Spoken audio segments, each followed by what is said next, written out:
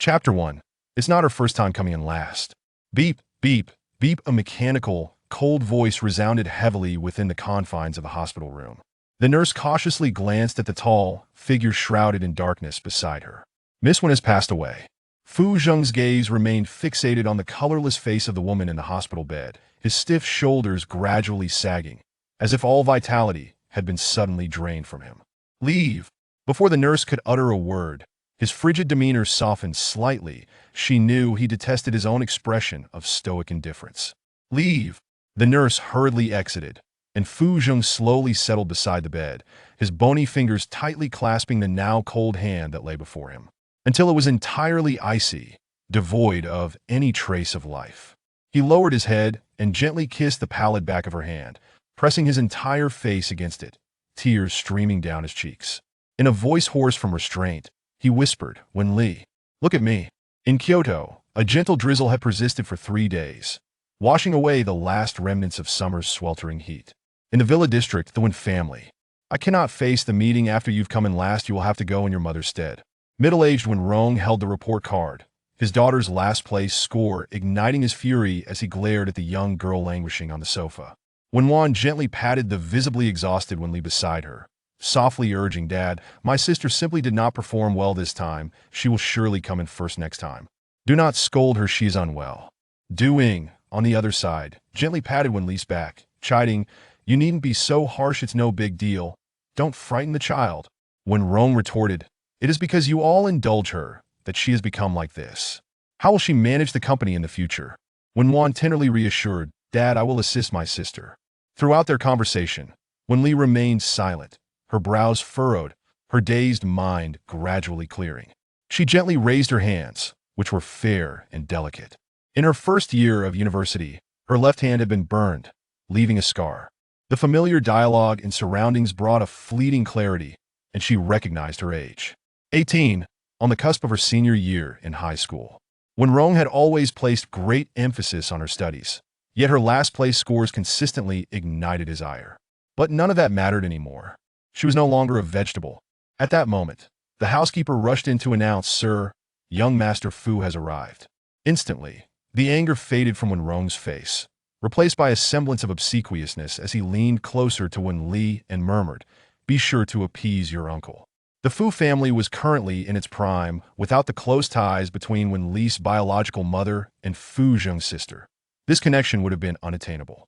Their relationship had been cordial in childhood, but ever since she entered junior high, Wen Li had grown distant from Fu Zheng, often avoiding him whenever he visited. Just days ago, she had openly expressed her disdain for him in his presence. He had thought that Fu Zheng would no longer visit the Wen family, but to his surprise, he had come. In the past, upon hearing of Fu Zheng's arrival, Wen Li would have swiftly retreated upstairs, for she abhorred his rigid demeanor. Like an antique, Wen Wan, seated beside her at some point, leaned in to offer her customary gentle reminder, "Sister, if you dislike him, you can always go upstairs." Yet, Wen Li disregarded her, her gaze fixated on the man who had just entered, his tall figure clad in a somber black suit, both heavy and handsome. Her eyes nearly welled with tears in an instant. During those 3 years of being a vegetable, the one thing she had longed for most was to sit up and embrace him. In those 3 years, her so-called sister, stepmother, and biological father had not bothered to care for her. Only Fu Zheng had vigilantly watched over her day and night. Though she could not open her eyes, she had always sensed his discomfort. Noticing her stillness, Wen Wan whispered again, "Quickly go upstairs, I'll cover for you." In the next moment, Wen Li stood up, not heading upstairs, but instead rushing toward the man, her arms wrapping tightly around his waist.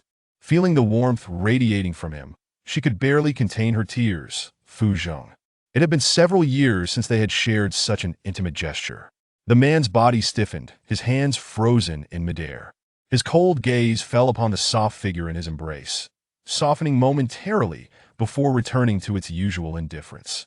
His voice remained as frigid as ever, cutting through the air like ice. "What's wrong?" As he spoke, his eyes shifted toward Wen Rong, their intensity sharpening with an undercurrent of protection. Though Wen Rong was of the same generation, he was significantly older. Fu Zheng was the late-born son of the Fu family.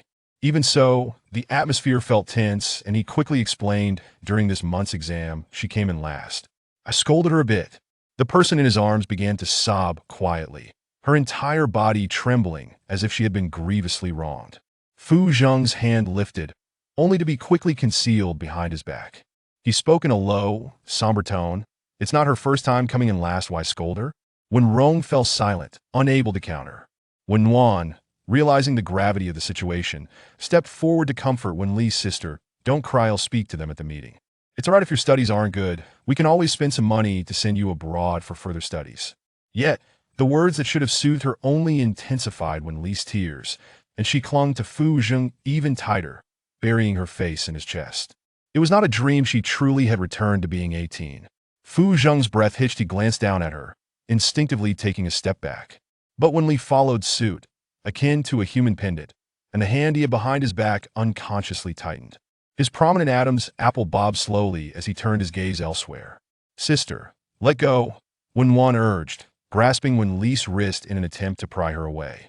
Unyielding, Wen Li's hands only tightened their grip, a singular thought echoed in her mind. Embrace him. Fu Zheng's eyes flickered as he noticed the redness of her arms, where someone had held her too tightly. Silently, he raised his hand to pat Wen Wan's, who met his icy gaze with a pale face, instinctively retreating a step. Oblivious to the tension, Wen Li gradually felt her emotions stabilize, the familiar sense surrounding her. After a few minutes, with tear-filled eyes, she looked up at the still handsome man before her. Will you help me attend the parent-teacher meeting? Fu Zheng responded with a soft his cold voice tinged with a hint of hoarseness. Let go. Wen Li obediently withdrew her hands, and Fu Zheng secretly exhaled. Just as he was about to speak, he caught sight of her standing beside him, like a timid rabbit. In that fleeting moment of reliance, a heavy weight struck his chest. His gaze flickered, and he adjusted his somewhat stiff tie. Do you want to come home with me? Wen Li, her face still glistening with tears, nodded. Fu Zheng's gaze lingered on her face for a few seconds. Let's go. I'll go get my backpack. Wen Li was unaware of the reasons behind her accident in her past life, only remembering that on the day she arrived, an unmarked car had collided with her. After dodging it for the first time, the car struck again, causing her to fall. Had Fu Zheng not arrived in time, perhaps she wouldn't have even had the chance to become a vegetable. That day, when Wan had invited her out, yet after the incident, this so-called good sister had not cared for her even once. She was determined to uncover the truth. Now, she needed to catch up on her studies. As she ascended the stairs, Wen Wan followed closely behind, observing her sister, who had only days ago despised Fu Zheng, now seemingly transformed. She appeared to lean on Fu Zheng, resistant to her. Sister, Dad is just scolding you verbally, he won't hit you. Don't go to the Fu family, he'll play with you at home. Didn't you want to go to the movies? He'll accompany you. Wen Li busied herself packing her backpack, only looking at her after she was done, attempting to discern any hint of abnormality on her gentle face, but found none. Indeed, if it were truly her, she would have perfected the art of disguise long ago. I don't want to go. Good sister, don't be angry with Dad, let's ignore him. Wen Wan tugged at her hand, shaking it gently in an effort to lighten her mood. Wen Li had once adored this half-sister, for they had treated her with genuine care, indulging her in every way. Having endured over 20 years with her family, she found it difficult to explain why none of them had ever visited her during those 3 years of being a vegetable. Looking back, it felt off. They had always been reluctant for her to have any ties with the Fu family. She lowered her head to mask the wariness in her eyes. They'll hide for a bit. Seeing her insistence, Wen Wan adopted a slightly intimidating tone. Fu Zheng can be quite fierce, he's hit people before. Have you forgotten? I'm afraid he might hurt you. Wen Li continued packing her backpack, pausing slightly at those words. If Fu Zheng were to strike her, she would willingly endure it. She had said many harsh things to him in her previous life. He was, in fact, the one most justified in abandoning her. She slung her backpack over her shoulder and looked up at Wen Wan, her tone firm. I don't want to stay at home right now. At this moment, she merely wished to be closer to Fu Zheng, just as he had always been present for her during those 3 years. Wen Wan sighed, conceding, then I'll accompany you. I'm afraid someone might bully you, and I can stand in front of you. Uncle doesn't like others getting close to him. Wen Li had long known that Fu Zheng had little tolerance for women. The only one who had ever been close was her. Reflecting on it now, her death in her previous life felt unjust. She had been blind to the truth. Wen Wan, recalling Fu Zheng's demeanor, hesitated, ultimately deciding to relent.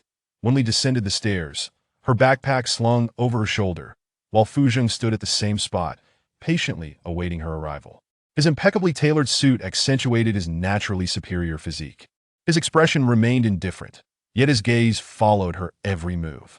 He stood there, and the Wen family members remained standing as well. As the two exited the Wen household, Fu Jing took a few steps before suddenly halting and turning his head to look at her. "Did Wen Rong hit you?" Wen Li shook her head, "No." Fu Jing replied with a nonchalant hum, as he reached out his large hand to grasp her backpack, gesturing for her to relinquish it. In their elementary school days, he often helped her carry her bag. Or perhaps it could be said that Wen Li was raised by him. He then slung the backpack over his shoulder, the combination of his suit and the pastel pink bag appearing somewhat mismatched. "Walk ahead." As soon as he spoke, he noticed her reddened eyes, which threatened to spill over with tears. Fu Jing paused, retrieving a tissue from his pocket and offering it to her. "It's not the first time you've come in last place. Is it really that upsetting?" Before Wen Li could respond, he added, "Next time, write a bit more in your essay, and you won't be at the bottom." Wen Li. She accepted the tissue, wiping her tears as she murmured, "Could you please not mention my coming in last?" Fu Jing replied with a simple, "Then don't cry." The Fu residence was just next door, a mere few minutes' walk away. Logically, given their wealth, they should have moved long ago, yet they had remained. With her mother's connections, the Fu family had always treated her well. Upon seeing her, Fu Yu beamed, asking, "What happened to little Li? You've been crying? Did he bully you?" Fu Jing placed the backpack on the sofa, his voice steady. "She didn't perform well and was scolded by Wen Rong. Don't worry, do better next time. I have to head to the office today, so I can't keep an eye on her. Little Li, if you want anything, just let your uncle buy it, he has money." Fu Yu hurriedly slipped into her high heels and left. With only the two of them remaining in the living room, Fu Jing retrieved some fruit from the refrigerator, washed it, and placed it on the table before settling on the sofa beside her. Wen Li rummaged through her backpack, searching for a pen, but to no avail. She glanced at Fu Jing and sheepishly admitted, "I don't have a pen." Fu Jing regarded her for a few seconds before rising and heading upstairs. A moment later, he returned with a pricey fountain pen, handing it to her. "If you don't understand, just ask me." Though Wen Li had managed to gain admission to university in her previous life, it was through her family's financial means, and she hadn't diligently studied afterward. She glanced at the math paper, then pulled out the English paper, swiftly switching to the Chinese paper, which she found slightly more manageable. Fu Jing's gaze remained fixed on her movements, pausing for an extended moment before returning to his own thoughts. After quite some time, his phone rang, prompting him to rise and step away before answering succinctly, "Not going and busy, yes, she's doing her homework." Once he hung up, he turned to find Wen Li biting the nib of the pen, her expression one of hesitance. "Don't bite the pen." Wen Li immediately released it, and after a moment, she looked up at him. "Could you help me find a tutor? I seem to struggle quite a bit." Fu Jing strode over, standing beside her as he examined the test paper. Reading comprehension, connect the context. Noticing her gaze directed upwards towards him, he squatted beside her. "Look here." Just as he intended to point to a specific line in the text, Wen Li turned her head towards him, clearly intrigued. Fu Jing's eyes narrowed slightly, a flicker of unidentifiable emotion crossing his features. He cleared his throat softly, his voice calm yet firm. "Focus on the paper, my face doesn't have the answers." Wen Li's gaze lingered on his face for a few seconds before she finally looked away. The usually composed Fu Jing had removed his suit jacket and even undone 2 buttons after half an hour of tutoring. Yet his demeanor remained patient. 3 hours later, Wen Li finally completed her assignments for the week. After sitting for a few moments, she rose to pack her bag. Fu Jing glanced at her, straightening in his seat. "Are you heading back?" Wen Li instinctively shook her head, her ponytail swaying as she raised a hand to tuck a stray hair behind her ear. "He'll cook for you." The astute man raised an eyebrow, skepticism evident in his voice. Wen Li smiled at him, her beautiful eyes sparkling like bright jewels. "I can make egg fried rice." Winning a man's heart begins with appealing to his stomach. At that moment, the elderly Mr. Fu, dressed in traditional attire, entered from outside. Upon spotting Wen Li, he immediately softened, saying, "Little Li is here. Just in time, I have a favor to ask of you. Help your uncle choose a suitable aunt." He then handed her a stack of photographs. Wen Li suddenly recalled that during the time of her accident, Fu Jing seemed to be on the verge of an engagement. Indeed, aside from those 3 years when she was in a vegetative state, he had never exhibited any romantic inclinations towards her. He had never considered being with her at all. Chapter 2. selecting a match for arranged marriage. Wen Li casually selected 2 photos from the stack and handed them over. These 2. Little Li has good taste, I picked these 2 young ladies as well. Fu Zheng, take a look, and if they suit your fancy, they'll arrange a meeting. Now retired, Mr. Fu had little to occupy his time and was primarily concerned with the matrimonial affairs of his older relatives. Fu Zheng, without casting a glance at the photos, took the ones from Wen Li's hand and tossed them onto the coffee table, indifferent. Do as you wish. What do you mean? Do as I wish. You should at least choose a woman you like. Mutual attraction is paramount, isn't it, Little Li? Mr. Fu insisted. Wen Li glanced at Fu Zheng, nodding earnestly. It is very important. Realizing Fu Zheng's intention, she found herself lacking the desire to cook egg fried rice any longer. She approached, retrieving her backpack. Grandfather, I'm heading home. She turned to Fu Zheng. Next time, he'll treat you to egg fried rice. With that, she slung the backpack over her shoulder and departed. The Fu residence was adjacent to the Wen household, and she arrived shortly. Entering her home, she found it empty, likely because the 3 family members had gone to work. Wen Li understood that her most pressing task was to study, with less than a year until the college entrance examinations. If she did not buckle down soon, it would be too late. At the very least, once she uncovered the truth, she would have the capability to confront it. She could easily seek assistance from Fu Zheng, but she was reluctant to have any ulterior motives towards him. After spending about 10 minutes locating her first-year high school textbooks and formulating a study plan, Wen Li immersed herself in her studies for several hours, only to look up and realize that night had fallen. Perhaps it was the 3 years of being in a vegetative state that made her somewhat fearful of the dark, causing her to instinctively withdraw her gaze. She took out her phone and stumbled upon photos of Fu Zheng dining with the daughter of the Shin family, the latter strikingly beautiful with an alluring figure.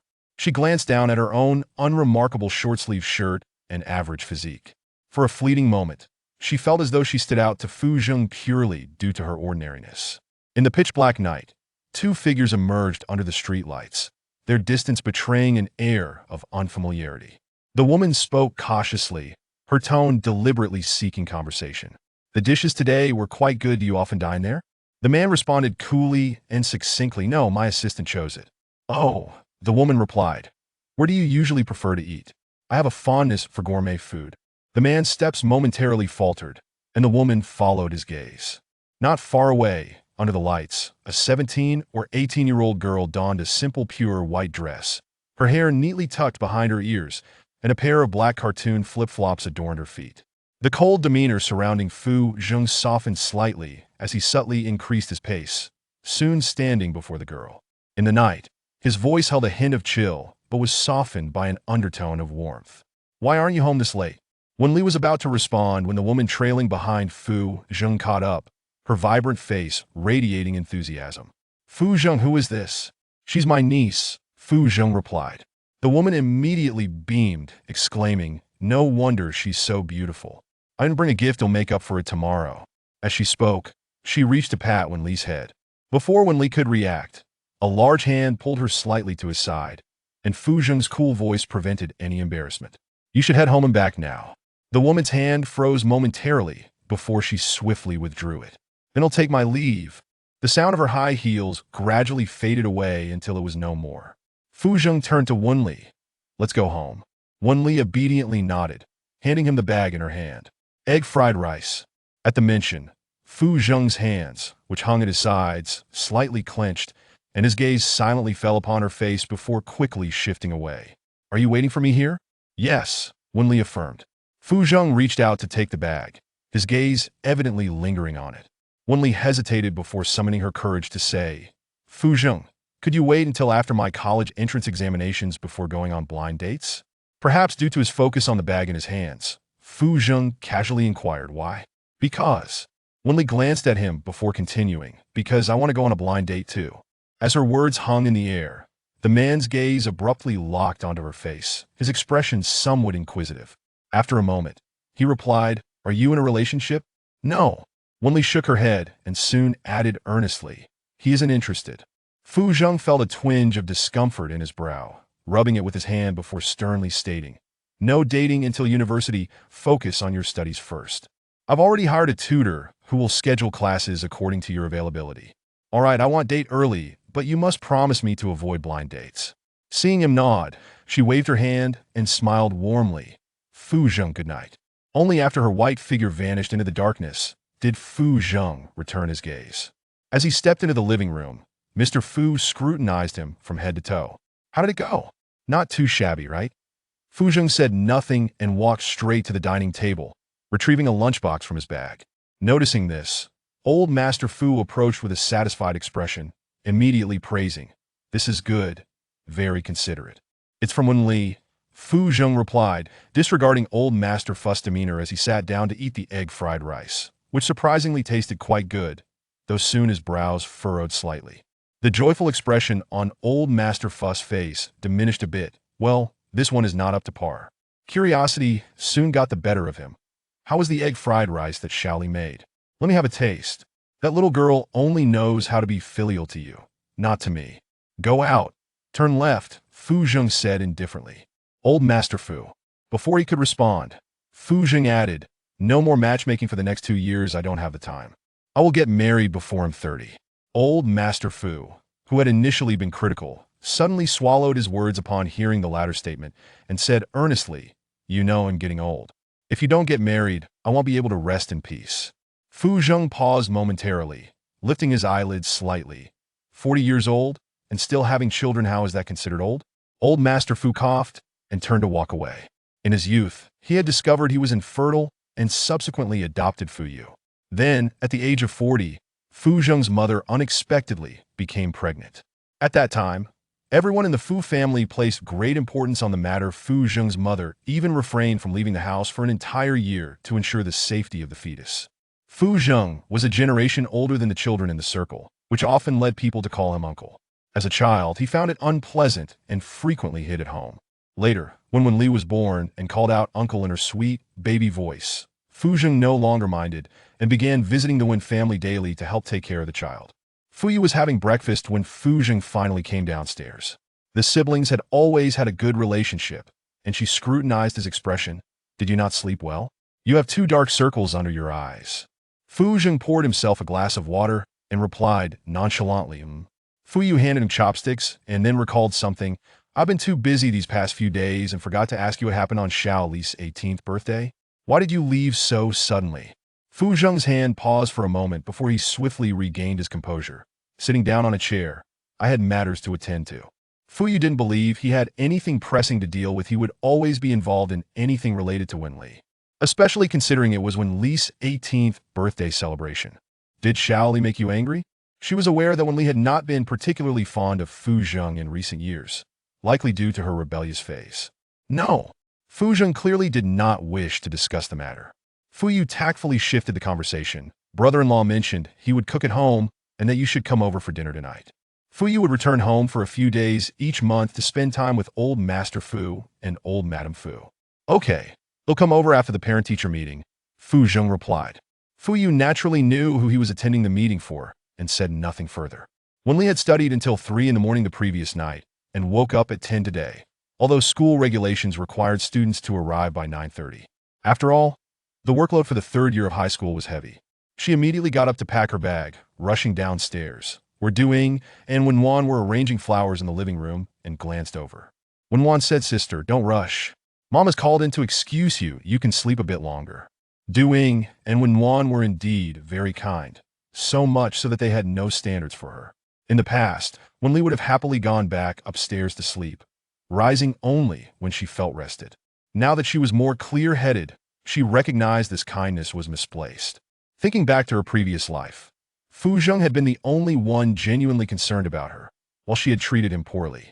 She truly deserved it. She lowered her gaze. "From now on, be sure to wake me up on time." After saying this, she shouldered her bag and ran out the door. In the living room, Duing watched her leave and then softly asked, "What happened?" When Wan pondered for a moment and shook her head, "Perhaps Dad was too harsh yesterday. Wen Li wanted to go to the amusement park a few days ago. Mom, can you take her tomorrow?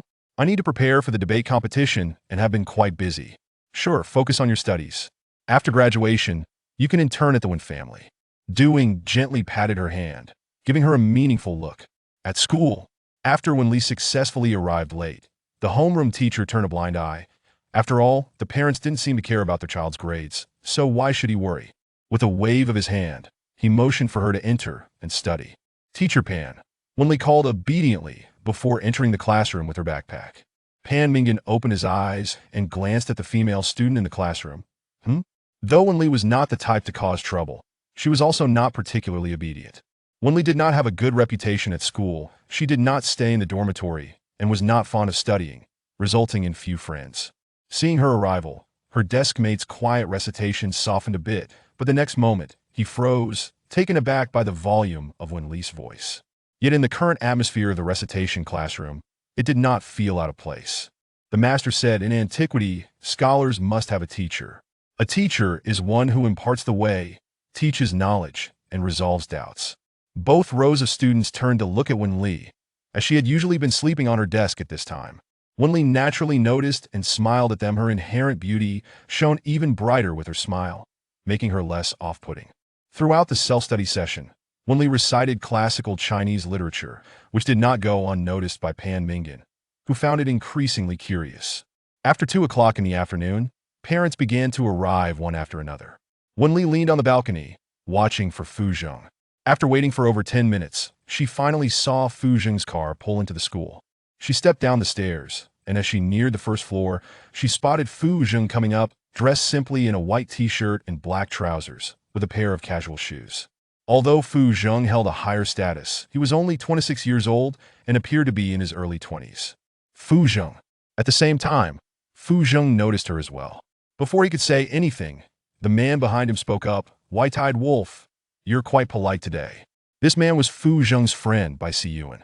Though they were friends, there was still a generational gap between them. Bai Siyuan had never been fond of Wen Li, as Fu Zheng's concern for her was evident. Yet Wen Li treated Fu Zheng with indifference, akin to a cold-hearted wolf. They had repeatedly called Wen Li a white-eyed wolf.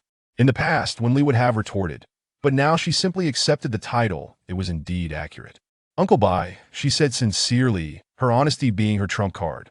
Bai Siyuan nearly slipped and fell down the stairs, abruptly looking up at Wen Li. At that moment, Fu Zheng nudged Bai Siyuan, curtly saying apologize. Bai Siyuan, feeling somewhat embarrassed, looked at Wen Li with curiosity, noticing her significant change after a few days apart. I misspoke." Wen Li led the two into the classroom, and Fu Zheng naturally sat in her seat, while Bai Siyuan fetched a chair from somewhere and sat beside him. When the homeroom teacher arrived, the students all filed out, and Wen Li did not linger by the window like other students for a visitation. In a corner, she quietly recited classical literature until she could recite a full piece by heart. Only then did the parents in the classroom begin to trickle out. Bai Siyuan was the first to exit and walked over to Wen Li deadpan. "You're done for your homeroom teacher is talking about you. Pretty impressive, scoring just a few points in every subject. I could close my eyes and still score higher than you." Wen Li looked at him, stating the facts. "This isn't my first time scoring just a few points in every subject." Bai Siyuan. He regarded her with interest. A miser has turned out to be quite generous. Wen Li refrained from arguing back. Bai Siyuan was notorious for his sharp tongue that could easily put others in a difficult position. Seeing her ignore him, Bai Siyuan took a glance at her. Her petite face was delicate, her skin fair. It was no wonder. After a while, Fu Zheng emerged following the homeroom teacher and immediately spotted Wen Li, striding over and gazing at her for a few seconds. "I know you don't want to do it." Wen Li's eyes brightened slightly. Although she wasn't serious about her studies, she wasn't failing either.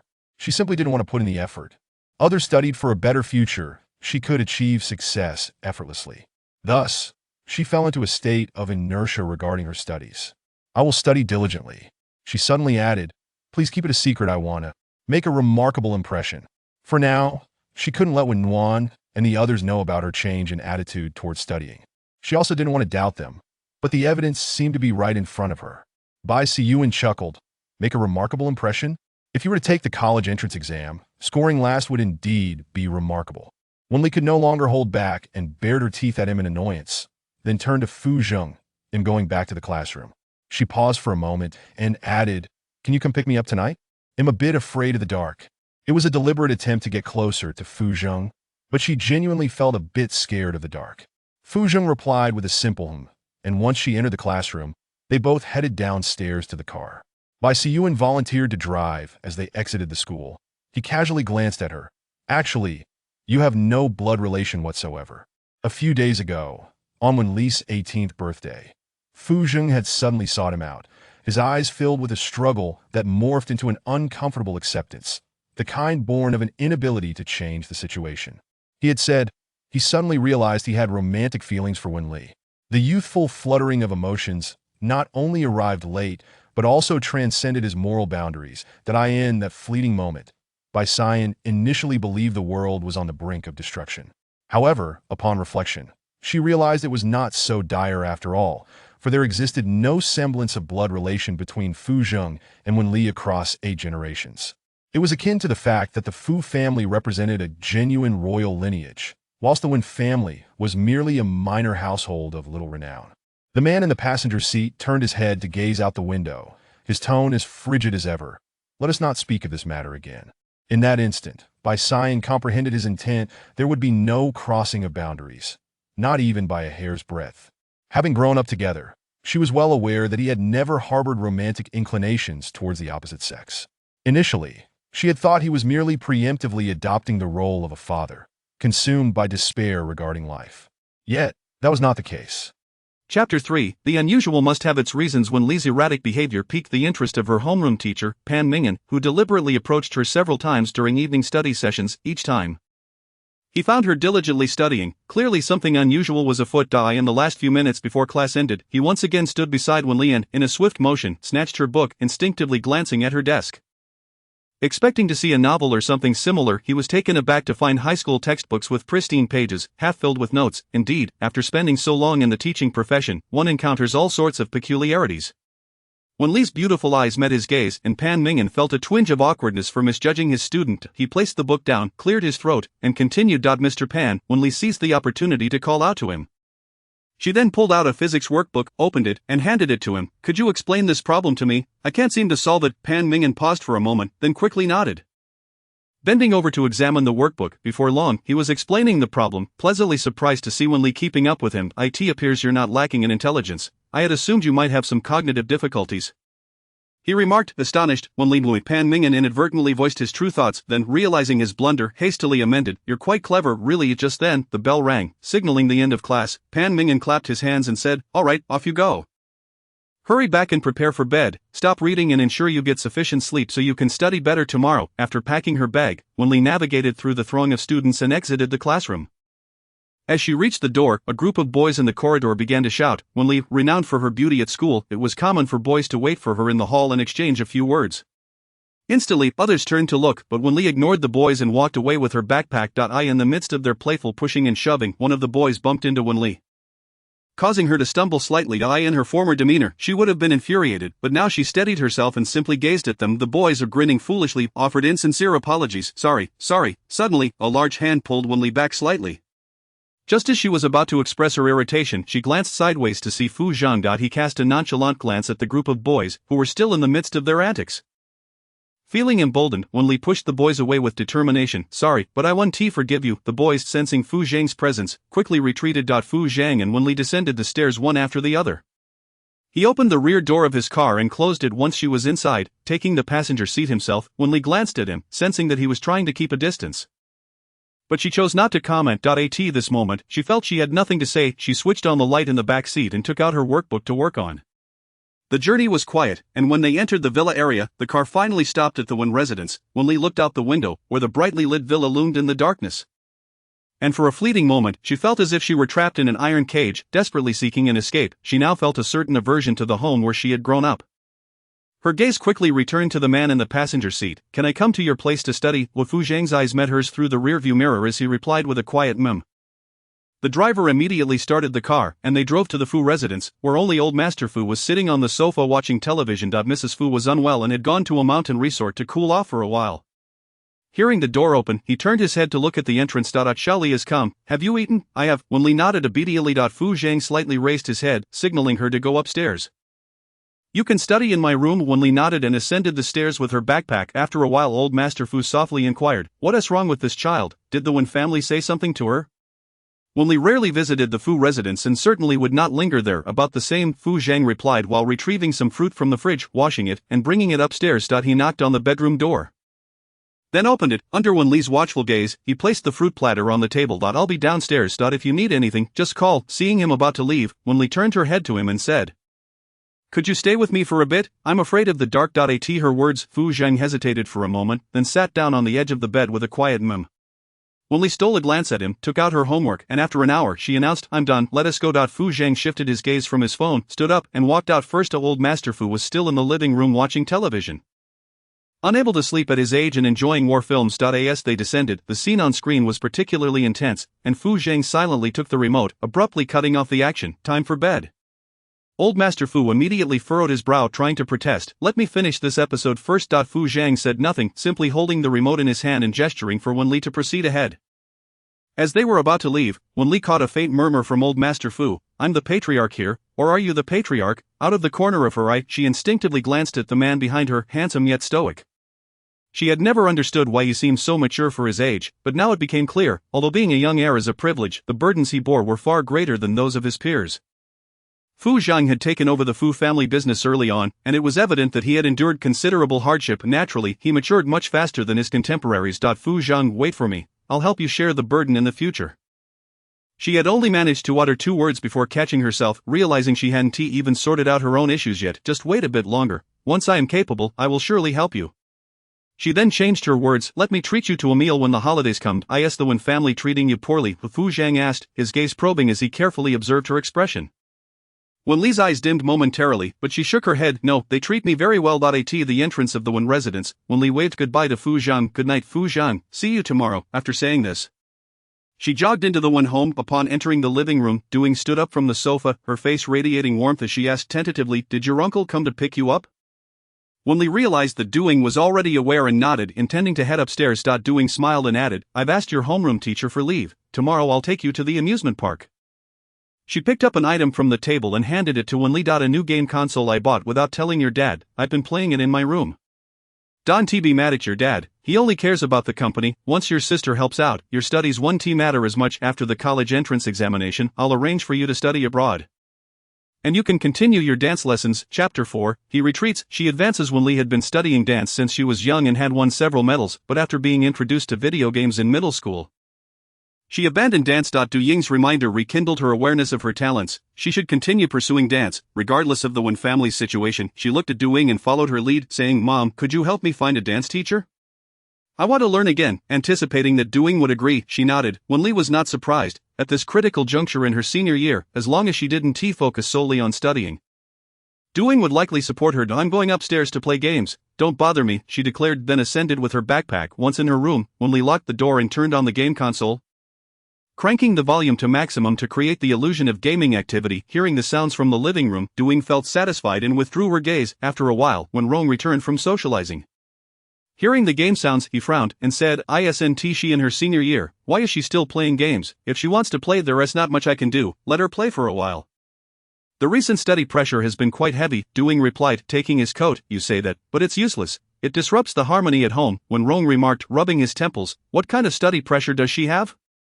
She always ranks at the bottom. How will she manage the company in the future? If it weren't for having promised Wen Li's grandfather, he wouldn't even bother with whether Wen Li was studying or not." Du Ying had been his girlfriend in college, and after a breakup over trivial matters, they had married Wen Li's mother not long after. When Wen Li's mother passed away during childbirth, he soon learned that Du Ying had given birth to a daughter a year or two older than Wen Li. Out of compassion and obligation, he felt he should take responsibility, but Wen Li's grandfather was aware of his infidelity during marriage and worried he might neglect Wen Li. After discussions, it was agreed that only Wen Li would inherit the Wen family business, and Wen Rong could marry Du Ying. And Muan, while she may not excel in everything, her studies are decent. She can help Xiaoli without any issues, Du Ying said. When Rong's expression softened slightly, Muan was indeed obedient, and with her around, he felt more at ease. A few days prior, Muan mentioned she would not study abroad, saying she would help with work after graduation due to his health. Du Ying sighed and gently added, "She has always wanted to study literature abroad." When Rong bore a look of guilt, "I've treated Muan poorly, although she cannot inherit the company. I will not neglect her. A family should not speak as if they are strangers. Harmony is more important than anything," Du Ying said thoughtfully. When Rong embraced her and kissed her forehead, then glanced upstairs with irritation, "It's so late, and she is still playing games. Alright, don't be angry, let her play." Du Ying gently patted his chest. Trying to soothe him around 1 in the morning, when Rong still heard the sounds of gaming. He sat up, intending to go upstairs, but Doing held him by the waist. You have a meeting tomorrow. Go to sleep, kids today just love playing games. Let her have some time. At 2 o'clock in the morning, when Li concluded her studies, rose to turn off the game console, completed her nightly routine, and collapsed into bed. Having learned from yesterday's experience, she set an alarm for 7 o'clock. Rising was torturous, yet being a vegetable would be even more so. At that moment, when Rong had already risen and descended the stairs.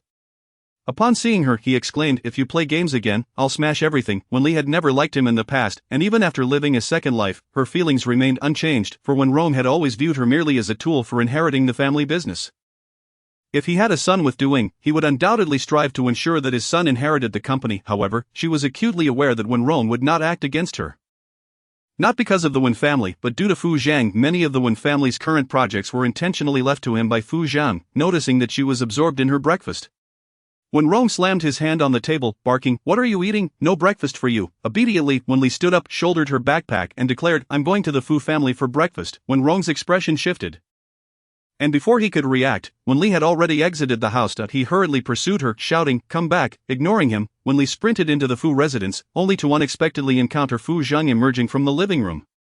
Their eyes met, and Wen Li timidly complained, "Fu Zhang, Wen Rong won't let me eat breakfast. Go in and eat." Fu Zhang replied, his gaze darkening as he stepped aside to allow her entry. He then instructed the driver, "You needn't take me. Take her to school later." "You take me," Wen Li pressed, her tone insistent. Dressed in her school uniform, a short-sleeved shirt atop a black pleated skirt, paired with white sneakers, her lustrous black hair was tied back, with a few stray strands framing her face. Her voice was soft, making it difficult to refuse her request. Fu Zhang's gaze lingered for a moment before he quickly turned away, declining, "I have matters to attend to."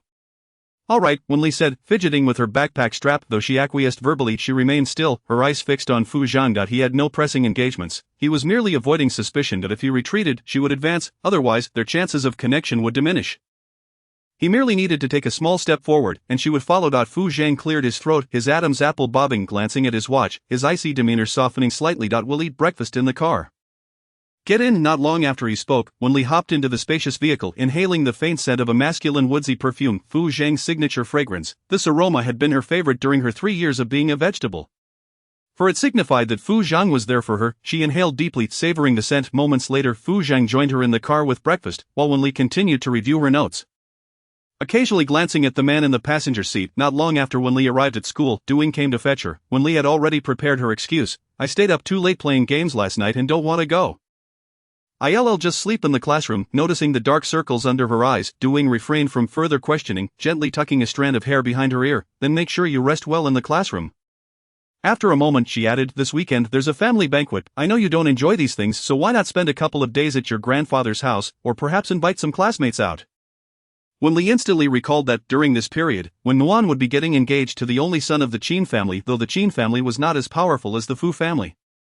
They were significantly stronger than the Wen family. Doing and Wen Nuan had always feigned indifference towards wealth and status, but now it appeared that their facade was crumbling. If they truly did not care, why would they agree to an engagement with the Qin family's heir, notorious for his flirtatious nature? Yet, it was surprising that the Qin family would consent to the match with Wen Nuan. "I'll just stay home and play games. Not coming down," Wen Li stated. Doing hesitated, urging, "It might be too noisy at home. I'm concerned it will disrupt your gaming. Then I'll go to the Fu residence to play." Wen Li countered, strategically retreating. Doing immediately shook her head. "That's not appropriate. Just game upstairs. I'll make sure no one disturbs you." Chapter 5. Growing up as inevitable, the school in the capital was far more accommodating compared to others.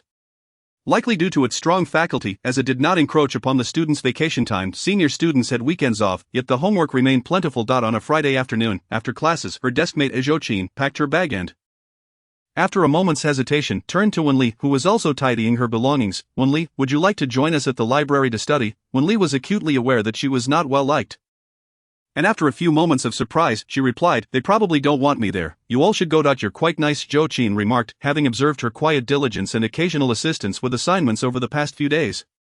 Wen Li, who had few friends in her previous life, hesitated before nodding. "All right." Seeing her agreement, Zhou Qin stood to inform a few other girls. Wen Li noticed them casting reluctant glances her way, uncertain of what Zhou Qin had said. The group approached to wait for her to finish packing. As they stepped out of the classroom, Wen Li spotted Wen Nuan nearby, carrying an assortment of snacks. Her appearance was bright and cheerful, enhanced by her attire, making her quite eye-catching. Many boys glanced at her as they passed. Zhou Qin and her friends were familiar with Wen Nuan, as she often visited and occasionally reminded them not to bully Wen Li. which always left a sour taste. Gradually, they distanced themselves from Wen Li. Zhou Qin looked at Wen Li and softly asked, "Are you still going?" Wen Li nodded and then turned to Wen Nuan. "I've made plans with some classmates to hang out. I'll be home later." With that, she reached out to lightly tug on Wen Nuan's hand, a hint of playfulness in her gesture. Wen Nuan affectionately agreed, "All right, have fun." She then turned to Zhou Qin and the others, kindly reminding them, "Please don't bully Wen Li." In an instant, Zhou Qin and her friends seemed displeased. One girl was about to retort when Wen Li interjected earnestly. "I am the only one who bullies them, sis, you should hurry along." Wen Nuan urged, Okay, I'll go. Be ye safe." Wen Nuan replied, taking her leave. Wen Li then faced Zhou Qin and her friends, directly asking, "Do you still want me to join you?" Initially, Zhou Qin and her friends felt a bit offended, but her question made them laugh. Lin Baozhu, looking at her, said, "I thought you would only listen to your sister." She stuck her tongue out playfully. Wen Li responded seriously, "People must grow up. If she didn't, she might just die again." Lin Baozhu, with her lively demeanor, laughed heartily and linked arms with her. "I think I like you a bit now. I must be somewhat likable." Wen Li winked. "Wow, you are quite confident." "Generally, I'm number one in the country," she replied. A group of girls chatted and laughed as they exited the school. The library was nearby, just a 10-minute walk away. Compared to her peers, Wen Li struggled a bit with her studies. After 2 hours, Zhou Qin and the others gradually finished their assignments. Only Wen Li had completed half of hers. Zhou Qin glanced at the others and quietly suggested, "You all can head back." The others nodded, and Lin Baozhu, who had become quite close to Wen Li, offered, "I'll stay with you." Once the others left, Lin Baozhu and Zhou Qin sat beside Wen Li. After a while, they understood why she was slower. She flipped through her books for the questions she couldn't solve, quickly grasping the relevant concepts. Another 2 hours passed before Wen Li finally finished all her assignments. Turning to Zhou Qin and Lin Baozhu, she quietly said, "Let me treat you both to dinner." Zhou Qin and Lin Baozhu hesitated, reluctant to take advantage of her. "We can split the bill," they suggested. Wen Li smiled, and they all exited one after the other, leading them into a quaint old alley. Soon, she pointed out a small aged shop. "Can we eat here? The food is delicious." Although she was unaware of Zhou Qin and Lin Baozhu's family circumstances, most students at the capital school came from affluent backgrounds. Zhou Qin hesitated, "Is it clean? I really want to try it." Lin Baozhu chimed in eagerly. Zhou Qin took a couple more glances and, feeling adventurous, agreed, "All right, let us eat." Wen Li relished the food from this shop. After the first bite, Lin Baozhu exclaimed quietly, "This is amazing. How did you come to eat street food?" Wen Li swallowed before replying, "I was just craving it. My mom and brother both forbid me from eating street food, saying it's unhygienic." Lin Baozhu remarked with a pout. Zhou Qin nodded in agreement. Wen Li lowered her gaze, reflecting, yes, street food might be unhygienic, but neither doing nor Wen Nuan ever discouraged her from indulging. Even allowing her to indulge in these treats, she bore no resentment. True care often comes with appropriate boundaries. It's acceptable to indulge occasionally, but it shouldn't become a habit. After finishing their meal, Lin Baozhu seemed to consider Wen Li a friend, whispering conspiratorially, "Wen Li, how about we sneak into a bar later? My brother often goes to bars but won't take me, saying I'm not allowed. However, my cousin says there are many handsome guys inside, and I'm curious." Qin is timid. "I'm somewhat brave, but you must be very bold." Wen Li remained silent, seeing her lack of response. Lin Baozhu clasped her hands together. "I really want to go." Checking the time, Wen Li realized it was nearly 7 o'clock. After a moment's hesitation, she agreed, "All right, but if I get in trouble at home, don't blame me." "Deal. I promise not to blame you." "Wen Li, you're the best," Lin Baozhu exclaimed, instantly hugging her. For safety, they decided to visit a bar owned by the Fu family. Before entering, Wen Li stowed her backpack and changed into more casual attire, ensuring she didn't appear as a student. Fortunately, all of them were of legal age, allowing them to enter without much trouble. In the midst of the bustling scene, Wen Li stood at the center, flanked closely by Zhou Qin and Lin Baozhu. Had she been a man, onlookers might have assumed she was adept at charming women. Throughout their journey, Lin Baozhu frequently exclaimed in delight, catching the attention of the waitstaff, who guided them to their seats and handed Wen Li a tablet, indicating she should order drinks. Nonchalantly, Wen Li selected 3 cocktails, settling the tab with Du Ying's supplementary card. Once the server departed, Zhou Qin released a sigh of relief, expressing her apprehension. Lin Baozhu, laughing heartily, glanced around and remarked that the bar was far from chaotic. Her brother had deceived her. "Wen Li, have you been here before? You seem quite at home." Zhou Qin inquired. "I once ordered a male model," Wen Li teased. However, upon meeting the serious gazes of her companions, she burst into laughter and added, "In the future, you must refrain from coming here unaccompanied.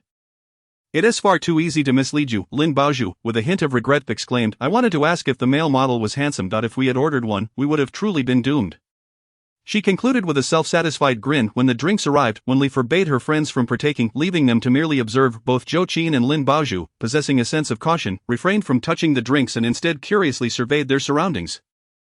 On the second floor, in the corridor, Bai Siyuan leaned against the balcony while on a phone call. His gaze drifted below, momentarily pausing as he recognized Wen Li, lingering for a few seconds before confirming her presence. He turned and made his way to the private room where several men were engaged in casual conversation. Chapter 6. He is not her uncle. At once, everyone's attention shifted to Fu Zhang, who lifted his gaze from his phone, momentarily bewildered by what he had heard. What? He asked, his voice cool and somewhat disoriented. Wen Li is downstairs, and your sister is with her. Bai Siyuan glanced at another man. Lin Yichen's brow twitched slightly as he instinctively rose and hurried downstairs. Lin Baozhu, eager to catch a glimpse of the handsome fellow, sought Wen Li's assistance in locating him, with a discerning eye. She surveyed the crowd for a while before spotting a rather handsome gentleman, pointing him out with excitement. How about this one? Lin Baozhu's expression quickly shifted from delight to shock, trembling as she whispered. It's my brother, Wen Li remarked. What atrocious luck. Lin Yichen flicked Lin Baozhu's forehead with authority, reprimanding. You have quite the audacity to come to a bar. Lin Baozhu shielded her head, retreating slightly. I just came to take a look.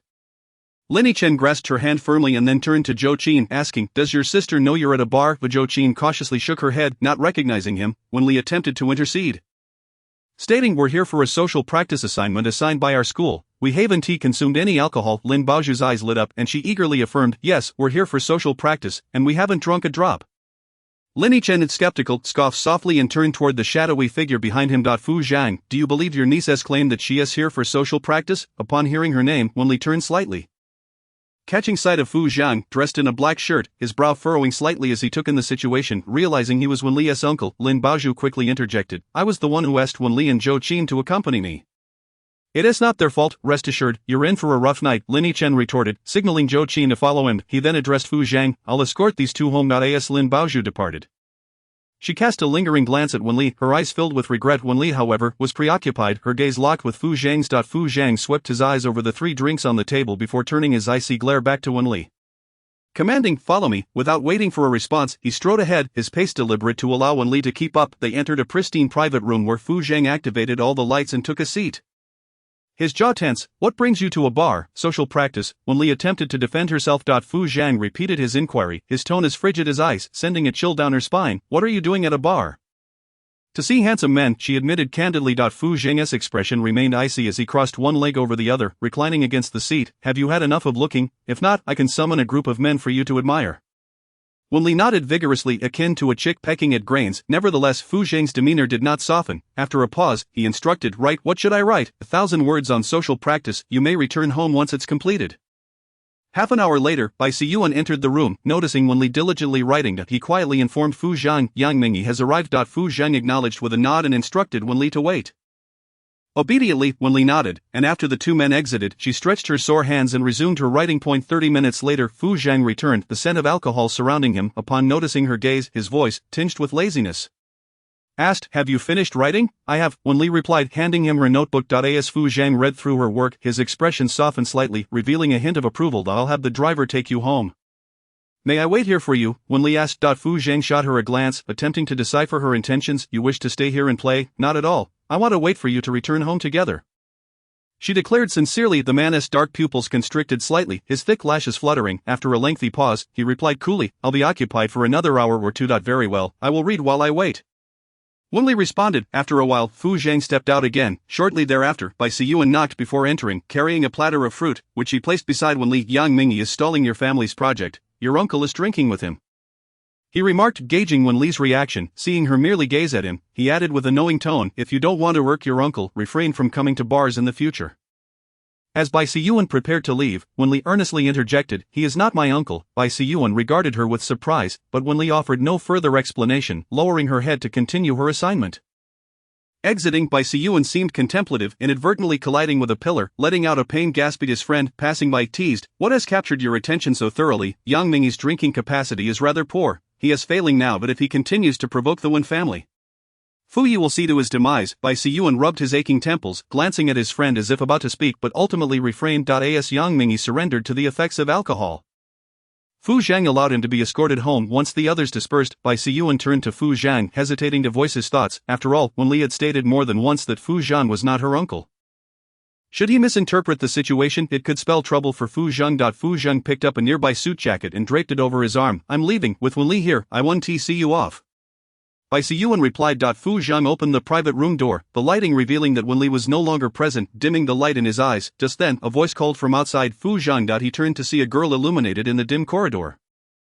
Her bright almond-shaped eyes sparkling as she held something in her hand. "Where have you been?" "I went to buy some juice." After drinking, a bit of juice helps ease the discomfort. Wen Li extracted a juice box from her bag, inserted a straw, and handed it to him. Fu Zhang, appearing somewhat intoxicated, took his time reaching for it. The slightly tart grape juice tingled in his chest. He tugged at his collar, soon adjusting his open shirt, restoring a sense of order and rigidity. After taking a few sips, he declared, "Let us go." As midnight approached, the bar began to fill with patrons. Wen Li gazed out through the transparent glass elevator, entranced by the intoxicating atmosphere. Suddenly, a hand reached in, obscuring her view for half a minute before withdrawing. When she looked up, Fu Zheng's distinct features came into focus: a prominent nose, eyes shimmering like amber, and skin paler than the average man. At that moment, Wen Li felt her heart race. She quickly lowered her gaze, the mechanical voice of the elevator echoing in her ears. Sublevel 1. She instinctively stepped out, but the elevator, seemingly inebriated, didn't open immediately. With an ungraceful thud, she collided with the door. She winced, clutching her head, just as the elevator door finally opened, accompanied by the mechanical announcement, "We look forward to your next visit."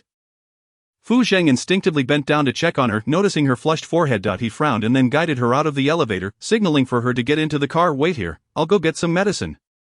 Chapter 7. She is merely a pawn. The man's figure swiftly vanished into the parking lot, and Wen Li exhaled deeply, replaying the earlier events in her mind, her heart fluttering once more.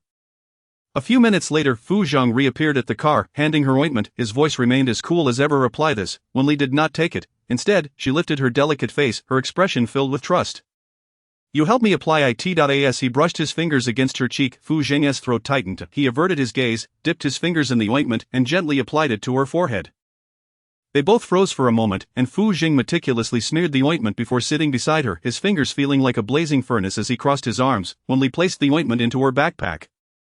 Stealing a glance at the man beside her, with a serious tone, she stated, "Fu Zhang, don't concern yourself with the Wen family nor with me, I will take care of myself." Fu Zheng turned to look at her, and after a long silence, he nodded. "All right." As they neared the Wen family residence, Wen Li retrieved a pen from her backpack and handed it to him. "Here is a belated birthday gift for you." She paused, her voice softening. "Fu Zhang, happy birthday." Fu Zhang's birthday falls a fortnight before her own, and for many years now, she has refrained from gifting him anything. Even when she did, it was merely a gesture through Wen Rong's name. Perhaps the changes have been too stark. Just a few days prior, she had maintained an air of cool detachment. Fu Zhang lifted his gaze towards her, his eyes reflecting a hint of inquiry. He reached for a pen, his thin lips parting slightly, yet no words escaped them. Wen Li clasped her hands around the straps of her bag, aware that belated concern is often perceived as insincere. Yet she yearned to indulge in this moment of vulnerability. Regardless of how he might reject her, she would continue to step closer. "From now on, I shall be a part of your birthday every year." "Fu Zhang, good night." As the girl faded from view, Fu Zhang's expression softened slightly, and after a prolonged silence, he instructed the driver, "Take me home." At the Fu residence, Old Master Fu and Fu Yu were still in the living room, engrossed in a television program, when both turned their attention to Fu Zhang. Noticing his long fingers wrapped around a half-finished glass of juice, they both recognized that he has never been fond of juice or fruit throughout his life.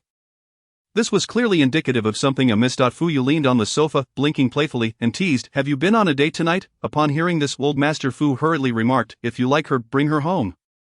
You know I'm quite easygoing." It wasn't that he was picky, rather, the ones Fu Zhang favored simply did not meet his approval, hence he held few expectations, at least regarding women. Fu Zhang tossed his suit jacket onto the sofa, raised the glass to his lips, and downed the remaining juice before discarding the plastic cup, a purchase made by Wen Li. The mere mention of Wen Li caused Old Master Fu's expression to sour.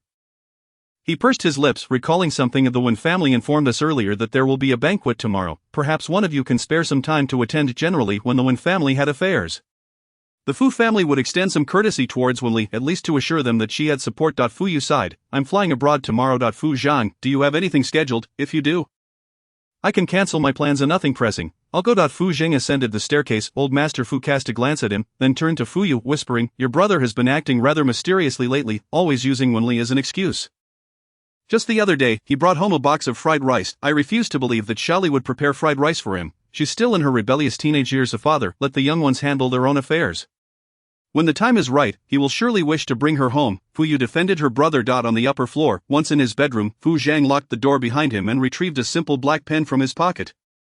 Devoid of any distinguishing features, he rubbed it lightly between his fingers before placing it inside a drawer, where a faint glimpse of a photograph caught his eye, a little girl with twin ponytails, her round face adorned with crescent-shaped eyes. He swiftly closed the drawer. Meanwhile, at the Wen residence, as soon as Wen Li stepped inside, Wen Rong unleashed a tirade of scolding, evidently having discovered her outing to the bar.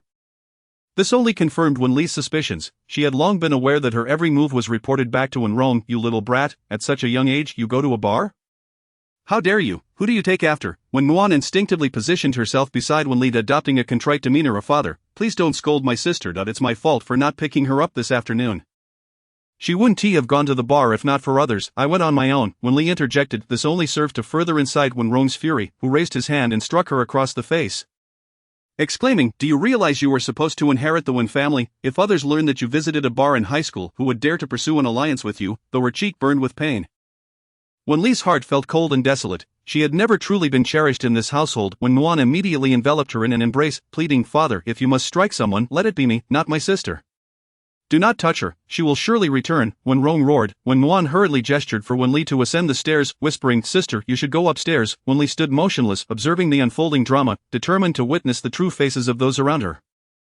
She felt like a mere pawn easily manipulated by each of them. Doing tugged at Wen Rong's arm, defending, "Why hit the child? What is wrong with going to a bar? Nowadays, young people enjoy such outings. We can discuss alliances at another time." Xiao Li is well behaved and understanding. "Anyone who looks down on her is simply blind. If I had known, I wouldn't have let you see my phone." It was bound to ignite anger. "Xiao Li, go upstairs." Muan, take her up." When Muan led Wen Li upstairs, entering the bedroom, and then went to fetch some ointment for her sister's bruises, her eyes brimming with concern. "Next time you wish to visit a bar, just tell me. I will keep it a secret." For a fleeting moment, Wen Li pondered whether there was any genuine affection from her sister. The answer was evidently no. She dismissed such foolish thoughts, lowering her gaze. "How did he know I went to the bar? Mother was preparing dinner in the kitchen and the phone was with father. Somehow, he stumbled upon your spending information." When Muan glanced at her, then added, "Father is quite old-fashioned. There is nothing wrong with going to a bar, but he was too harsh. Your face is swollen." "I'm so unlucky," Wen Li murmured, her tone cold and subdued. Unable to see her sister's expression, when Muan gently patted her back, "Be careful next time. You should rest now. I will go talk to father." Before closing the door, she cast a sympathetic glance at the dejected Wen Li, then hurried downstairs. Doing was currently trying to reason with Wen Rong, insisting that it was normal for children to enjoy themselves nowadays. After all, Wen wasn't interested in such activities. Or else she would have joined in. "You often scold the children. Be cautious, or she may distance herself from you." Wen Rong, still seething, retorted, "If it weren't for the Wen family, I wouldn't care about her at all. If Wen could inherit the company, I wouldn't be bothered. Father, I will look after my sister. We are family." Wen assured him earnestly. Wen Rong's mood softened slightly as he gazed at her, feeling a sense of relief. "The Wen family will have to rely on you in the future." On the second floor, Wen Li turned back to her bedroom, locked the door, and sat silently on the edge of her bed for quite some time before finally picking up a book to read.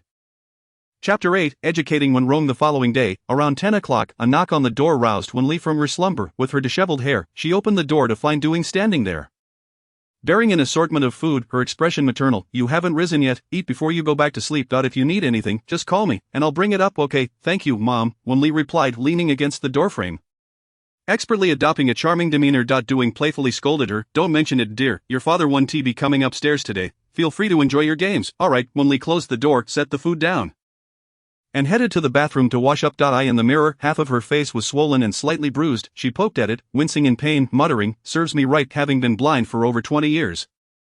She had indeed brought this upon herself. After finishing her meal, she resumed studying and doing homework, but after searching for a long time, she couldn't locate her mathematics textbook for the second year of high school. Reluctantly, she ventured to the storage room on the second floor to look for it, having previously discarded it in a darkroom there. Upon entering, she instinctively shut the door to the darkroom behind her. After finding the math book, she attempted to open the door, only to discover it was stuck. She tugged at it a few times, frustrated by its sturdiness. Standing there for a while, she unintentionally caught sight of Fu Zhang amidst the crowd below. Quickly, she took out her phone and called him. Before long, Fu Zhang rose from the crowd and moved to a quieter spot. "What's wrong, Fu Zhang?" "I'm in the darkroom of the storage room on the second floor. The door has closed, and I can't get out." Wen Li's voice softened instinctively when addressing him. "Alright," Fu Zhang replied. Not long after hanging up, footsteps approached from outside, and the darkroom door swung open. Fu Zhang, clad in a black v-neck suit, stepped inside, causing the small space to feel even more confined. Wen Li hurriedly stood up, having previously faced away from him, now confronting him directly. It was only then that Fu Zhang noticed her swollen face. His pupils dilated slightly as he instinctively reached out, his hand brushing against her cheek before he quickly withdrew it. "Who hit you?" he demanded coldly at Wen Rong. Wen Li replied honestly. Fu Zhang's expression darkened, his eyes narrowing with anger. "Has he gone too far?" Before Wen Li could respond, more footsteps echoed from outside, followed by the sound of the door locking. Wen Li turned her gaze to the two individuals outside. Locked in a passionate embrace, one of them was the ever-composed Wen Li. They appeared oblivious to the presence of the two inside the darkroom, their expressions clear in content. So Wen Li and Qin Feng had known each other all along. Perhaps they were too engrossed in their moment to notice the two in the darkroom. Suddenly, something descended upon her head, enveloping her in a gentle aroma. She lifted her hand to part the fabric slightly. Stealing a glance at the man beside her, before she could utter a word, a large hand pulled the fabric down, settling on top of her head. Fu Zhang stepped back slightly, raising a hand to gently close the door. Leaving only a narrow gap, the sounds from outside intermittently filtered into the darkroom, continuing for 5 or 6 minutes until suddenly the outer door swung open, followed by the startled voice of a housekeeper. Wen Li felt an urge to peek, but the hand atop her head remained firmly in place, preventing her from witnessing any inappropriate scenes. After a moment, Doing arrived, her voice tinged with panic. Wan, Qin Feng, what is going on, what are you? Next came the voice of another middle-aged woman, noticeably calmer, as she first shut the door. It was evidently Qin Feng's mother. While later, Doing lamented. Losing face for the Wen family is minor, but losing face for the Fu family is significant. With those words, the Qin family had no choice but to take the matter seriously. Qin's mother glared at Qin Feng, who was clearly not keen on having Wen Wan as a daughter-in-law. However, considering the incident that had transpired within the Wen family, it could not be handled lightly. Sister Du, let us address this matter privately later. We will certainly provide you with an explanation. I have watched Shan Wan grow since childhood, and she would be perfectly suitable as my daughter-in-law. This situation is not entirely your fault. Youthful impulsiveness can lead to such circumstances. We must not let Xiaoli become aware of this, for if she were to voice her concerns to Fu Zhang, it would escalate dramatically. Doing spoke with understanding. Qin Ma, wary of offending the Fu family, quickly advised, do not let others learn of this, it would not bode well for the two children. Later, we shall visit to propose marriage. Alas, it seems this is the only course of action. Doing remarked. After half an hour, the visitors finally departed. As the door closed, Wen Li felt the weight above her ease, and she removed her blazer, her hair slightly disheveled, her pair of crystalline eyes held a hint of innocence. Fu Zhang took the garments, slipped them on and gently patted them down, and with a sidelong glance at her, quickly returned his gaze. Do you have an affinity for long needles? Wen Li obediently shook her head. Fu Zhang said nothing further, his gaze resting upon her face. Minutes passed before he opened the door and stepped out. Upon returning to the bedroom, Wen Li searched for information regarding the Qin family's enterprises, discovering numerous projects aligning with the Wen families. A union between the two families would indeed be advantageous. If it were merely for the sake of the Wen family business, Shan Wan and Doing need not form an alliance with the Qin family. They merely had to ensure she was ineffectual, or perhaps disappear altogether. What could they possibly gain from her? The Wen family, yes, and her maternal grandfather's family. She was the sole heir of the Lu family. Her grandfather's estate was only slightly inferior to the Fu family's and vastly superior to the Qin and Wen families. She suddenly recalled that shortly before the car accident, she had inherited the Lu family's assets during a period when her grandfather's health was failing. It dawned on her that they desired much more, even when Rome was merely their pawn. And what of her mother's demise? Suddenly a knock at the door interrupted her thoughts. She tidied her assignments and stowed them away in the drawer before turning on her gaming console. Rising to her feet, she opened the door, only to find Fu Zhang standing there, impeccably dressed. He handed her a packet of medicine, reciting the doctor's instructions. Take 1 anti-inflammatory pill twice daily. Apply facial cream 3 times a day. Wen Li's heart, which had sunk to the depths, surged with warmth, and she felt an overwhelming desire to embrace him. In fact, she did just that. Fu Zhang glanced down at her, his body stiffening. After a few moments, he raised his right hand and gently placed it on her head, stroking her hair twice. He assured her, Wen Rong will not harm you again. Wen Li released him, tilting her head upwards to meet his gaze. I will not allow him to strike me again. Fu Zhang merely murmured in agreement, not lingering at the bedroom door for long before descending the stairs. The moment Fu Zhang appeared among the crowd, several individuals instinctively gravitated towards him. However, today he exuded a chilling demeanor, suggesting a desire for solitude. The perceptive crowd refrained from provoking him, yet, Wen Rong, oblivious to the atmosphere, approached with a few business associates to make introductions. Fu Zhang, allow me to introduce General Manager Yi from Liangshang, General Manager Li from Tianyi, and General Manager Bai from the Bai family. Fu Zhang did not even lift his eyelids, offering no semblance of courtesy, causing Wen Rong's expression to shift to one of discomfort as he froze in place. General Manager Bai attempted to ease the tension. General Manager Wen, we are heading to see General Manager Yang, you carry on with your business. Once they departed, Fu Zhang turned his attention back to Wen Rong, his gaze fixating on his hands as he issued a direct warning. Wen Rong, should you lay a hand on Wen Li again, I will ensure the Wen family faces ruin. Wen Rong immediately understood that Wen Li had reported him, and he hastily explained, she went to a bar yesterday, and that justified your violence against her. Fu Zhang's tone darkened, coldly asserting, is your method of education to resort to physical punishment? If so, I shall also educate you on this matter. Chapter 9, Fu Zhang stayed Wen Rong now in his 40s or 50s, felt a surge of indignation at being chastised publicly by Fu Zhang akin to a reprimand directed at a grandchild, yet he retained a semblance of composure. He nodded. I will not resort to violence again. Fu Zhang cast him a cold glance. Shortly, I will be taking her to the Fu residence for a few days. Very well, Wen Rong conceded, secretly hoping for a favorable rapport between Wen Li and the Fu family. A strong alliance with the Fu family would elevate the Wen family's status. For years, the Wen family had endeavored to cultivate a good relationship with the Fu family, but the Fu family only showed interest in matters concerning Wen Li, maintaining distance in all other affairs. By the time the banquet concluded, it was already 2 in the afternoon. Wen Li had just finished a set of exercises and stretched her limbs when a knock echoed at her door. Recognizing the impatient tone, she needed no guesswork to know it was Wen Rong. After lingering for half a minute, she slowly opened the door, only to be met by Wen Rong's booming voice.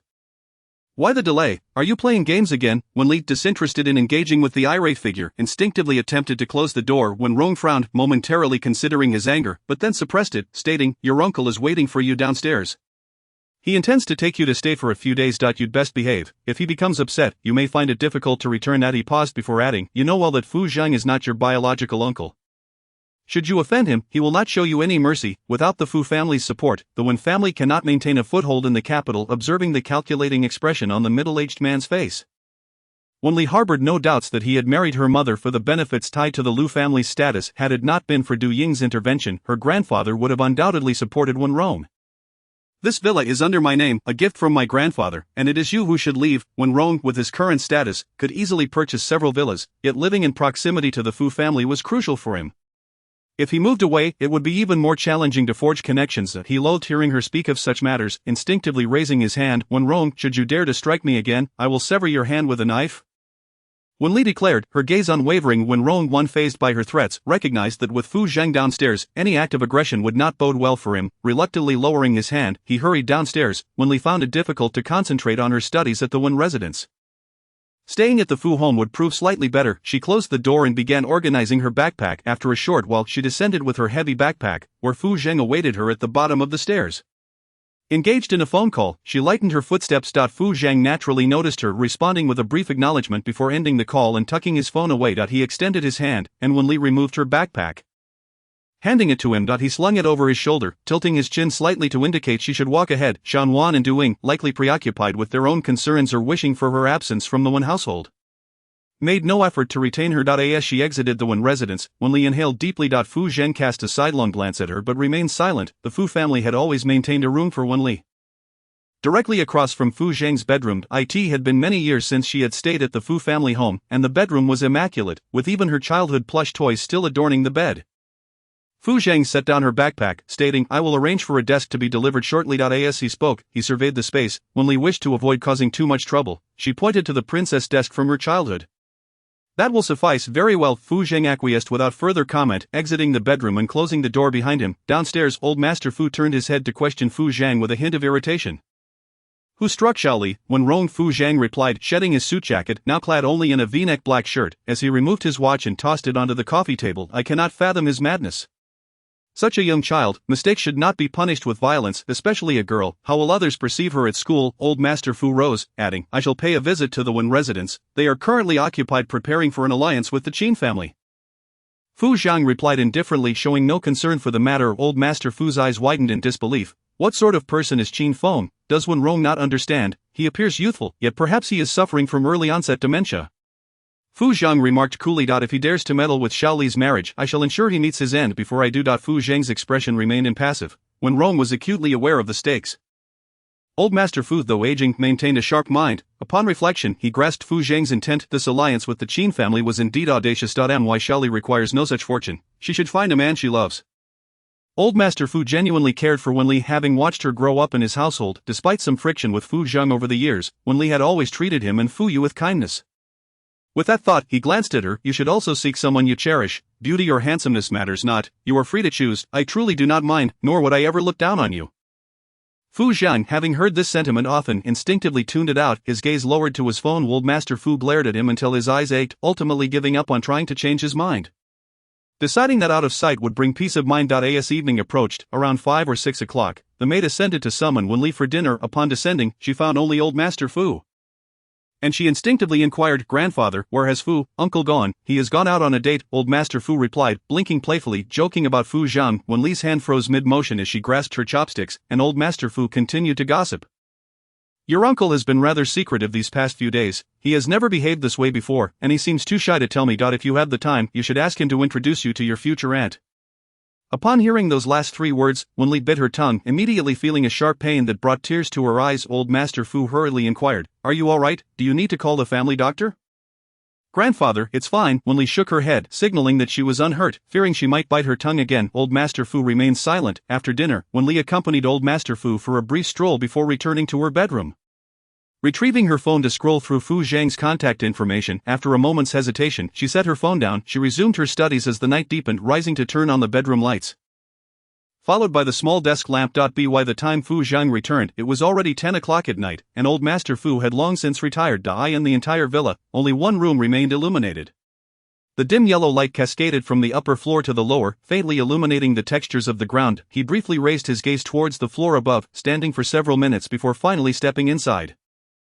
As he pushed the door open, the opposite door swung open unexpectedly, revealing Wen Li's unadorned yet exquisite visage. Fu Zhang. A ripple stirred in the quiet of the night. Fu Zhang's hand, resting on the doorknob, involuntarily tightened before he withdrew it, letting it hang by his side. Turning his head to look at her, he asked softly, "Are you still awake?" "I'm working on my homework," Wen Li replied, approaching him and stopping just a step away.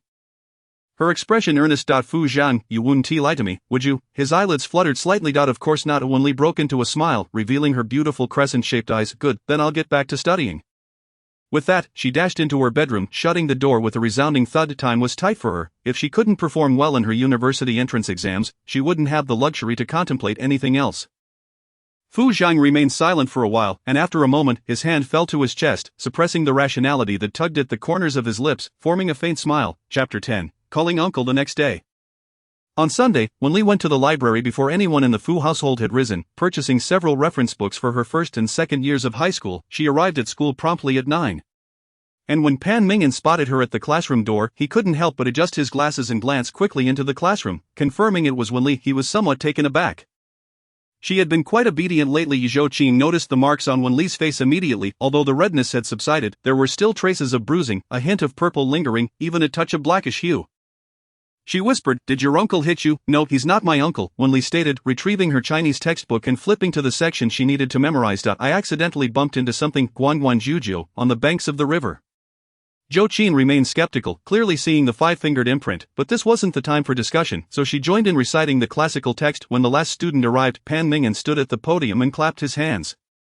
"Next week is National Day, and we still haven't finalized our class performance. Is there anyone willing to volunteer?" If no one stepped forward, he would have to select someone at random. Such matters were typically met with reluctance.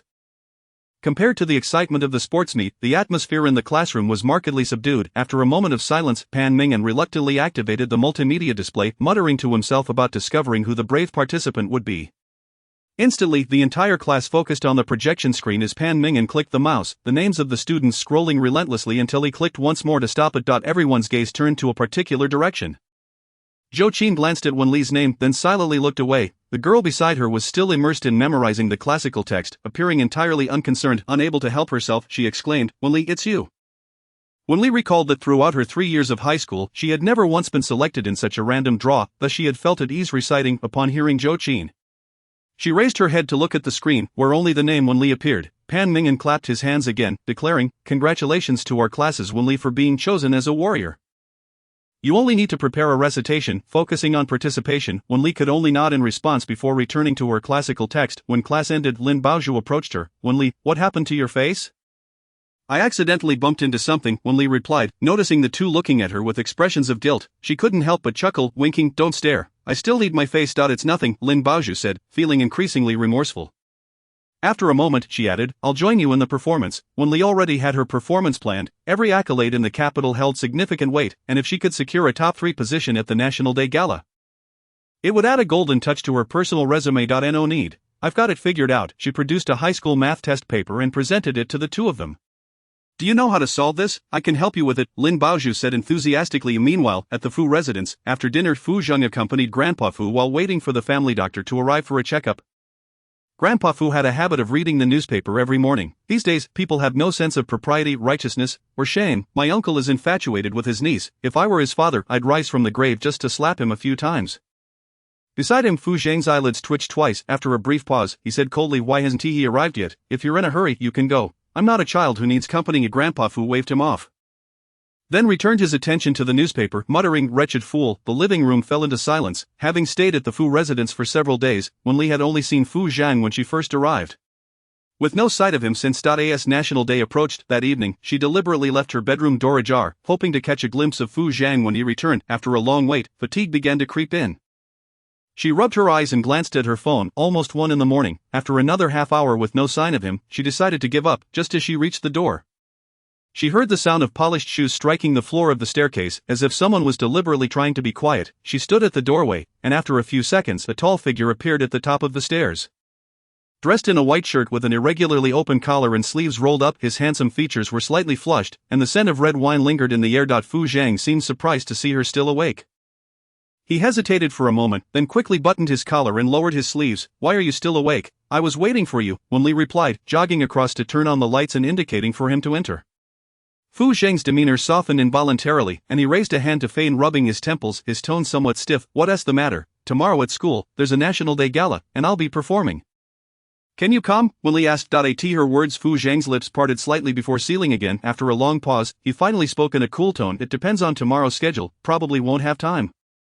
The distance between them was noticeably greater than before, and Wen Li surmised that he was deliberately avoiding contact with her. No wonder she hadn't seen him around lately. She didn't dare to push him too hard, fearing it would only drive him further away. "Alright, I'll get some sleep." Fu Zhang stepped into the bedroom, and as he closed the door behind him, the sight of her pale face, flushed from the effects of alcohol, unexpectedly quickened his heartbeat. After locking the door, he irritably tugged at his collar. "Fu Zhang, you damn, wretched fool." The National Day Gala in the capital was always grand, the vast playground dazzling with lights. When it was finally time for Wen Li to perform, Fu Zhang still had not appeared. Wen Li had already gained notoriety at school for her looks, now dressed in a classical white gauze gown with her long dark hair cascading down her back without any adornments.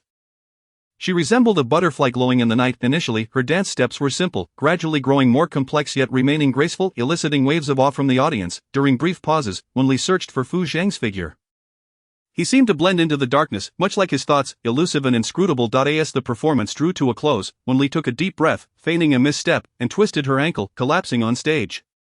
She refused to believe Fu Zhang would not come. He was simply too afraid to show himself. A gasp rippled through the audience, followed by someone rushing to assist her. It wasn't Fu Zhang. Wen Li got to her feet and stumbled again, this time landing heavily, the pain radiating from her ankle causing her cheeks to flush. Suddenly, the sound of hurried footsteps echoed in her ears, and a pair of polished black shoes came into view. She looked up to see Fu Zhang's silhouette, backlit and somewhat indistinct, yet his striking features stood out. He was indeed there. She reached out to him, her voice soft. "Fu Zhang," and the next moment, Fu Zhang crouched down and lifted her into his arms, striding purposefully off the stage. At the hospital, after the doctor examined her, he confirmed there was nothing serious, just a sprain that would heal with a few days of care. Fu Zhang nodded, and once the doctor had left, his gaze settled on Wen Li's swollen ankle. "Does it hurt?" "Yes," Wen Li obediently replied. Nodding, the man remained silent for a few seconds, then turned his back to her as he crouched down.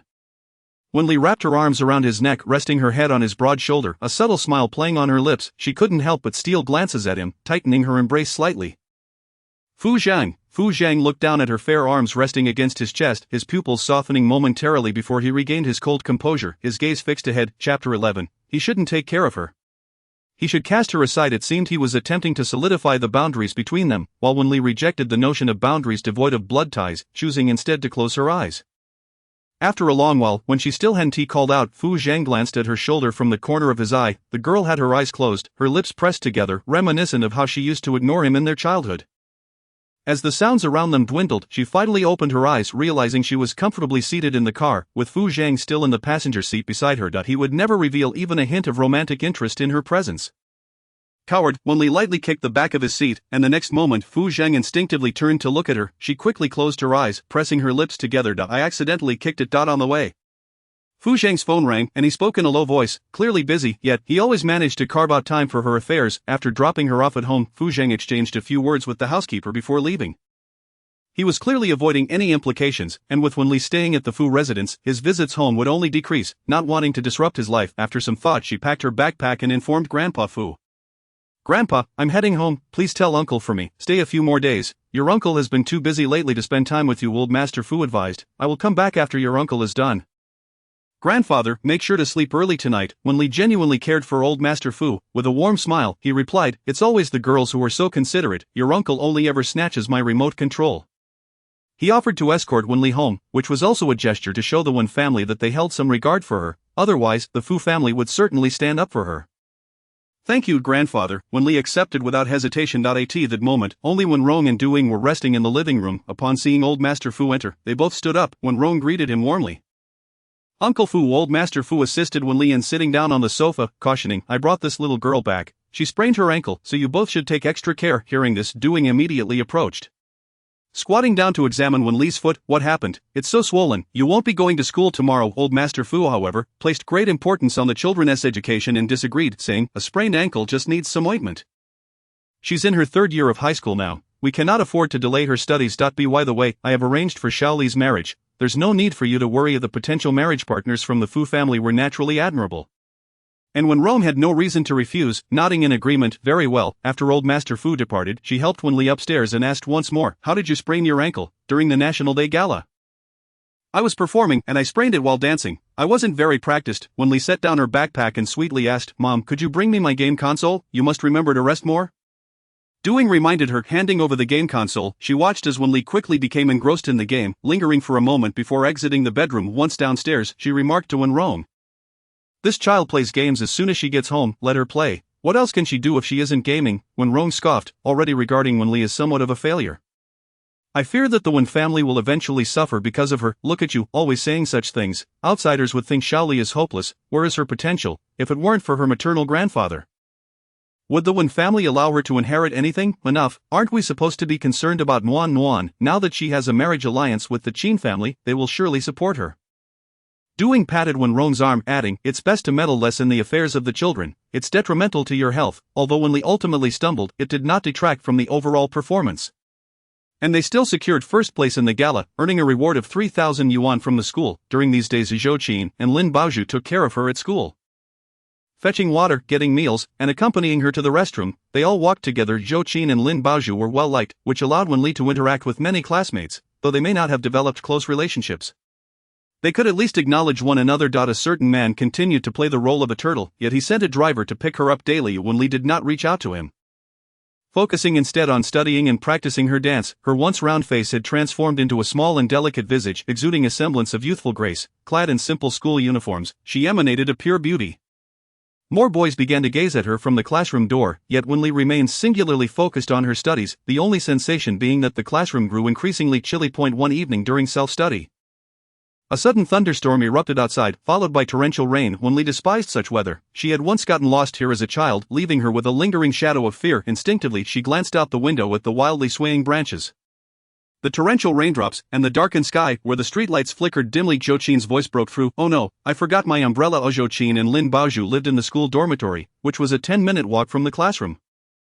Wen Li rummaged through her drawer, retrieving her umbrella and handing it to Zhou Qin. Before Zhou Qin could protest, she said, I'll have my family come to pick you up soon. Zhou Qin, knowing she had someone to collect her, accepted without further objections. As self-study concluded, the rain intensified. Wen Li packed her bag and pulled out her phone to call Uncle Jiang. The call connected swiftly. Uncle Jiang, I don't have an umbrella. Could you please come to get me? Be careful, he replied quickly. I'll wait for you downstairs. After hanging up, Wen Li headed downstairs. The area was crowded, likely filled with students waiting for their dorm companions to bring umbrellas. Standing on the edge of the crowd, she waited a few minutes without seeing Uncle Jiang. Just as she was about to check her phone, her peripheral vision caught a tall figure among the throng, holding a large black umbrella. His black leather shoes were partially soaked from the rain, and as he walked, droplets splashed onto his slacks. In the shadows, she observed as his gaze searched the crowd. How had she repeatedly overlooked him? How had Fu Zheng endured her neglect time and time again? Had he truly never felt disappointment? She squeezed her way through the crowd, dashing into the shelter of the black umbrella while calling out, Fu Zheng. Her voice, infused with evident joy amidst the sound of rain, caused Fu Zheng to tighten his grip on the umbrella. In the next moment, the black umbrella silently tilted toward her. Okay. Fu Zheng reached out to take her backpack, gesturing for her to walk ahead. The light illuminated the ground, reflecting the water stains. Their shoes splashed through puddles, sending droplets onto each other as footwear. Wen Li glanced at him knowingly and asked, What brings you here to pick me up today? Just passing by. Fu Zhang tilted the umbrella slightly more to ensure it fully shielded her before returning his gaze to the front.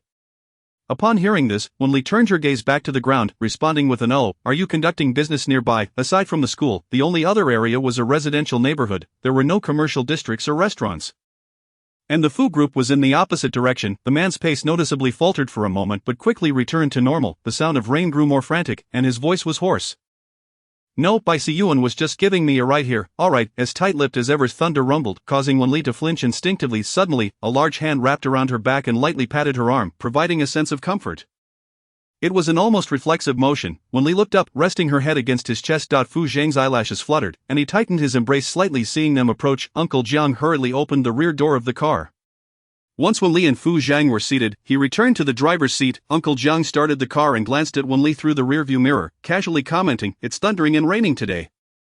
"Young Master Fu specifically came to collect you." Wen Li shot a glance at the front passenger seat and replied earnestly, "He said it was on the way." Uncle Jiang had been with the Fu family for many years, having watched the two children grow up, so he spoke with a casualness. He chuckled, "He is just trying to charm you. He called me the moment the thunder struck. Do you charm me?" Wen Li suddenly leaned her head between the front seats, turning to look at Fu Zhang. In the dim light, her eyes sparkled with clarity, perhaps not expecting her sudden appearance. Fu Zhang's pupils widened momentarily. After a few seconds, he turned his gaze to the window. "Uncle Jiang, please drive carefully." Of course, Uncle Jiang focused more intently. Wen Li was satisfied with her little tease, returning to her seat and pulling out a paper to study. The car stopped at the Wen family's entrance. Wen Li retrieved her latest report card from her backpack and handed it to Fu Zhang. "This is my score from the recent monthly exam." By this time, the rain outside had lightened considerably, and Wen Li decided against using the umbrella, opting instead to dash into the Wen home with her backpack. Today, when Nguyen had returned dressed in a pure white Chanel outfit, her hair half-tied, sitting on the sofa discussing company matters with Wen Rong. She called out, "Mamu sister." As usual, she omitted calling Wen Rong, a routine they had all grown accustomed to. When Nguyen immediately rushed over, ruffling Wen Li's hair and saying with concern, "You've lost weight, your chin is so pointed. The school food is terrible." Wen Li complained. "From now on, I'll have the housekeeper bring you meals." When Nguyen offered, taking her backpack and placing it on the sofa, she glanced at Wen Li and added, "Teacher Pan praised you for your diligence in studying lately." "I don't want to be scolded," Wen Li replied, sitting on the sofa. Upon hearing this, Doing shot a disapproving glance at Wen Rong. "Look at what you've turned this child into. Studies are important, but health is more critical. Tomorrow, I'll make you some soup to nourish you." By the way, your brother-in-law is coming over for dinner tomorrow. When Rong interjected, "You should invite the Fu family to join us." It was merely an attempt to use the Fu family to elevate Wen Nguyen's status, or perhaps to enhance the Wen family's reputation. Wen Li, reclining on the sofa with an air of indifference, remarked, "I haven't seen Fu Zhang in many days. He won't be coming back. Make an effort to maintain a good relationship with the Fu family." When Rong admonished, "What else with that name? Call him uncle." Doing lightly tugged at his arm, displeased. "The child is still young. She doesn't understand these social intricacies. Wen Li is tired. Go upstairs and sleep," she suggested. Wen Li stood up, slinging her backpack over her shoulder as she ascended the stairs. After a while, Wen Nguyen entered with warm water, placing it on the table and praising, "Your grades this time are quite impressive." Wen Li locked the door behind her and, in a conspiratorial tone, confessed, "I cheated. I copied my deskmate's paper." She pouted, "I don't want to be scolded again." "Cheating, huh?" Wen Nguyen chuckled softly, gently pinching her cheek. "Very clever. I'll keep it a secret. Do you want to sleep with me tonight?" "No, I want to play games for a while," Wen Li replied with a grin, shaking her head. Wen Nguyen could only nod in agreement. "Alright, you play, and I'll keep Dad at BAY. As she exited, the sound of gaming filled the room. Half an hour later, in Wen Nguyen's bedroom, Doing closed the door and asked, "Did she do this exam on her own?" "No, she copied," Wen Nguyen replied, gently patting Wen Li's back. "She is still playing games. There is no need to worry too much about her." Doing felt somewhat reassured. "How does Qin Feng treat you?" "Not too bad. Considering the Fu family's reputation, he won't be excessively harsh with me." When Nguyen replied, "As the night thundered with rain, the reflection of a girl diligently working on her assignments danced across the floor-to-ceiling windows. Her ears adorned with earplugs. In another villa, a man stood before the same windows, his gaze fixated on the distant flashes of lightning, his fingers gripping his phone, turning pale from the pressure. The following day, Wen Li descended at 11, the dining table already laden with dishes, yet Qin Feng had yet to arrive. She surmised that the previous incident had left him in a foul mood. In her past life, after becoming engaged, Qin Feng rarely visited the Wen family, and even after their marriage, he continued to indulge in a life of revelry outside, likely aware of Wen Nguyen and Du Ying's scheming. By then, Wen Nguyen had ascended to the position of general manager at the Wen family business, even managing some affairs of the Qin family. Wen Rong held her in high regard, never shying away from involving her in any matter. And even her grandfather had praised her capabilities. In stark contrast, the rightful heir, she remained mediocre and ineffectual, devoid of any cunning. If she didn't perish, who would, when Rome was too preoccupied to pay her any mind? Relishing the rare quietude. As Wen Li made her way to the kitchen to fetch some milk, Qin Feng entered the Wen residence, flanked by admirers. His gaze lingered on her for a few seconds, not with the lustful eyes of a man, but with a curious and probing look. He drawled lazily, Wen Li. When Rong interjected, "She is Wen Nuan's younger sister, here to greet you." Brother-in-law, Wen Li acknowledged before retreating upstairs. Doing chuckled and explained, "She has never been fond of socializing." Qin Feng settled onto the sofa, acknowledging her with a non-committal At 1 o'clock in the afternoon, Wen Li planned to visit the library to study and complete her assignments. After packing her bag, she descended the stairs, only to encounter Qin Feng as he was about to leave. He glanced at her, then inquired, "Where are you headed?" "I'll give you a ride, I'm going to the library," Wen Li replied, casting a fleeting glance at Wen Rong, her expression betraying a hint of nervousness. "All right, let us go." He gestured for her to lead the way. Wen Nuan said nothing, merely sending the two off in the car. Whispering to Wen Li to return home early, Wen Li nodded, and once the vehicle had exited the villa area, she spoke up, "Please drop me off just ahead." "Thank you." Qin Feng glanced at her, reassuringly saying, "What are you afraid of? Fu Zhang is your uncle. I won't harm you. I'm merely curious why Fu Zhang would forsake a project worth billions for a niece he has no connection with." At this, Wen Li instinctively turned to him, her voice barely above a whisper. "What do you mean?" Qin Feng leaned back in his seat, his legs positioned at a right angle. "Fu Zhang approached me and made a deal, asking me to look after you in the capacity of your brother-in-law. The Fu family has relinquished the overseas export project for the next decade. You might not fully grasp its significance. To put it simply, it's akin to being the top student in the city and choosing to forego the college entrance examination. A small stone creates ripples across the surface of a pond." Wen Li's eyes glimmered with unshed tears, her gaze falling to the floor. Fu Zhang should not be responsible for her. He should have cast her aside. Stop the car. Chapter 12, Meeting the Second to Last? At the Fu Group headquarters, Assistant Su passed by, his eyes catching the sight of Wen Li seated on the sofa in the lobby, engrossed in her assignments. He was familiar with many of her affairs, keeping a close watch on her progress at school. Upon ascending to the president's office, he knocked and entered, saying, "President Fu, here are the documents from the former assistant, please take a look." Fu Zhang gestured for him to place them aside, handing over another set of documents, instructing, "Take these to the marketing department." "Understood." Assistant Su replied, taking the documents. He continued, "President Fu, Miss Wen is downstairs." The man, who had yet to raise his head, lifted his chin, revealing a stern countenance, his voice shedding its official gravity. "What is she doing downstairs?" "She is working on her assignments. Miss Wen might be waiting for you," Assistant Su informed him. Fu Zhang fell silent for a few moments, placing the documents down, checking his phone for any missed calls or messages. Seeing none, he stood, donned his suit, and strode out of the office. The exclusive elevator descended to the first floor. Exiting the elevator, his gaze instinctively fell upon the girl on the sofa, her assignments resting on her lap, her toes slightly raised to facilitate her writing. She had lost her youthful innocence, now possessing a touch of refinement. He realized he could no longer perceive her as a mere child, his impure thoughts hindering his movements. Just as his shoes left the ground, another boy entered the scene, playfully tapping the girl on the shoulder. She turned her head, a smile gracing her lips, her eyes crescent-shaped. He averted his gaze and quickly retreated into the elevator. Song Yuan did not expect to run into Wen Li here, expressing his surprise. "Wen Li, what brings you here?" Having shared a class in middle school, one was the last in the class, and the other was second to last, fostering a bond of camaraderie. Their relationship had been amicable. Later, during high school, Song Yuan had gone abroad for studies. Initially, they kept in touch frequently, but as time passed without replies, their communication waned. Wen Li replied, somewhat taken aback, "I'm waiting for someone. You've returned to the country?"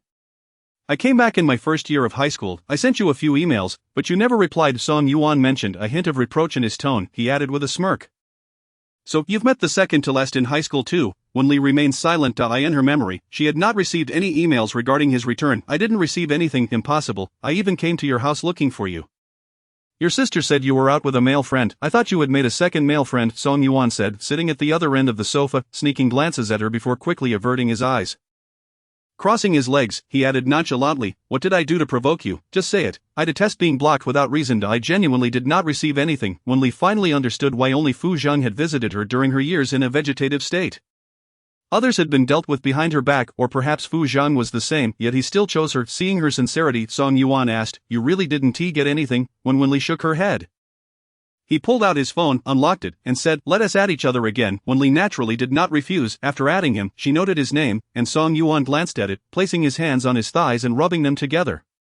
"Shall I treat you to a meal? I'm busy today. Let us do it another day," Wen Li replied, her mind set on seeing Fu Zhang. After a moment of hesitation, Song Yuan stood up and said, Alright, but when is another day? He paused briefly. I tend to be quite particular. Wen Li thought for a moment. How about tomorrow? Song Yuan nodded enthusiastically. Sure, I'll come to pick you up tomorrow. With that, he walked away. Less than half a minute later, Wen Li received a message from Song Yuan, just a comma, which she quickly retracted. Assuming it was a mistake, she ignored it.by 5 o'clock. Employees of the Fu Group gradually finished their work, and by 6 or 7, only a few remained. The lobby was left illuminated solely by the magnificent spiral crystal chandelier in the center. Wen Li stretched her neck, tidying her completed papers, rubbing her chilled arms before standing up to glance towards the elevator. Checking the time, she noted it was just past 7. At that moment, her phone rang from her bag. It was Wen Muan. She stood up and stepped outside, her tone affectionate. Sister, what's up? I'm in the middle of a game.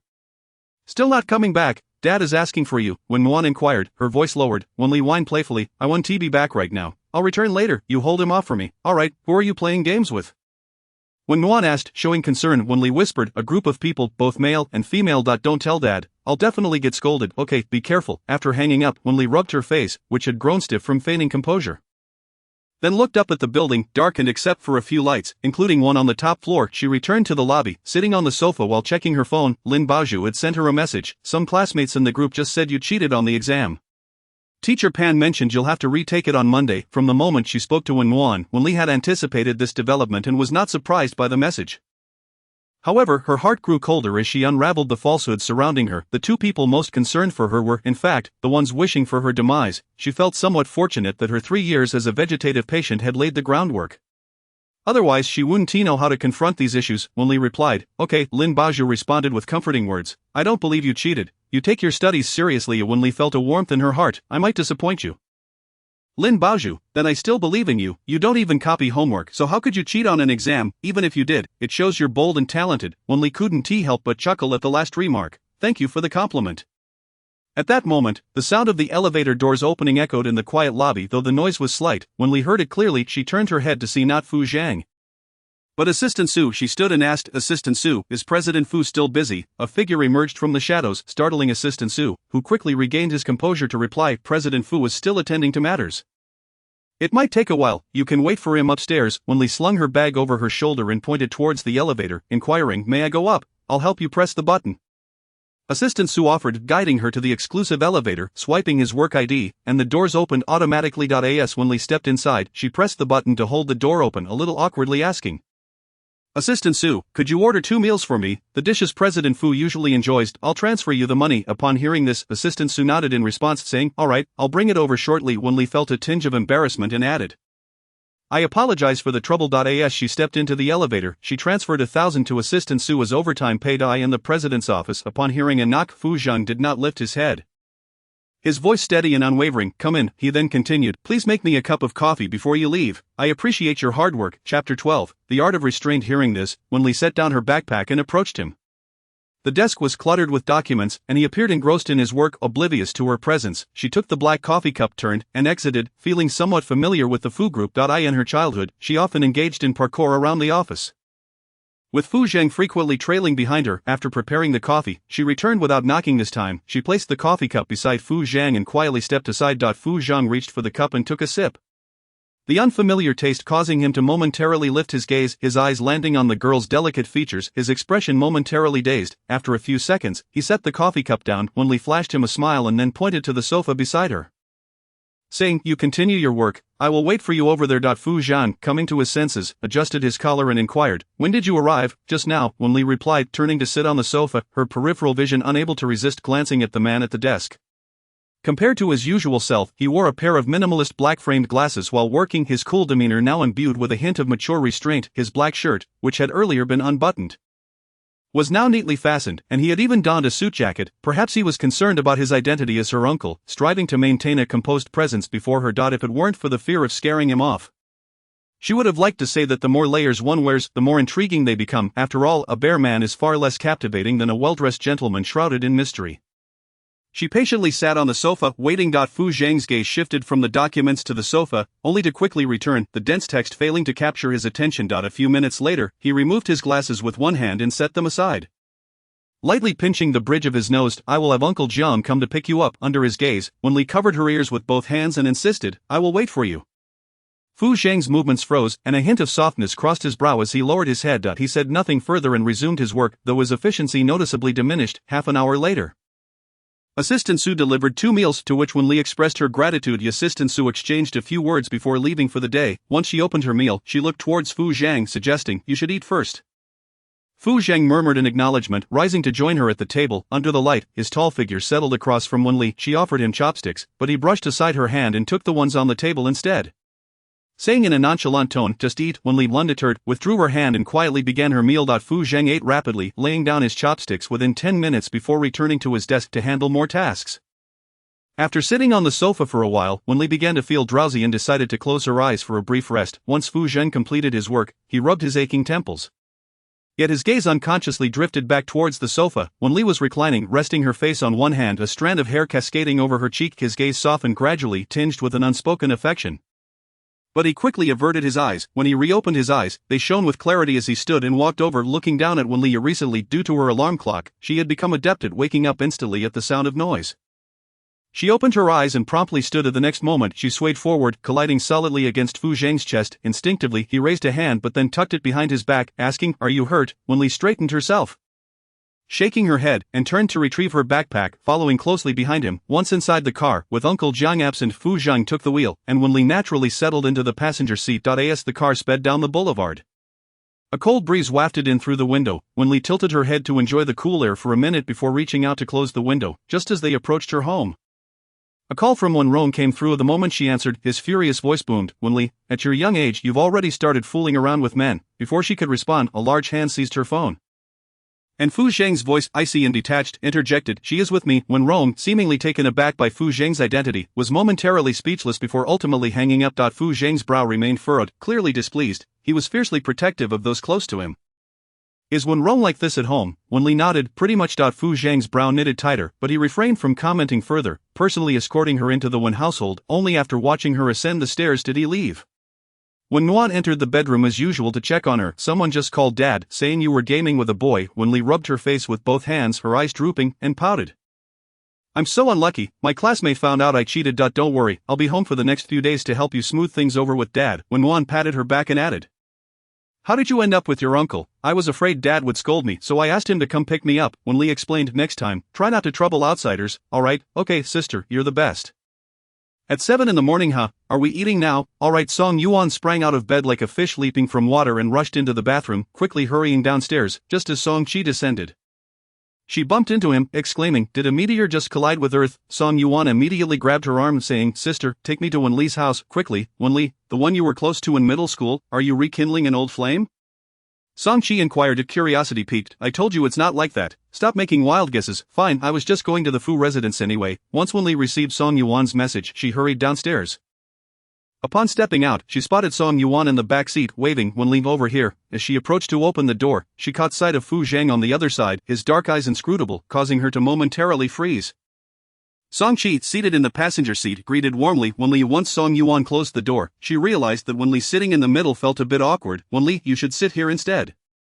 "No need," Wen Li replied, casting a glance at the silent man. Song Yuan fell silent, then pulled out her phone, saying, "I remember you like breakfast from Lao Wangji, shall we go there?" "Sounds good." Wen Li nodded.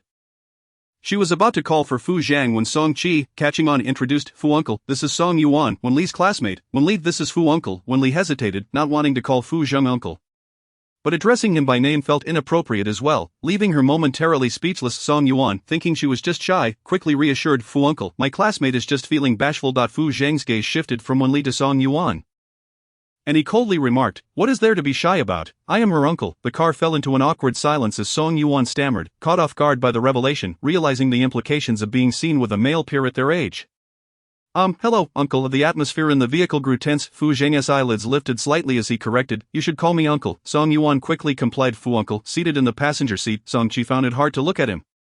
And soon all four of them headed out for breakfast. While placing their orders, Song Yuan took Song Qi along, leaving just Wen Li and Fu Zhang at the table. Fu Zhang poured a cup of warm water and pushed it towards Wen Li, his tone adopting a mature air as he advised, "You needn't hide early relationships from me. Normal interactions are acceptable, just be mindful of boundaries." Chapter 13, The Desire for Possession. Seeing that he misunderstood Wen Li instinctively clarified, I am not in a romantic relationship, he is merely a friend, just friends, she reiterated, nodding earnestly for emphasis. Fu Zhang responded with a non-committal leaving her uncertain if he believed her words. Just as she was about to say something, Song Yuan dashed over, eager to please. Fu uncle, do you have any dietary restrictions? Fu Zhang remained silent for several seconds before replying, none. Song Yuan then turned to Wen Li. Clearly familiar with her preferences, you don't eat cilantro or scallions, and half sugar, right? Fu Zhang's gaze rested on Wen Li before quickly averting. Upon seeing her nod, Song Yuan sprinted to the service counter. As Wen Li began to speak again, Fu Zhang stood and walked towards a tree by the roadside, holding his phone with one hand and tapping the screen with his fingers. If anyone approached, they would see the screensaver on his phone. When breakfast was finally served, he returned, sitting beside Wen Li with an elder present. Song Yuan felt hesitant to speak, occasionally glancing at Wen Li, noticing some milk foam on her lips, and quickly handed her a napkin. Meanwhile, Fu Zhang's fingers brushed against the napkin before he took 2 sheets to wipe his mouth and tossed them in the trash. Song Qi glanced at Song Yuan and then at the time. Realizing it was getting late, she ventured, Fu uncle, shall we be on our way? Time is running short. Originally, Fu Yu was supposed to accompany her on a business trip, but since she was ill with a cold, she had to ask Fu Zhang to go instead. Fu Zhang, as always, responded with a simple standing to head towards the business vehicle. Just before getting in, he paused for a moment, then bent to enter the car.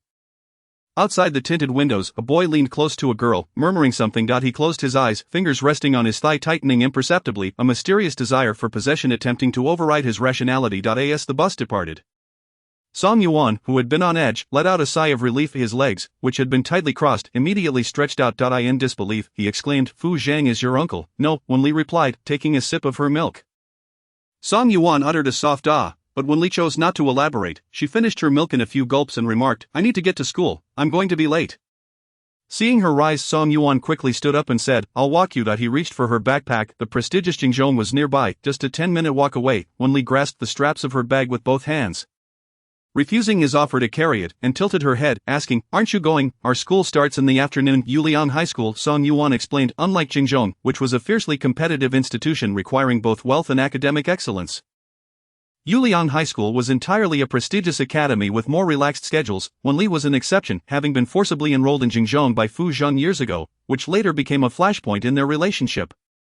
Initially, she had intended to continue at a private school, as it suited her much better. You don't need to walk me, I can go by myself. After all, she was in her 20s, and while she hadn't perceived Song Yuan's feelings yesterday, today she could clearly see them. She turned and straightforwardly said, Song Yuan, we are just friends. Song Yuan's expression stiffened momentarily before he scratched his head and replied, Of course, what else could it be? By the way, I've had 2 girlfriends, I'll send you their pictures tomorrow. In the next moment, Wen Li spoke up, I have someone I like. Song Yuan's face twisted into a painful expression, feigning indifference as he asked, Oh really, who is it? At this, Wen Li, feeling a pang of sympathy, reached out to pat his shoulder in a comforting gesture, indicating that she would keep it a secret for now. Arriving at school, Wen Li entered the classroom just as the bell rang, and all eyes turned to her, filled with suspicion as if she were a cheater. Accepting their gazes with composure, she took her seat, and Zhou Qin quietly reassured her, Don't mind them. Wen Li gestured that she was fine. A few minutes later, Pan Mingyan walked in, clapping his hands to urge the students to recite classical Chinese texts. Then he called out, Wen Li, step outside for a moment. Wen Li stood up and followed him to the office, where he hesitated before saying, A student has reported that you cheated on the exam. You know the school has strict policies on cheating. If confirmed, it could lead to severe consequences. He added, Of course, we won't accuse you without reason. Here's a test paper similar to the monthly exam. You can complete it in the office. Wen Li paused for a few seconds, not immediately taking the paper. If I didn't cheat, shouldn't the person who reported me apologize publicly? Shouldn't the school impose appropriate penalties? She continued, If there's no corresponding action or punishment, I won't take the test. If I refuse, who has evidence to prove I cheated? Pan Mingyan seemed taken aback by her assertiveness. After contemplating for a moment, he stepped out to make a phone call and soon returned, saying the principal had agreed. Good. Wen Li accepted the paper and sat down to complete it.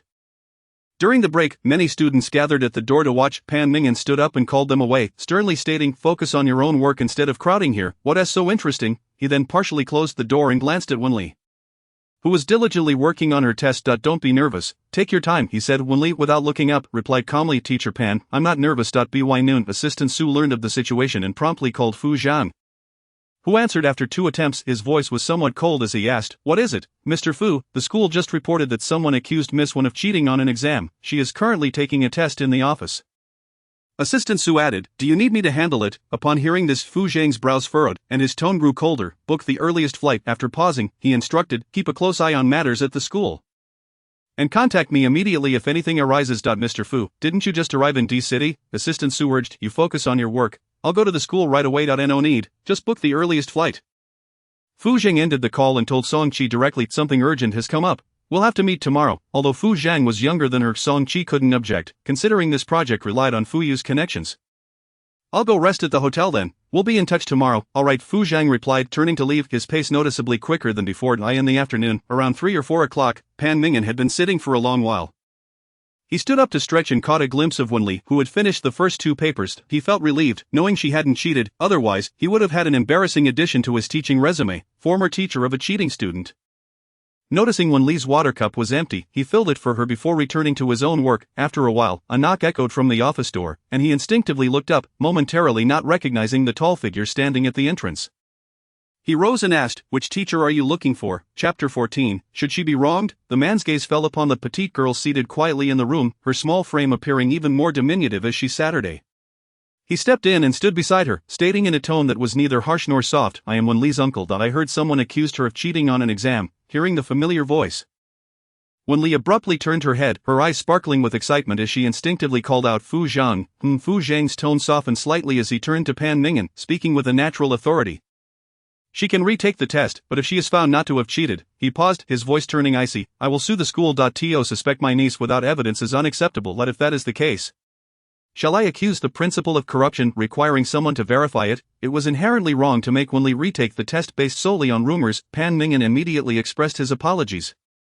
"If we don't address this, rumors will only proliferate. It's just a rumor. Are we to compel her to prove her innocence based solely on that?" The young man's disdainful scoff revealed his protective stance.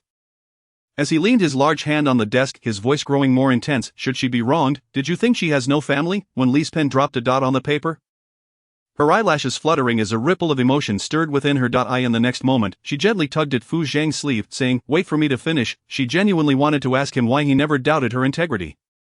Why it seemed so normal for someone like her to cheat, why he had consistently stood by her side. Fu Zhang fell silent, watching her as she focused on the test. By 9 in the evening, all the tests were completed, 6 scores already released, leaving only the final subject. Pan Mingyan handed the papers to the math teacher. Li Lasher, could you grade this? The math teacher finished grading in a matter of minutes and handed the paper back to Pan Mingyan, who then returned all the papers to Wen Li, noting, "The scores are quite similar to your monthly exam results. The school will provide you with an explanation regarding this matter." Wen Li rubbed her slightly sore back and asked, "Teacher Pan, may I know who reported me?" Pan Mingyan hesitated but ultimately revealed the name, Xiao Yi. Wen Li was taken aback. Xiao Yi was well liked in class, among the few classmates who had been kind to her. Pan Mingyan confirmed, "She wrote the report. Please do not resolve this matter privately. The school will address it. You should head home and rest. We can discuss it tomorrow." Wen Li said nothing further as she packed her bag and followed Fu Zhang downstairs. Just as classes were letting out, the stairwell was crowded, and she was jostled several times against Fu Zhang. Once more, she bumped into his arm, and suddenly an arm draped over her shoulder, firm yet gentle. Maintaining a respectful distance, she glanced up briefly, then turned her gaze away. From this angle, Fu Zhang's chiseled jawline and high nose bridge were striking, his long lashes framing his eyes. He noticed her gaze and lowered his eyelids. Once they reached the bottom of the stairs, he withdrew his arm, asking, "Would you like something to eat? I want to try the pineapple bun from Changbei." Wen Li deliberately chose a distant place to prolong their time together, knowing that after today, he would likely retreat again. Fu Zhang, who seldom denied her requests, replied, "All right." Uncharacteristically, he didn't sit in the passenger seat, perhaps to comfort her. Remembering something, Wen Li rummaged through her backpack and handed him a paper crane. "This is a crane I folded. It's a bit ugly, but I did my best." Her craftsmanship was typically lacking, and she had spent quite a while making this one. The red paper crane lay quietly in her palm, and Fu Zhang's fingers twitched slightly before he tucked it into his pocket, responding with a nonchalant, At 10 o'clock in Changbei, most shops had closed, but fortunately, the bun shop was still open. Fu Zhang went in to buy a few, and Wen Li ate 1 or 2 before dozing off in the car, exhausted from her recent early mornings and late nights. Upon arriving at the gates of the Wen residence, she stirred from her slumber. After disembarking, she gazed through the car window at Fu Zhang, offering him a radiant smile. "Fu Zhang, good night." As she observed the silhouette of the girl fading into the darkness, he withdrew his gaze, instinctively slipping his hand into his pocket. There should have been a paper crane nestled there. Now it was an empty void. Almost reflexively, he rasped head to the north of the city. An hour later, the understated luxury vehicle came to a halt outside the pineapple shop in the northern part of the city, now shuttered and enveloped in a desolate silence. Standing at the entrance, Fu Zhang noticed a flattened paper crane underfoot. He bent down to retrieve it, delicately brushing away the imprints upon its surface. With furrowed brows and downcast eyes, he endeavored to restore the crane to its former glory, yet the creases remained stubbornly intact. After a considerable pause, he cradled it in his palm as if it were a precious treasure. The Wen family, including Wen Rong, had gone to the Qin residence for a banquet, leaving Wen Li to exhale in relief. Ascending the stairs, she rummaged through her phone to contact Lin Baozhu. Do you have Qiu Yi's number? She inquired. I do, I'll send it to you, Lin Baozhu replied. After a brief wait, Wen Li received Qiu Yi's number and dialed it. Moments later, the call connected. Hello, came Qiu Yi's voice. Wen Li here, did Teacher Pan say you reported me for cheating? On the other end, silence enveloped them. After a few moments, faintly she could make out the voice of a nurse. Bed 29, checking blood sugar. The line abruptly went dead, and Wen Li refrained from redialing. A short while later, her phone rang. It was Qiu Yi. Who prompted you to act this way? Wen Li's tone held no curiosity. She was already aware of the instigator, merely seeking a verdict like a guilty party. Qiu Yi offered no response, continuing instead. Tomorrow, the school will require you to publicly apologize to me. I could persuade the school to overlook it, but you must speak the truth. The silence from the other end lingered for half a minute before Qiu Yi, with a slight tremor in her voice, confessed, It's your sister. In our first year of high school, she approached me, urging me to disclose your matters to the classmates. I'm sorry, my mother is ill, and I need money. Upon receiving confirmation, Wen Li's emotions remained steady. Qiu Yi, I do not require your apology, just continue as you have been. Regarding today's incident, tell her a man has resolved the cheating issue for me. After ending the call, Wen Li's gaze fell upon the family portrait on the table. Each of the four smiling. No one would suspect the Fade. She reached out to cover the frame, rubbing her eyes, which had begun to sting. How could she not feel sorrow? For over 20 years in her previous life, she had lived within a loving family, only to discover it was all for the sake of money.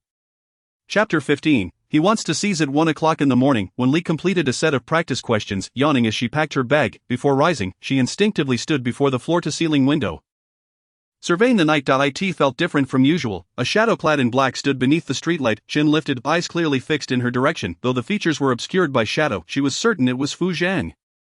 Her heart raced momentarily before she swiftly turned and dashed down the stairs, plunging into the suffocating darkness. Escaping the courtyard, the streets were deserted, save for the solitary streetlights standing guard like sentinels in the night. She lightly kicked the ground, muttering, a guerrilla warfare. The villa's gates closed once more, and a figure concealed in darkness emerged. Fu Zhang touched his chest, feeling his heart thumping vigorously. Something seemed to claw its way out from a minuscule crevice. Tenacious and stubborn, perhaps due to the increased interactions between Fu Zhang and Wen Li Duing, and Wen Nuan sensed an impending crisis and began to regard the situation with heightened seriousness. The following day, Wen Li awoke early and descended to find Wen Nuan had prepared breakfast for her. I'll drive you to school today, sis, you're the best. I was about to collapse from exhaustion. After playfully whining, Wen Li devoured her breakfast with gusto. Wen Nuan chuckled, feigning concern. Why not skip the morning self-study? I can ask mom to call your teacher. Never mind, I fear the duck will quack. Wen Li playfully gestured. As for who the duck was, Wen Nuan clearly understood, laughing softly. Keep it down. Don't let dad hear. Wen Nuan took the driver's seat while Wen Li settled into the passenger side. Sis, how did you end up engaged to the Qin family? He seems rather fickle. Wen Nuan tucked a strand of hair behind her ear and started the engine. An alliance benefits the family, but you needn't feel obliged. Choose a man you truly love to marry. Wen Li responded with an understanding oh. Leaning against the window, taking advantage of a red light, Wen Nuan glanced at her, asking how did the school handle the cheating incident. Wen Li explained, my uncle visited the school. Wen Nuan appeared relieved. Just don't cheat again. There's no need to make excuses. I couldn't solve the first question at all. What is a set? Who even invented mathematics? It's utterly useless in life, Wen Li complained. Wen Nuan laughed in agreement. I feel the same way. By the way, I heard someone say my uncle dismissed a pregnant woman. One of his secretaries. She lowered her voice, hinting at some underlying details. Had it been in the past, Wen Li would have automatically assumed it meant Fu Zhang had slept with the secretary and dismissed her upon discovering her pregnancy. Now she felt differently. Pretending to be indignant, she scoffed, there are no good men these days. You're 18 now, so be careful. You and Fu Zhang are publicly recognized as uncle and niece, but there's no blood relation. Wen Nuan said, her tone growing serious. Upon hearing this, Wen Li feigned fear, clutching her chest. Then I should keep my distance from him. Afterward, the two fell into silence. Upon arriving at school, Wen Li approached Pan Mingyan, stating that she no longer required Qiu Yi to apologize to the entire school. For several days, whenever Qiu Yi encountered Wen Li, she would instinctively lower her head and avoid her gaze, which Wen Li did not mind in the least. On Friday, as Wen Li exited school, she was called by Song Yuan, who was riding a bicycle. Wen Li was Song Yuan, handsome in a black hoodie, with his hair cropped to an appealing length, rode a sleek black bicycle, effortlessly drawing attention. Wen Li approached him, asking, what is it? There is a circus performance at Zhongyuan featuring tigers you adore. Hop on. Song Yuan patted the back seat of his bike, Before Wen Li could respond, he exclaimed, "What, afraid your crush will misunderstand? Who is it? Let me see." He scanned the entrance of the school for anyone more handsome than himself. He is not here, then that is fine. Hurry up and get on, Wen Li. Why are you being so indecisive? Reluctantly, Wen Li climbed onto the back seat. Song Yuan tilted his head to glance at her. Hold on to my shirt. Once Wen Li secured her grip, he pedaled off, exuberantly shouting, "Let us go." From a distance, in a white luxury car, Fu Zhang watched the bicycle merge into the crowd, growing ever smaller on the horizon. He pressed the window button. Shielding his cold expression. At 5 or 6 in the evening, at the clubhouse, Bai Siyuan arrived to find Fu Zhang already several glasses of red wine and his white shirt open at the collar. Revealing a glimpse of his well-toned physique, his brow was furrowed with an icy demeanor. "What's wrong? In a bad mood? Who could possibly upset you, Wen Li? Did she express her disdain for you again?" Only Wen Li could evoke such fluctuations in his emotions. No one else possessed that power. Upon hearing her name, Fu Zhang's movements halted momentarily before he raised his glass and downed its contents in one go. Setting the cup down on the table, the effects of the wine flushed his face, and the usually composed Fu Zhang seemed to lose a semblance of rationality. "She is dating someone. I can hardly control myself. I want to seize her." Bai Siyuan, taken aback, glanced at him and sighed, offering encouragement. "If you like her, then seize the opportunity. Life is but a few decades. Hesitating will only lead to regret. If you propose to the Wen family, they'll likely agree without hesitation. The prospect of a union with the Fu family would surely make them ecstatic." The man at the booth remained silent, merely raising a hand to rub his tired eyes. Observing Fu Zhang's dejected demeanor, Bai Siyuan felt a sense of urgency. "What are you hesitating for? You're only 8 years older than Wen Li. It's not your fault that you're of a higher generation.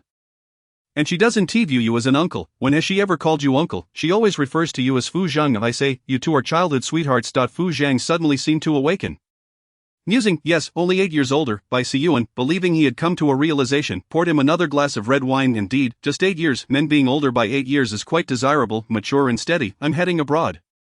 Keep an eye on Wen Li for me." After saying this, Fu Zhang closed his eyes, leaning back against the booth as if he had exhausted his last ounce of strength. "You coward." Bai Siyuan wished to voice his thoughts but found himself at a loss upon seeing Fu Zhang's state.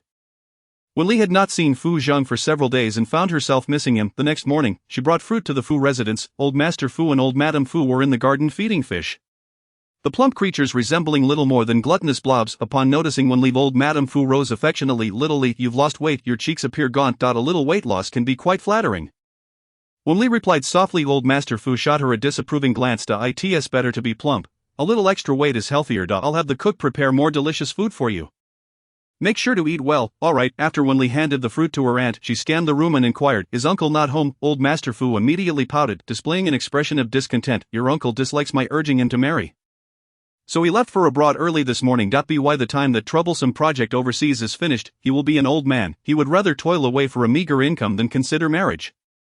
Just look at how irresponsible your uncle is." Wen Li was momentarily taken aback, perhaps not anticipating that Fu Zhang would flee abroad to avoid her. In her previous life, their encounters had been infrequent.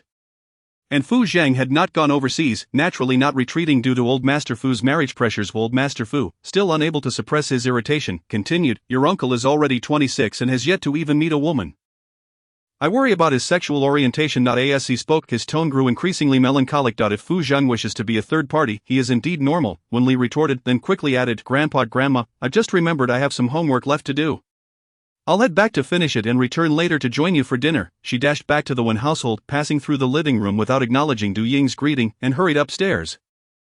Once in her room, she grabbed her phone and dialed Fu Zhang's number. For the first time, he did not answer her call. Instead, after a few seconds, a message arrived. "At work," Wen Li pouted, tapping the screen of her phone in frustration. Then jabbed at it a few more times. "The old man, coward." She chose not to reply and glanced at the countdown to the college entrance examination. Realizing time was running short, perhaps her eagerness to see Fu Zhang made the grueling study period of her senior year fly by.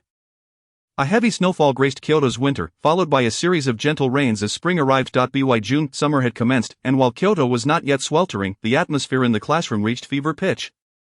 Out of the corner of her eye, Wen Li noticed Zhou Qin slumped over her desk, struggling to keep her eyes open. She reached over and nudged her. Zhou Qin immediately sat up, patting her face. Murmuring about hanging in there for just a few more days, Wen Li chuckled softly and retrieved a peppermint candy from her drawer, offering it to her. Zhou Qin had tried it before and found it overwhelmingly strong. She shook her head, backing away and declaring, "I'm awake now." At that moment, Pan Mingyan entered through the back door, clapping his hands energetically. "Let us perk up, just a couple of days left. Let us give it one last push. We'll have a break this afternoon for the class photo." Wen Li too found herself struggling to endure the relentless studying. Anyone would feel exhausted. She unwrapped 2 peppermint candies and popped them into her mouth. Instantly feeling revitalized. At 2 o'clock in the afternoon, all the senior classes gathered on the playground for their class photos. After taking her class photo, Wen Li spotted by Cyan, who waved at her while holding an exquisitely decorated cake. Just as she was about to approach him, Song Yuan suddenly appeared, exclaiming, "Wen Li, happy graduation," and handed her a bouquet of pink roses. "How did you get here?" Wen Li inquired. Accepting the flowers, Song Yuan replied nonchalantly, "I climbed over the wall." Her gaze couldn't help but linger on Wen Li, who was dressed in a simple white collared dress, her hair cascading behind her, and her delicate oval face exuding an alluring charm. At this juncture, Bai Xian approached, glancing at Song Yuan and then back at Wen Li. While he was indeed handsome, he paled in comparison to Fu Zhang. If Fu Zhang ever considered being a third party, he would stand no chance. He then turned to Wen Li and said, "Happy graduation." Upon hearing this, Wen Li realized that Fu Zhang would not be appearing today. She requested, "Could you take a photo for me to send to Fu Zhang?" Bai Xian fished out his phone and waved at Song Yuan. "Could you please stand a bit further away?" Once she complied, he snapped several pictures and sent them off to the man who was unwilling to play the role of a third party. After putting his phone away, he decided not to intrude on Wen Li's romantic moment, saying, "I'll take my leave now." As soon as he departed, Song Yuan pulled out her phone. "Let me snap a few pictures of you." Since he had climbed over the wall, Wen Li naturally agreed, and Song Yuan quickly captured a selfie of the two of them, saying, "Alright, I'm off now," and scampered away like a thief. When Bai Xian drove out, he happened to catch sight of Song Yuan, who was walking while giggling at her phone. He honked deliberately, enjoying how she dropped her phone in fright. Satisfied, he drove away. Meanwhile, in the principal's office, located on the top floor with panoramic glass windows overlooking the playground, a man stood before the floor-to-ceiling window, his gaze fixed on the scene below. After a long moment, he withdrew his gaze and coolly requested, "Please provide me with a copy of Wen Li's report card." The principal nodded and soon handed him a sheet. Wen Li's grades were quite commendable. If she performed well, admission to Kyoto University was assured. "Very well," Fu Zhang remarked as he neatly folded the report card, adding, "Thank you for your assistance." In the spacious backseat of his car, he pulled out his phone and, after a few taps, a solo photo appeared on the screen. After a few seconds, his finger hovered over the screen, hesitating just before contact. Before he withdrew his hand and turned off the phone. To the airport, he instructed, his voice tinged with a hint of restraint. On the eve of the college entrance examination, Wen Li chose not to return home but rather stayed at the Fu residence. In her previous life, she had nearly been late for the examination due to a car malfunction on the way, likely a result of their meddling. While staying at the Fu household, the warmth and doing dared not overstep. They probably had little faith in her potential performance. In the past 6 months, the school implemented a policy to keep students' grades confidential as a measure of care for their well-being, so Du Ying and the others were unaware of her actual scores. During the 3 days of the college entrance examination, Old Master Fu, perhaps under Fu Zheng's instruction, personally chauffeured her. On several occasions, Du Ying tried to pick her up but was promptly rebuffed by Old Master Fu's remarks. Wen Li successfully navigated the 3 days of examinations and sighed in relief upon their conclusion. She immediately packed her bags and booked a flight to country L. Days earlier, she had learned Fu Zheng's address from Old Master Fu. As she descended the stairs, she encountered Du Ying at home, who instinctively asked upon seeing her with a suitcase, "Xiaoli, where are you headed?" Wen Li stretched lazily and replied, finally freed from captivity, "Mom, I'm just going out for a few days. It's too late today. You should wait until tomorrow." Du Ying chided playfully. Wen Li shook her head, whimsically insisting, "I have plans with my classmates." "Alright then, but be sure to stay safe," Du Ying said indulgently, just as she was about to step outside. When Rong returned in, glancing at Wen Li, instinctively frowned. "Where are you going?" Wen Li remained silent, while Du Rong explained, "She just finished her exams and wants to relax for a few days. She can't go anywhere. She has a meeting with the Gu family tomorrow." When Rong stated sternly, clearly intending for Wen Li to attend a matchmaking session. Du Rong shot Wen Li a knowing look, urging her to leave quickly. Wen Li grabbed her suitcase and headed out, but when Rong called after her, "Stop right there, let the child go if she wishes. There's no harm in meeting someone," Du Rong interjected. In the city, Country L, a black business car glided into a residential area and came to a halt before a standalone villa. The car's headlights illuminated a petite figure, and the driver glanced at the man in the rearview mirror, saying, "Mr. Fu, there's a woman waiting at the entrance." Fu Zhang merely responded with a curt opened the door, and stepped outside. His peripheral vision inadvertently caught sight of a figure nearby, causing him to halt abruptly. It had been a long time since he last saw Wen Li. She appeared unchanged, yet her presence emanated a newfound steadiness. Wen Li released her suitcase and approached him, breaking into a run before finally throwing herself into his arms, tightly embracing him. "Fu Zhang, I've missed you." Chapter 17. "Fu Zhang, will you marry me?" She unexpectedly lunged at him, catching Fu Zhang off guard. He stumbled back slightly before regaining his balance. Looking down, he noticed her silky black hair swaying gently in the breeze, brushing against him before settling back into place, stirring a flicker of warmth within him. His dark eyes trembled slightly as he let his hand rest on her back, allowing her to hold him. He lifted his gaze into the distance, his voice cool yet imbued with something more. Have you been wronged? Wen Li tilted her head back, her eyes curving like a crescent moon in the night sky, and replied, no, I just missed you. I just missed you. Those words, neither too light nor too heavy, struck his heart like a hammer, resonating deeply. Fu Zhang's throat bobbed in the darkness, his fingers clenched behind him. And after a long pause, his voice remained calm. Let us go inside. Wen Li released him and softly said, I'm hungry. I came right after my exam. Fu Zhang responded with a simple walking over to pick up her suitcase as they entered the villa one after the other. As soon as Wen Li stepped into the living room, a woman's voice interjected, oh, who is this? Wen Li turned to see a woman dressed in a black Chanel suit sitting on the sofa. Her long dyed golden curls giving her a mature and intellectual appearance. She instinctively glanced at Fu Zhang, who seemed entirely unfazed, clearly having allowed this woman to stay. Wen Li knew Fu Zhang would not entertain affections for others. Yet she also understood that he held the belief of marrying one day. However, he had never considered marrying her. She is my niece, Fu Zhang briefly explained, then turned to Wen Li, saying coolly, have a seat on the sofa. With that, he rolled up his sleeves and entered the kitchen. Jian Jingxue looked at the kitchen in surprise, then turned her curious gaze back to Wen Li, remarking, this is the first time I've seen him in the kitchen. I thought he couldn't cook. I'm an alumnus of your uncle's school. I'm temporarily staying here, she added. Wen Li let out a soft hum, after which she fell silent, pondering what advantages she possessed over the woman before her. After a considerable pause, she was unable to discern even a single one. A half hour later, Fu Zhang emerged with a bowl of fried rice, gesturing for Wen Li to join him for a meal. As she approached to eat, she found herself unable to finish after a few bites, her heart heavy with uncertainty, anxious about the nature of Fu Zhang's relationship with Jian Jingxue. The fact that they could share a living space implied mutual interest. Was she to become the unwelcome third party? Distractedly, she poked at her rice with her spoon, prompting Fu Zhang to glance over and murmur, not to your liking. Startled back to the present, Wen Li shook her head and quickly finished the fried rice in her bowl. Fu Zhang then led her upstairs, opening the door to one of the bedrooms, which bore a cold grey decor, clearly his personal sanctuary. You'll stay here for now. I'll have the adjacent room prepared by tomorrow, he said. And where will you sleep? Wen Li instinctively inquired. Fu Zhang picked up his pajamas from the bed. On the couch downstairs. As he spoke, he noticed her beautiful eyes fixed intently on him, and his gaze flickered, his eyelids involuntarily lowering. If you need anything, just call me. Do you sleep with her? Wen Li pressed, her eyes unwavering. At her words, Fu Zhang's brow furrowed in realization, and he explained, by Xian's ex-girlfriend just arrived and hasn't he found a place yet? She'll be moving out in a few days. I'll sleep on the couch. A weight lifted from Wen Li's heart, but the next moment, she hastily shut the door and locked it. Leaning against it, taking a deep breath, she exhaled and looked at Fu Zhang, saying, Fu Zhang, you are not my uncle. Silence enveloped the bedroom, perhaps due to the countless times this had been uttered. Fu Zhang's eyes dimmed slightly. Yet he revealed nothing of his emotions. All right, he replied tersely, let us sleep. He reached for the doorknob, but as his hand rested there, Wen Li's voice pierced the quiet. Fu Zhang, will you marry me? His gaze snapped to her. Filled with shock, even a man who had faced many storms could not mask his astonishment. After a prolonged silence, he straightened, his voice hoarse and restrained. Wen Li, do you even comprehend what you're saying? I do, she affirmed. Fu Zhang, I like you. In truth, she was uncertain of her feelings, her heart racing after uttering those words, yet she dared not retreat. If she did, their relationship would remain solely that of uncle and niece for eternity. Fu Zhang might maintain that Fade, but she could not, for her affection for him was genuine. The room fell into a profound silence, the air thickening, punctuated only by the weight of the man's breathing. After a minute or two of tension, Wen Li felt her legs weaken. Standing against the door, she straightened slightly, her gaze unyielding. In the dim light, half of his face lay in shadow, the other illuminated. His voice low and gravelly, let us pretend you never said that. Don't bring it up again. I will have someone take you home tomorrow. Unsurprisingly rebuffed, Wen Li felt no sorrow, softly responding, not this year.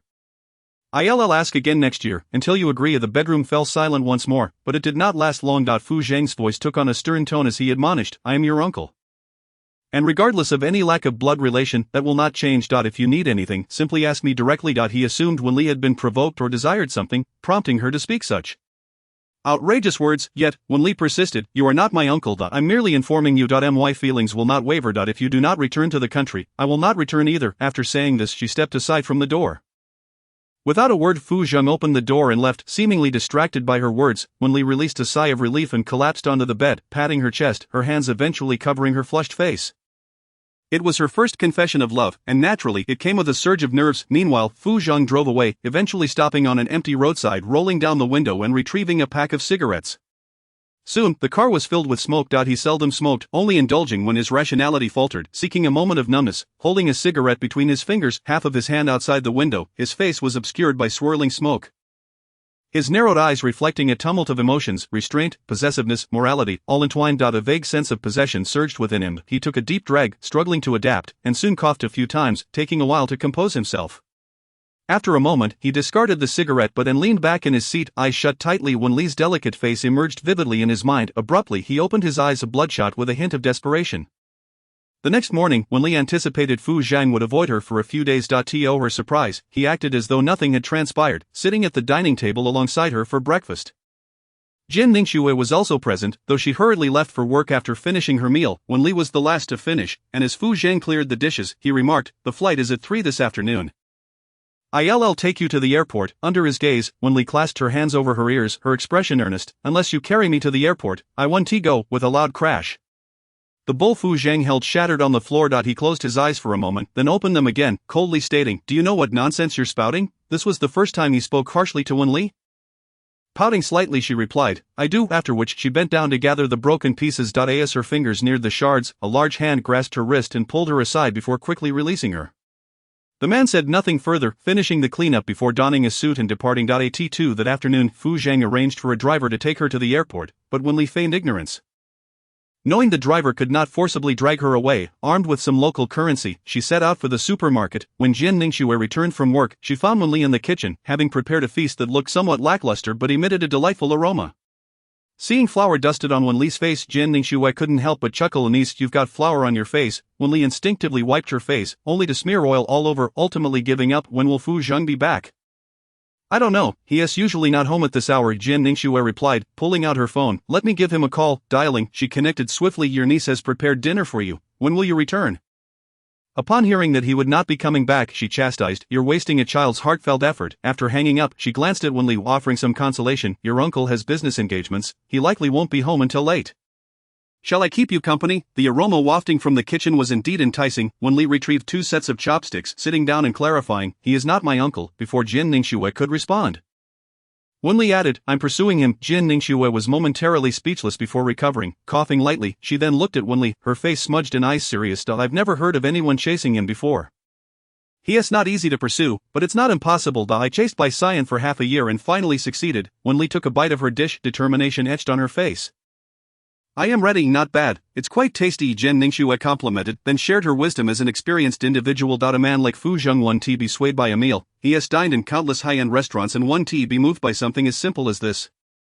Wen Li looked up at her. "How did you win over by Cyan? He should be quite difficult to impress." Jin Ningxue nodded in agreement. "He can be quite obstinate, if it were during wartime. The country wouldn't lack bullets," she recalled. "I once picked him up when he was at his lowest point." Wen Li responded with an "oh" as they finished their meal. She left some food in the kitchen and waited in the bedroom until 2 in the morning. Fu Zhang still had not returned, leaving her with no choice but to sleep. The light in the bedroom had been off for half an hour when a car drove into the villa. A tall figure appearing in the living room before making his way to the kitchen. He paused before the array of dishes on the counter, his gaze lingering for a while before he picked up a pair of chopsticks and began to eat a few morsels. He barely touched the food, and unless one looked closely, it was impossible to tell he had eaten. He set down his chopsticks, leaning against the counter, tugging at his collar, his peripheral vision catching the untouched dishes. A subtle, barely perceptible smile gracing his lips. Days passed without Wen Li catching sight of Fu Zhang. The weather in Country Ill fluctuated between cold and warm, and she found herself unaccustomed to it. Inevitably falling ill. One day, as she rose from bed, her body swayed, and she collapsed back onto the mattress, feeling her forehead. An abnormal temperature greeted her. She sniffled, her nose congested, and attempted to call Fu Zhang. But after a long wait with no answer, she ultimately gave up, wrapping herself in the blanket and drifting back to sleep. Not seeing Wen Li in the afternoon, Jin Ningxue instinctively sought her out. Calling her name at the bedroom door to no avail. Assuming she had stepped out, she thought little of it. By 10 o'clock that night, still without a sign of her return, Jin Ningxue grew anxious and called Fu Zhang, suggesting, "Wen Li isn't home, should you come back to check on her?" Before Fu Zhang could respond, he abruptly hung up. Jin Ningxue glanced at her phone, a vague sense of unease creeping in. Soon Fu Zhang rushed home, not pausing for a moment as he ascended the stairs, and flung open the bedroom door, illuminating the darkened room. The bed was distinctly disheveled, with a fluffy quilt and a partially exposed furry head. His anxious heart eased as he was about to turn and leave when his peripheral vision caught a glimpse of her flushed cheeks. He strode over, bent down, and reached out, the astonishing warmth prompting him to swiftly retrieve his phone and call for assistance. Jin Ningxue, who had just arrived, hurried downstairs to fetch a fever-reducing patch. After applying it to Wen Li, she voiced her concern. "I wonder how long she has been burning with fever." Fu Zhang gazed at the now slumbering Wen Li and turned to retrieve a change of clothes for her. handing them to Jin Ningxue to assist in her change. After this, he stepped out decisively. An hour later, the doctor returned to check her temperature, which had finally decreased. He cautioned, if she has another fever in the middle of the night, administer her more medication. If her temperature does not drop by morning, take her to the hospital. Fu Zhang acknowledged with a brief sound, and after the doctor departed, Jin Ningxue also went downstairs, leaving only the two of them in the bedroom. Wen Li remained deep in slumber. Fu Zhang reached over to turn off the main lights, leaving only the bedside lamp aglow, then settled beside her, keeping vigil. In the dim light, her face still bore a rosy hue. Her lips tinged a deeper red than usual, a few strands of hair cascading over her face, obscuring her eyes. He hesitated, his hand hovering for several seconds before slowly leaning closer, gently tucking the stray locks behind her ear. Revealing her delicate visage, his fingers, which should have retracted, lingered on her face a tad greedily, softly caressing, exuding a sense of comfort. In the midnight hour, when Wen Li awoke, her eyes immediately landed on Fu Zhang at her bedside.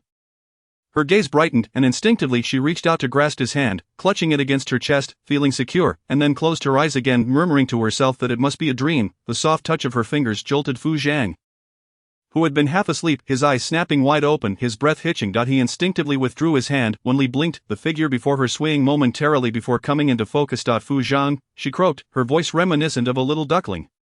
Chapter 18. In truth, she aspired to be his aunt. Fu Zhang responded with a customary sound, rising to pour some water. As he grasped the cup, his fingers slipped slightly, spilling water onto the table. Betraying a flicker of emotion, he switched hands to pour the water, then offered it to her, asking as usual, "What would you like to eat?" Wen Li took a few sips, her throat no longer parched. Feeling quite relieved, and shook her head. "I don't want to eat." As she spoke, she silently observed him, noticing that his gaze never met hers. Fu Zhang remained silent, taking the cup from her hand and turning to head downstairs. Moments later, he returned with a bowl of clear noodle soup. Wen Li glanced at him and, with some effort, propped herself up against the headboard, whispering boldly, "Feed me." Fu Zhang paused, his expression as impassive as ever. Devoid of any emotion, simply responding with a Wen Li lacked an appetite, managing to eat only half of what he fed her before feeling nauseous and declaring, "I'm done." Her head still felt heavy, her eyelids threatening to close, yet she feared that if she did, Fu Zhang might leave. It was a rare opportunity for them to be together. "Fu Zhang, could you please stay?" Her illness rendered her fragile visage even more delicate, and her soft voice tugged at Fu Zhang's heartstrings. He swallowed hard, his throat bobbing, and after a long pause, he replied, "All right." Upon hearing this, Wen Li lay back down, casting several glances at him before reaching out to grasp the hem of his shirt. Before long, she drifted off to sleep. Fu Zhang lowered his gaze to where her hand clutched his shirt, her pale fingers gradually loosening, only to tighten again briefly, then relax completely, leaving her delicate little hand suspended by the bed's edge. Slender and graceful. Minutes later, his large defined hand reached out, gently clasping her soft wrist and carefully placing it back on the bed before swiftly withdrawing. The warmth of their brief contact lingered in his palm as he stared at it for a long while before leaning against the bedside table to rest. The following day, a gray light filtered through the window, gradually revealing a hint of brightness. Wen Li opened her eyes to find the man so close, his dark circles evident, clearly having kept watch over her throughout the night. During those 3 years when she was in a vegetative state, he must have waited for her to awaken in a similar manner, looking even more haggard than now. 3 years he had endured far more than she had. She rose carefully, not yet donning her slippers when his cool voice broke the silence. Awake, as Wen Li opened her mouth to respond, she was met with a tickle in her throat, and after a few coughs, she managed, "I need to use the restroom." Fu Zhang stood up, retrieving her slippers and placing them at her feet as she entered the bathroom. Moments later, a loud thud echoed from within, and he instinctively rushed to the door, his anxious tone revealing his concern. "Wen Li." After several seconds, the door swung open to reveal Wen Li, her face slightly pale, tilting her head up with conviction. "Fu Zhang, you actually like me?" Her words pierced through his concealed thoughts, causing his expression to shift momentarily before reverting to his usual aloof demeanor. "Wen Li, we can only maintain an uncle-niece relationship." Wen Li pouted slightly and shut the door. Fu Zhang leaned against the wall, his hand resting on his chest, feeling an unusual heartbeat. He took a deep breath and exhaled slowly, clearly unable to resist Wen Li's charm. He remained by the door until she emerged safely from the bathroom. Wen Li, drenched in sweat, rummaged for her clothes and headed back to the bathroom, casting a glance at the man standing in the bedroom. "I'm fine now. You can go to work," without waiting for his response. She once more closed the bathroom door. When she emerged, Fu Zhang was still waiting at the door. The room was suffused with a subtle fragrance, and as Fu Zhang glanced at his watch, he noted it was just past 8 o'clock. He turned his attention to Wen Li, remaining silent for several seconds before reaching out to touch her forehead. Her temperature had indeed lowered. He withdrew his hand and stated, "Tomorrow's plane ticket." At that moment, rain began to pour outside, droplets cascading down the window, intensifying the chill in the room. Wen Li turned her head and sneezed several times. Suddenly, she felt a weight settling on her shoulders. Looking down, she realized it was a black suit jacket. It fit Fu Zhang perfectly, but on her, it seemed as if a child had stolen an adult's clothing. Meanwhile, Fu Zhang spoke again, "I will return as well." At his words, Wen Li looked up, rubbing her nose, revealing a triumphant expression. All right, her mischievous demeanor resembled that of a pampered cat, and Fu Zhang averted his gaze, pursing his lips before swiftly exiting the bedroom. When they departed from El Country, it was still raining, the penetrating chill suggesting the onset of winter. Wen Li wore another one of Fu Zhang's oversized suits, the hem reaching her thighs, making her appear exceptionally petite. At the airport, many people turned to look at her, and Wen Li quietly pulled her scarf up, revealing only her eyes. In first class, Fu Zhang indicated a seat for her, and as she settled down, she caught sight of him sitting in the left rear position. It was clear he had arranged this deliberately, as if believing this would create distance between them or perhaps shield his true feelings. She turned her head to gaze out the window, covering her eyes with the scarf, attempting to rest once more. She dozed intermittently until the plane landed, feeling a noticeable warmth. As the heat enveloped her, she removed the scarf and shrugged off the suit jacket. Upon exiting through the VIP passage, she spotted Bai Siyuan clad in a white suit, waving at them. He had learned yesterday that Wen Li went to find Fu Zhang and was somewhat surprised. Stealing glances at her as he teased, "Little niece, you've quite the audacity." Seeing Wen Li shake her head, he chuckled, "Is this not bold? When I was 18, I didn't even dare to leave the province." Wen Li corrected him, "I am not your little niece." In truth, she aspired to be his aunt. She glanced at Fu Zhang, about to speak when he abruptly interrupted. "Let us go. In the garage." Bai Siyuan instinctively moved toward the front passenger seat. But as he took a few steps, Fu Zhang blocked his path. "You sit in the back." Bai Siyuan had no choice but to sit in the back with Wen Li. The atmosphere in the car felt peculiar.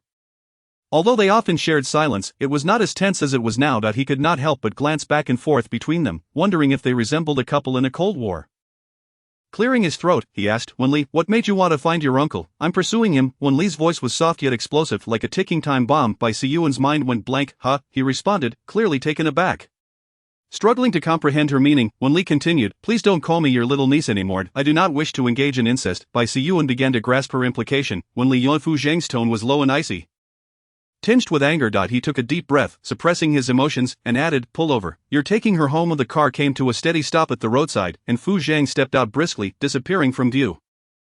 After a prolonged silence, Bai Siyuan turned to Wen Li, giving her a thumbs up. "When did you start having feelings for your uncle?" "No, for Fu Zhang." Wen Li remained silent, her shoulders slumping, her head resting against the seat, her delicate face bearing a hint of despondency, for Fu Zhang's demeanor had unequivocally rejected her. Noticing her prolonged silence, Bai Siyuan crossed his legs, advising, "Be more affectionate, show vulnerability. Fu Zhang cannot refuse you." He glanced at her with a serious expression before continuing, "Wen Li, do not toy with Fu Zhang, or I will make things difficult for the Wen family." He understood better than anyone that despite Fu Zhang's seemingly cold exterior, he was deeply emotional. If Wen Li were merely to deceive him for some ulterior motive, Fu Zhang would not only survive but would endure much suffering. "I would never deceive him," Wen Li replied with unwavering conviction. At this moment, in Kyoto, it was 8 in the morning. Wen Li entered the living room, pulling her suitcase, while Wen Muan, dressed in formal attire, was preparing to leave. Upon seeing her, a look of surprise quickly transformed into delight. "You're back. Why didn't you stay a few more days?" "I'm exhausted," Wen Li replied. When Muan approached and embraced her, gently arranging her hair. "I've started an internship at the company and will be working overtime for the next few days. So I want to be able to accompany you. I'll ask Mom to take you out for some fun. By the way, I've selected a few foreign schools for you that are more relaxed in their management. I think you'll like them. I'll email you the details shortly. Just let me know once you've made your choice." Wen Li nodded. "All right, sister, I'm heading upstairs now. I'm dead tired."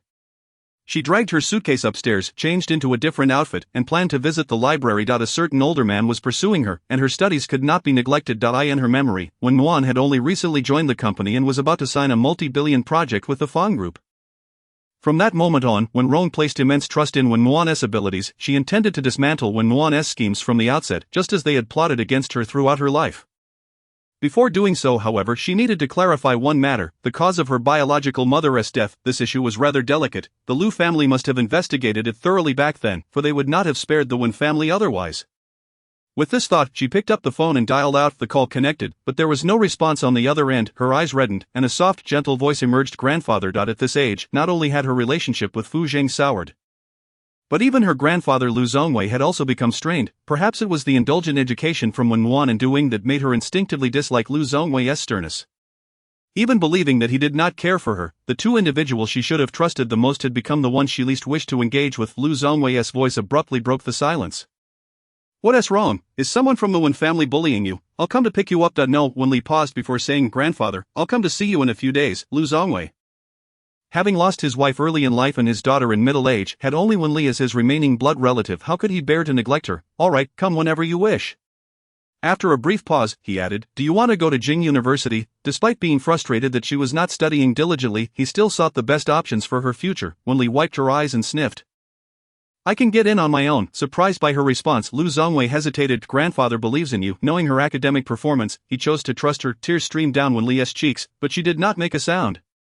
Trying to sound cheerful, she said, alright, I'll bring my report card when I see you. Meanwhile, Bai Xian found Fu Zheng at a private club. Having been brothers for over 20 years, he could tell without asking that Fu Zheng's heart was more tangled than a ball of yarn. He patted Fu Zheng on the shoulder and sat beside him, advising, the more you think about it, the more complicated it gets. Wen Li likes you, and you like Wen Li, everything else is secondary. There is no blood relation between you two, not even a kinship ceremony. If you think like that, then we would be uncle and nephew as well. Shouldn't I be calling you uncle? I see that Wen Li is quite serious. Fu Zhang remained silent, lighting a cigarette and inhaling deeply before exhaling slowly. After a long pause, he finally spoke, she is only 18 and doesn't he understand? Does that mean I'm also immature? Before Bai Xian could respond, Fu Zheng's handsome face looked somewhat dejected and weary amidst the smoke. She is 52, and I'm 60, who will take care of her? If he were a few years younger, he would have pursued her by any means necessary. Unfortunately, he was 8 years older. Bai Xian pondered and realized he had a point. Age was not an issue when one was young. But it became a significant concern as one aged. You raised her, and she'll take care of you until death. I think that is quite fair. The day after Wen Li returned, Wen Rong suggested taking her on a blind date. But Fu Zheng acted even more swiftly. In the morning, Wen Li saw news about Fu Zheng dating another woman flooding her phone, with several headlines dedicated to him, before she could reach out to Fu Zheng. The elder Fu called her first, his cheerful voice ringing in her ears. Shall we come over for lunch? Your uncle finally brought your aunt back. Will you come help me keep an eye on things? Upon hearing this, a weight lifted from Wen Li's heart. She had suspected this situation from the start. Alright, before heading to the Fu residence, she dressed up, changing into a somewhat more mature dress and curling her hair. Upon her arrival, Fu Zhang and her aunt were already there, feeding the plump fish in the yard. Qinhuani sat on the stone railing, several fat fish eagerly crowding around her. Fu Zhang, your fish are quite plump. Fu Zhang cast a quick glance at a certain spot before retracting his gaze. Be careful. Fortunately, Wen Li had mentally prepared herself. Fu Zhang would surely put on a show to dissuade her. She chose not to approach them directly but instead went to greet Elder Fu and Madame Fu. Likely due to the festive atmosphere, Elder Fu appeared particularly lively. He whispered, Shaoli, what do you think of this aunt? I think she is quite nice. Whatever I choose doesn't matter. I'm just glad your uncle found a woman. Naturally, Wen Li would not express her feelings for Fu Zheng in front of Elder Fu and Madame Fu. She replied earnestly, she is good. If Fu Zheng genuinely liked another woman, she would also think it was fine, but as long as he liked her, she would not let go. During lunch, under the watchful eyes of everyone, Fu Zheng served some dishes to Qinhuani, causing Elder Fu to beam with joy. Usually he had a modest appetite, but today he devoured 2 bowls. Wen Li paid him no mind, not even glancing his way. Though she felt a twinge of irritation, suddenly Qinhuani spoke up, Fu Zhang, serve some dishes for your niece. Only then did Wen Li lift her head to look at them. Fu Zhang replied curtly. She can serve herself. After saying that, he continued filling Qinhuani's plate. In Chapter 19, Fu Zhang is intentionally performing for her. In that brief moment, Wen Li noticed that the woman opposite did not like green peppers. Yet, that certain someone remained oblivious, stubbornly serving the dish of shredded pork with green peppers in front of him. Aunt, do you like green peppers? I'll help you with some, she said, kindly using her serving chopsticks to offer her a portion. Elder Fu, not understanding the underlying tension, only felt that Wen Li was polite and sensible, chuckling, my Shaoli is truly thoughtful. Wen Li smiled sweetly, serving dishes to Elder Fu and Madame Fu. In the end, she also served some food to Fu Zhang, biting her lip in a sly manner. Uncle, let me help you. As if he didn't know how to serve food to old man. After saying this, she turned away and continued her meal. Only when Elder Fu put down his chopsticks did she do the same and politely say, Grandfather, I'm heading back, stay a while longer. Your uncle and the others are going out to watch a movie. You should go along. Elder Fu clearly wanted Wen Li to assess his aunt, as he was too old to accompany them. A child going would be fine and would not disrupt their date. Fu Zheng's sudden return to the country and bringing a woman home seemed too suspicious, yet, no one could guess that the root of the trouble was Wen Li. Fu Zheng set down his chopsticks without hesitation and declined for Wen Li. She is not going. We want to be back tonight. Hearing this, Elder Fu could not help but cough, signaling him to tone it down, as Wen Li was still a child. Then we'll take Shaoli to the movies. Wen Li had no desire to hear anything Fu Zheng had to say, not a single word was to her liking. Grandfather, I still have homework this afternoon. I'll go when I have time. Upon hearing this, Elder Fu instinctively asked, you still have homework after the college entrance exam? I'm preparing in advance. Wen Li was not lying. Her major had already been decided. She must inherit the Wen family legacy that her grandfather and mother had fought to leave for her. Whatever Wen Wan and Doing desired, she would also claim for herself. Elder Fu nodded in approval. Alright, there is a dog in the yard. Fu Zhang, you take Xiaoli out. The Fu family had a large wolf dog that had recently returned from the pet hospital after being hit by a car. Wen Li was not afraid of dogs, but she had developed a slight phobia from being chased by the Fu family's dog, which loved to run around her, jumping up to lick her face. As a result, she had a bit of a psychological shadow. This time, Fu Zhang did not refuse, simply nodding in agreement and standing up to lead the way, while Wen Li lagged behind the large wolf dog. Tethered by a leash, stood up and wagged its tail, taking a deep breath. Wen Li bravely approached to pat its head. When it jumped up, she quickly dodged, then turned to Fu Zhang, sticking out her tongue and making a face. Old man, after saying that, she walked away without looking back. The petite figure vanished at the entrance of the villa, and Fu Zhang's lips, previously set in a straight line, curved slightly as he lowered his gaze.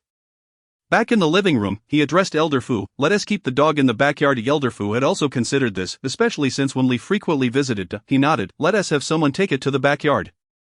You all should go watch the movie. Wani, do come by often. Qin Wani smiled and nodded. Alright, Grandpa and Grandma, we're off now. The luxury car drove out of the villa, and Fu Zhang's demeanor turned cold and formal once more. As for the Qin family's matters, I'll have my assistant handle them this afternoon. Qin Wani expressed her gratitude. Thank you, President Fu. If there is anything else you need, feel free to contact me. Fu Zhang said not long after Wen Li returned home. When Rong ascended the stairs to knock on the door, this time, she was surprisingly cordial, mentioning a meeting with Gu Lianming in the afternoon. Fearing that she might not grasp the stakes involved, he added, the Gu family is the largest partner of the Wen family. A union would be beneficial for you. Wen Li was not inclined to provoke Wen Rong at this juncture. It was too early for her to contend with her, and she lacked the capacity for resistance. Alright, send me the address. Initially she had anticipated a rebuttal, but to her astonishment, Wen Rong readily agreed, her demeanor softening slightly. Rong USEAF, mind your words, try to say something pleasant. Understood. Wen Li closed the door and retrieved a photograph from a drawer revealing Fu Zhang's austere visage. She poked at it, huffing. Old man, after a few seconds. She gently touched the spot she had just poked and sighed softly. Just wait until I marry you. An hour later, at Rong USAF, when Wen Li arrived at their designated table, Gu Lianming had yet to appear. And she had already consumed most of her coffee. As she contemplated departing, a shadow suddenly loomed before her. Someone had taken a seat opposite her. She glanced up and was taken aback by the man's unexpected handsomeness. His features were softer than Fu Zhang's. Lacking any sense of aggression, resembling a typical scholarly type, yet his slightly raised eyes exuded a relaxed demeanor. He seemed somewhat familiar, but she couldn't quite place him. Gu Lianming regarded her with a look that felt oddly familiar. Teasingly inquiring, does your uncle know you're out on a blind date? Upon hearing this, Wen Li deduced that he was part of Fu Zhang's circle of friends. Stirring her coffee absent-mindedly, she chose not to respond. You know I'm Fu Zhang's niece, why agree to Wen Rong's proposal? Gu Lianming chuckled softly, sipping his coffee. My family is tired of pressuring me to marry, and I happen to run into an acquaintance.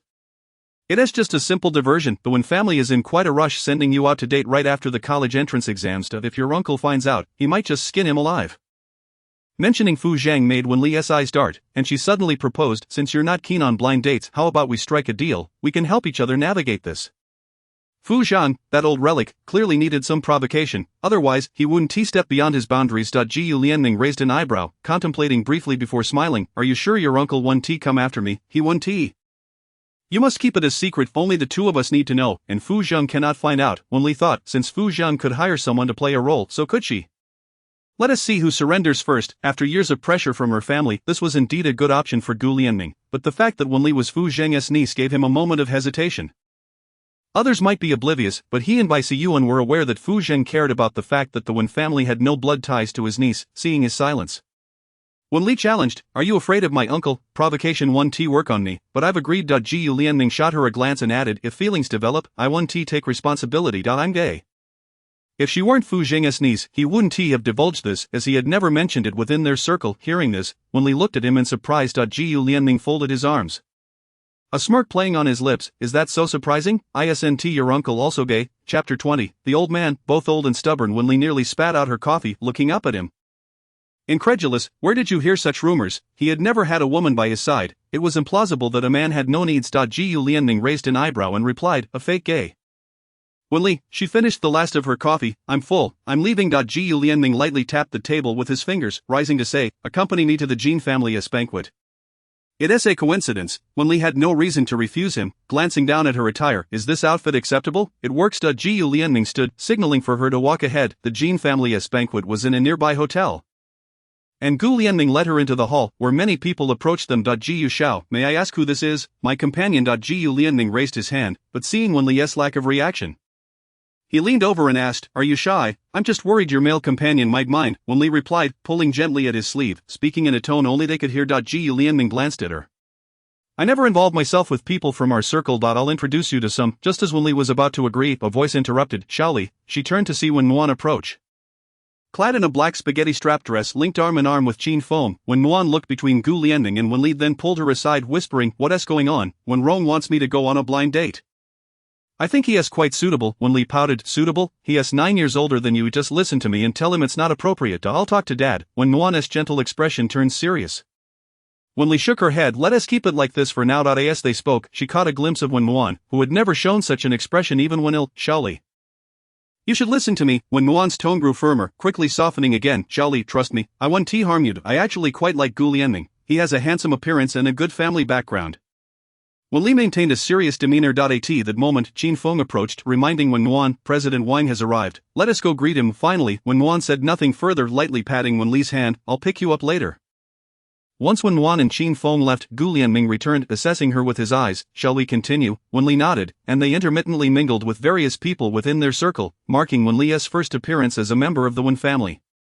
Among them was Fu Zheng's friend, who promptly excused himself to call Fu Zheng. Fu Yi, old Gu brought your niece to the banquet as his companion, after a prolonged silence on the other end. Fu Zheng finally replied, is Gu Lianming feeling unwell? His friend chuckled, this isn't his fault. His family is pressuring him to marry, and he probably has his eye on your niece. I think it's acceptable. With your connection, Wen Li and Gu Lianming's union would surely be advantageous. The call abruptly ended, clearly indicating disapproval of the match. Wen Li met a variety of individuals, and Gu Lianming suggested she sit in a nearby lounge area to eat something. Seizing the opportunity, she glanced at Wen Nuan, who was leveraging the Qin family's connections to network with others. With her striking beauty and commendable abilities, she was a significant asset. Qin Feng was of good standing. Naturally willing to introduce her to influential people, it appeared that while Wen Nuan might seem distracted, her choice of Qin Feng was indeed wise. Although Qin Feng was somewhat frivolous, he was the sole heir. Unequivocally destined to inherit the Qin family. However, the Qin family was slightly less affluent than the Guifu, or by families. Otherwise, Wen Nuan wouldn't have displayed such an expression earlier, fearing she had the Gu family as her backing. After a while, Gu Lianming returned, a glass of red wine in hand, casually inquiring, I've heard you often finish last in your exams. Is that illegal? Wen Li bit into a small cake. Does it matter? At this, Gu Lianming regarded her with keen interest. Not illegal. It's just what others say. Compared to your sister, you seem like a layabout. Let us go. I'll drive you home. He set down his wine glass. And just as he was about to rise, he caught sight of a man in a dark blue suit striding towards them. Didn't you say you wouldn't come? Fu Zhang, without casting a glance at him, fixated his deep-set eyes on Wen Li, a flicker of anger evident before he composed himself to respond. Should I report to you? Gu Lianming laughed lightly. Looks like you've stepped on a landmine. Why so explosive? He glanced at Wen Li and continued, shall your uncle drive you home, or should you drive me home? Wen Li replied decisively. She caught a glimpse of Fu Zheng from the corner of her eye but quickly averted her gaze. Heading outside, Gu Lianming raised an eyebrow at Fu Zheng. I'm leaving now. Let us meet tonight. As she was about to enter the car, Wen Li glanced back and saw that Fu Zheng was still absent. Unable to resist, she lightly kicked the car door. Let Fu Zheng play the role of a ninja turtle. He is quite adept at enduring. Gu Lianming entered the car behind her, and once the door closed, he shot her a look. What's wrong? Did your uncle scare you? Forget about the collaboration. Wen Li turned to him. What does that mean? Are men unreliable? No wonder you're all family. You speak with such fire. Just like your uncle. Fine, if you're not scared, then I won't be either. Gu Lianming seemed amused, chuckling several times. Wen Li checked her phone, finding no messages or calls, and decided to close her eyes. Old man, may you choke. At the entrance of the Wen family residence, Wen Li stepped out of the car, waiting for it to leave in a token gesture. As soon as the vehicle had departed, she turned and spotted Fu Zhang not far away. His hoarse and cold voice reached her ears. Wen Li, do you know what you are doing? I do. I'm on a blind date. As she pressed her finger against the fingerprint lock, the door slowly swung open. Suddenly, her wrist was firmly grasped, and with a swift motion, she was pulled away from the Wen family entrance and into a car, the door locking with a click. Fu Zhang released her wrist, his voice restrained and tense. You're only 18 and going on blind dates. Are you taking responsibility for yourself? If you don't wish to marry me, then don't concern yourself with my affairs. Wen Li found Fu Zhang's demeanor rather unsettling, yet she steeled herself and continued, if you promise me, I shall never go on another blind date. Fu Zhang's eyes darkened to the point of being almost liquid. And after a long pause, his expression returned to normal. Gu Lianming is quite commendable. Bring him to see me when you have the time. You may leave now. At this moment, Wen Li was genuinely angry. Her beautiful almond eyes fixed on him as she pushed the car door open and stepped out. Fu Zhang, you old man, so antiquated and rigid. With a resounding slam, she closed the door, and perhaps still not satisfied, she kicked the car before striding towards the Wen residence. In the living room, when Rong was at home resting, upon seeing Wen Li's return, he instinctively inquired, how did it go? Wen Li, lacking the mood to engage with him, dashed upstairs, locked her door, and rolled over on her bed. Old man, Chapter 21, the look in his eyes towards Wen Li was far from innocent. At 8 o'clock that evening, in a private bar on the second floor's compartment, the intermingling lights exuded an air of opulence, reminiscent of a world intoxicated by pleasure. It was Fu Zhang's first time initiating a drinking invitation. Bai Siyuan found it somewhat baffling. When he arrived, Fu Zhang and Gu Lianming were already deep into their drinks, with several empty wine bottles littering the table, suggesting that their libations were far from casual. He loosened his suit jacket and tossed it onto the sofa. So, are you two drowning your sorrows in drink? What could possibly trouble you both so deeply? Gu Lianming tilted his head to look at him, his voice tinged with a magnetic timbre from the alcohol. My blind date is his niece, and she's currently causing me a headache. No wonder the usually composed Fu Zhang appeared quite irrational. Bai Siyuan coughed instinctively. He glanced towards Fu Zhang, whose face was half draped in shadow, rendering his emotions inscrutable. Sitting between them, he remarked, you still intend to pursue this? Clearly you are inviting trouble. The pressure from home regarding marriage is unbearable. It's not a bad idea for the little girl to act as a buffer. Gu Lianming took a sip of red wine, casting a meaningful glance at Fu Zhang. To be honest, Wen Li has matured beautifully, she aligns quite well with my tastes. As soon as he finished speaking, the man beside him abruptly stood, crossing the space between them to grasp Gu Lianming by the collar fiercely. The normally composed man now bore eyes aflame with emotion, retaining a modicum of composure. He spoke in a voice laced with intensity, anyone is acceptable, but not Wen Li. The two had never exchanged heated words in their lives, which underscored Wen Li's significance in Fu Zhang's heart. Bai Siyuan quickly positioned himself between the two, urging, calm down, let us discuss this rationally. However, Gu Lianming, undeterred by the danger in Fu Zhang's gaze, maintained his relaxed demeanor and spoke incisively. Fu Zhang, do you truly consider Wen Li merely your niece? Is there no other implication? Fu Zhang regained his composure, releasing Gu Lianming and returning to his seat, coldly retorting, what business is it of yours? Gu Lianming raised an eyebrow, initially believing that Fu Zhang had feelings for Wen Li and thus was prepared to step aside. Since you don't, then I shall not yield. A silence enveloped the compartment as Fu Zhang tilted his head back to finish the remaining wine, letting out a low scoff. From now on, when we meet, you may call me Uncle. Gu Lianming. Following that, the two lapsed into silence, each pouring another glass of wine, neither willing to concede. Eventually both found themselves intoxicated. Bai Siyuan, observing the pair with a hint of exasperation, took out his phone, initially intending to call their assistance but reconsidered, deciding to contact Wen Li directly. Since the issue stemmed from her, it was only fitting she address it. Once the call connected, he stepped out of the compartment. Fu Zhang is drunk. Come and fetch him. Before the other party could respond, he added, if you're busy, I can send someone else. I have time. I'll be there shortly. Wen Li hung up after her brief reply, quickly tidying up before heading downstairs. At that moment, when Rong and Duing were conversing in the living room, upon hearing the noise, they turned to look at her. When Rong instinctively frowned, where are you off to at this hour? Duing tugged at Wen Rong's hand, signaling that Wen Li was old enough to go wherever she pleased. Little Li be safe out there. Wen Li dashed out of the Wen residence. By this hour, the family driver had already retired for the night, leaving her no choice but to hail a cab. Half an hour later, at the bar, the compartment door swung open. Only Bai Siyuan looked up. The other two had already closed their eyes, either resting or deliberately ignoring one another. He clapped his thigh and stood. Who do you want to take home? Wen Li's gaze was fixed on Fu Zhang's face upon entering. His cold visage slightly flushed from the alcohol, his eyes partially open. She instinctively called out Fu Zhang. In an instant, the man snapped his eyes open, momentarily alert before slipping back into a haze, clearly intoxicated and unable to control his body. After a few seconds, his gaze turned towards Bai Siyuan, issuing a warning devoid of menace. Bai Siyuan cleared his throat, pretending he had seen nothing. At that moment, Gu Lianming also opened his eyes, chuckling softly. Wen Li, take me home. Wen Li should have played along to provoke Fu Zhang, yet she did not. Instead, she stepped closer to Fu Zhang and extended her hand to assist him in rising. As her small hand brushed against his arm, Fu Zhang's pupils constricted slightly, his fingertips twitching before he closed his eyes again. In the next moment, he unsteadily stood, leaning on Wen Li for support as they exited the compartment.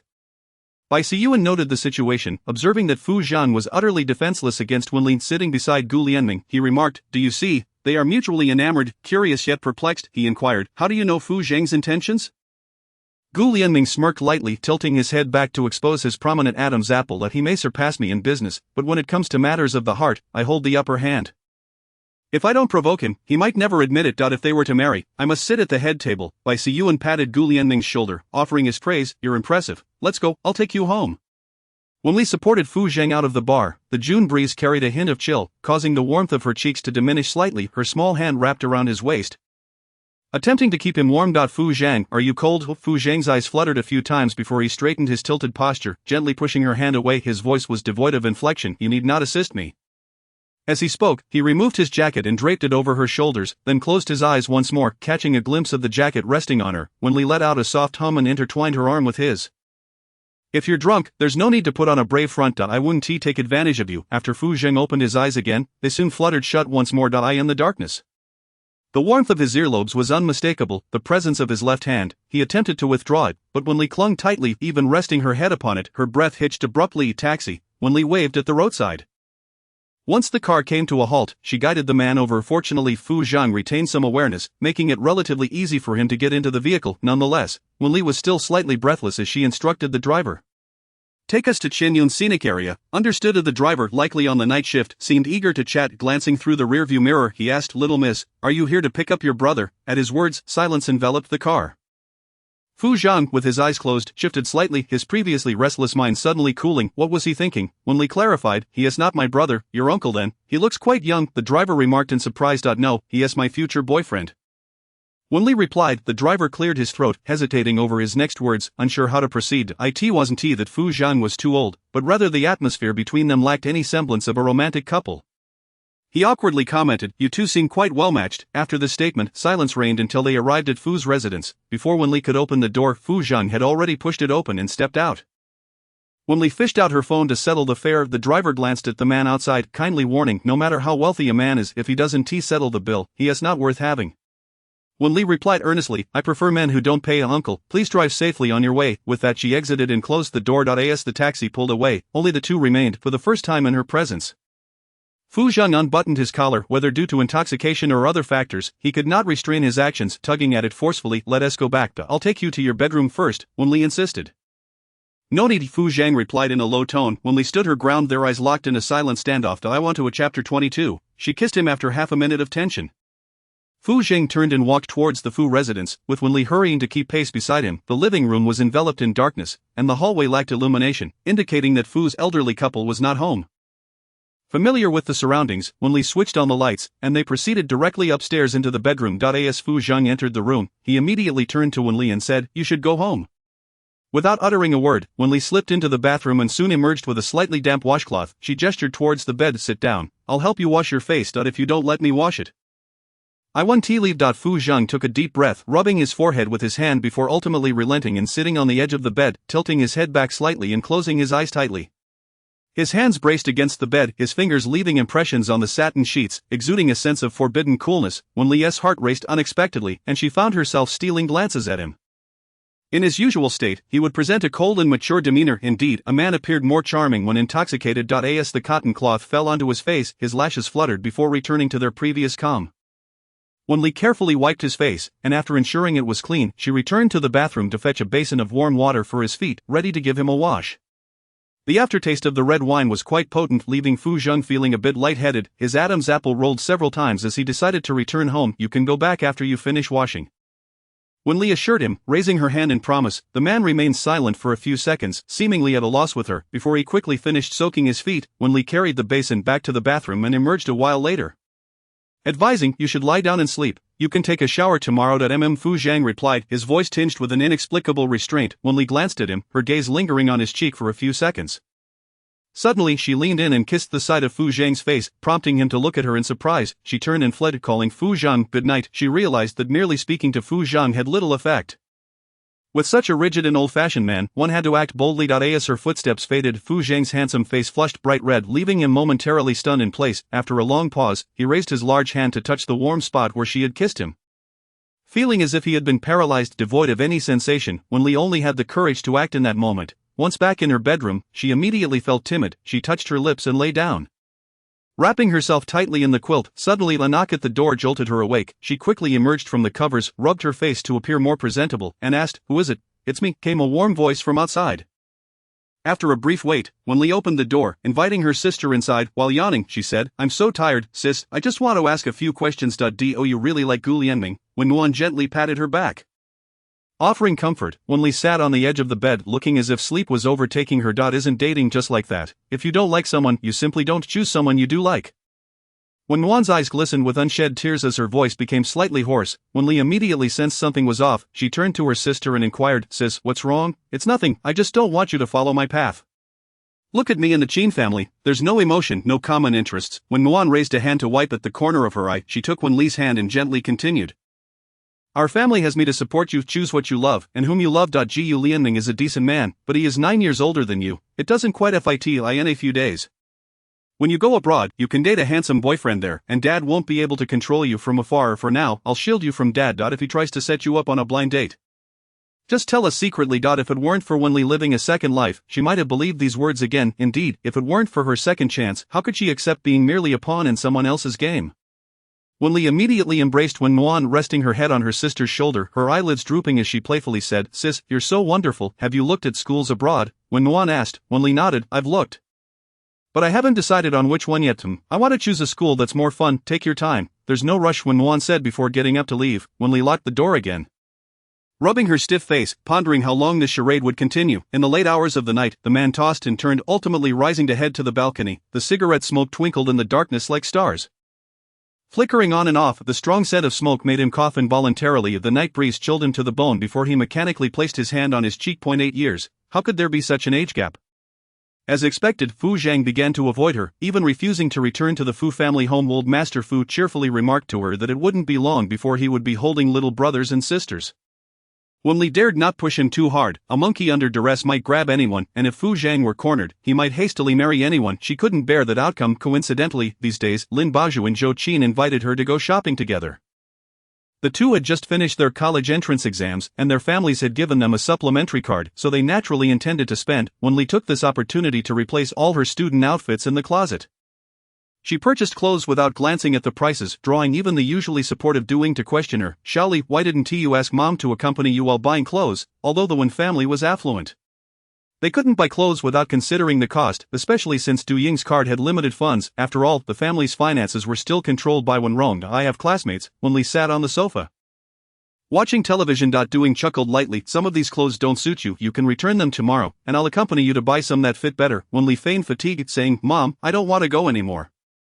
I'm fine with what I have." She secretly glanced at Du Ying before adding, "Mom, isn't my graduation gift up to me to choose?" "Choose away." Du Ying naturally would not deny her. Wen Li immediately took out her phone and pulled up a picture, eagerly saying, "Mom, please buy me this." "Alright, buy." Du Ying's words halted as she realized the image depicted a limited edition necklace valued at over 10 million. She had the funds, but was reluctant to part with them. Wen Li pretended not to notice her expression, smiling brightly. "Mom, you're the best, thank you." Du Ying hesitated before speaking. "Xiaoli, that necklace isn't suitable for you, it's too mature. If you like necklaces, go to your sister's room and pick from her collection. She has many. I don't want that, I just want this one." Wen Li pouted, getting up in displeasure. "I'm going upstairs." After saying that, she dashed upstairs. Nearing the second floor, she caught a glimpse of Du Ying below, her expression slightly dazed, perhaps not expecting her to desire something so extravagant. Only by hitting their bottom line would their true colors emerge. If they wanted to pamper her, they should do so thoroughly. Chapter 23, Fu Zhang. "I heard at noon." When Nuan returned home and asked Du Ying in the living room, "Haven't you eaten?" Du Ying shook her head, glancing upstairs with a worried expression. "She hasn't come down since noon. The maid went to call her for lunch, but she didn't come down." She lowered her voice. "She wants a necklace." When Nuan looked upstairs and inquired softly, "Which necklace?" "The KF limited edition, over 10 million. Du Ying sighed, for she truly couldn't afford to casually give away something so valuable. Upon hearing this, when Nuan's expression turned astonished. Why is she suddenly asking for something so expensive? She never cared much for these items. Wen Li had never been fond of clothes or jewelry, wearing whatever the family bought. The only high expenditure she had was on gaming consoles, which was easily managed by Du Ying. Perhaps now that she's grown up, she desires to show off. "She bought several $100,000 worth of clothes a few days ago, and I was quite shocked," Du Ying said softly. Hearing this, Wen Nuan fell silent for a moment. "I'll give her the necklace from my bedroom." "No, that was a gift from the Qin family to you." Du Ying instinctively refused. "We can't let her stay angry forever." After saying that, Wen Nuan went upstairs and soon knocked on Wen Li's door. Usually a knock would suffice to open the door, but today, she knocked for a long time without a response. "Xiaoli, it's me." Wen Nuan called in a coaxing tone. After a long wait, the door finally opened, revealing Wen Li pouting and lying on the bed, appearing disinterested. Wen Nuan sat on the edge of the bed, leaned in to look at her, and then pulled out a box from behind her. saying, "Look what I brought you." Wen Li's eyes brightened as she sat up to open the box but quickly became disappointed and pushed it away. "I don't like this necklace, I want that one." "Sis, does mom not like me? She won't even buy me a necklace." As she spoke, she turned her head to gaze out the window. "How could that be? Mom loves you the most, she just thinks that necklace is too mature for you." When Nguyen raised the necklace in her hand, explaining, "This necklace suits you, and it's even a bit more expensive than that one. Just wear this for now, and in a few years, I'll buy you that necklace." After a few seconds, Wen Li reluctantly looked at the necklace in her sister's hand, accepting it with a pout. "Fine, thank you, sis." When Nguyen secretly sighed with relief, reaching out to ruffle her hair. "What are you thanking me for? Come downstairs to eat. You haven't had anything, and neither has mom." "Okay." Wen Li placed the necklace in her drawer and followed her sister downstairs. Doing looked at her with reddened eyes. "Let's eat."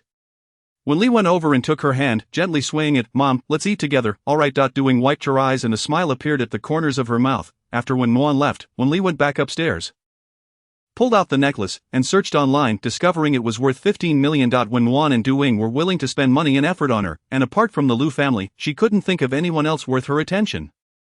After some thought, she tucked the necklace away and made her way to the Fu family home. Only an aunt was present at the Fu residence. She placed the necklace in her bedroom. But before she could settle it, she heard footsteps and her eyes brightened as she opened the door. The man before her wore a well-tailored suit, one hand resting on the doorknob, poised to push the door open. Though it was his own home, he appeared as if he were a thief. Fu Zhang. Fu Zhang seemed equally surprised to find her at the Fu family home at this hour, standing rigid for a few seconds before turning to regard her coolly. After speaking, he took a step back. Wen Li noticed this and was about to say something when he pushed the door open and entered, promptly closing it behind him. After a moment of silence at the door, Fu Zhang finally took off his outer garment and headed to the bathroom. Half an hour later, he emerged. He opened the bedroom door, and in his line of sight, Wen Li was crouched down, initially absorbed in her phone, but upon hearing the sound, her small face lifted, her eyes sparkled with life and beauty, sending a tingling sensation through him. He pressed his lips together and asked in a low, husky voice, "What is it?" Wen Li instinctively stood up, but having squatted for too long, she toppled forward, her head colliding with the wall. She dramatically clutched her head and let out a pained hiss.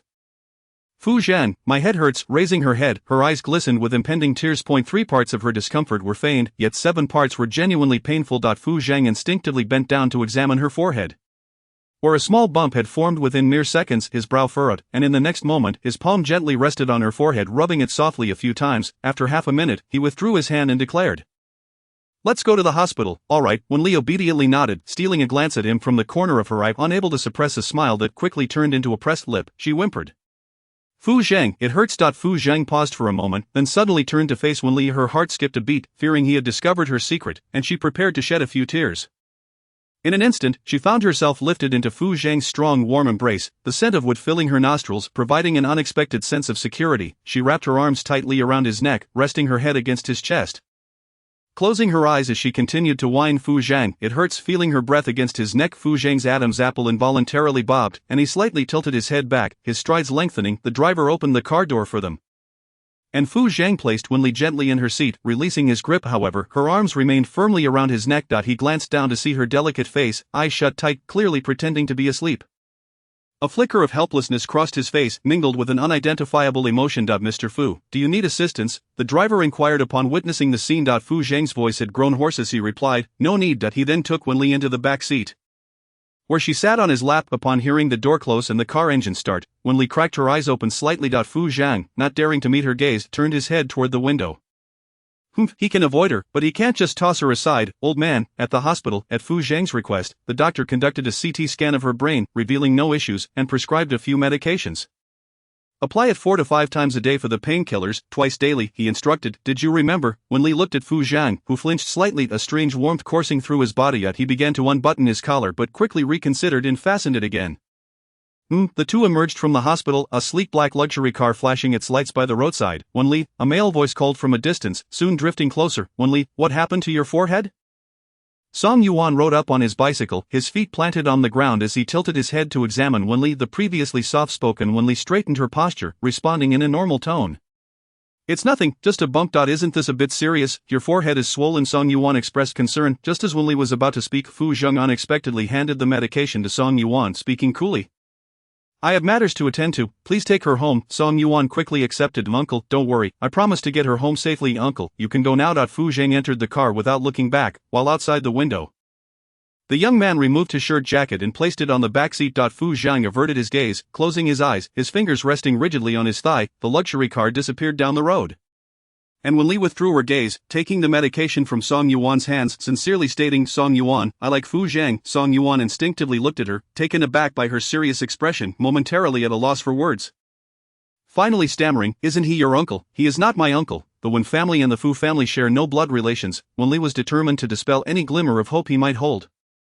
In a previous life, she might have considered Song Yuan, but in this life, her heart was set solely on Fu Zhang. She added, "Fu Zhang is the most important person in my life, although Lu Zongwei treated her well."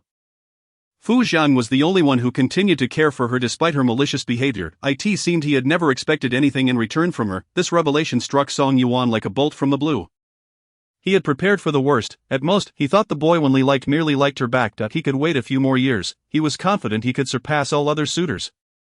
But he lacked faith in overcoming Fu Zhang. The Fu family possessed a prestigious lineage, and Fu Zhang excelled in business. His family often praised him. He couldn't even compete with his sister, let alone with Fu Zhang.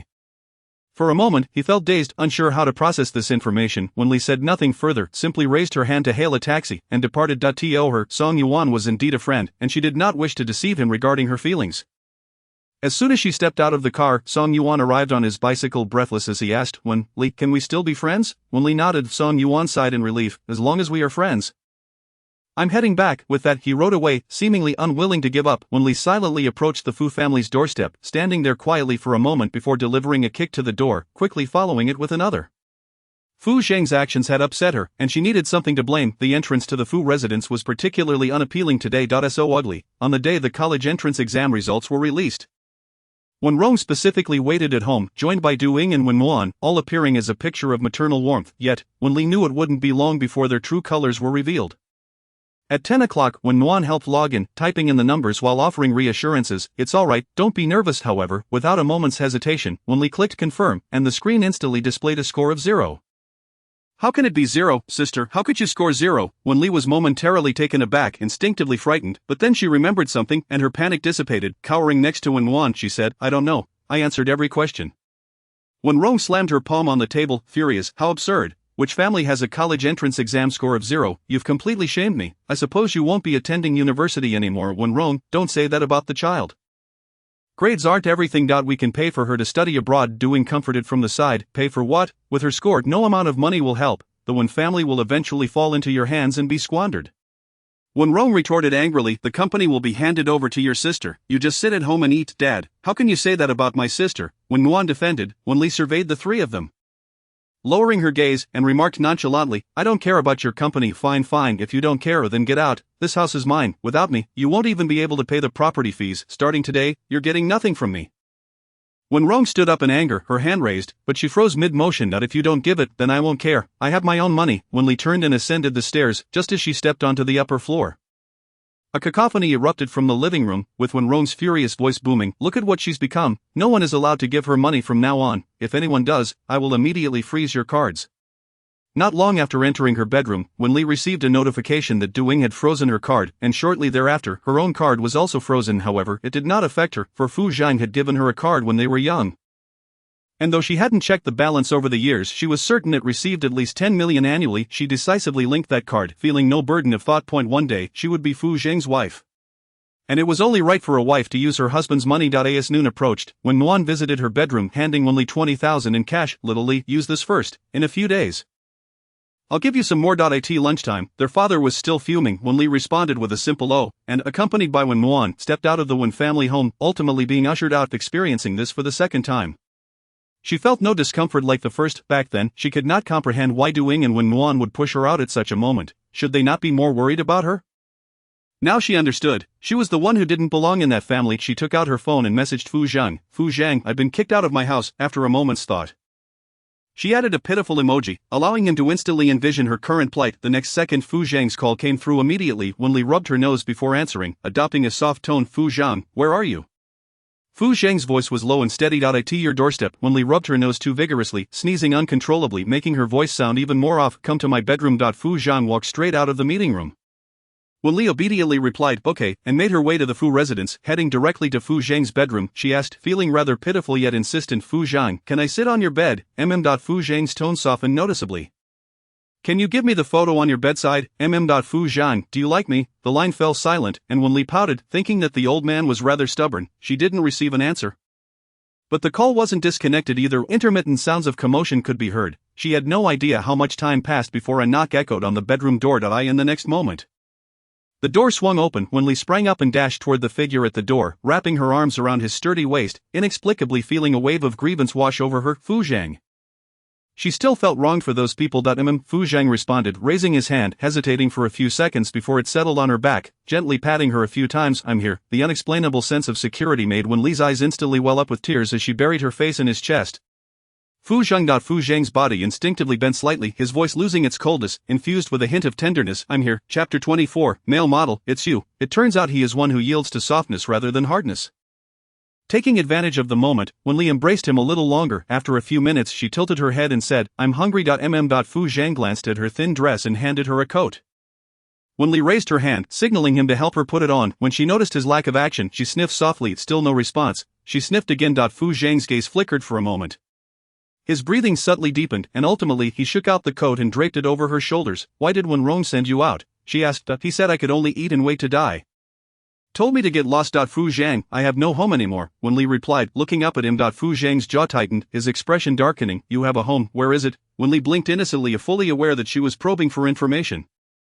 Fu Zhang nevertheless replied, the Fu family is your home. Wen Li's eyes lit up. Just as she was about to say something, he added, I am your little uncle. She let out a small hum.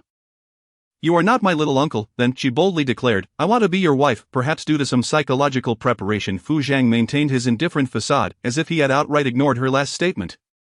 Let us eat. Wen Li chose not to press further, knowing that the older man would retreat home like a thief. It had been several days since she had seen the old man and old lady of the Fu family, and she instinctively inquired, Duncle, where have aunt and uncle gone? Fu Zhang paused mid-step, his brow furrowed as he contemplated her words. It took him a few seconds to register what she had said, and he instinctively rubbed his aching forehead. You should call them grandpa and grandma. Wen Li pretended not to hear, casting a sidelong glance and softly adding, in the future, I will call you mom and dad. A silence enveloped the living room, and after a moment, the man removed his coat, rolled up his sleeves, and walked into the kitchen. Wen Li was not particularly curious about Fu Zhang's cooking skills. During her elementary school years, she had been picky about food, and Fu Zhang, in his senior year of high school, would come home every day at noon to learn how to cook for her. Fu Zhang had always treated her well, but she had remained oblivious to it all. She stepped into the kitchen. I'll wash the vegetables. Fu Zhang glanced at her and then walked to the living room. I won tea. Wen Li grabbed a handful of greens and stood at the sink to wash them. Fu Zhang pressed the switch with a serious demeanor. You're about to start your period. Wen Li belatedly responded with a soft "oh," retracting her hand to look at him, her expression mysterious. Fu Zhang, do you know that only boyfriends pay attention to a girl's menstrual cycle? I am your little uncle. Fu Zhang turned to open the refrigerator, his gaze landing on the vegetables as his large hand reached inside, seemingly in a daze. Suddenly, Wen Li's face appeared before him as she whispered, you are not my little uncle unless you show me your household registration.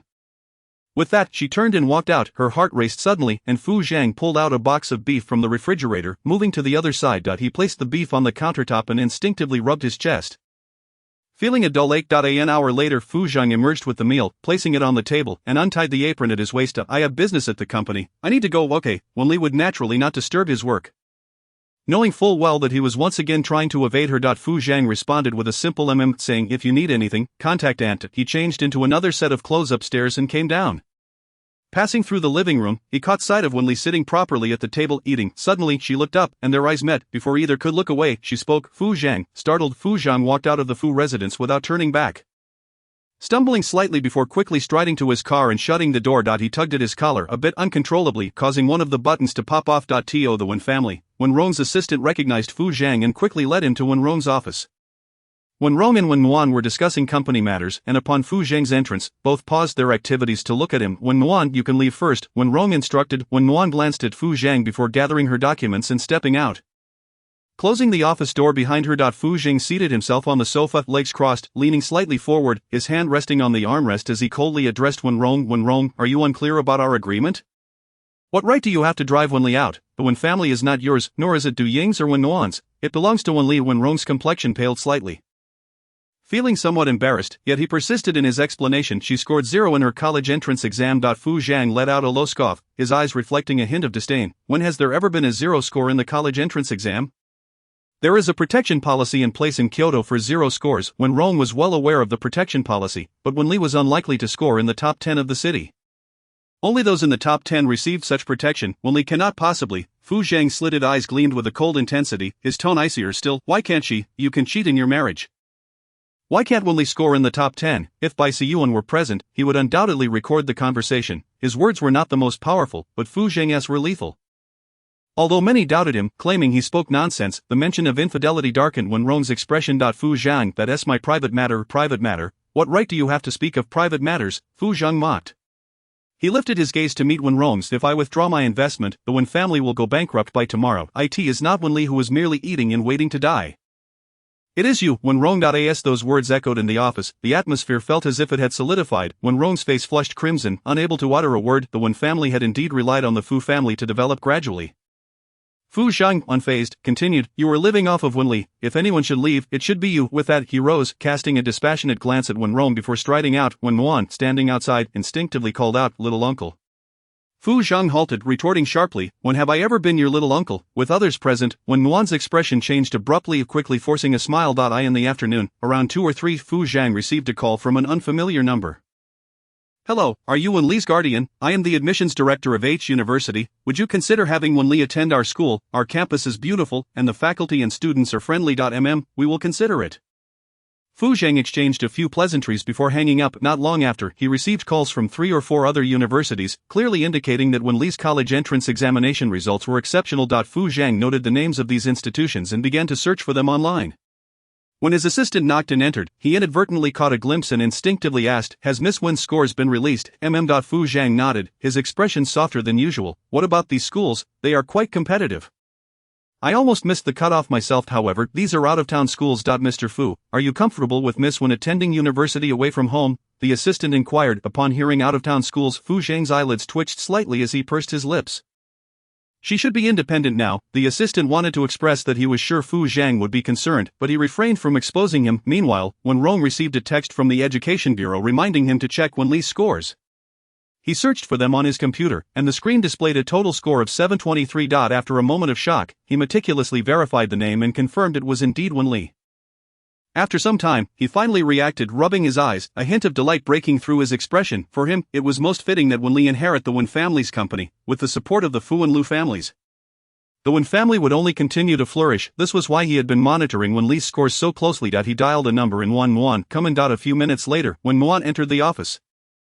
Dad, what's up? Come take a look. Wen Li's college entrance exam score is not 0. Wen Rong's tone was noticeably filled with satisfaction. Wen Muan paused, somewhat confused by his meaning, inquiring as she approached. How much did she score? 723 points, third in Kyoto, Wen Rong replied. Wen Muan's expression changed dramatically before quickly returning to normal. Gazing at the scores on the computer, she wanted to protest that it was impossible. But the numbers were undeniably real, she murmured. How could she score so high? Could it be a system error? Wen Rong considered this possibility and quickly logged out, re-logging in, but this time, the display showed a refresh failure. How could Wen Li possibly score 723? Have I lost my mind? As he spoke, the screen suddenly displayed, Wen Li total score 723. Wen Muan refreshed the page multiple times, the score remained unchanged at 723. Her usually gentle face turned somewhat grim, before she finally managed to smile. Sister really did score 723. She clearly saw the joy on Wen Rong's face, knowing all too well that he had never been a fatherly figure but rather someone driven by self-interest. Whoever stood to benefit him, he would favor. Wen Rong smiled. Have your mother unfreeze the bank account. Let her use it. Okay, Dad, I have other matters to attend to. I'll step out now. Wen Muan turned to leave. At the same time, Wen Li checked her own scores, which were slightly higher than her practice examination, a clear demonstration of her exceptional abilities. With these results, she could easily gain admission to the prestigious Kyoto University, which would be eager to have her enroll. This marked the completion of her first step. Lin Baozhu called to inquire about her results. Li, have your scores come out yet? Zhou Qin's scores were just released, 706. I guessed yours would be out now. Did you score better? 723 points. Wen Li replied. Lin Baozhu exclaimed with genuine admiration. Li, you are truly remarkable. Let's celebrate. No problem, I'll treat you all to dinner tonight. Wen Li replied, having long wished for an opportunity to reciprocate the kindness shown to her by her friends at school. All right, Zhou Qin and I will come to pick you up. Are you at home?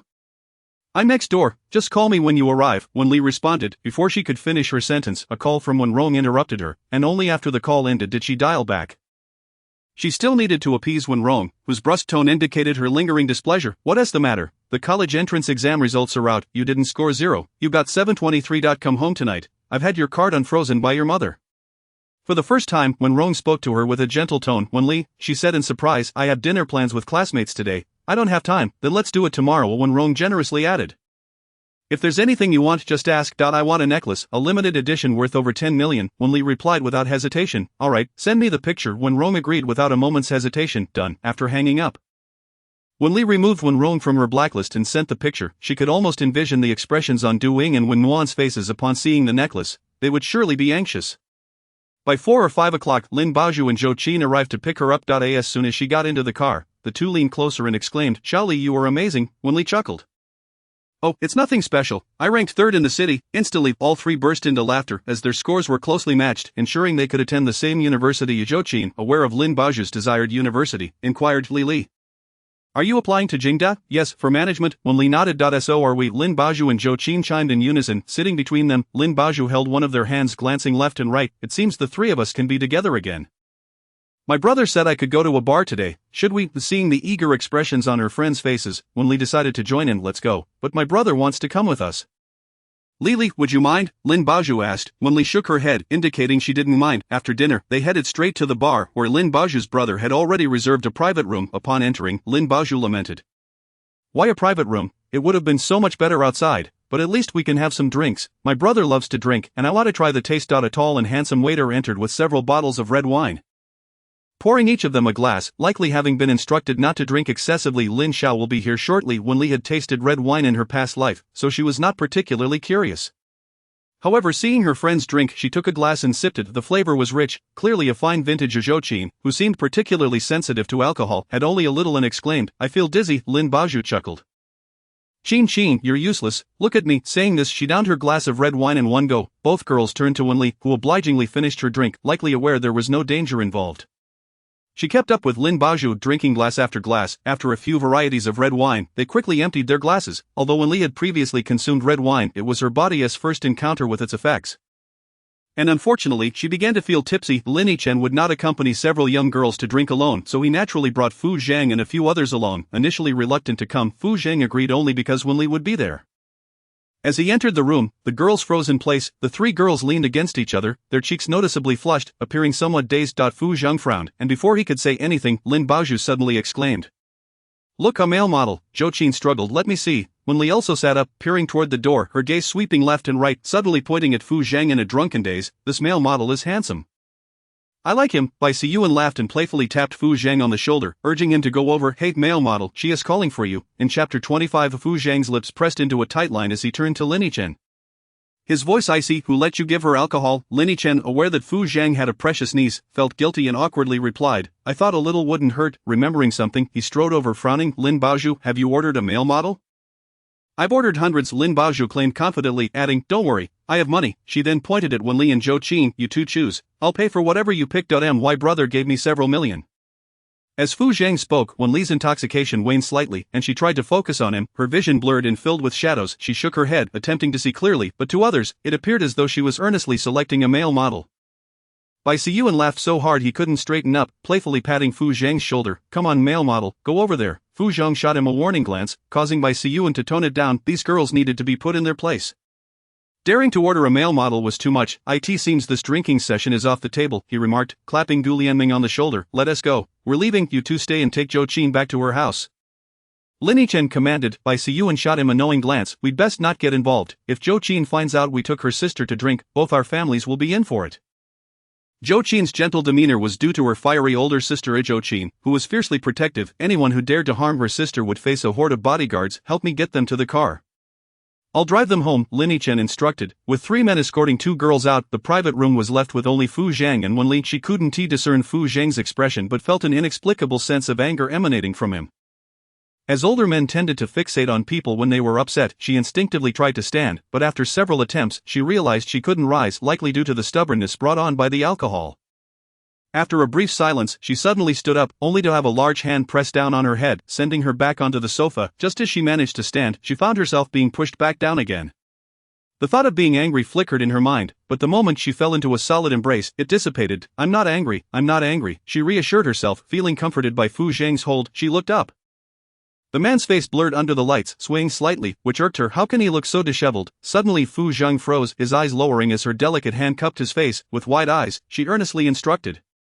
Don't move. Fu Zhang's throat tightened, his gaze deepening as a hint of red crept into his eyes. He freed one hand to remove hers, but she stubbornly placed it back, insisting, don't move, let me see clearly. Where are your eyes? Don't move. Her hands roamed over his face, and Fu Zhang's voice turned hoarse as he firmly grasped her wrists. Wen Li instinctively struggled, but his grip was unyielding, her wide eyes reflecting a blooming flower's essence. As Fu Zhang's breath hitched, he released her hands, shielding her eyes before hastily moving forward, his pace hurried and flustered. I can't see. Wen Li grasped his hand, peeking through a narrow opening, only for his hand to cover her eyes again. The brief journey left Fu Zhang's handsome face flushed, and he bent down to fasten her seatbelt, exhaling in relief before taking the driver's seat. Out of the corner of his eye, he caught her small face. Quickly averting his gaze, Wen Li leaned against the seat, her head tilted as she stared at the driver for a while, feeling drowsy enough to close her eyes. Moments later, she reopened them, rubbing her temples. Feeling dizzy. Fu Zhang glanced at her, slowing the car and rolling down the window. Wen Li leaned against the window, feeling the breeze and regaining some clarity. She turned her head to gaze at the man in the driver's seat, whose usually meticulous hair was now tousled across his forehead, likely due to her earlier antics. His suit was also wrinkled. She couldn't help but stare at him, repeatedly thankful for the chance to respond to Fu Zhang. She couldn't bear to think of how heartbroken he would be if she were to die. Fu Zhang, can I sleep next to you tonight? Is that alright? Her implication was that she would sleep on the sofa. But of course, sleeping in the bed would be preferable. In an instant, the car came to an abrupt halt, and her head collided with the windshield, causing tears to flow. Fu Zhang. The car soon stopped by the roadside, and Fu Zhang unbuckled his seatbelt, leaning down to examine her. Her forehead, which had improved slightly, was now red and swollen again. He pressed his lips together, a flicker of guilt in his eyes as he reached out to rub her forehead. Wen Li exaggeratedly whimpered, it hurts. Seizing the moment, she asked, Fu Zhang, can I sleep at your place tonight? No, Fu Zhang replied, his lips pressing together without a hint of hesitation. It hurts, fully aware she was feigning. Fu Zhang took a deep breath and conceded, you can sleep in the bed. I'll take the sofa. Alright, Wen Li eagerly agreed, her eyes brightening with a smile. It doesn't hurt anymore. Fu Zhang fastened his seatbelt once more without uttering another word. As the effects of alcohol began to take hold of Wen Li again, she simply closed her eyes to rest. The Fu family car came to a steady halt, and Fu Zhang unbuckled his seatbelt. Glancing sideways to see the girl leaning against the window, clearly fast asleep. He opened the car door and walked around to the other side, gently opening the passenger door, causing her to slump against him. Despite such a significant movement, Wen Li remained undisturbed. Clearly, she was inebriated. Fu Zhang supported her back with one hand, bent down to unfasten her seatbelt, and carefully cradled her in his arms. In the living room, Grandfather Fu and Grandmother Fu were watching television and had not yet discerned that it was Wen Li. All they could see was Fu Zhang carrying a woman home, which made Grandfather Fu's eyes light up as he nudged Grandmother Fu. They remained silent, aware that Fu Zhang was somewhat reserved and might not bring a woman home again if they spoke up. While others might worry about bringing a woman home, the Fu family was concerned that Fu Zhang would not.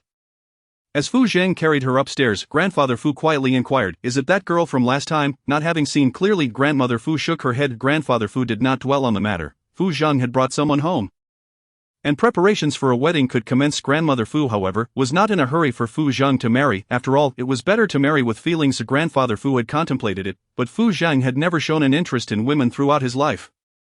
By the time he developed feelings, he would have long since passed the point of no return. With a sigh, he thought that it would be nice if he could live a few more years.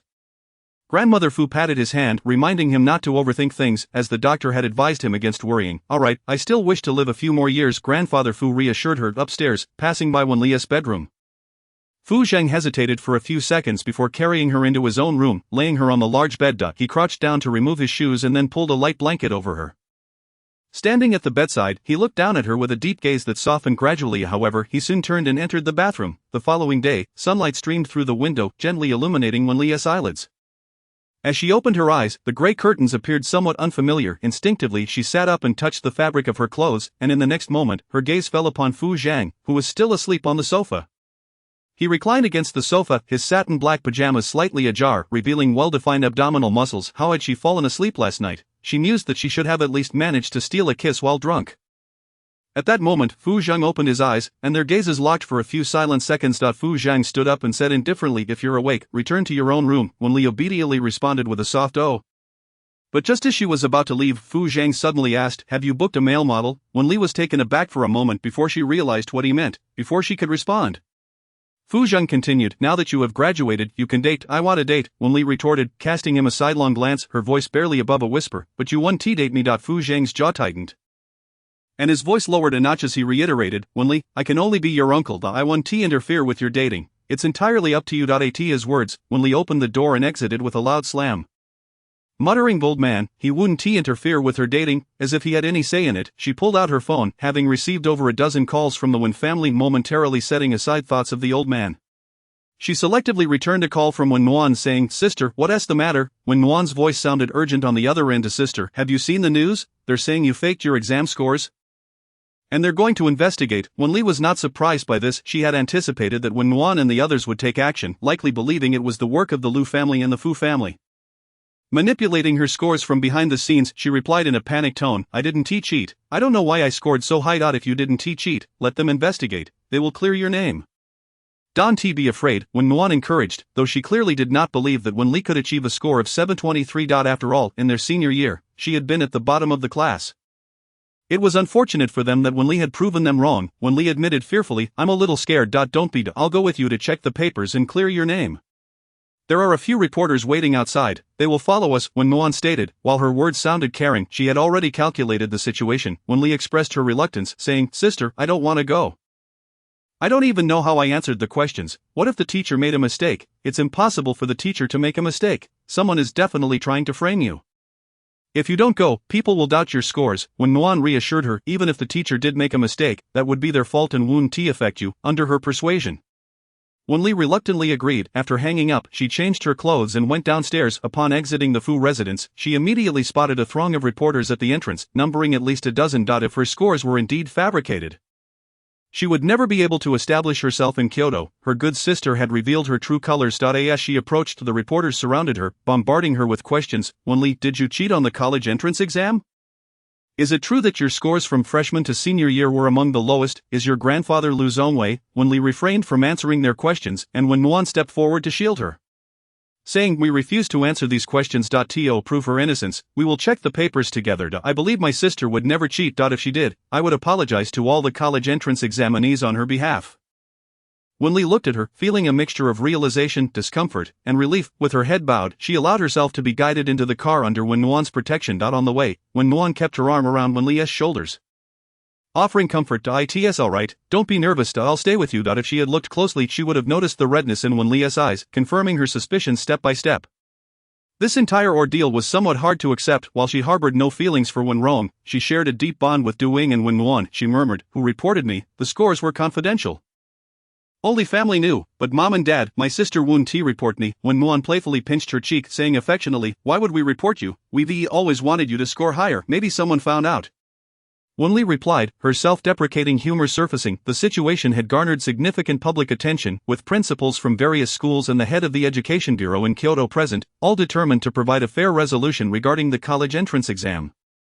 Dozens of reporters focused their cameras on Wen Li, leaving her feeling exposed. Wen Nuan declared, "We can check the papers now." The principal interjected, "Please wait a moment." After a few minutes, the once quiet hall was filled with hurried footsteps, and the principal rushed over, addressing Fu Zhang. The Fu family had always been a prominent investor in Kyoto, thus qualifying them to partake in this investigation. Fu Zhang cast a glance at Wen Li before averting his gaze. Positioning himself closely alongside her, the principal addressed the reporters, "Everyone is present. We will officially review the papers. Please ensure that your records are accurate." Wen Li raised her eyes to Fu Zhang, feeling a sense of calm wash over her as she straightened her posture. She spoke assertively, "I agree to the review, but I will not accept slander." The head of the Education Bureau nodded, stating, "If it is confirmed that there was no cheating, we will request that all media clarify and apologize, thoroughly investigating the source of the rumors." "Alright," Wen Li replied, affirming her stance. As dozens of cameras clicked away, sealed envelopes were opened, revealing the examination papers for all to see. The teachers responsible for grading the 7 subjects reviewed the papers once more, showcasing them to the reporters. The results were consistent, with no discrepancies. The principal was not surprised by this outcome. The college entrance exam was graded by machines and was relatively strict. Wen Li's score was confirmed to be 723. Without any issues, Wen Nuan's gaze was fixed intently on the paper, recognizing Wen Li's handwriting throughout. How could this be? How did she score 723? Chapter 26. Admit it, you like me too. Once the review was completed, The principal and the head of the education bureau made a statement in the conference hall. Fu Zhang Wen Li, and when Muan left the hall first, when Muan linked arms with Wen Li, offering reassurance and praise. It's all cleared up now, you don't need to worry, you did great. Li. Even though she maintained a natural demeanor, Wen Li could still perceive a hint of forced cheerfulness. If Wen Muan desired something, it was undoubtedly the support of the Wen and Lu families, and now Wen Li posed a significant threat to her. Wen Li exhaled in relief, patting her chest as she said, "That scared me. I was so frightened. I'm really lucky." Yet, Wen Muan did not believe her as she usually would. Scoring 723 required not only time but also effort. It was impossible to achieve solely by luck. "You'll continue to have good fortune," Wen Li mused. Wen Li was well aware that Wen Muan would harbor doubts, but she chose to feign ignorance. As they reached the ground floor, Fu Zhang's private car awaited them. He turned to Wen Li, stating coolly, "Get in, the old man is looking for you." Presumably having seen the news and worried for her, Wen Li nodded and entered the car. Wen Muan instinctively followed suit. But Fu Zhang coldly remarked, "My car doesn't accommodate strangers." Wen Muan's expression stiffened, but she quickly forced a smile, saying, "Sister, you should go back with your uncle first." Wen Li shot a glance at Fu Zhang, internally relishing the moment, though she merely said softly, "Fu Zhang, let my sister come along." She was aware that Fu Zhang would not act otherwise. Throughout his upbringing, he had consistently displayed a cold demeanor towards Wen Muan in doing, essentially revealing his least amiable side to the three members of the Wen family. Had it not been for her surname, when she harbored no doubts that Fu Zhang would have annihilated the Wen family without hesitation. Fu Zhang merely grunted in acknowledgement, but once in the car, the driver shut the door and swiftly departed from the location. Wen Li caught a glimpse of Wen Muan's altered expression through her peripheral vision. After this incident, it was likely that Wen Muan would become wary of her. Perhaps she would resort to another underhanded tactic. Nevertheless, Wen Li had already steeled herself for whatever lay ahead. Suddenly, a deep male voice broke through her thoughts. Inquiring about which school she intended to apply to, Kyoto University, majoring in management, Wen Li replied candidly. Fu Zhang remained silent for a moment, crossing his long legs, as he unfastened the button of his suit jacket. Expressing his disdain for the management field, why choose that? Wen Li had never favored managing a company, neither in the past nor now, yet this time she would not shy away. She was determined to support both the Wen and Lu families. Furthermore, she aspired to stand shoulder to shoulder with Fu Zhang. She would strive to become a woman worthy of him, ensuring he would not feel wronged. She stated earnestly, "For me, management is the most suitable path." Perhaps it was this statement that made Fu Zhang realize her growth. She was no longer the naive girl she once was. He lifted his eyelids slightly to glance at her before averting his gaze. He acknowledged her sentiment. "I wish to continue dancing. Could you assist me in finding a more competent instructor?" Wen Li requested without any reservations, although Duing had arranged for her a teacher. He was merely an ordinary one, providing little room for improvement and merely wasting her time. Fu Zhang responded with another and Wen Li took out her phone, noticing several missed calls from Lin Baozhu and Zhou Qin. She decided to return Zhou Qin's call first. As soon as the call connected, Zhou Qin's worried tone came through. "Li, have you seen the news?" "Yes, they have already reviewed the exam papers. There is no issue, so please don't worry," Wen Li reassured her. "It's strange. How could someone still report you? Your grades have been excellent for the last half of the semester," Zhou Qin commented. "Let me ask my sister to look into it," she offered. "No need. It has been resolved," Wen Li replied, placing her trust in the Zhou and Fu families to uncover the identity of the informant.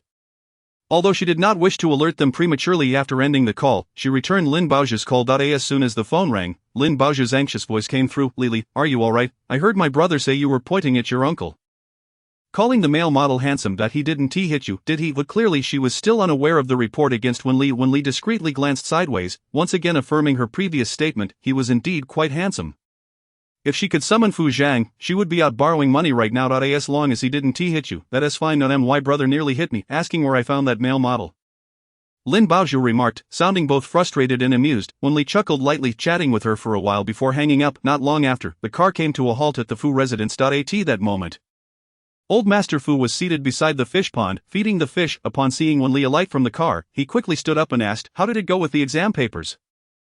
Were you wronged in any way?" Wen Li smiled and shook her head, then inquired seriously, "Grandfather, why don't you suspect that I cheated?" Old Master Fu chuckled heartily, pride evident in his voice. "I know what kind of character my own family possesses.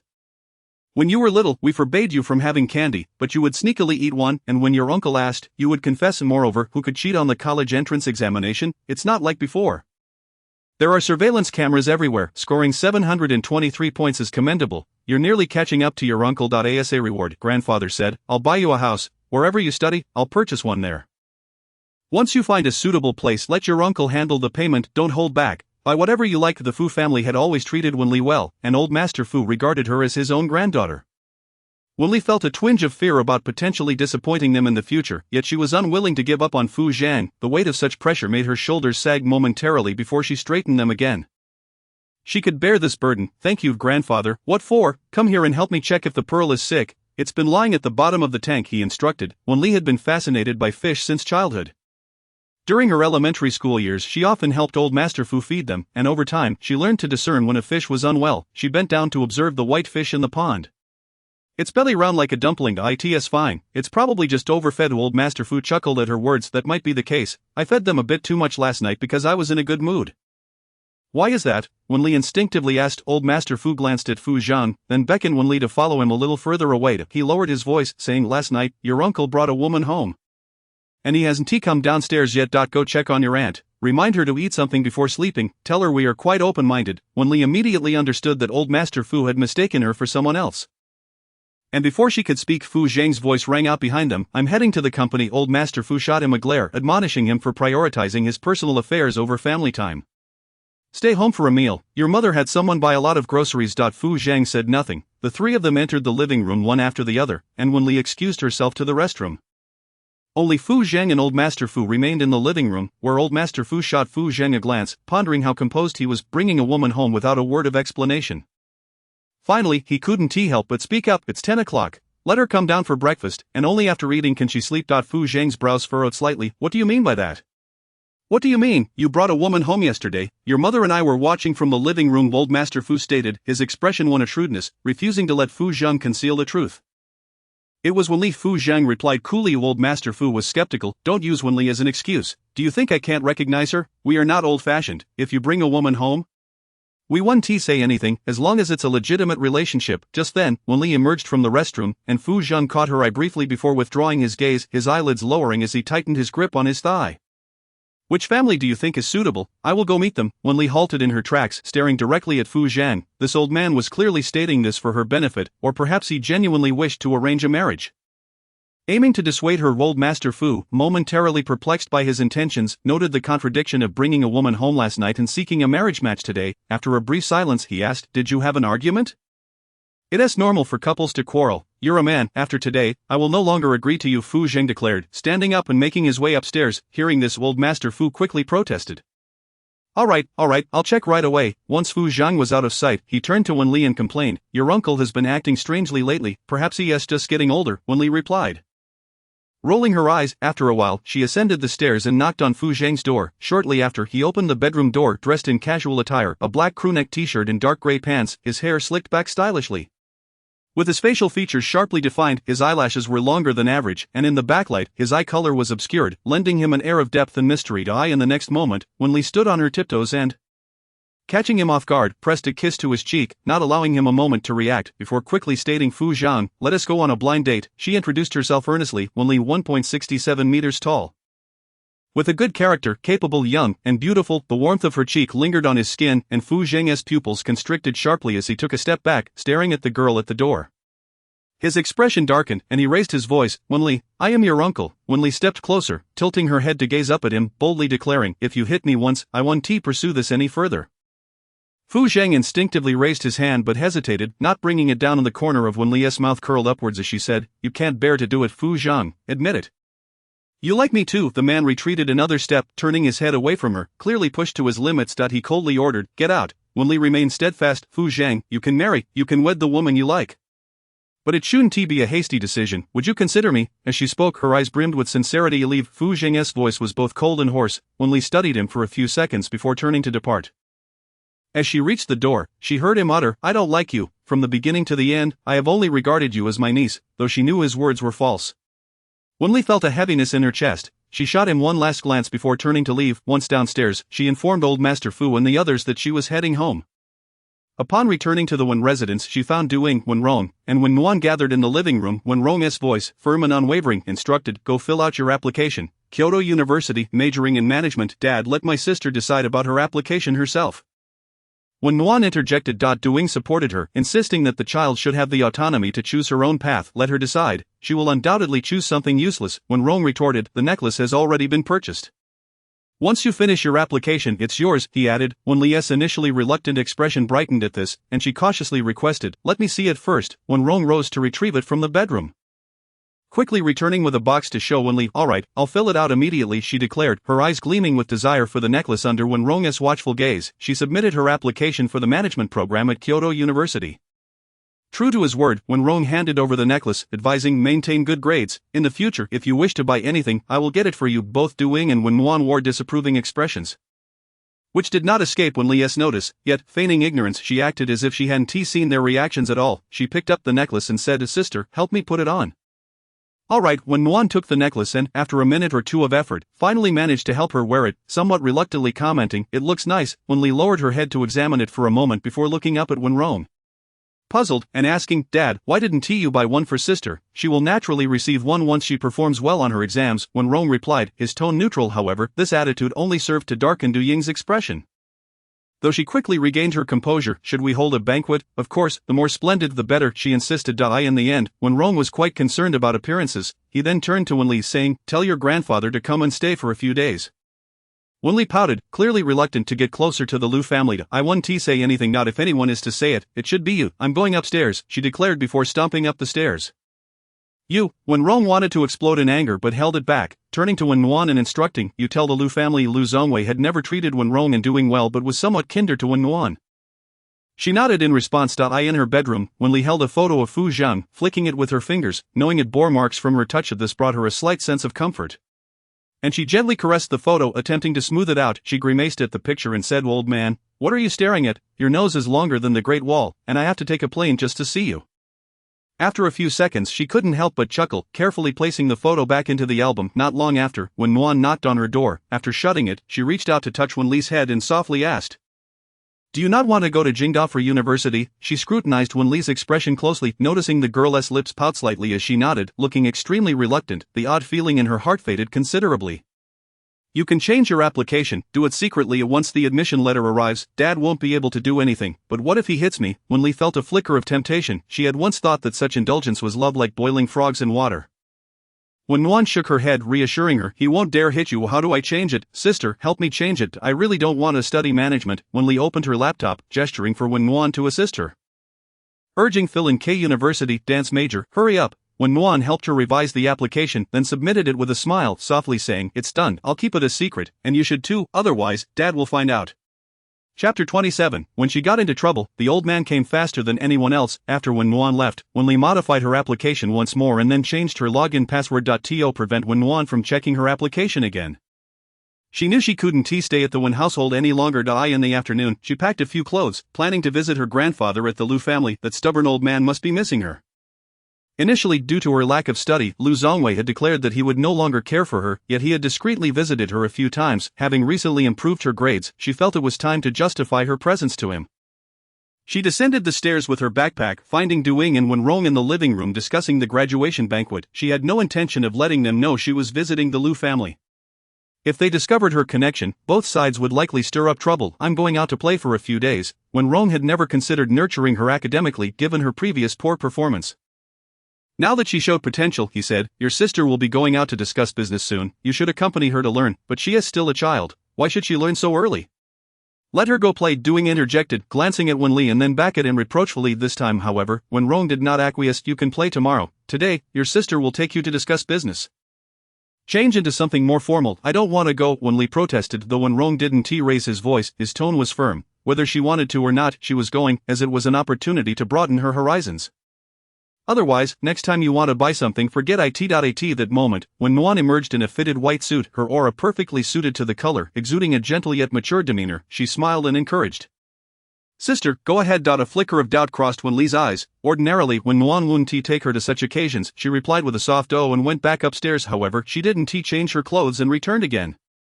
Her wardrobe was mostly similar. Changing would be pointless. Wen Rong frowned and said, Nuan, find something of yours for her to wear tomorrow. Take her to buy a few decent outfits. This was a treatment she had never received before.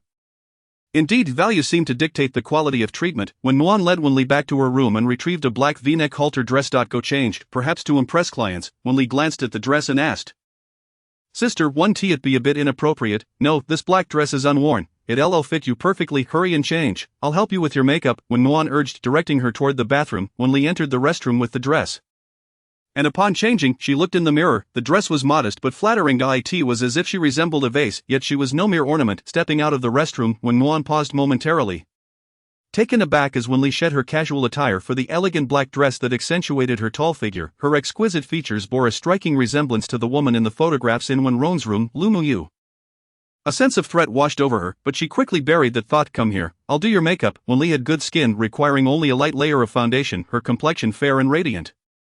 After applying a vibrant lipstick and pairing it with high heels, she appeared considerably more mature. The two girls descended the stairs, and when Wen Rong glanced over, he momentarily froze, a hint of nostalgia crossing his face.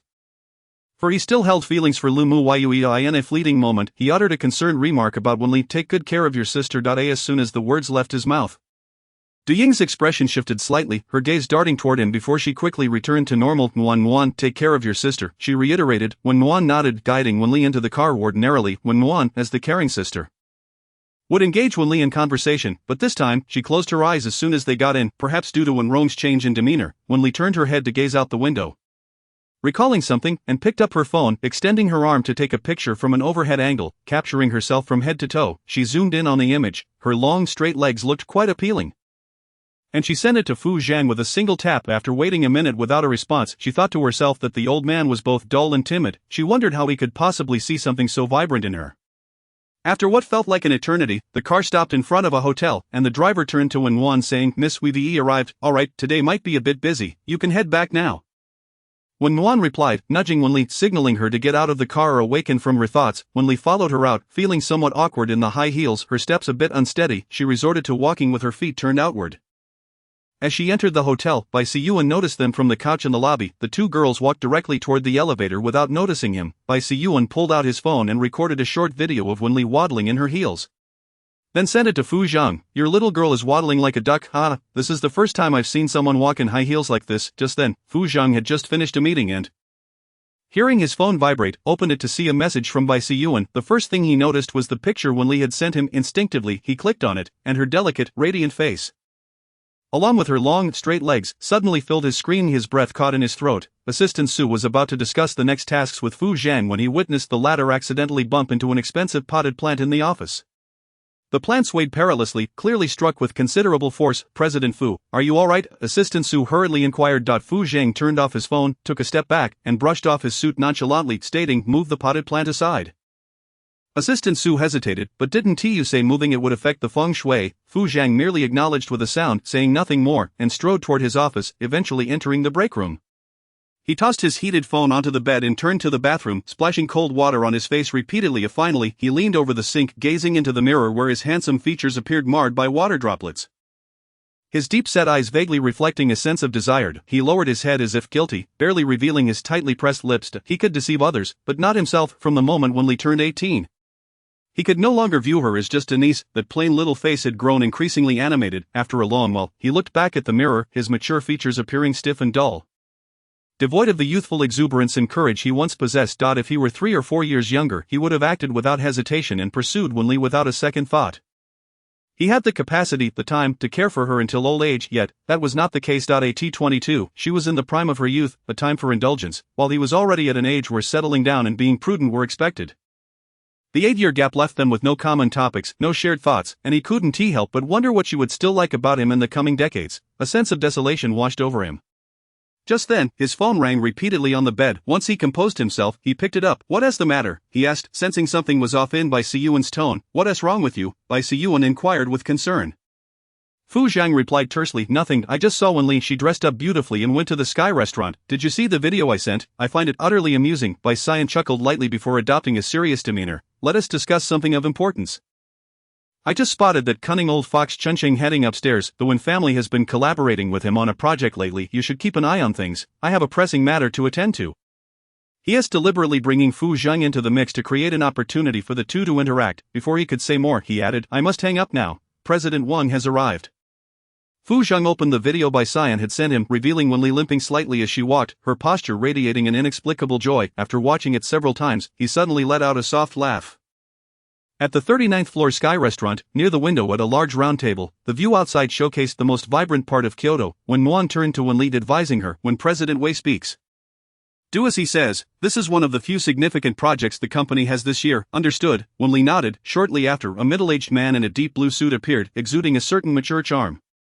When Muan immediately stood and extended her hand, hello, President Wei. President Wei shook her hand, his gaze lingering on her face for a few moments before shifting to Wen Li, who seemed somewhat familiar. After a pause, he recollected isn't this Liu Zhongwei's granddaughter. Before Wen Li could respond, he continued, she looks just like her mother. When Muan's expression stiffened briefly before she nodded, replying, yes, this is my sister. Wen Li agreed. President Wei. When Muan prompted, Wen Li stood and said, hello, Uncle Wei. Wei Chunqing chuckled lightly and settled into a chair, saying, I held you in your grandfather's arms when you were little. I haven't seen you at the Liu family home in recent years. He then remarked, I heard from your grandfather that you scored 723 on your college entrance examination. You're even more impressive than your mother. My mother was quite accomplished in her studies? Wen Li asked, curiosity piqued, having never inquired about her mother before, as she had no trace of her existence since birth, making her a stranger to Wen Li. Wei Chunqing nodded, praising, indeed, she was exceptional. She ranked first in the liberal arts in her entrance exams. Had she not passed away so early, your Liu family would surely have reached even greater heights. Back when your mother was dating Uncle Wen, we all joked about their strong union. How unfortunate. Regarding the Wen family, only one head remains. When shitting. In recent years, the Fu family has risen to prominence, surpassing the Wen family. Wen Li recalled having met Wen Shitting once in her past, though middle-aged. He still possessed striking features, suggesting he must have been quite handsome in his youth. Wen Rong was not without charm, but he paled in comparison to Wen Shitting. She couldn't fathom how her mother, who had likely encountered stunning individuals in her youth, could settle for Wen Rong. For her, there was no comparison. Fu Zhang was simply Fu Zhang. Their conversation continued, when Muan found herself sidelined. After a moment, she interjected, President Wei, let us discuss the project. No need to elaborate. Considering this girl, we can proceed directly to signing. The shrewd Wei Chunqing conceded without hesitation. When Muan was taken aback, she had invested considerable effort into the project for the Wei family.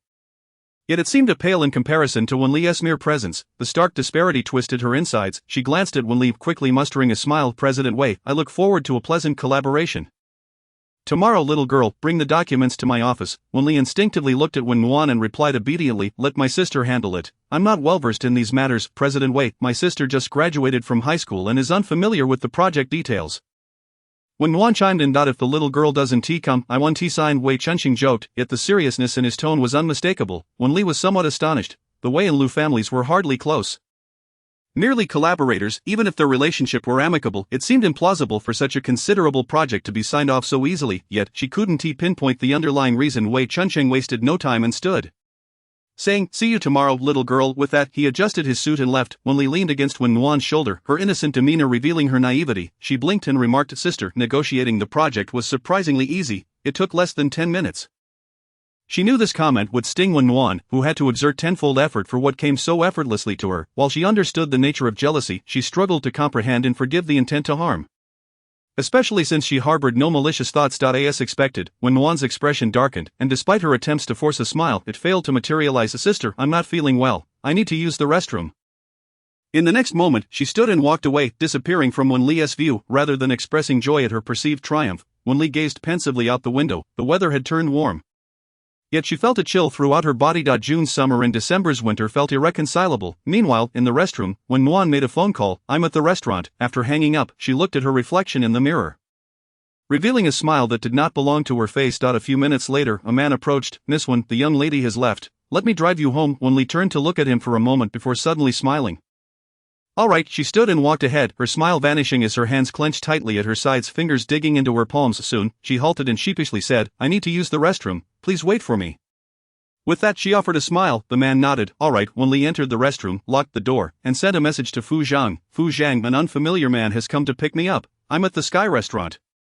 She knew that in times of danger, Fu Zhang would be the quickest to arrive. Fu Zhang replied almost instantly. Where are you? Wen Li responded. I'm in the restroom. After a few seconds, Fu Zhang replied, I'm at the door. Come out. Wen Li's eyes brightened as she opened the restroom door and hurried out, encountering a tall figure clad in black. His meticulously styled hair had several strands fallen out of place.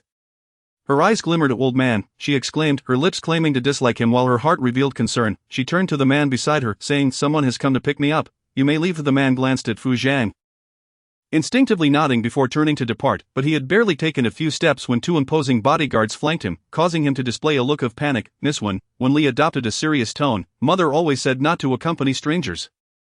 Didn't your mother teach you this? Fu Zheng cast a glance at the two bodyguards and commanded in a low voice, take him to the police, miss, it's truly the young lady who asked me to escort you home. You can call her to verify, the man hastily protested. Wen Li was well aware that they could say anything at this point, as nothing harmful had yet transpired, but she refused to gamble with her safety. She understood that a normal person wouldn't send someone to pick her up without prior communication, especially a stranger's face. She would protect her life with utmost caution, not only for herself but also to ensure the old man could enjoy his twilight years. My sister would never send a stranger to pick me up. Besides, you look like a bad person. Remember to cooperate with the police during the investigation. Dear ones, please share your thoughts. The early stages have been rather dull. Feel free to leave comments for me. I'd love to see them. Much love. Chapter 28. The old man only appears tough. He doesn't dislike her. The man was escorted away by Fu Zheng's bodyguards.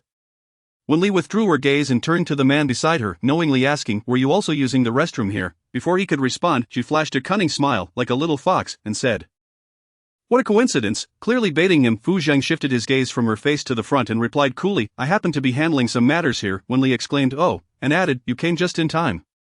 If you had arrived a moment later, gesturing dramatically, she then feigned a pitiful expression. I was sure I would have been abducted. Fu Zheng found himself irresistibly drawn to her expressions, unable to suppress a glance in her direction. Quickly tightening his lips and rubbing his forehead, I'll have Uncle Jiang take you home, but I haven't eaten yet. I'm hungry, Wen Li said, fixing her gaze on him. Fu Zheng remained silent for a few seconds. Ultimately conceding, alright, what he initially thought was a mere pretext for work turned out to be genuine, as he led her into a private room. Bai Xian and two other young men were present. Engaged in conversation over drinks, the dishes on the table remained largely untouched. Wen Li straightened her posture, her demeanor shifting from softness to seriousness. Fu Zheng noticed this change and pulled out a chair for her. After she sat down, he took a seat beside Bai Xian. Wen Li glanced at the three men, then, under their watchful eyes, stood up, pulled out the chair next to Fu Zheng, and sat down silently. Fu Zheng lowered his eyelids slightly and gestured for the nearby waiter to pour red wine. Soon, a glass of red wine was brought to him, which he swirled gently before taking a sip. Bai Xian shot a favorable glance at Wen Li, knowing that with a man as complicated as Fu Zheng, one had to be direct. He then introduced her to the two men beside him. This is Wen Li, Lu Zongwei's granddaughter. Upon hearing this, the two men raised their glasses in salute. Wen Li instinctively lifted the red wine glass poured by the waiter, casting a glance at the man next to her. She tipped her head back and downed it in one go. Before she could finish, a large hand snatched the glass from her, placing it aside. Fu Zheng's cold voice interjected, she doesn't drink. Wen Li displayed her pearly white teeth, chiming in, I don't drink either, and with that, the corners of her mouth lifted slightly. Bai Xian cast a fleeting glance at him, the corners of her mouth curling slightly, suggesting that Fu Zheng was utterly captivated by Wen Li's little ruse. She interjected with an explanation, he just graduated from high school this year. As a few of us indulged in drinks and engaged in discussion, Wen Li sat nearby, savoring her meal, once she had finished the dishes in front of her. She twirled the lazy Susan, selecting items that suited her palate. This was her inaugural visit to this restaurant. The fish was tender and fresh, while Fu Zheng had never had a fondness for pork. Relishing fish instead, boldly she scooped a generous piece with her spoon and placed it directly into Fu Zheng's bowl. As Fu Zheng was speaking, his voice faltered, instinctively glancing into his bowl. His thick lashes fluttered momentarily before he continued. The materials from Sunming are rather subpar. After a minute, seeing Fu Zheng had yet to eat, she gently tugged at the corner of his shirt from beneath the table, when he turned his head towards her.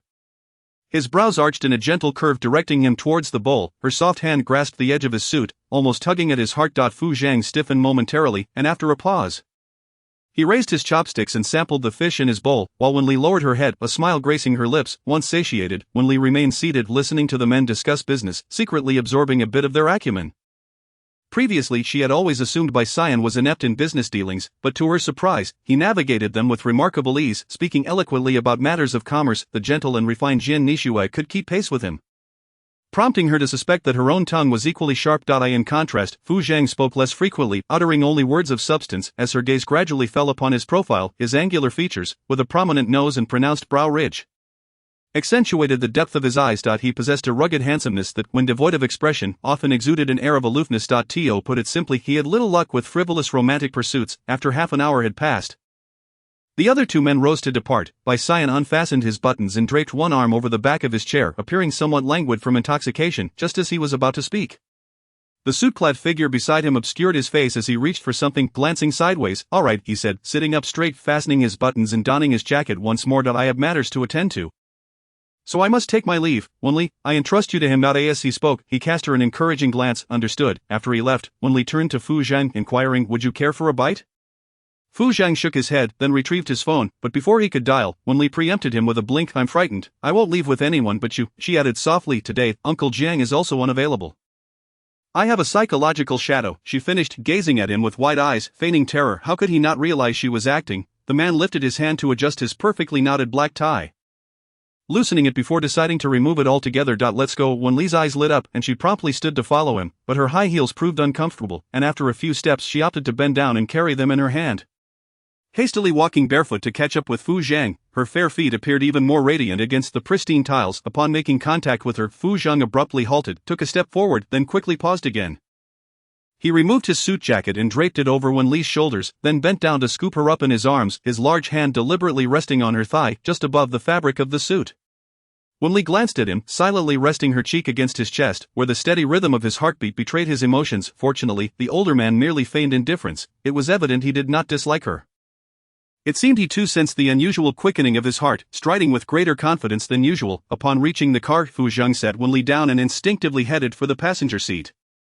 Uncle Jiang quickly interjected, the passenger seat holds the old master's potted plant. Young Master Fu, please take the back seat. At this, Wen Li suppressed a smile, quietly shifting to the opposite side, once Fu Zhang settled beside her.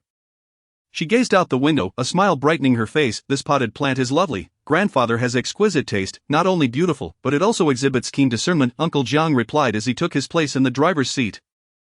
Miss Wen, I heard you scored 723 points on your exam. Congratulations, I have a gift for you in the trunk, which I will present shortly. Thank you, Uncle Jiang. Wen Li expressed her gratitude. Uncle Jiang smiled, gesturing for her to refrain from thanking him. What is there to thank for when you often gift me items? Wen Li then turned to Fu Zhang, playfully extending her hands. Fu Zhang, what about my graduation gift? It's in the suit pocket, Fu Zhang replied, glancing out the window. Initially she had thought he had forgotten, but upon hearing his words her face lit up with excitement as she reached for the suit pocket. Inside lay a simple sapphire necklace. The gem was modest in size, perfect for everyday wear. In the past, she might have assumed Fu Zhang lacked creativity, but now she understood that he wouldn't give her something without significant meaning attached.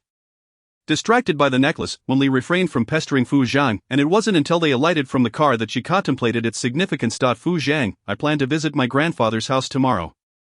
Fu Zhang nodded in acknowledgement. Upon entering the Wen residence, Wen Li had barely settled into her bedroom when her sister, Wen Muan, called, her voice tinged with concern. His sister, have you returned home? The police just contacted me. Sister, you scared me. A strange man claimed you sent him to pick me up. Thankfully, I'm clever and discreetly went to the restroom to call the police. Wen Li replied shrewdly. It was a last-minute situation, and I didn't have time to inform you. I simply had someone escort you home. It's my fault, don't be frightened, Wen Muan reassured her. Wen Li sighed, describing her fear. Sister, you terrified me. That man didn't seem trustworthy. He even had tattoos on his fingers. I thought he might kidnap me for ransom. After all, I am rather valuable. A sister, why did you suddenly have something come up? Was there an urgent matter at work? Wen Li inquired, noticing the old duck was present at home. With the line fell silent for a moment, seemingly caught off guard by her question. Wen Li continued, is it the Qin family who sought you? Yes, your brother-in-law needs my assistance with something. It's my fault, please forgive me. When Muan soothed her, Wen Li quickly accepted her apology, responding cheerfully, alright, I forgive you sister, but please don't let it happen again. If the police misinterpret the situation, they might think you sent someone to abduct me. When Muan felt a pang of anxiety and was about to speak when Wen Li added earnestly, my sister would never do such a thing. She is the best sister in the world. Fine, I won't do that again. I'll bring back some good food for you later. After hanging up, Wen Li's expression turned pensive as she tossed her phone onto the bed. Quickly, she retrieved the necklace Fu Zhang had gifted her from her pocket. She raised her hand, examining the necklace closely. Aside from its beauty, there was nothing particularly special about it, not even a small inscription. Suddenly she had an idea and snapped a photo to send to Lin Baozhu, who was more knowledgeable about such matters. Baozhu, what do you think of this necklace? Lin Baozhu replied promptly, how did this necklace end up in your possession? It was featured in an auction a few days ago, claimed to be a royal heirloom from abroad. Said to possess healing properties, many people bid on it, and the price was exorbitant. My brother wanted to bid for me, but they were outmatched by others. Wen Li once again scrutinized the necklace. Pondering its healing properties, she leaned in to place a kiss on it, then swiftly removed the necklace from her neck and replaced it with the one Fu Zhang had given her. It seemed that way Chunqing and Wen Rong had discussed matters of cooperation, as later that evening, Wen Rong specifically instructed her to sign documents with his assistant the following day. He didn't question how Wen Li managed to secure the contract. Knowing that the Wen Li family's influence would suffice to persuade the Wei family to agree, Wen Li set down her chopsticks, expressing her reluctance. Why must I go again? I don't want to. Whether you want to or not, you must go. Your little temper has been spoiled by others. When Rong glanced at Doing with a hint of reproach, why are you blaming Mom? It's not her fault. Wen Li retorted, clearly displeased. Stop glaring at Mom, or I'll glare at you, she added to Mom. Please don't be upset. Doing had been pretending not to notice the exchange between Wen Rong and Wen Li. But now that it had been brought up, her expression stiffened a bit, yet she still offered kindly, you're both good kids. Wen Li chuckled, suddenly inspired by a thought, and casually asked, Sister, has that uncle from the police station been released? When Nguyen hesitated, instinctively glancing at Wen Rong, who was about to brush it off, he has been released. What are your plans for the next few days? Wen Rong, however, interjected, what police matter? Today, I had a stranger escort me home. And thinking he was a bad person, I called the police, Wen Li explained playfully, sticking out her tongue. I didn't mean to, she added. At this, Wen Rong frowned, casting a reproachful look at Wen Nguyen. How could you be so careless as Dad? I'm sorry, I was a bit anxious, Wen Nguyen admitted sheepishly. Wen Rong replied sternly, even if you're in a hurry, you mustn't be negligent. What would happen if something went wrong? I had intended to appoint you as project manager, but it seems you still need more training. Her words cast a shadow over both Doing and Wen Nguyen, their expressions turning sour. Doing quickly regained her composure and supported Wen Rong's criticism. She is still young, she needs more training. Wen Li seemed oblivious to how much they yearned for the project manager position. Leaning back in her chair, she cheerfully remarked, Sister, you'll have time to play with me during this summer break. We don't care about being project managers, too much work for too little pay. Wen Nguyen replied, forcing a smile after a lengthy pause, alright, I'll accompany you, she said stiffly. Wen Li feigned ignorance, turning to Wen Rong, transfer me some money, I plan to go out tomorrow, once the contract is signed. I'll have my assistant transfer it to you, Wen Rong responded, now seemingly eager to comply with Wen Li's requests. Upon hearing this, Wen Li stood up and headed upstairs. Once she closed the door, she reached for the necklace resting at her neck. She let out a long sigh. The following day, at the Wei Group's presidential office, Wen Li and Wen Rong's assistant entered to find Wei Chunsheng and another middle-aged man seated on the sofa. Sipping tea, the middle-aged man looked up, his mature visage exuding a certain masculine charm. Wen Li recognized him instantly. It was Wen Shitting. His gaze lingered on her face for an unusually long time, almost with a hint of peculiarity. Before he averted his eyes and took a sip of his tea, Wei Chunsheng rose to introduce them, saying, Little girl, this is Uncle Wen. Wen Li nodded in acknowledgement. Uncle Wei. When Wei Chunsheng gestured towards the sofa, please have a seat. I'll fetch the contract. Reluctantly, Wen Li settled onto the opposite end of the sofa, unable to resist stealing glances at the man beside her. She felt a twinge of curiosity towards her mother's college boyfriend. At his age, he had not lost an ounce of his physique, appearing even younger than his contemporaries. How did her mother ever come to fancy Wen Rong? Just then, when Shitting spoke, Wen Li, she instinctively nodded, sensing a fleeting look of bewilderment in the man's eyes, as if he were lost in thought. He then quietly remarked, your mother adored pear blossoms. Thereafter, he fell silent. After a while, Wei Chunsheng handed her the signed documents, and once the others had departed, he turned towards the man on the sofa. Isn't she quite reminiscent of her? Indeed, but not as lively as her mother. When Shitting replied, closing his eyes and rubbing his aching brow, Wei Chunsheng took a seat beside him, offering a comforting pat on his shoulder. Have you noticed this little girl's lips resemble yours? The shapes are strikingly similar. Honestly, I don't believe Muyu would have aborted your child. Perhaps a DNA test would clarify, he added. Upon hearing the name Muyu, a flicker of pain crossed Wen Shitting's eyes, and he replied hoarsely, she would. She can be quite petty. Chapter 29, Fu Zhang, is the moon bright or am I? After the contract was finalized, Wen Rong transferred 1 million to her bank account. The moment Wen Li received the funds, she rushed to the mall, purchasing several outfits and a few bags. Within an hour, the entire sum was spent. Wen Rong likely received news of her spending spree. She had no intention of saving money for Wen Rong. At dusk, at the Lu residence, the old butler answered the doorbell and, upon seeing her, momentarily froze before his face broke into a joyful smile. Young miss, as he spoke, he opened the door wide. Upon seeing him, Wen Li felt a pang of guilt. In her past life, when Lu Zongwei fell ill, the old butler had come to find her, urging her to reconcile with her grandfather, only to suffer a fatal accident on his way back. Had she been a touch more sensible, he might have lived. Her eyes reddened as she softly uttered, Grandpa Sunday. Butler's son had worked for the Lu family since his 20s, watching over both Lu Muyu and Wen Li as they grew up, forging a deep bond. Seeing the young girl with teary eyes, Butler's son's own eyes misted over, his voice hoarse.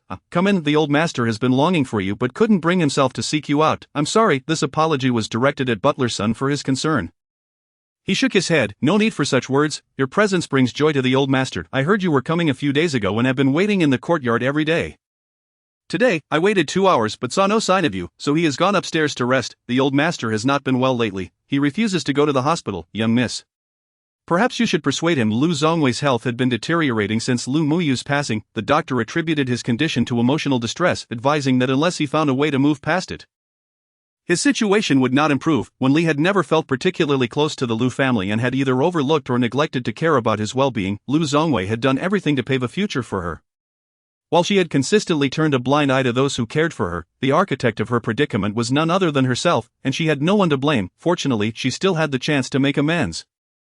She recognized that Lu Zongwei, at his age, would have aged significantly, but she was taken aback by how frail he appeared. His hair was grizzled, his eyelids drooping, and he seemed extraordinarily gaunt. He emerged from the bedroom, moving slowly, but upon seeing her, his eyes sparkled with joy. An invisible guilt bent Wen Li's facade of composure. Tears streamed down her cheeks, one after another. She nearly knelt before him, her voice choked. Grandpa, Lu Zongwei would never hold her past misdeeds against her.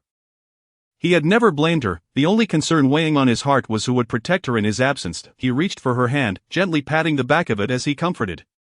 You dear child. Noticing her tears, his voice too grew thick with emotion. Have they been bullying you? Wen Li shook her head. Then, in the next instant, she wrapped her arms around him. In her memory, he had been a tall figure, commanding and decisive, yet now, he was so thin, almost skeletal. Grandpa, I'm sorry, I've let you down. I was foolish, I caused your suffering. She could make amends to them, but she could never absolve her guilt.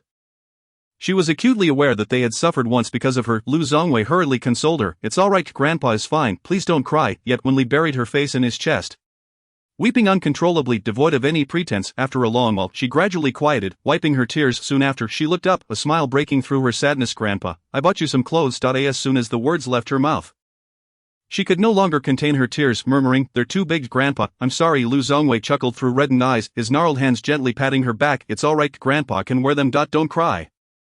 It is not a big deal. If it doesn't fit, we can go out tomorrow and buy you some more. Wen Li forced herself to quickly regain her composure, determined not to affect Lu Zongwei's spirits.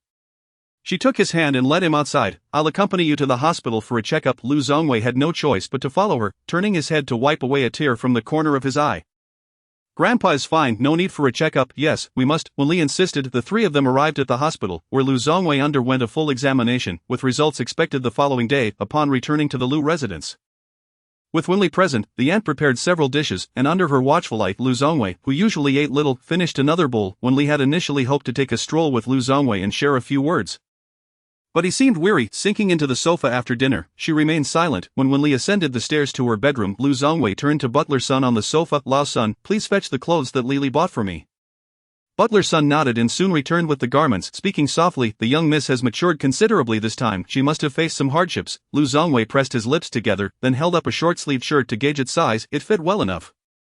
Indeed, it fits quite nicely. The young miss is quite perceptive. She knows you don't favor light-colored clothing and bought none, Butler Sun remarked. Lu Zongwei carefully set the clothes aside, sighing softly, this child is just like Muyu.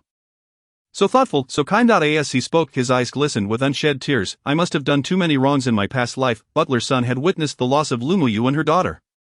The Lu family was inherently kind-hearted, yet fate dealt them such a cruel hand. He consoled old master, the young miss is here. Tomorrow, if she sees your swollen eyes, she will surely worry. All right, enough of this, let us have someone buy her favorite treats tomorrow, Lu Zongwei said, glancing upstairs, his expression softening considerably. Upstairs, Wen Li rummaged through an old photo album, recalling that it contained pictures of Lu Muyu. Previously, the images held little significance, but now, seeing a woman so reminiscent of herself stirred a bittersweet ache in her heart.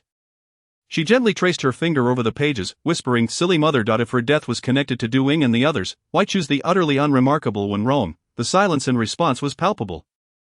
After a long pause, she placed the album in a drawer. Turning her gaze to the window, she noticed the crescent moon shining brightly. Wondering what Fu Zhang was up to, she snapped a picture of the moon and herself, sending it to Fu Zhang with the caption, am I bright, or is the moon bright? Meanwhile, Fu Zhang, amidst socializing, opened his phone, and the photo unexpectedly appeared on his screen. The girl's eyes curved like the moon, yet they outshone it. The headache induced by alcohol eased slightly, but the feelings he had suppressed surged uncontrollably. Wen Li. He saved the photo, then shut his phone, standing up and saying nonchalantly, I'm tired. We can discuss matters tomorrow. He donned his coat and stepped outside, but once in the car, he pulled out the photo again and opened a particular video. Moments later, he chuckled softly, not receiving a response from Fu Zhang. Wen Li tapped on his profile, swiftly initiating a video call. Just as it was about to end, the call connected, revealing the man's handsome face on the screen. She showed no restraint, speaking softly. Fu Zhang, I miss you. After a few seconds, the screen went dark as the man evidently switched to the rear camera. She let out a small hum, then leaned her face closer to the camera.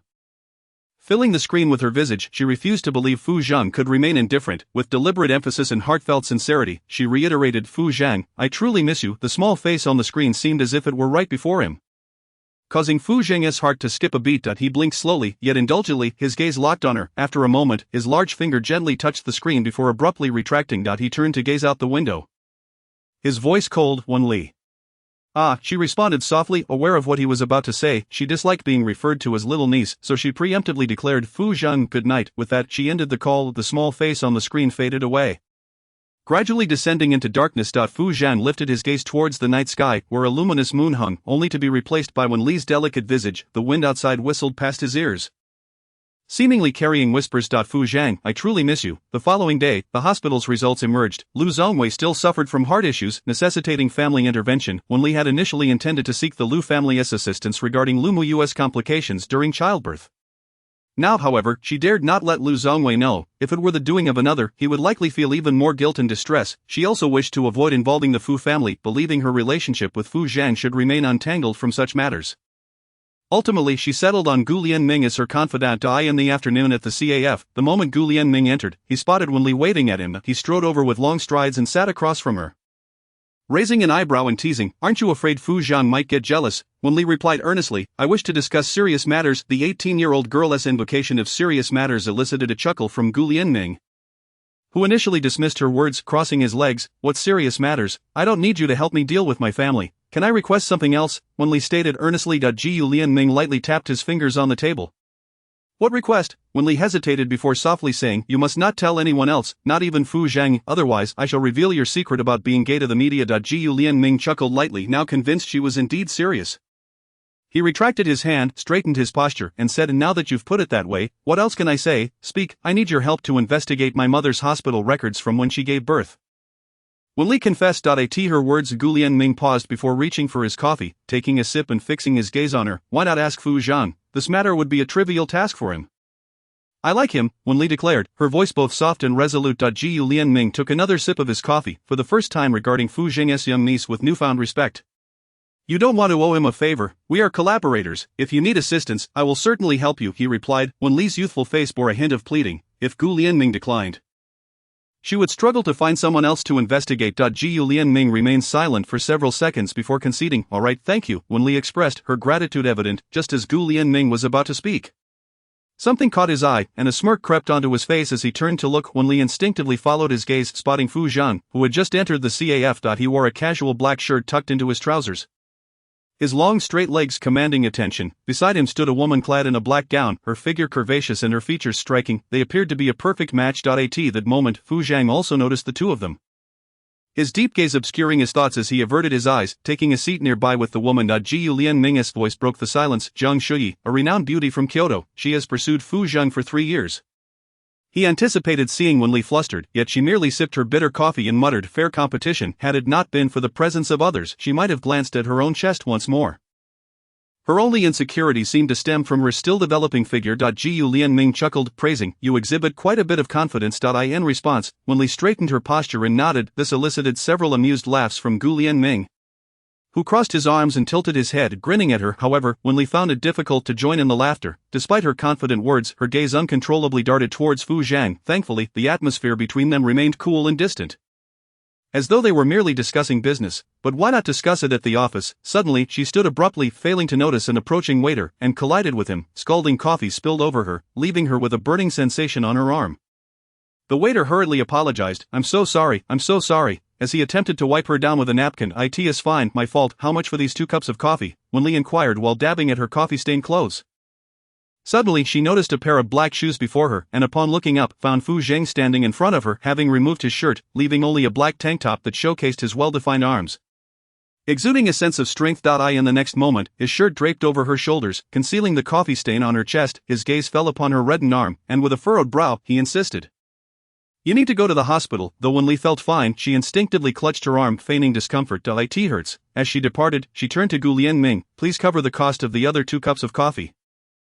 Once in the car, Wen Li whimpered, attempting to elicit concern from Fu Zhang, his brows furrowed deeper, and finally he stated, "Zhang Shu, drive faster." Upon reaching the hospital, the doctor gestured for her to indicate the burn Wen Li gazed at her unscathed arm, which now bore no redness or pain, her eyes widening in surprise. I can't point it out, she said nervously, touching her nose. My body heals quite well.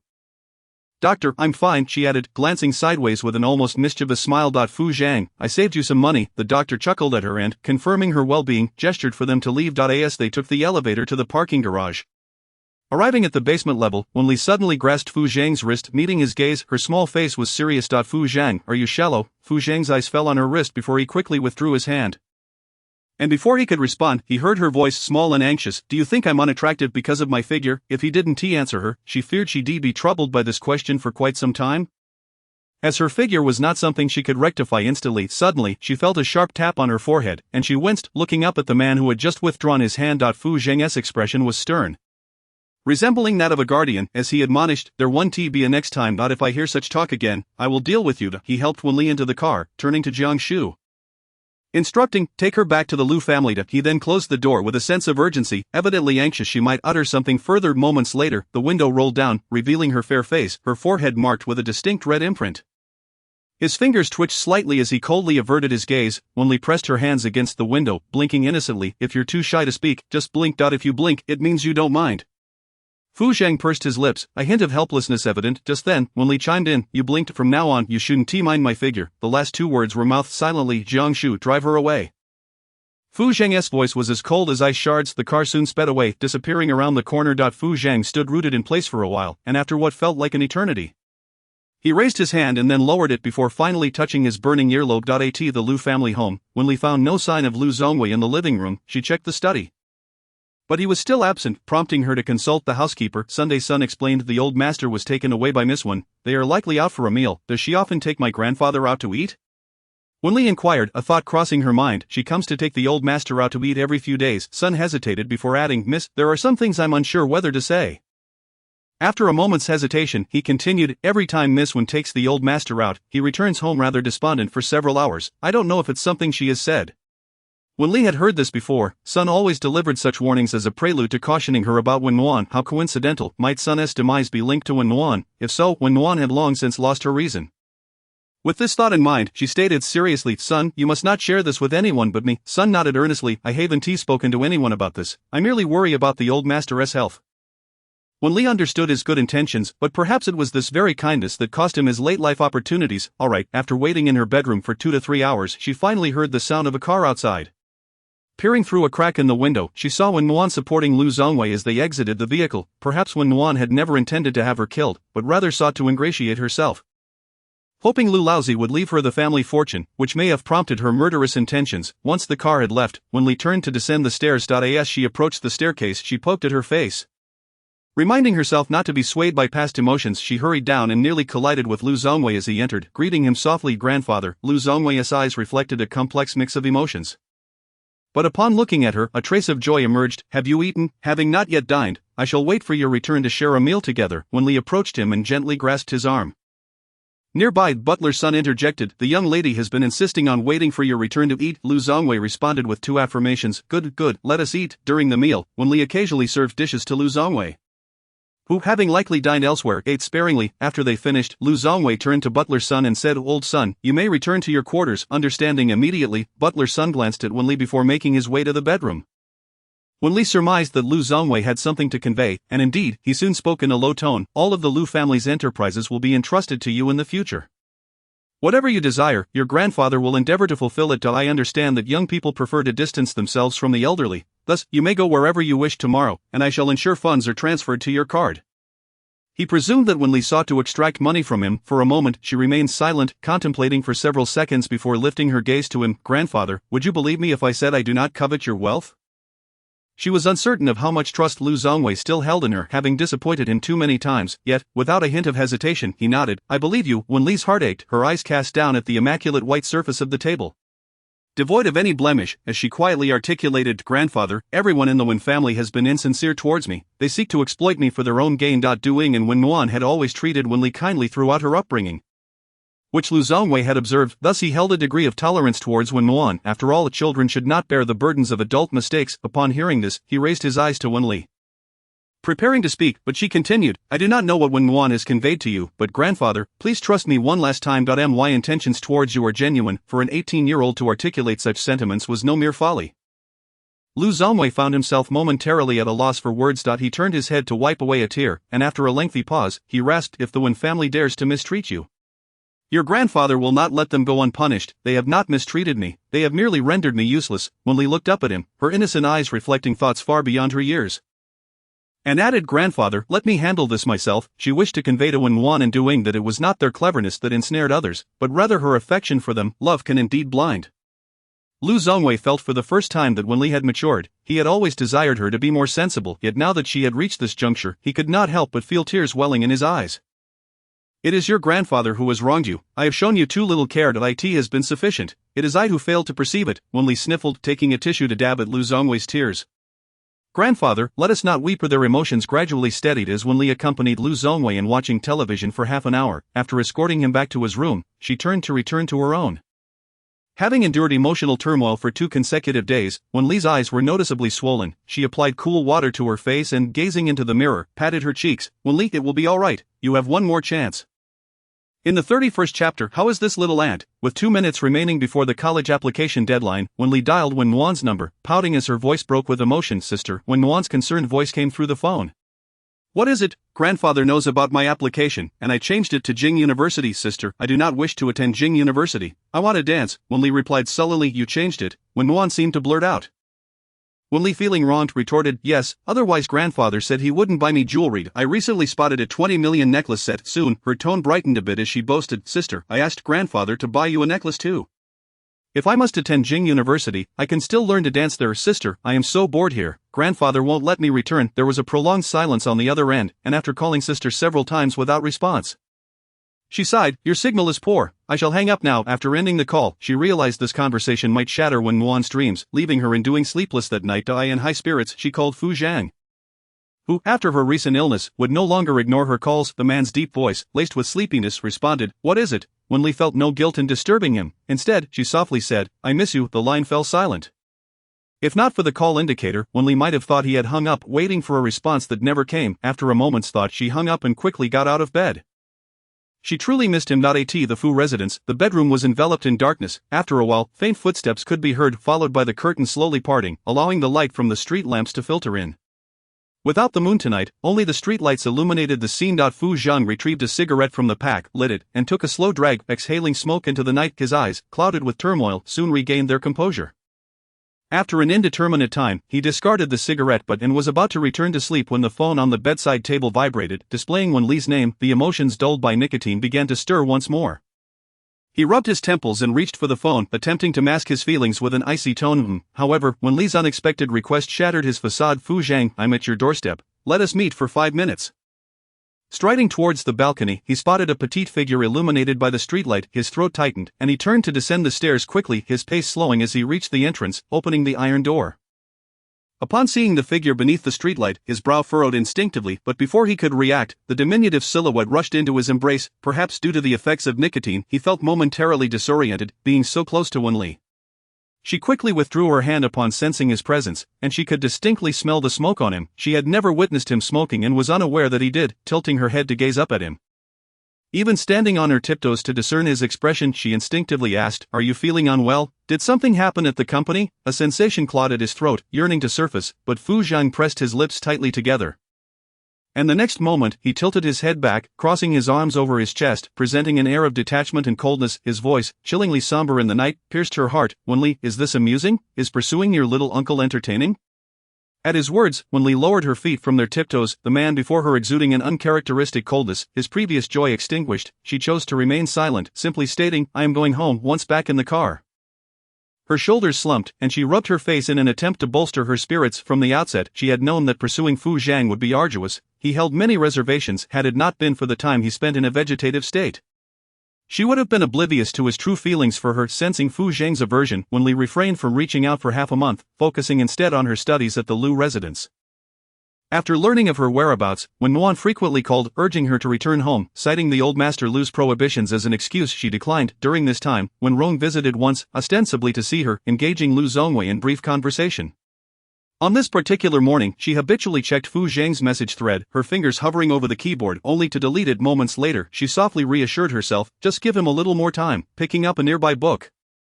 She continued reading until her phone rang, instinctively tilting her head in disappointment. It was Gu Lianming. I found the information, you can come to the office to pick it up. Alright. Wen Li changed her clothes and headed downstairs. Lu Zongwei had gone to the company today and was not at home. She informed butler's son, grandfather's son, I am stepping out for a while, I will return for lunch. 40 minutes later, at Gu's group. Guided by an assistant, Wen Li entered Gu Lianming's office. He was currently engrossed in work and only raised his head to acknowledge her after a few minutes. He handed her a document from his drawer, stating, all the information is here. After glancing at her, he bluntly added, Old Master Fu is unwell. Are you aware? Upon hearing this, Wen Li instinctively looked up, clearly unaware. When, is it serious? About half a month, quite serious, he is still in the hospital. Gu Lianming stood up to fetch a cup of warm water, taking a sip before continuing, Zhang Shuyi has been accompanying Fu Zheng frequently during this time. It was no wonder Fu Zheng had spoken harshly to her that day.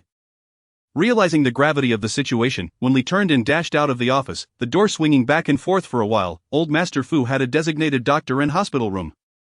His health had been poor for an extended period, sometimes requiring stays of 2 to 3 months. Knowing the location well, Wen Li hurried to the hospital room, finding Zhang Shuyi conversing with Old Master Fu. Fu Zheng sat on the sofa, his head bowed as he peeled an apple, while old Madame Fu sat beside him. At first glance, they appeared like a family. She paused momentarily, hesitating to enter, when the man on the sofa suddenly lifted his gaze to the doorway.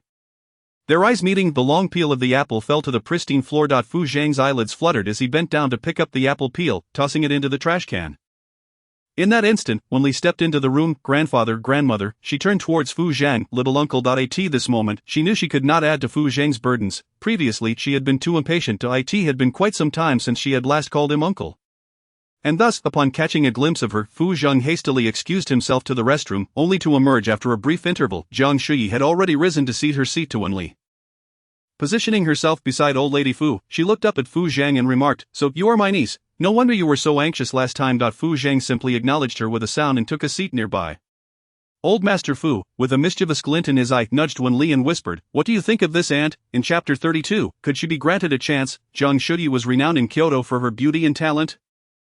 Hailing from a respectable family, Wen Li, despite recognizing her as a rival, could not bring herself to speak ill of her. She nodded earnestly and stated, she is quite good. Old Master Fu was familiar with the Jiang family. Acknowledging that Zhang Shuyi was more suitable than the women Fu Zhang had brought home previously, possessing a more fitting lineage. Naturally, this depended on Fu Zhang's own desires. Above all, old Master Fu wished for Fu Zhang to find a woman he truly cherished. It was not necessary for him to be head over heels in love, but at the very least, they should be able to converse comfortably. Fu Zhang, why don't you take Shuyi out for a meal? Little Li is here, he suggested, clearly hoping to afford the two an opportunity to bond. At that moment, Wen Li resembled a third wheel, lacking the courage to lift her gaze, her eyes fixed on her fingers. She had anticipated hearing Fu Zheng's agreement, only to be met with his distant refusal. I have matters to attend to at the company. Old Master Fu shot her a disapproving glance. And before he could voice his thoughts, Zhang Shuyi, seemingly unfazed by Fu Zheng's demeanor or perhaps already accustomed to it, graciously stood and said, Fu Zhang has a busy schedule at the company. Uncle Fu need not worry about me. I will prepare some soup for you later. No need to trouble yourself, I appreciate the thought. Old Master Fu replied warmly. Zhang Shuyi smiled, it's no trouble at all. I shall take my leave now. Uncle Fu, good. Fu Zhang, please see Shuyi off. Old Master Fu instructed. This time, Fu Zhang did not decline and stood to escort her out. Once they had departed, Old Master Fu sighed. This child Shuyi is quite remarkable, beautiful, capable, and even knows how to cook. Little Li, do ask your uncle about his feelings when you get the chance. He never shares such things with us. I truly cannot discern which one he prefers. Old Master Fu could evidently see that Fu Zhang held no particular feelings for Zhang Shuyi, but he could not ascertain if Fu Zhang was merely being reticent. This child had always been one to keep his thoughts to himself. Wen Li, of course, did not refuse him. All right, grandfather, I shall step out for a moment. She rose and headed to the doctor's office to inquire about old Master Fu's health. The doctor explained that it was a condition resulting from years of hard work, and that he could only recover gradually. In his youth, old Master Fu had been notorious for his tireless work ethic, especially after Fu Zhang was born, pushing himself to expand his business even in his advanced years. All for the sake of securing a future for Fu Zhang. She understood that old Master Fu was eager to hold his grandchildren soon. Reflecting on her own age, she sighed. 18, it was indeed a troublesome age. The challenge lay not merely in the tenuous relationship of uncle and niece but rather in their 8-year age gap, compounded by the fact that old Master Fu was already 67 and in poor health. This urgency was precisely why old Master Fu pressed Fu Zheng to marry. He had few regrets in life, only the wish to see Fu Zheng wed and have children. With her head bowed, she exited and, in the next moment, collided with a wall of bodies. Stumbling back a step, raising her gaze, she found Fu Zheng looking down at her intently. Wen Li, who usually greeted everyone with enthusiasm, quietly maneuvered around, for she had yet to devise a compelling reason to persuade Fu Zheng to grant her a chance. Pursuing someone without preparation felt like an act of desperation. She could not allow herself to be perceived as such just because Fu Zheng was older. Genuine pursuit required sincerity. The doctor, noticing Fu Zheng's silence, took the initiative to speak. Mr. Fu, is there something you need? Fu Zheng raised his gaze to him, inquiring about her presence. The doctor, recognizing Wen Li from previous encounters, replied, Miss Wen is here to inquire about old Master Fu's health. Fu Zheng turned and re-entered the ward, his gaze unconsciously drifting to the petite figure by the bedside before settling on the sofa. Wen Li engaged in conversation with old Master Fu for a while, and as the clock struck 11:30, she stood and announced, Grandfather, Grandmother, I must return to the Lu family. My grandfather will be back for lunch. I shall come by again in the afternoon. Let your uncle take you. I worry about you traveling alone, old Master Fu suggested, casting a glance at her, signaling her to seize the opportunity to inquire. My uncle has work at the company, Wen Li replied. While she desired to spend time with Fu Zheng, she felt it prudent to return home to contemplate her approach. She needed to clarify her feelings before pursuing Fu Zheng, ensuring he understood that her intentions were sincere and not simply a youthful whim. As she spoke, old Master Fu recalled something, expressing his discontent. He could set aside those trivial company matters, yet it was merely a passing comment, for he understood the immense pressure Fu Zheng faced. Wen Li exited the ward and entered the elevator, pressing the button for the ground floor just as the doors were about to close. A tall figure strode in. Fu Zheng. It's difficult to catch a cab here. I shall drive you, he said in a deep voice. Wen Li, feeling somewhat disheartened, merely responded with an "oh," and leaned against the elevator wall in contemplation. She was 22, while old Master Fu was 72. At the very least, she would be 23 before having children. In that light, it could still be considered acceptable, but it was contingent upon Fu Zheng being willing to marry her by that age. The older man had a heart as tough as stone, devoid of any cracks or openings. The elevator dinged, and as she instinctively stepped out, a large hand grasped her wrist and swiftly pulled her back inside.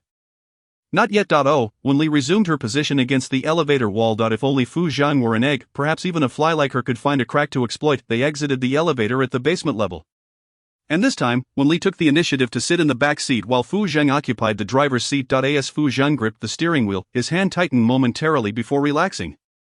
As they drove toward the Lu residence, the car was enveloped in silence, the only sounds being their breaths. After what felt like an eternity, they arrived at the Lu family home. Wen Li disembarked, carrying her documents, still unable to formulate a solid plan, thus opting to restrain herself from idle chatter. I'm heading back now. Fu Zheng acknowledged with a sound, noticing that she did not look back.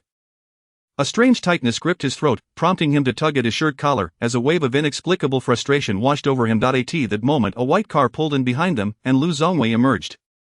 Recognizing Fu Zheng's vehicle, he approached with a warm smile. Fu Zheng, Uncle Lu. Fu Zheng greeted through the window. Lu Zongwei beamed. Let us have a meal together. It's been a while. Fu Zheng pressed his lips together, uncertain of his own feelings, yet he nodded. All right. The two entered the Lu residence, and upon seeing them, Butler's son remarked, the young lady just went upstairs. I shall fetch her. Where did she go? Lu Zongwei inquired instinctively. Not sure. She stepped out for a bit this morning. Butler's son promptly ascended the stairs and soon returned with one ally. As Wen Li was about to call out to Lu Zongwei, her gaze fell upon Fu Zheng, causing her already tumultuous emotions to become even more chaotic. Matters of the heart were peculiar. She could not pinpoint when her feelings for him had blossomed, but she was certain it was not out of mere sentimentality, as such emotions would only lead her to regard him as she would an uncle, a grandfather. Lu Zongwei raised the item in his hand, adding, your favorite pineapple cake. Wen Li's eyes lit up as she approached, opened the box, and took a piece, savoring the deliciousness. As long as it's tasty, Lu Zongwei chuckled, then gestured for Fu Zheng to join them at the dining table. He inquired, how has your father been lately? Not well, Fu Zheng replied. Lu Zongwei, aware of old Master Fu's condition, sighed. The elderly are prone to ailments. Fu Zheng nodded, intending to say something when a piece of pineapple cake appeared before him. He turned to see Wen Li's delicate face, and for a fleeting moment his heart fluttered. He reached out, took the piece, and brought it to his lips, tasting the overly sweet flavor that was less than appealing. Lu Zongwei watched them with a smile, saying, you two have grown up so fast. It feels like just yesterday when Wen Li was trailing behind you, calling you uncle. He chuckled, recalling how he used to feel jealous that she had called Fu Zheng first. As memories flooded back, Fu Zheng's expression softened, and he finished the last morsel of pineapple cake. Just as he was about to speak, Lu Zongwei interjected, Fu Zheng, my health has been declining over the years. I may not have much longer. I know you care for Wen Li, so I must ask you a favor. Please look after her after I am gone. A grandfather. Wen Li's eyes glistened with unshed tears as she interjected. Her voice firm yet tender. You and Grandfather Fu will live to be 100 years would be splendid. Lu Zongwei chuckled, patting her head, his expression tinged with reluctance. As the conversation continued, he glanced at Fu Zhang, who nodded in agreement. Lu Zongwei smiled and gestured to butler's son to have the kitchen staff bring out the dishes. During the meal, Lu Zongwei and Fu Zhang exchanged a few words. But Fu Zhang did not linger after dining. He rose to leave. As he fished for his car keys, he discovered several of his favorite chocolates had somehow found their way into his pocket. Staring at them in a daze for several seconds, he unwrapped one and popped it into his mouth. Wen Li accompanied Lu Zongwei in the courtyard, her hands clasping and unclasping as she glanced at him. Hesitating to speak, after several attempts, Lu Zongwei noticed her unease. What is it? Wen Li cautiously met his gaze, weighing her words before finally speaking. Grandfather, what I am about to say might be hard for you to accept. But I feel I must voice it. Go ahead, my heart is strong, nothing can faze me. Lu Zongwei reassured her, lowering her eyes to the table. She murmured, I like Fu Zhang. Seeing that he remained silent, she glanced up and found him looking astonished. Gathering her courage, she reiterated, it's the kind of affection that leads to marriage. I am not joking. Lu Zongwei, who had navigated the business world for decades, momentarily at a loss, reflected carefully before turning his gaze to Wen Li. He took a sip of tea and, after a lengthy pause, inquired, does Fu Zhang know? He knows, but he does not approve, Wen Li replied. A hint of despondency in her voice, Lu Zongwei seemed poised to say something but, noticing the seriousness and caution in Wen Li's expression, ultimately remarked, as long as you are happy. Wen Li had anticipated his disapproval or uncertainty. So when she heard his words, she was taken aback. Grandfather, is that really true? After experiencing the loss of his wife and daughter, Lu Zongwei only wished for Wen Li's health and happiness, leaving everything else to her discretion. Furthermore, Fu Zhang was truly a commendable individual. With him around, no one would dare to bully Wen Li in the future. Ultimately, he had his own selfish desires. I merely hope you remain healthy. Beyond that, I respect your choices. Wen Li's nose tinged with disappointment, and she murmured, what should I do if you do not agree? If Lu Zongwei were to disagree, another obstacle would arise between her and Fu Zhang. And she could not disregard Lu Zongwei's feelings. Anyone or anything you cherish, grandfather will support. Lu Zongwei stated earnestly, a marriage is not a trivial matter. I hope you consider it carefully before proceeding. Your mother. His words trailed off abruptly, leaving the thought unvoiced. With Lu Zongwei's support, a portion of Wen Li's lost confidence returned, and the two remained in the courtyard for over half an hour. Upon returning to her bedroom, Wen Li opened the documents Du Lianming had given her. Inside were various prenatal checkup records for Lu Muyu, along with a list of doctors for the delivery. From the records alone, all of Lu Muyu's prenatal examinations appeared normal. After jotting down the names of the doctors and nurses for the delivery, she placed the documents in a drawer, pressing them down with a heavy object. Later, sitting at her desk, she took up a pen and began to write, occasionally frowning or biting her lip, suggesting that she was encountering difficulties. As dinner approached, Wen Li carried the soup prepared by the auntie and headed to the hospital to visit old Master Fu, only to find her rival, Zhang Shuyi, already in the room. However, Fu Zhang was absent. Grandmother, I brought some soup, would you like to have a bit? I just had some. Save it for your uncle, that he is on his way and probably hasn't eaten yet. Old Master Fu replied. Upon hearing this, Wen Li said nothing and placed the food container on the table before sitting down on the sofa. After about 10 minutes, the door to the hospital room swung open, and Wen Li instinctively looked up. Just as she opened her mouth, Zhang Shuyi had already spoken. Fu Zhang. A wave of jealousy washed over Wen Li. She had never been fond of vinegar, and now she felt even less so. She resolved to have the auntie dispose of any vinegar at home. Fu Zhang responded coldly, then sat down in a chair. Old Master Fu pointed at the food container on the table, saying, you haven't eaten, have you? Go ahead. I've already eaten, Fu Zhang replied without even glancing at the food container, his long legs crossed elegantly. Old Master Fu, perhaps reflecting on Wen Li's kind gesture, remarked, if you won't eat, I will. The soup brought by Xiaoli must be delicious. Upon hearing this, Fu Zhang instinctively glanced in Wen Li's direction, then at old Master Fu, pursing his lips as he replied coolly, the doctor said you shouldn't eat too much. Afterward, he reached for the food container and began to eat silently. While later, Zhang Shuyi's phone rang, presumably an urgent matter. After hanging up, she excused herself and left. Not long after, Fu Zhang finished the last bit of soup and rose to wash his hands. When he returned, he checked the time and turned to Wen Li. It's getting late. You should head back. Wen Li slowly stood up and looked at him. Will you give me a ride? Fu Zhang picked up the car keys from the coffee table and walked outside. This time, Wen Li, emboldened, took the passenger seat, swiftly buckling her seatbelt. Meeting Fu Zhang's gaze, her eyes sparkled as her lips curled into a smile. Fu Zhang's eyelids flickered momentarily before he averted his gaze and turned the steering wheel. Driving down the wide road, the wind rushed past her ears, creating a slightly ticklish sensation. Wen Li rolled up the window, stealing glances at him before focusing ahead. She lightly patted her thigh, attempting to encourage herself. Fu Zhang, I've thought it through, she paused before continuing. I will be 22 when I graduate from university. We could get our marriage certificate first, and then we can have children. This won't delay my graduate studies. And it would satisfy Uncle Fu's desire for children. Suddenly, the tires screeched against the pavement, and the sleek black car came to a halt by the roadside, meeting the sharp, dark gaze of the man. Wen Li mustered her courage and said, I've seriously considered our situation. This is the solution I've pondered all afternoon. What I mean to say is that I want to marry you, and this is not a whim.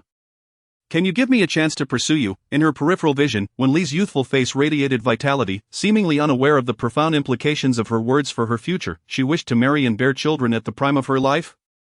At just 22 years old, did she not understand? Did he not understand? Fu Zhang's hands rested on the steering wheel, his brow furrowed, the word good nearly escaping his lips, the logo on the dashboard blurred in his vision. His tone was flat yet somewhat rigid. Wen Li, I can only be your uncle. Wen Li had anticipated this response and was undeterred. With her hands intertwined, she straightforwardly asked, Are you planning to get engaged to Jiang Shui? Before he could respond, she pressed on Fu Zhang, I will be better than her. Give me 2 years, okay? If after 2 years you still feel the same, I will give up. Perhaps I will have moved on by then. She intentionally framed her words this way, fearing Fu Zhang might refuse her. Silence enveloped the car, and after half a minute, Fu Zhang closed his eyes only to open them again, his dark gaze fixated on her. Ultimately, he found himself at a loss against her resolve. I agree, but after 2 years, we can only be uncle and niece. Upon hearing his agreement, Wen Li's beautiful eyes lit up, and she turned to him. Admiring the man's exquisitely perfect profile, during these 2 years, you cannot treat me as your niece, nor can you refer to yourself as my uncle. Seeing him nod, she suddenly reached out her hand. Intertwining her forefingers while extending her pinky, let us make a pinky promise. If we break it, we will be little dogs. As a child, Wen Li had always enjoyed making pinky promises with Fu Zhang. And he had never gone back on his word. Fu Zhang's fingers twitched slightly before he extended his right hand, their fingers locking together. Her heart raced, and instinctively, he wanted to withdraw his hand. To retract this absurd action, why had he agreed? What was he yearning for? Fu Zhang, you are not a child anymore. However, Wen Li firmly held onto his pinky, playfully tugging it as she recited, Pinky promise. For 100 years, no changing. If you do. Fu Zhang is a little dog. Satisfied, she withdrew her hand, stealing glances at him throughout the journey. Fu Zhang, not blind, noticed her furtive glances, one hand gripping the steering wheel while the other adjusted his shirt collar before he quickly buttoned it back up and opened the car window. The wind tousled their hair, creating a hint of warmth. At the entrance of the Lu residence, Lu Zongwei was taking a stroll, waiting for Wen Li to return home when he naturally spotted Fu Zhang dropping her off. After they departed, he looked at Wen Li, seeing her radiant smile, and chuckled before addressing the matter at hand. Yuan Rong called. She wants you to return home tomorrow. She said she received her acceptance letter. There will be a celebration banquet at Lanyue Hotel. Wen Li nodded, wrapping her arms around Lu Zongwei's, stating earnestly, Grandfather, I'm going back. I might not be able to visit you frequently. I will sneak back to see you. She added. Lu Zongwei gently patted her arm, signaling that he understood. Are you sure you don't want my help? No need, rest assured. I have inherited your and my mother's high intelligence. The Wen family cannot outmaneuver me. Wen Li joked lightly. She nearly possessed a godlike perspective. Lu Zongwei chuckled at her teasing but remained somewhat uneasy, advising, if anything happens, go straight to the Fu family. Grandfather Fu and Fu Zhang will surely protect you. I know, Grandfather. Don't worry, Wen Li replied earnestly. The next morning, at the Wen residence, Wen Li returned to find a multitude of people in the living room. A makeup artist was styling Yuan Rong's hair. While Du Ying and Wen Nuan were nowhere to be seen. Upon noticing Wen Li, Yuan Rong gestured for the nearby makeup artist to attend to her. It was evident that Yuan Rong placed great importance on this celebration banquet. Considering how few families had children admitted to Jing University, furthermore, it was a significant commercial collaboration. Wen Li resigned herself to the process, donning a pink spaghetti strap gown made of silky fabric. Fitted at the top and slightly flared at the bottom, simple yet elegant, her hair was completely swept up and pinned at the back, adorned with a crown designed like flower petals atop her head. From the attire to the accessories, Yuan Rong had clearly invested a great deal. Glancing at the crown in the mirror, Wen Li noted its sparkling diamonds, pondering how much it might be worth. A question she would soon find an answer to address to the nines. Du Ying and Wen Nuan emerged from the bedroom, their eyes immediately drawn to the crown atop Wen Li's head. Clearly impressed by its value, feigning ignorance, Wen Li adjusted the crown and remarked to them with feigned annoyance, Mama sister, this crown looks so tacky. Who wears crowns these days? You child. This crown is a new design from H Jewelry. Your father specifically bought it for you as a gift for your celebration banquet, Du Ying said, subtly patting Wen Nuan's arm before retracting her hand. Wen Li pouted and complained, it's hideous. She then turned to Wen Nuan, asking, sister, why aren't you wearing a crown? Is it because you think it's ugly? If you don't wear one, then neither will I. Warm's expression froze for a moment before quickly returning to normal as she smiled and comforted her, saying, only our little princess has that. It's not ugly, it's beautiful, why didn't you buy one for your sister? Wen Li shot an angry glance at Wen Rong the moment those words left her lips. The living room fell silent for a few seconds. Wen Rong, however, showed no sign of embarrassment, adjusting her suit jacket instead. She had already gifted one during the graduation banquet. Indeed, sister, wear it. It looks lovely, just like a little princess. Warm interjected to ease the tension. Though she was seething with frustration, she suppressed her emotions to comfort her. Wen Li lifted her gaze momentarily, then adjusted the crown with a hint of disdain. Replying, fine, the four of them boarded a business vehicle heading to Lanyue Hotel, where a large hall was already bustling with some guests. Wen Rong turned to Wen Li, taking her for the first time to meet others. As Warm usually accompanied her for toasts, Wen Li pointed at Warm, mischievously stabbing at hearts, saying, let sister go. I don't want to. What do you mean your sister? The Wen family legacy will be inherited by you. Not your sister, Wen Rong remarked, causing the expressions of Du Ying and Warm beside her to shift. Wen Li feigned ignorance, reluctantly responding with an "oh," following Wen Rong to make toasts. Behind them, Warm instinctively tightened her grip on Du Ying's arm. Du Ying glanced down at her, placing her hand over Warm's, whispering, ask when Qin Feng is arriving. He's already on his way, Warm replied, taking a deep breath, withdrawing her hand, and added, I need to use the restroom. She quickly glanced at Wen Rong and Wen Li, her grip still unconsciously tightening. Nearby, Wen Li's ears were filled with names like Mr. Wang, Mr. Li, and Mr. Sun, until she finally heard the synchronized mention of Mr. Fu, at which point she lifted her head, her eyes flashing with evident surprise. Fu Zhang was clad in a white shirt, a form-fitting black vest, and an open black suit jacket, holding a glass of red wine in one hand. He raised it slightly before taking a sip, as if to honor Wen Rong. Wen Li approached Fu Zhang, holding her wine glass with both hands, her eyes slightly squinting as she playfully called out, Mr. Fu. The pink spaghetti strap dress was not overly revealing, but from Fu Zhang's elevated angle, a hint of her curves became discernible. He instinctively raised his gaze just as the sound of their glasses clinking reached him. And when Li tilted her head back to drink some red wine, many eyes were drawn to them, and naturally Fu Zhang would not refuse to drink. He took another sip from his glass.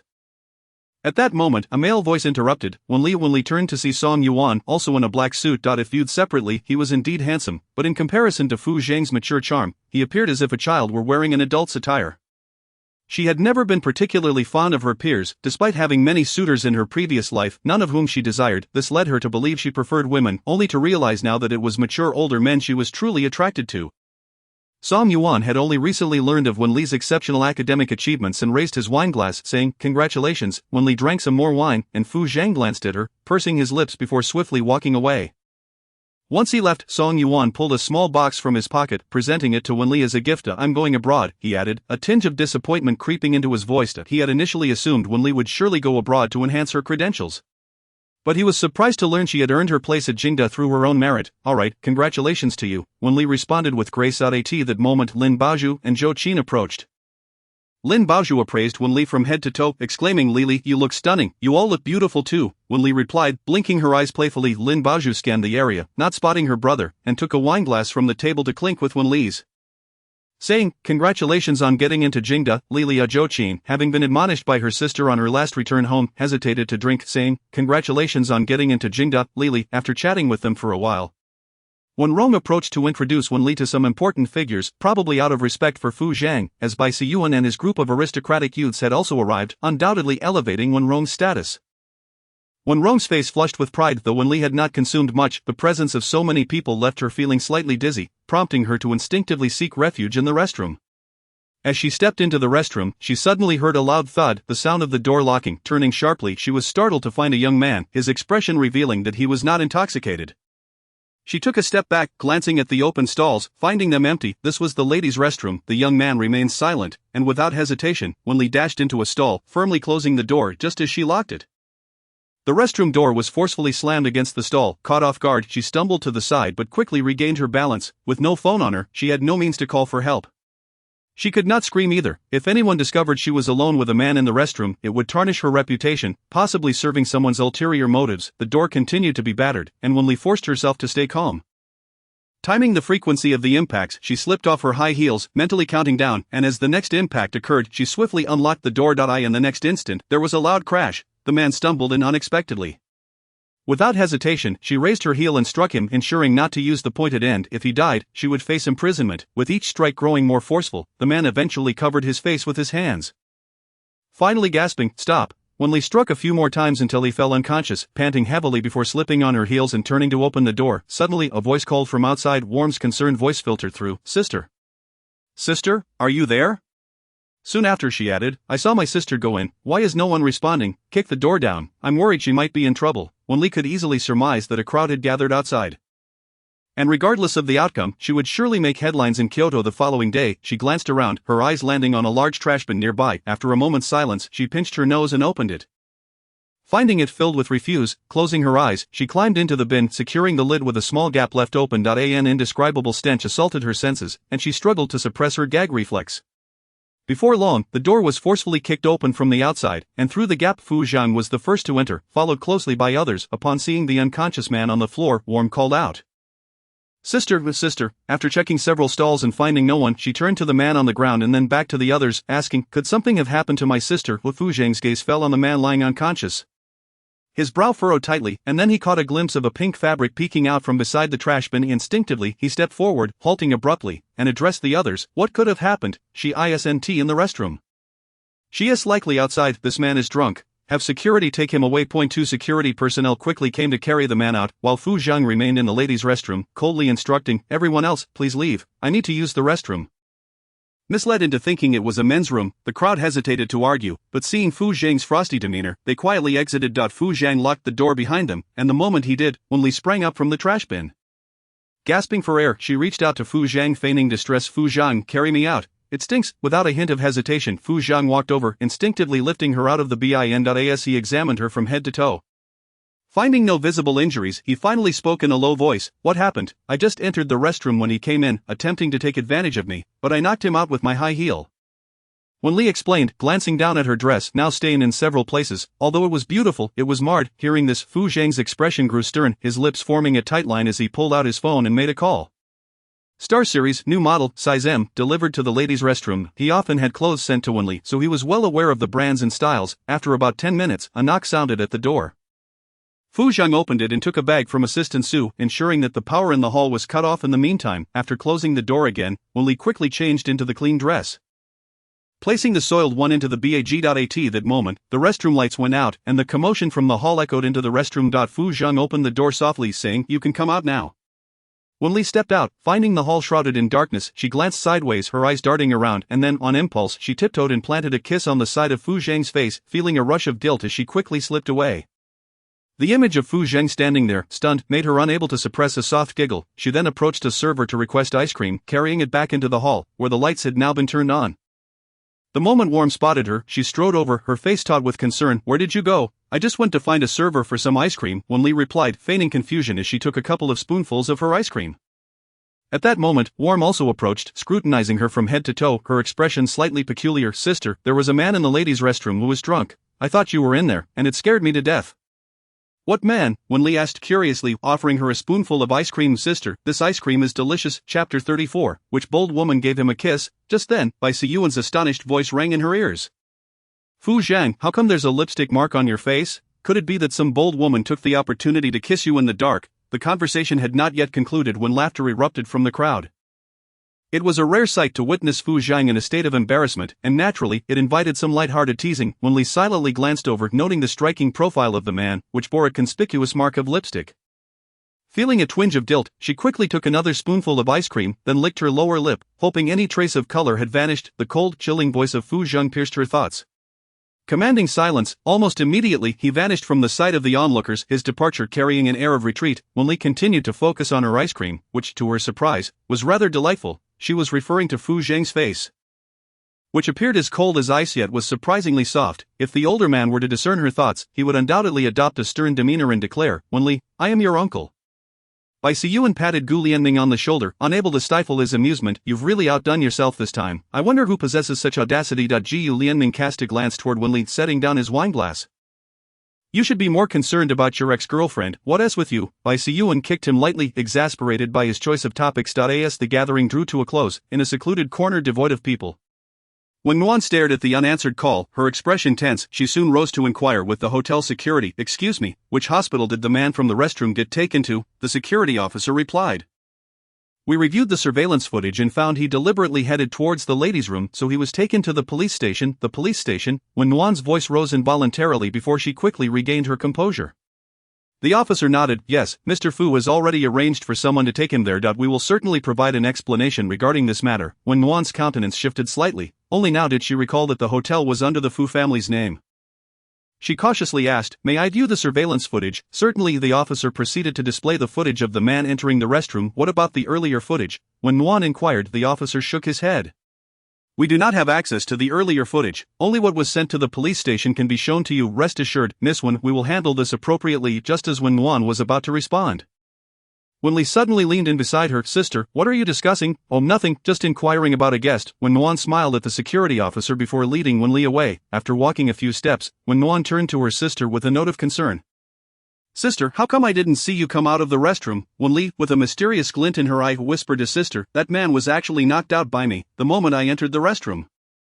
He followed me and giving me quite a fright. Thankfully, I had my high heels. I knocked him out a few times." She glanced around to ensure no one was listening. There were too many people earlier, so I didn't dare admit it. I was afraid others would misunderstand that I was assaulted. She shook Wen Nuan's hand. "Sister, am I not clever?" She had no intention of keeping this from Wen Nuan, knowing it would soon be revealed if she and that man were connected. By admitting it herself, Wen Nuan would not doubt her. She would simply think her sister was lucky. Wen Nuan's expression shifted to one of concern. "Did he do anything to you? Let me see." She scrutinized her sister, hoping to find any signs of the man's advances. If there were even the slightest indication, Wen Li needn't guess. It would certainly make headlines the following day. No, he was a scrawny fellow. What could he possibly do? Wen Li's face displayed a hint of pride. But why was he following me? If it weren't for my reputation, I would have reported him to the police. I suspect someone is envious of my admission to Jing University. Wen Nuan's heart skipped a beat, and she instinctively looked at her sister. Her angry demeanor seemed to suggest that it was merely an offhand comment.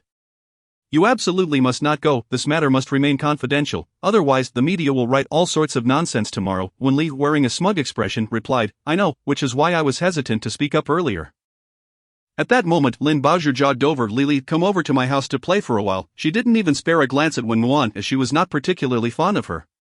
Wen Li nodded. "All right, sister, I'm going out to play. Please let Gagaga know." After speaking, she linked arms with Lin Baozhu and left. The Lin residence was considerably larger than the Wen family's villa, resembling a small castle, and Wen Li had never seen such extravagant opulence. Lin Baozhu was accustomed to the reactions of those who visited her home and sheepishly remarked, "My family is quite extravagant. My grandfather says I am a little princess and should live in a castle." Lin Baozhu clearly embodied the role of a cherished little princess, her personality carefree and innocent, reminiscent of her past life. However, the Lin family was not the Wen family, and Lin Baozhu was not her. Wen Li concurred. Indeed, a little princess should reside in a castle. The exterior was lavish, and the interior was no less impressive. Lin Baozhu occupied an entire floor, complete with a study, game room, and cinema. She led Wen Li directly to her bedroom, closed the door, and then turned to face her. "Lily, I have something astonishing to tell you.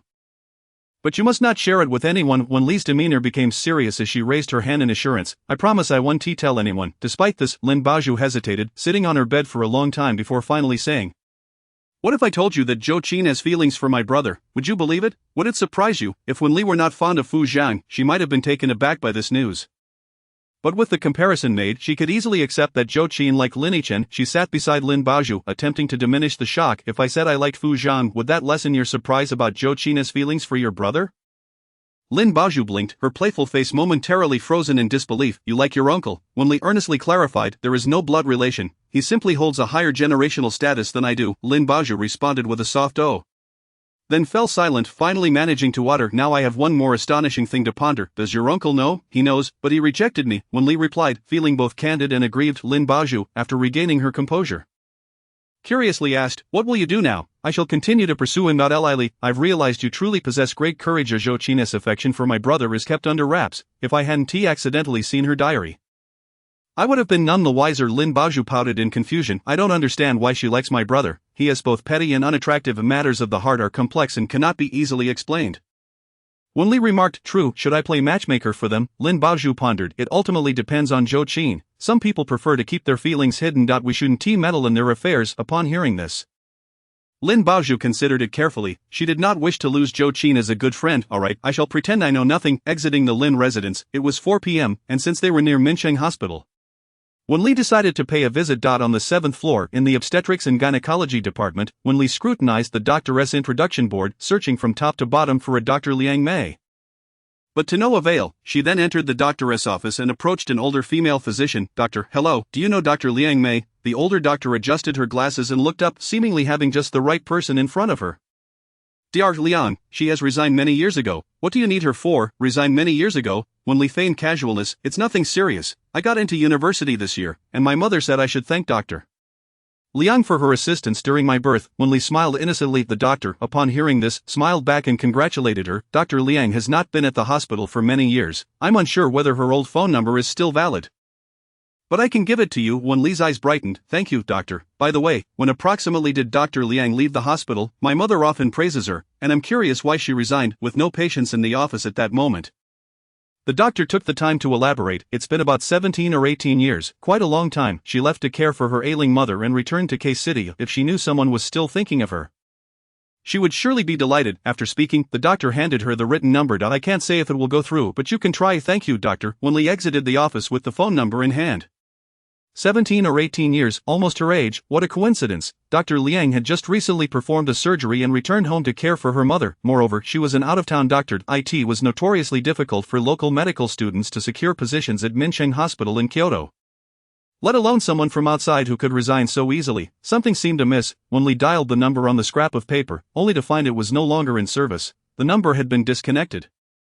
This was hardly surprising. Soon after, she called Gu Lianming. At that moment, Gu Lianming was seated in a private room with Fu Zhang and a few others, partaking in their weekly gathering, which happened to align with everyone's availability that day.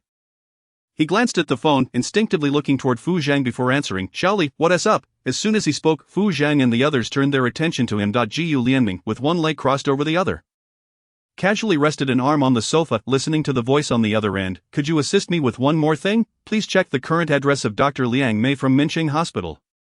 Wen Li's voice was soft, as it was only natural to approach such requests with gentleness. Moreover, she felt a bit guilty for not being able to assist Gu Lianming in any way at present. Gu Lianming acknowledged with an stealing a glance at Fu Zhang's direction. We can discuss it when we meet tomorrow. No need, just find out and send it to me. Wen Li had not finished speaking when the call was abruptly disconnected, leaving her somewhat baffled. However, she chose not to dwell on it. Gu Lianming placed his phone on the table, and Lin Chen gave him a light pat on the shoulder, exclaiming in surprise, "You can't possibly have genuine feelings for Fu Zhang's niece, can you? The girl is rather amusing, and besides, your uncle has already given his consent." Bai Siyuan, unable to suppress his laughter, spat out a mouthful of red wine and looked at Gu Lianming, saying, "You can actually call him uncle? I truly admire you for that, yet, it's quite nice that Wen Li is with you. At least we need not worry about you bullying her." As they conversed, both cast a sidelong glance at the silent Fu Zhang, who remained unresponsive even after a considerable pause. However, the fingers gripping the wineglass revealed a hint of paleness before he swiftly relaxed his hold. For Gu Lianming, investigating someone was a simple task. And that very night, he sent her the detailed information. The address was located in the city center of K-City, seemingly in a residential area of villas. It was not surprising for someone working as a doctor at Mincheng Hospital to be affluent. Wen Li noted the address and was just about to tidy up when she heard faint footsteps nearby. Instinctively, she shut her phone, covered the paper with her arm, and turned to see Wen Nuan standing behind her. Having arrived unnoticed, pouting in dissatisfaction, she said, "Sister, why didn't you knock? I thought you were so focused that you were working on a problem, and I didn't want to disturb you. What are you being so mysterious about? Do you have secrets from me? Let me see." When Nuan smiled gently and reached for the paper under her arm, Wen Li immediately leaned over it, feeling a bit shy, and protested, "Sister, you can't look." "What, are you in a relationship?" When Nuan's gaze scrutinized her, Wen Li buried her face in her arms, her muffled voice tinged with embarrassment. "I'm in an online relationship. I'm going to meet my online friend tomorrow." After saying that, she pulled out the paper and handed it to her, adding, "I'm meeting at this location." Fortunately, she had only jotted down a general area, leaving no room for Wen Nuan's suspicions. When Nuan glanced at the location on the paper, found nothing particularly unusual, and smiled as she returned it, saying, "All right, I'll keep it a secret. Do you need me to help you buy plane tickets for tomorrow? Our little Li is grown up and is dating. What does that boy do? He seems to own a tattoo shop. He looks really cool." "Sister, you must not tell Dad. I'll be back in a few days." Wen Li's pleading gaze, with her hands clasped together, indicated her earnest desire for secrecy. "Sure, but you must take care of yourself and ensure you are safe." When Nuan gently reminded her, Wen Li's face flushed immediately, and she covered her cheeks, exclaiming, "Sister, you are already an adult. There's no need to be bashful." When Nuan remarked before turning to leave, she finally entered Du Ying's room, where Wen Rong had yet to return. After locking the door, she quietly said, "Wen Li is going to K-City tomorrow to meet an online friend. The other party is a tattoo artist. Let her go." Du Ying replied with a glance. Do you think Su Changchun might expose you? No, he has stubbornly drunk, and the police have no evidence. How does Wen Li always manage to evade detection? Du Ying's tone was tinged with confusion. Wang Muan found this perplexing as well, but Wen Li had never concealed anything from her. Perhaps it was just luck on her side. The following day, Wen Li dragged her suitcase out the door. And Du Ying happened to be in the living room. She stood up and asked, "Where are you going, Mom?" "I'm going out to have some fun." Wen Li's expression was somewhat guilty, clearly not wanting her to know the true situation. Du Ying feigned ignorance and smiled, saying, "Go ahead, enjoy yourself for a few days. I'll handle the persuasion with your dad." "Thank you, Mom." Wen Li continued on her way. 2 hours after Wen Li left, Du Ying called Wen Rong, her tone filled with concern. "Little Li left this morning dragging a suitcase. Is she going to meet an online friend? I've noticed she has been glued to her phone these past few days."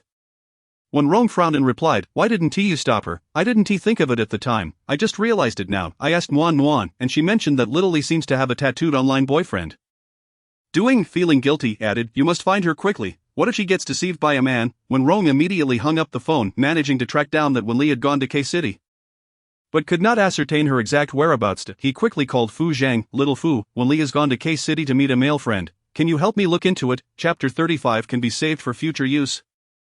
Assistant Su noticed that Fu Zhang had answered the phone and soon stood up to leave. His steps hurried, evidently preoccupied with something urgent. He quickly informed the executives in the meeting, "President Fu has an urgent matter to attend to. We will reconvene later, and I will update you." After speaking, he hurriedly followed Fu Zheng into the office. Before he could say anything, Fu Zheng turned to him, his voice low and grave, "Find out Wen Li's current location." Upon hearing this, the assistant Su promptly retrieved his phone. Wen Li's mobile had a location tracking feature, and soon they pinpointed her exact whereabouts. She was in Longqing Alley, K-City. "A president, do you need me to go over?" "I'll go. Book a flight." At that moment, Fu Zheng's phone rang again, and it was Wen Rong. Gritting his teeth, he remarked, "Little Fu, I heard from Muan that Wen Li's online boyfriend is a tattoo artist. I can't reach her by phone. Could something have happened? I will handle it." Fu Zheng hung up, yanked off his tie, and tossed it onto the table, unbuttoning his collar to reveal part of his collarbone. He then dialed Wen Li's number, but it was unavailable, a flicker of urgency crossing his brow. "Hurry up." "Yes, President. The tickets have been booked. I'll take you to the airport right away," Assistant Su quickly replied. As soon as he finished speaking, Fu Zheng strode out, and soon they were in the car. Assistant Su could feel the atmosphere in the vehicle was tenser than usual, glancing at the man in the back seat, whose face was taut with intensity, yet he dared not inquire. In K-City, Wen Li planned to stay for a few days, so she was not in a hurry to find Dr. Liang Mei.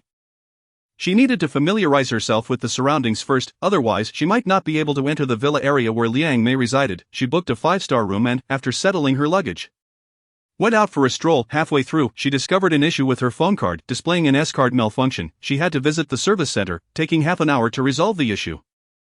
Concerned that her act might not appear convincing, Wen Li made a special trip to a tattoo shop, using stickers to adorn her arm with a string of English text that looked like a tattoo, but could be easily washed off with a solvent later. "You are the love of my life." After that, she visited a supermarket, purchasing a box of condoms, opening it to keep only a few, discarding the rest. This would imply that she had already used them, since she had been accepted into Jing University. Both Wen Muan and Du Ying had grown wary of her. At present, her capabilities were insufficient to contend with them, and she lacked any evidence. She needed to make them believe she was a hopeless case, allowing them to continue their actions so that she could gather evidence. Only with sufficient proof could she ensure that neither of them would ever escape from prison. Upon returning to her hotel, Wen Li tossed her belongings into the suitcase without closing it and took a shower before changing into comfortable clothes, relaxing on the balcony while enjoying the breeze. She suddenly thought of Fu Zhang. She immediately took out her phone to call him, but the line showed as unavailable, likely because the older man was busy with something. After an indeterminate period, she heard the sound of a keycard being swiped at the door. Instinctively turning her head, she saw the door swing open. A front desk staff member entered, asking, "What's going on?" "I've already checked into this room." Before she could finish her sentence, her gaze caught sight of a tall man entering, his dark eyes glinting with coldness. "Trouble, leave." The front desk staff quickly exited and closed the door behind them. Fu Zheng surveyed the surroundings, his gaze landing on the condoms in the suitcase, his eyes narrowing slightly. He then turned toward the bathroom, finding it still empty. The mirror reflected his expression, which was cold and filled with rage. He slowly closed his eyes before reopening them, restoring his usual indifference. He turned his attention back to Wen Li, who naturally noticed his unusual behavior. "What brings you here?" He immediately spotted the tattoo on her arm. Fixating on it, unable to contain his rising anger, he said, "Wen Li, you're an adult now. Why don't you think before you act?" Wen Li, momentarily stunned by his reprimand, instinctively thought he was referring to the incident from yesterday. She touched her nose and murmured, "Why don't you just kiss me back?" The room fell into a heavy silence. Fu Zheng couldn't help but rub his temples, averting his gaze, and coldly replied, Wash off the tattoo on your arm. Upon hearing this, Wen Li instinctively looked at the tattoo on her arm and realization dawned on her. She hurriedly explained, this can be washed off with a solvent. I just put it on for fun. Is that so? Fu Zhang sneered, pointing at the condoms in her suitcase, his tone growing colder. And what about this, just for fun too? Wen Li had completely forgotten about the condoms. Dazedly following his gaze, men scented extra large, they lay quietly atop her clothing. She certainly knew how to pick them, going straight for the extra large size. The older man likely realized that she had come to find her tattooed online boyfriend. Her cheeks flushed, and she instinctively covered her face, raising her eyes to meet his, cautiously asking, if I say yes, would you believe me? His gaze lingered on her for a moment before moving away. He took a deep breath and said, Wen Li, I do not oppose you dating. It is your freedom to do so, but do you not have any common sense? What, have you never seen a man before? It was as if he viewed her as a carefully nurtured little princess, sullied by an unknown blonde-haired rogue. If it were Song Yuan, he would never have uttered such words. Wen Li shook her head while covering her face. Quickly nodding, I do have common sense. Once again, tattoos and condoms. She felt as if she were performing in a complete farce, experiencing an inexplicable sense of helplessness. Fu Zhang spoke in a low voice. Pack your things and come back with me. Wen Li shook her head, setting her hands down. I have other matters to attend to. Fu Zhang fixed his gaze on her, about to say something, when she suddenly dashed over, wrapping her arms tightly around his waist. His body stiffened momentarily, tensed all over. Wen Li tilted her head to explain, Fu Zhang, I do not have a romantic partner online. In a few years, I promise to explain everything to you. Can you trust me? If Fu Zhang were aware of Wen Yuan and Du Ying's actions, he would undoubtedly seek justice for her. But he had already assisted her sufficiently in his previous life. She could not continually rely on him for every little thing. He bore enough burdens as it was. It was evident how exhausting it would be to concern himself with her affairs. Before Fu Zhang could respond, she raised her hand in assurance. I will definitely keep that condom. For us. As she spoke, her voice trailed off, growing softer with embarrassment. Wen Li. Fu Zhang's voice rose and fell as he pushed her away with an air of irritation. I see you. His words halted halfway, the reprimand left unspoken. He took a moment to gather his emotions before stating, you are no longer a child. You should understand. I have made my position clear. How you proceed is entirely up to you. With that, he turned and walked towards the door. Wen Li quickly positioned herself in front of the door, gazing at Fu Zhang with her hands clasped together, earnestly imploring, Fu Zhang, just trust me this once. As she spoke, her eyes glimmered with a hint of pleading. As the tension in the air gradually subsided, Fu Zhang looked at her and, after a few seconds of contemplation, relented. I will stay here with you. Wen Li's eyes sparkled with delight at his acquiescence. Great, she added, I will sleep on the sofa, and you can take the bed. Without waiting for his response, she continued with a semblance of understanding, otherwise, you wouldn't feel at ease with me. What if something happens to me tonight? Before she could finish, the man interrupted her. I will sleep on the sofa. Following that, a silence enveloped the room. Wen Li, sitting at the desk with her phone, scribbled and drew absent-mindedly. The sound of Fu Zhang's voice broke through. Found it, she is here on vacation. No matter how angry or disbelieving he might be, he still defended her in front of others. Wen Li glanced at the condom that Fu Zhang had recently discarded into the trash, her ears suddenly flushing with warmth. Surely it would find use someday. After half an hour, she turned to Fu Zhang. The travel itinerary is ready. Tomorrow we shall explore the nearby attractions, perhaps fearing she might seek out her tattooed online partner. Fu Zhang did not decline and simply nodded in agreement. Wen Li smiled to herself, a triumphant expression crossing her face. She stood up and suggested, let me accompany you to buy some clothes. Fu Zhang remained silent as they walked out of the room, Wen Li trailing closely behind, stealing glances at him. The hotel's second floor housed a shopping mall, and they entered a men's clothing store. Wen Li, brimming with interest, began selecting clothes for Fu Zhang. With him wearing shirts and suits daily, she had begun to experience visual fatigue. She picked out a beige knitted V-neck short-sleeve shirt and handed it to him. How about this one? Fu Zhang did not voice his opinion, taking the garment into the fitting room. After a while, he emerged, the fitted knitwear accentuating his well-defined physique. Wen Li observed him for a few seconds, nodding in silent approval, before selecting a few more pieces for him. He was the quintessential clothes hanger. Everything looked good on him. Within half an hour, they exited the store. As they passed by another shop, Wen Li halted, captivated by the display window. Fu Zhang followed her gaze, noting the two mannequins inside, one tall and one short. The female model wore a white round-neck dress, while the male model sported a white short-sleeve shirt paired with black trousers. A couple's outfit. Wen Li glanced at him and pointed towards the clothes in the window. Fu Zhang, let's buy matching outfits. If labeled as a couple's attire, he would likely refuse. Fu Zhang remained silent for a moment, fully aware they were not merely matching outfits, yet inexplicably he replied with a faint Wen Li's eyes lit up. Really? Fu Zhang affirmed as he strode into the store, relaying their sizes to the salesperson. Upon exiting, Wen Li sneaked a glance at him, but refrained from commenting. It seemed a little provocation was indeed necessary. In the early morning, Wen Li began her rigorous senior year training, waking precisely at 7 o'clock. Instinctively glancing towards the man on the sofa, the tall figure curled up on the couch stood out, his long legs particularly noticeable, his hair, usually styled with wax, now lay tousled, partially obscuring his brows. Losing some of its previous sternness. Fu Zhang appeared far from old. In fact, he looked younger than many in his age group, though his thoughts were undeniably mature, having cared for her from a young age. He had inevitably grown accustomed to assuming the role of an adult. As soon as she exited her room, the man on the sofa sat up, casting a glance her way before rubbing his temples. Wen Li, in his presence, retrieved the matching outfit they had purchased the day before and proceeded to the bathroom. After a little over 10 minutes, she emerged, fully dressed. "You should change your clothes," she suggested. Fu Zhang caught a glimpse of her and noted how well she suited the white dress. Her fair skin appeared even more radiant, while her dark hair cascaded down her back, tucked behind her ears.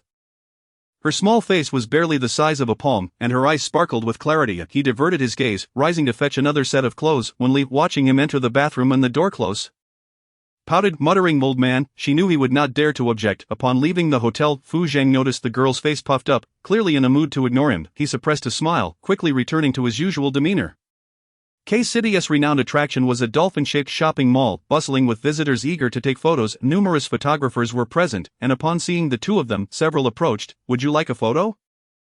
I take great couple shots. Just take a look." "Take one for her." Fu Zhang was about to step aside when suddenly a small hand grasped his wrist tightly. Following that, Wen Li leaned against his arm, clutching him closely. "Please take our photo." Fu Zhang pressed his lips together, attempting to withdraw his hand, but Wen Li held on, her weight resting fully against him. Addressing the photographer, "Please be quick, my boyfriend is shy."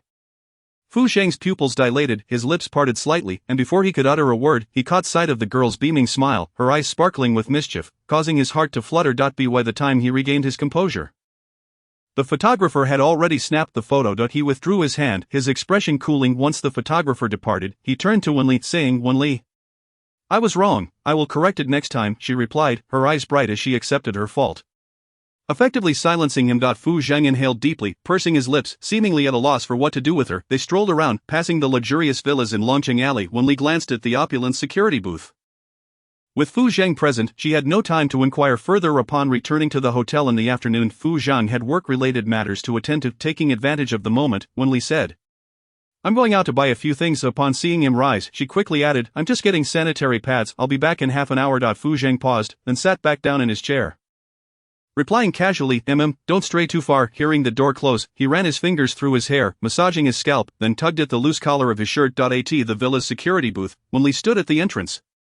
"Hello, I'm here to find someone." Dr. Liang from Building 7. The guard instinctively scrutinized her, noting her unfamiliarity. "What do you need with Dr. Liang?" "She was my mother's doctor. I need to speak with her about something." "You need to register." Wen Li nodded, "Thank you." After completing the registration, the guard permitted her entry. Upon reaching Building 7, Wen Li rang the doorbell. Shortly, an elderly woman appeared, asking through the iron gate, "Child, who are you looking for?"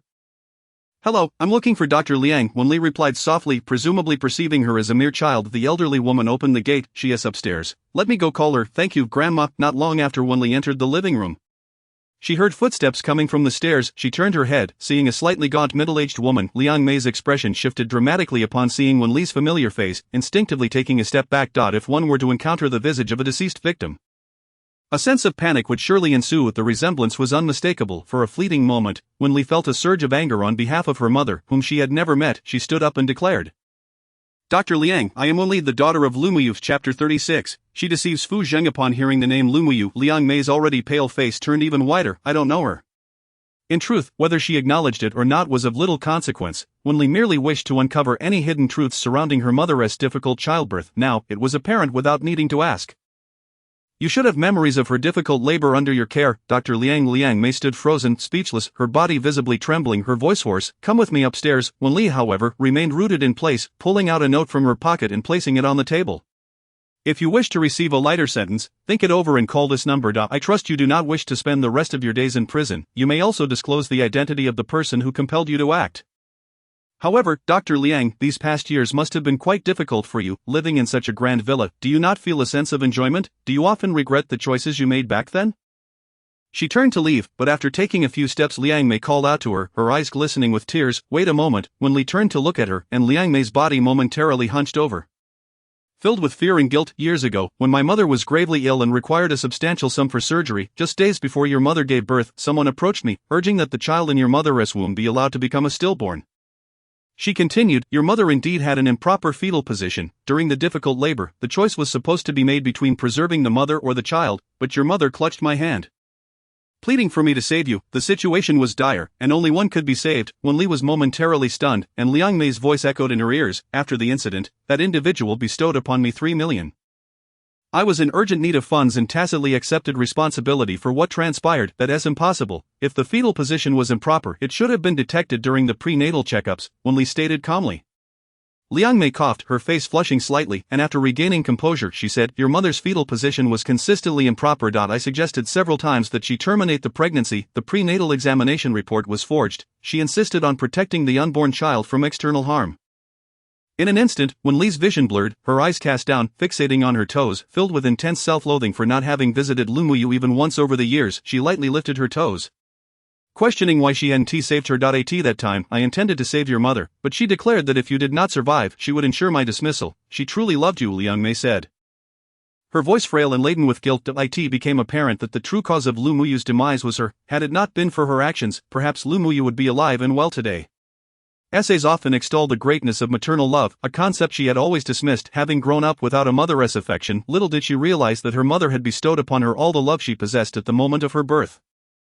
A wave of emotion washed over Wen Li, and she inquired, do you recall who that person was? I do not know her identity, but she has a small mole near her earlobe, Liang Mei rasped. If necessary, I can serve as a witness. She had worked diligently from a young age to gain admission to the finest hospital in the capital. By the age of 40, she had already become a renowned director. Her future was bright, yet merely for the sake of money, her lifelong efforts had been rendered futile. However, were she to relive it all, she would make the same choices. At that time, she had been unable to witness her mother's passing. Yet her conscience would forever bear the weight of culpability. Doing had a small mole on her earlobe. As a child, she often asked why there was a small mole near her ear, innocently complimenting it. Mother, your mole is like a fairy. With her head bowed, Wen Li took a long moment before finally raising her gaze, stating, I will contact you when the time comes. With that, she turned and exited. A knock echoed at the door, and Fu Zhang rose to approach. Opening it, before he could clearly see who was there, he felt a sudden tightness in his arms and looked down to see a small, dark head. Pressing his lips together, he asked softly, what's wrong? Did someone bully you? The little head shook gently, and after a moment, it slowly lifted to meet his gaze, a serious expression on her small face. Fu Zhang, when we have children in the future, you must accompany me to the delivery room. Fu Zhang furrowed his brows, his tone neither harsh nor gentle, carrying an implicit warning. Wen Li.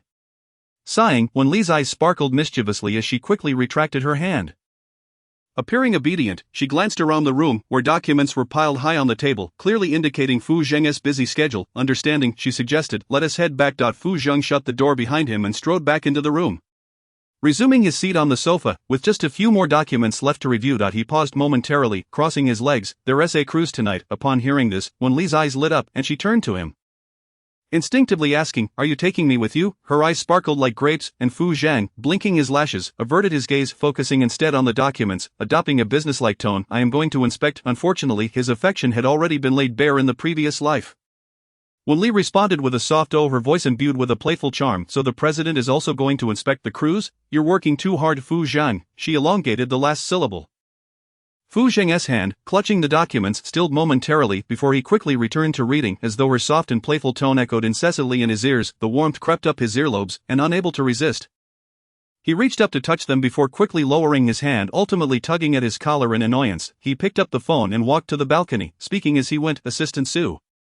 Could you email me today's documents? Assistant Su, who had just reached the lower floor, paused in confusion. Hadn't he just delivered the files? Mr. Fu, do you need them emailed? Is there something unclear? Fu Zhan leaned against the balcony, his brow furrowed as he replied, no need. Has old Mr. Fu's tree arrived? Assistant Su was bewildered. When had Fu Zheng ever inquired about old Mr. Fu's tree? Moreover, it had arrived the previous day, clearly displayed in the office. It felt as though Fu Zhan was searching for conversation. Was he dissatisfied with his recent work? With that thought, he cautiously replied, the tree has arrived at the office. Good. Fu Zheng hung up, then turned and returned to the living room. The old man pretended to be serious, and Wen Li made a face at him, though Fu Zhang did not see. Content, she sprawled on the bed, not realizing when she drifted off to sleep. After finishing the documents, Fu Zhang stood up and caught a glimpse of her delicate, long legs. The white dress, already short, appeared even shorter as she lay on the bed, her unguarded demeanor causing a pang of discomfort in his brow. He approached and draped a thin blanket over her, his gaze inadvertently falling on the tattoo on her arm. He paused for a few seconds before shifting his gaze away. On the balcony, Fu Zhang settled into a rattan chair, retrieving a pack of cigarettes from his pocket, pulling one out and lighting it, taking a gentle drag before exhaling slowly into the open air. Recently, his craving for cigarettes had intensified. Feeling somewhat uncontrollable, the bright sky suddenly darkened, followed by a flash of lightning and a deafening roar. The man instinctively rose, peering through the glass window to see the girl still sleeping peacefully on the bed. His gaze trembled, the cigarette burning down to his fingers, snapping him back to reality as he tossed the butt into the ashtray. Rubbing his temples, he resumed his seat, and after a few rumbles of thunder, the sky brightened again, sunlight breaking through the clouds. At 8 in the evening, aboard the cruise ship on the top deck, the attendant opened the door to the room and addressed Fu Zhang and Wen Li. Mr. Fu, here is your room. After the attendant departed, Wen Li stood by the transparent glass window, gazing out at the dazzling lights reflecting on the water's surface, a sight both radiant and enchanting. Fu Zhang, let us hold our wedding on the cruise ship in the future. Perhaps having said too many nonsensical things, Fu Zhang paused, pretending he hadn't heard, and took a seat on the sofa. Wen Li stole a glance at him, satisfied, and began to call out playfully, Fu Zhang. Fu Zhang. Fu Zhang. Fu Zhang rubbed his temples and turned to face her. The child's face radiated clear delight. He swallowed hard. Wen Li, the girl, seemed oblivious to the warning in his tone, her eyes sparkling as she pressed further. Fu Zhang, let us go outside to watch the performance. Fu Zhang likely wished to avoid being alone with her in the room. Rising to exit, and Wen Li hurriedly followed, the two walked through a long corridor. Though the top deck was not crowded, there were many attractions. After selecting a spot, they settled in to watch the performance. Those who could afford to spend time on the top deck were either wealthy or influential, and it wasn't long before a woman in a red spaghetti strap dress, holding a glass of red wine, sat down beside Fu Zhang. Her alluring figure was unapologetically displayed. She raised her glass towards Fu Zhang, saying, handsome. Fu Zhang's demeanor remained indifferent, his chin raised as he focused on the stage. Suddenly the woman reached out, her fingers brushing against Fu Zhang's arm. Almost reflexively, he attempted to shake her off, but before he could react, Wen Li's soft hand landed on the woman's hand with a sharp clap. The woman gasped in pain, and Wen Li looped her arm around Fu Zhang's, her politeness tinged with rudeness. Excuse me, this is my boyfriend. Meeting the girl's assertive gaze, Fu Zhang felt a tightness in his throat as he instinctively tried to withdraw his hand. But her soft fingers intertwined with his, holding on tightly. He lowered his head abruptly, noticing her fair and delicate fingers resting on his arm, his heart racing unexpectedly. At that moment, the woman stood up, shaking her hand, casting a provocative glance at Wen Li's chest before tossing her long black hair and sauntering away with an air of sultriness. Wen Li glanced down at her still developing figure, momentarily contemplating breast augmentation. At this point, Fu Zhang withdrew his hand, frowning slightly. Wen Li, under his watchful gaze, Wen Li extended her right hand and lightly patted her left, as if scolding it for disobedience. She met Fu Zhang's eyes with a sincere expression. I've disciplined it at her antics. Fu Zhang slowly closed his eyes, soon reopening them, his voice deep and serious. Wen Li, is this amusing to you? Upon hearing this, Wen Li sheepishly retracted her hand, remaining quietly beside him to watch the performance, occasionally stealing glances at him. The tension in his jaw remained taut, his icy demeanor intensifying. After 2 hours, as the cruise concluded, the evening breeze along the river gently tousled Wen Li's skirt as she instinctively placed her hand over it to prevent it from blowing upwards. In the next moment, the man who had been behind her silently moved to where the wind blew, his shadow cast diagonally over her. A flutter of excitement surged through her as she stepped forward, following the outline of his silhouette. The following day, at the entrance of the Wen residence, Fu Zhang delivered Wen Li to the household. Upon seeing the two enter, Wen Nuan, who was alone at home, paused momentarily before breaking into a smile and greeting. Sister, Wen Li hurried over, grasping her hand, and said to sister, her expression shifting to one of feigned grievance towards the end. After placing the suitcase down, Fu Zhang said nothing and turned to leave. It was only after he exited through the front door that Wen Nuan looked at Wen Li and asked, how did your uncle come to pick you up? I was caught by him, Wen Li replied, feeling wronged. Wen Nuan's eyes widened in surprise. How did he know? She then reassured her. What happened? He didn't scold you. Did he? He did, Wen Li pouted. At that moment, a shadow appeared at the doorway, causing Wen Nuan to momentarily freeze before quickly smiling and saying, it seems you've grown closer to your uncle lately. Of course, the old duck said that our family's business relies entirely on the Fu family, so I wanted to help lighten your burden by charming him, Wen Li replied with a self-satisfied expression, completely unaware of the man's return. And meanwhile, the figure at the entrance halted before swiftly stepping inside. Hearing the commotion, Wen Li abruptly turned her head towards the door, locking eyes with Fu Zhang's stern face. Causing her heart to skip a beat, the man retrieved Wen Li's phone from his pocket and placed it on the coffee table. His gaze did not linger on Wen Li, nor did he utter a word. As he walked straight out the door, Wen Li's eyes followed his departing figure, her foot raised only to be set back down. At that moment, Wen Nuan whispered in her ear, sister, it seems your uncle heard us.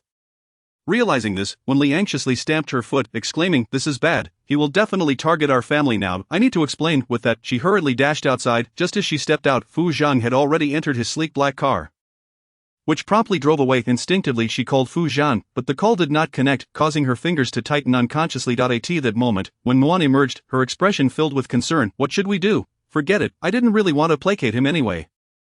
He can't possibly hold a grudge against a child like me." Wen Li stretched and shook her head, yawning as she added, "I'm exhausted, I'm going upstairs." After taking a few steps, she quickly rolled up her sleeve to show Wen Nuan, exclaiming, "Sister, look at my tattoo, isn't it beautiful?" Wen Nuan warmly praised, "It looks great. Why not get more? I'm afraid the old duck will see it. I'll get more when I go to college." "Sister, I'm going to sleep now," Wen Li replied. Once she reached upstairs, she pulled out her phone to call Fu Zhang again. Although it didn't indicate that the phone was off, no one answered. It was clear that her previous words had upset him. She closed the door and dialed several more times, but still no response. She slapped her mouth in frustration, realizing that it had become even more difficult to pursue the older man. With this thought, she slapped her lips again. In Chapter 37, Wen Li boldly kissed Fu Zhang. At a private club, in a secluded booth, Bai Siyuan pushed open the door to find several empty wine bottles scattered across the table. He raised his gaze to the man seated in the booth, his expression remaining as usual. It was precisely this demeanor that led him to believe the situation was far from simple. "What else with all the wine? You don't even like it," he remarked as he took off his coat and tossed it aside, sitting down next to Fu Zhang with a concerned inquiry. "What is going on?" "Nothing," Fu Zhang replied, gently swirling the wine in his glass before downing it in one gulp. Despite this, his throat remained parched and uncomfortable. "Of course, the old duck said that our family's business relies entirely on the Fu family. So I wanted to help lighten your burden by charming him." The veins on the back of his hand were distinctly visible, yet his expression remained unchanged. "Given your demeanor, it seems to be about Wen Li. Did she truly meet her online boyfriend with a tattoo?" Bai Siyuan recalled his mother mentioning this matter, initially dismissing it as impossible since Wen Li had expressed her affection for Fu Zhang. However, seeing Fu Zhang's current state, he feared it might be true. Before he could speak, he winced. "When did this little girl learn to seduce men?" His voice grew colder towards the end. It wasn't merely because Fu Zhang was his brother. It was because Fu Zhang treated Wen Li, his non-blood niece, exceptionally well. If one didn't know better, one might think Wen Li was Fu Zhang's biological daughter. If he were to be ungrateful, that would truly be heartless. Especially when it came to manipulating Fu Zhang's feelings. If Fu Zhang didn't harbor feelings, it wouldn't matter, but the fact remained that he did. The dark depths of Fu Zhang's eyes fixed on him, prompting Bai Siyuan to raise his hands in surrender, glancing at him before saying, "I had intended to play matchmaker for you too, but perhaps it's best I refrain. Wen Li is simply too young for you. You'd likely end up treating her like a revered ancestor. I don't mean to speak harshly, but the Wen family is currently reliant on you, seeking to profit from the Fu family. If I were in their position, I would feel utterly ashamed. Refrain from speaking such things in the future." Fu Zhang's tone was low, clearly carrying an edge of warning. All right, I won't say anything. Who would dare to speak ill of that little ancestor?" Bai Siyuan raised his glass to clink with Fu Zhang's, then remarked, "How can you control her if she is in an online relationship? One cannot manage the budding feelings of youth." He glanced at Fu Zhang, adding, "For instance, this man only began to awaken his feelings at 26, knowing that he couldn't even manage himself. It was hardly plausible to expect Wen Li to be any different. Let her hit a wall, she'll soon understand who truly cares for her. You are being overly protective. She is already 18 and yet lacks any discernment." Mentioning Wen Li's online relationship was clearly not from a place of kindness. Ironically, Wen Li believed her stepmother and stepsister cared for her, but it would inevitably lead her to a downfall. If it weren't for you and the Liu family's connections over these years, she wouldn't know how miserable her life could be. Just as he was about to continue, his phone rang from his pocket. He pulled it out to check, muttering, "Speak of the devil, and he shall appear." He answered the call and glanced at Fu Zhang before stepping outside, where he sarcastically greeted, "What do you want, little ingrate? Where is Fu Zhang? I can't reach him." Wen Li's voice came through, tinged with urgency. Bai Siyuan leaned against the railing, his tone dripping with sarcasm. "What do you need him for? Is your online romance not enough? Are you looking to hop on another boat? I need Fu Zhang for something urgent." "Thank you," Wen Nuan replied, her tone softer than usual. However, Bai Siyuan remained unyielding. He didn't particularly like Wen Li. If it weren't for her earlier assurance that made him regard her with a bit more esteem, he wouldn't have bothered to take the call. His tone grew sharper. "Wen Li, if you do not genuinely care for Fu Zhang, do not toy with his feelings. He is a sincere man.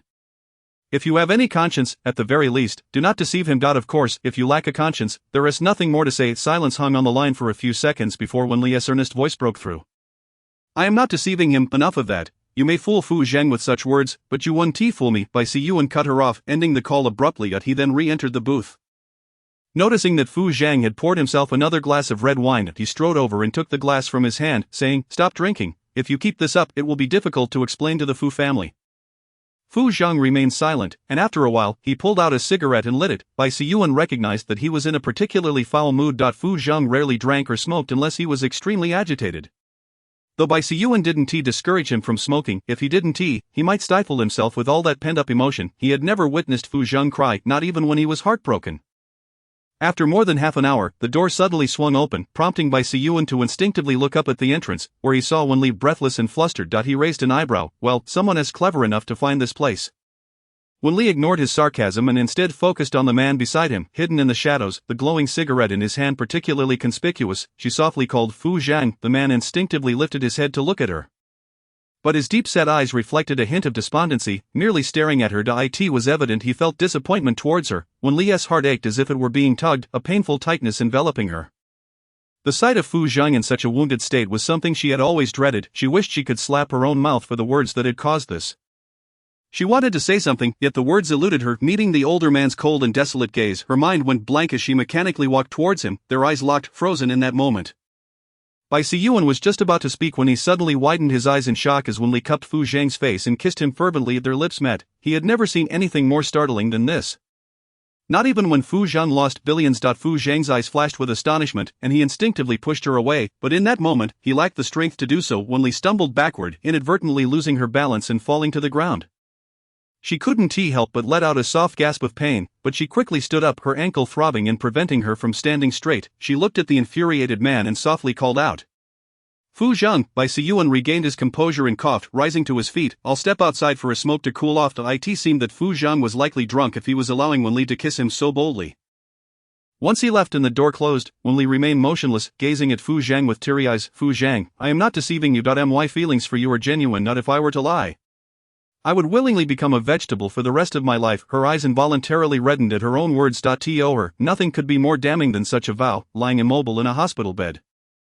Unable to speak, the man still did not respond, and she lowered her gaze at Fu Zhang. "They all want to take advantage of you through me. I refuse to comply." In an instant, Fu Zhang shot his gaze up at her.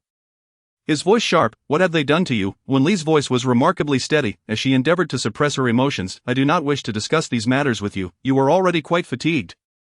And I have no desire to rely on you from childhood to adulthood. I continually trouble you and perpetually cause you worry. I aspire to exert myself, to stand shoulder to shoulder with you, so that in the future, I too can protect you. I apologize." Before he could respond, she continued, "I sought Gu Lianming to assist me in retrieving my mother's childbirth records. My trip to K City was to consult the doctor. From that time, my online romance was but an excuse, and so was the tattoo." After uttering these words, she stood in silence, awaiting Fu Zhang's reply. She had laid bare everything, whether it was due to excessive smoking, too much drinking, or the sudden kiss. Fu Zhang's typically clear mind was now clouded. The heartbeat at his left chest was conspicuously evident. Noticing his silence, Wen Li felt a twinge of anxiety. She was not a person of good repute, having uttered countless hurtful words to Fu Zhang, yet she was aware that he would continue to treat her with kindness. "Fu Zhang, I do not wish to become a vegetable." What she meant was that she would not deceive him. Suddenly Fu Zhang rose, bent down to lift her into his arms, and set her down on the booth. He crouched to examine her ankle, which was evidently swollen, and in a voice hoarse to the extreme, instructed her to wait for him. "All right." Wen Li nodded in agreement. At the entrance, Bai Siyuan, who had been eavesdropping, unexpectedly met Fu Zhang's gaze and chuckled awkwardly. "I didn't hear anything." Fu Zhang bypassed him and quickly returned with 2 ice packs, shutting the door behind him to shield them from Bai Siyuan's prying eyes. Bai Siyuan clicked his tongue, acknowledging Wen Li's prowess, as if she had bewitched Fu Zhang. In the private room, Fu Zhang elevated her foot onto the booth and placed the ice pack on her ankle. Securing it with his large hand, the room fell into a serene silence, the faint strains of music from outside barely audible. After a considerable pause, Fu Zhang spoke in a low tone, "I have never considered you a burden. Wen Li, I am your uncle. It is my duty to protect you." "You are not my uncle," Wen Li insisted. She cast a quick glance at him before lowering her head and adding, "I will only marry you in this lifetime. Of course, if you encounter someone you truly like, I shall not interfere, but as of now, you are unattached, so I am free to pursue you. I am willing to marry and bear children by the age of 22. Fu Zhang's prominent Adam's apple bobbed slightly as he attempted to reason with her, his tone cool. "Do you not have personal aspirations at the age of 22? "I do," Wen Li replied cautiously, pointing at him with a finger, then affirming, "You." Clearly affected by the alcohol, Fu Zhang's heart hammered like a bell, echoing fiercely, yet he would not allow himself to act recklessly. He was 8 years her senior. A mature adult with a clearer understanding of the stakes. "It is impossible. Song Yuan is quite decent, and the Song family is respectable." It was evident he had researched the Song family. "I do not like him. I only like you. With those words, silence enveloped the room once more. After 20 minutes, Fu Zhang retrieved the ice pack, placed it on the table, and in the next moment, bent to lift her up. Saying, "I will take you home," Wen Li stole a glance at him, cautiously wrapping her arms around his neck, her head resting against his broad shoulder as her gaze fell upon his face.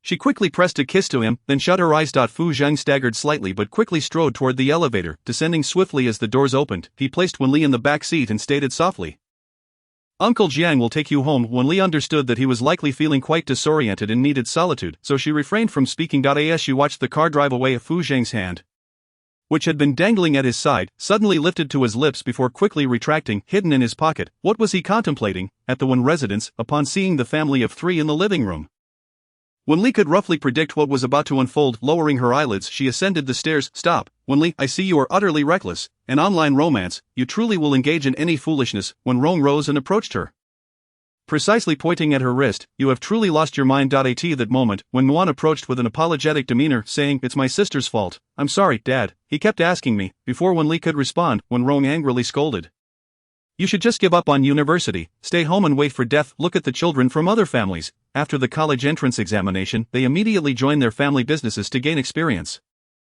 while you run off to pursue an online romance. Tell me, have you and that man been intimate?" "Dad, my sister is grown up. She has the right to make her own decisions," Wen Nuan gently advised. With a resounding slap, Wen Rong struck her, exclaiming, "What right? At such a young age, if she gets pregnant, her life will be ruined." Wen Nuan was likely taken aback by Wen Rong's action, immediately covering her face and gazing at her.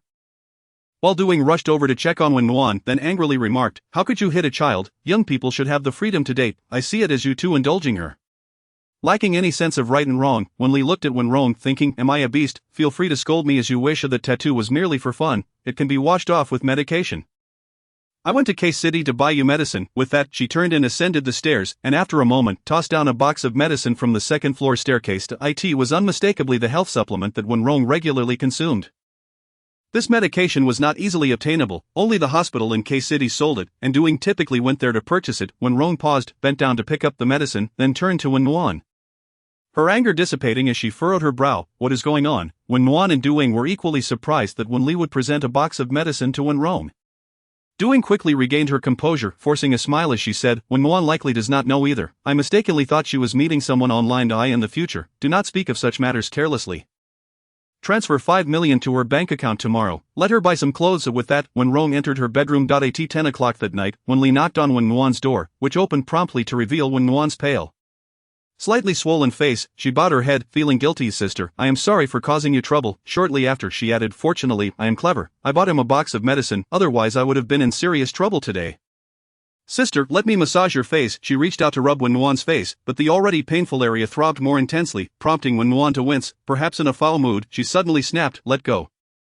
Wen Li was instantly startled, retracting her hand, her eyes reddening as she sniffled. "Sister, are you angry with me?" "I am sorry. I did not know he would hit you." Wen Nuan, regaining her composure, immediately softened her tone, saying, "I'm not angry. It's fine as long as you are okay." Wen Li, with a naive smile, and expressed her relief. "That's good. I owe it all to you. If I had not seen you buying him medicine last time, I would not have known what he was taking. Besides, I have also pacified Uncle." Chapter 38. Fu Zhang's fight. Emerging from Wen Nuan's room, Wen Li rubbed her small face, feeling a sense of defeat. There was nothing to be pleased about in such circumstances. A sister raised alongside her, a mother who nurtured her since childhood. At that moment, the door to another bedroom opened, and Wen Rong stepped out. Their eyes meeting. He cleared his throat, his concerned tone somewhat unnatural. "What happened to your foot?" "It's nothing," Wen Li replied curtly before walking upstairs. When Rong called after her, "I will have the family doctor take a look." Wen Li rolled her eyes. "Suit yourself." With that, she ascended the stairs and shut the door. After half an hour, Doing brought the family doctor upstairs to examine her foot. After tending to it, the doctor left. Doing turned on the air conditioning in the room and covered her with a blanket, saying, "Do not stoop to your father's level. We will ignore him. Tomorrow, I will make you some pork rib soup." "Thank you, Mom, you are truly wonderful." Wen Li grasped her hand gratefully. Doing gently patted her hand and sat beside her bed, explaining, "Your father must have heard from someone that you were meeting someone online, and he took it out on your sister. It was your sister who revealed it. Do not be angry with her. I would never be angry with my sister. It is all that old fool's fault.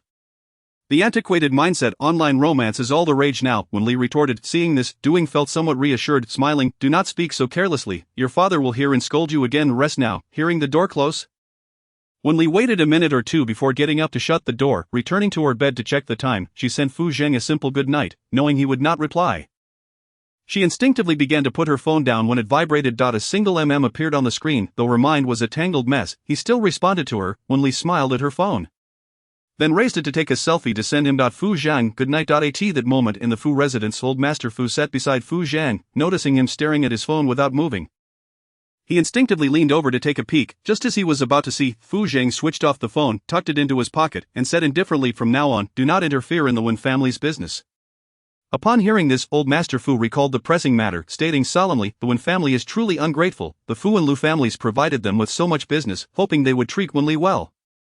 They are clearly oblivious. Regarding that incident with Wen Li's mother, you should investigate. Wen Li has never been one to lie. She must have discovered something. This child, too, should have informed us about such a significant matter. She must have found something out. As the thought of Wen Li crossed his mind, Fu Zhang felt an overwhelming sense of helplessness and rubbed his temples wearily. He then rose and remarked, you need not concern yourself with the matters of the Wen family. If Wen Rong requires assistance, have him come directly to me. What can an old man like me manage? I cannot even oversee your marriage. Fu Zhang's grandfather cast a sidelong glance at him and continued, invite Shui over for dinner tomorrow. She has cared for us in the hospital for quite some time. I do not have an affinity for her, but if you do, then by all means, marry her. After uttering this, Fu Zhang ascended the stairs. The elderly man shot him a glare, saying, disliking this and that, there isn't a woman in all of Kyoto whom you fancy. Even Xiaoli claims Shui is a good choice. Do not set your sights too high. As you age, it becomes increasingly difficult to find someone nowadays. The youth seem to prefer those playful types. You appear to have no connection to that at all. Fu Zhang paused for 3 seconds on the stairs, turned his head slightly to look at him, and replied coolly, what others choose to adore is of no concern to me. Fu Zhang's grandfather was momentarily taken aback, glaring at him again. Wait until tomorrow. I shall have Xiaoli give you a lesson. Only she can manage you. You strut around before me, show that same bravado in front of Xiaoli. The only response was the imposing silhouette of the man as he closed the door upstairs. Wen Li's feet had been swollen for 4 to 5 days. Once the pain subsided, her longing to see Fu Zhang surged like a high tower reaching for the clouds. She ventured to the Fu residence, only to learn that Fu Zhang had departed on a business trip and would not return for 1 or 2 months. Upon returning from the Fu home, she found Wen Rong and Duing engaged in conversation in the living room. When Nguyen remarked, Dad, I asked Qin Feng to assist with the trial. Wen Rong bore a look of concern, sighing very well. At that moment, they all noticed her return, and when Rong inquired, have you upset your uncle? What unkind words did you say to him? Hearing this, Wen Li realized that Fu Zhang had chosen not to assist the Wen family and retorted, he is not my real uncle. With that, she hurried downstairs. When Nguyen comforted Wen Rong, I will ask Qin Feng. She stood to make a phone call and returned to the sofa a few minutes later. Dad, Qin Feng said he has spoken to Director Sun, and there is no issue. Wen Rong exhaled with relief, reaching for a teacup to take a sip, feeling a mix of frustration and helplessness. You all should still advise her when you have the chance. She cannot do everything as she pleases. Offending the Fu family would mean losing a significant portion of the Wen family business. She should also refrain from mingling with the Lu family. Dad, my sister is right. Fu Zhang is not her biological uncle after all. She is now an adult. If she continues to cling to Fu Zhang, others might think we are selling our daughter. When Nguyen added softly, regarding business matters, the Qin family can also be of assistance, so there is no need to worry. As for Grandpa, you need not fret, he has only one granddaughter. Her words slightly eased the worry etched on Wen Rong's face, and thereafter she said nothing more. In the following period, Wen Li rarely saw the others. It seemed company matters kept them preoccupied, and she relished the peace, yet, her yearning for Fu Zhang remained. However, she restrained herself, maintaining her daily routine of visiting the library to read, occasionally joining Lin Baozhu and Zhou Qin. The day before the new semester commenced, Wen Li took the initiative to message Fu Zhang, classes start tomorrow. Could you possibly give me a ride? She appended a pitiful emoji, hoping to soften the old man's heart at first glance. The chat box indicated he was typing, but soon fell silent. She promptly sent another message, Lin Baozhu's brother and Zhou Qin's sister will be taking them. I will be alone, I'm scared. Fu Zhang replied, I will have someone take you. I have matters to attend to. Wen Li tapped the screen of her phone and set it aside. There was no rush. She had 4 years of university ahead of her, and she was confident she could catch up to Fu Zhang. After all, the old man was wary of tenacious women. She was fiercer than any fiery woman. The next day, at 10 o'clock, when Rome and the others were all busy and unable to escort her, leaving only the housekeeper to accompany her. If it had been her past self, she might have cared. But now she felt indifferent. She told the housekeeper, Auntie, you need not see me off. At the entrance of the Wen residence, Fu Zhang's black business vehicle stood quietly. Uncle Jiang opened the door for her and took her suitcase to the trunk. As Wen Li entered the vehicle, she cast a hopeful glance inside, only to find no sign of the man, prompting her to hum softly in disappointment. Kyoto University was located on the outskirts of the city. requiring 2 to 3 hours of travel. While checking her phone, she received a message from Song Yuan. Happy first day of school, she replied, thank you. Then she opened Fu Zhang's chat window, contemplating sending something but ultimately refrained. If Fu Zhang did not genuinely have pressing matters, he would undoubtedly have taken her to school. She decided to be a little more understanding. At 1 o'clock in the afternoon, the vehicle finally halted at the entrance of Kyoto University. Uncle Jiang unloaded her luggage, saying, Miss Wen, I will park the car. Please wait here for a moment. Auntie, you can go back. I can manage on my own. Thank you. Wen Li worried he might return too late and not be safe. Remembering something, she took out several hundred yuan in cash and handed it to him, adding, Auntie, please have a meal nearby before you head back. Uncle Jiang hurriedly waved his hands, saying, no need, I have money. Just wait for me. I will park the car and take you in. No, thank you, Uncle Jiang, please be careful on your way back. Wen Li gestured for him to get in the car and then pulled her suitcase towards the school. At the entrance, numerous upperclassmen were welcoming new students, likely attracted by Wen Li's beauty. 3 or 4 boys quickly surrounded her, their hot, sweaty presence overwhelming. Freshman, may I help you with your suitcase? What major are you in? Wen Li waved her hands, indicating she could manage. It's fine, I can do it myself. I'll escort you. Kyoto University is quite large, and you may not know your way around. Come, let me guide you. One curly-haired boy reached for her suitcase handle. Striking a pose he deemed charming, Wen Li did not loosen her grip, saying, Senior, it's really not necessary. Before she could finish, a large, well-defined hand landed on the suitcase, pressing down gently. The man's cool, rich voice interjected. She has someone to accompany her. It's not needed. The familiar voice and scent made Wen Li turn sharply to the side, noting the man's profile appeared slightly leaner. He wore a white, slanted collar shirt that revealed a glimpse of his collarbone. Adorned with a simple silver necklace, and paired with loose black trousers, his once meticulously styled hair was cut shorter, casual yet fluffy, shedding some of its maturity and gaining a youthful flair. Wen Li, who previously doubted that someone's appearance could render another foolish, now believed that Fu Zhang had the power to make her utterly daft. A smile crept onto her lips as she called out. Fu Zhang. Fu Zhang's eyelashes fluttered as he acknowledged her with a soft pulling the suitcase closer and leading the way. Wen Li boldly gazed at him, her eyes sparkling in the sunlight as she said, Fu Zhang. The man's gaze remained fixed ahead. Wen Li let out a small hum, hinting at her desire. I knew you would come to see me off. Fu Zhang's pace faltered momentarily, but he did not respond. Being a student at Kyoto University, he was well aware of the paths and guided her to the School of Management. After completing her enrollment, they headed toward the dormitory. Wen Li's room was a double, and the other girl was already unpacking. In a double room, only daily necessities were required. After escorting Wen Li inside, Fu Zhang withdrew his hand, stating in a low voice, I shall take my leave.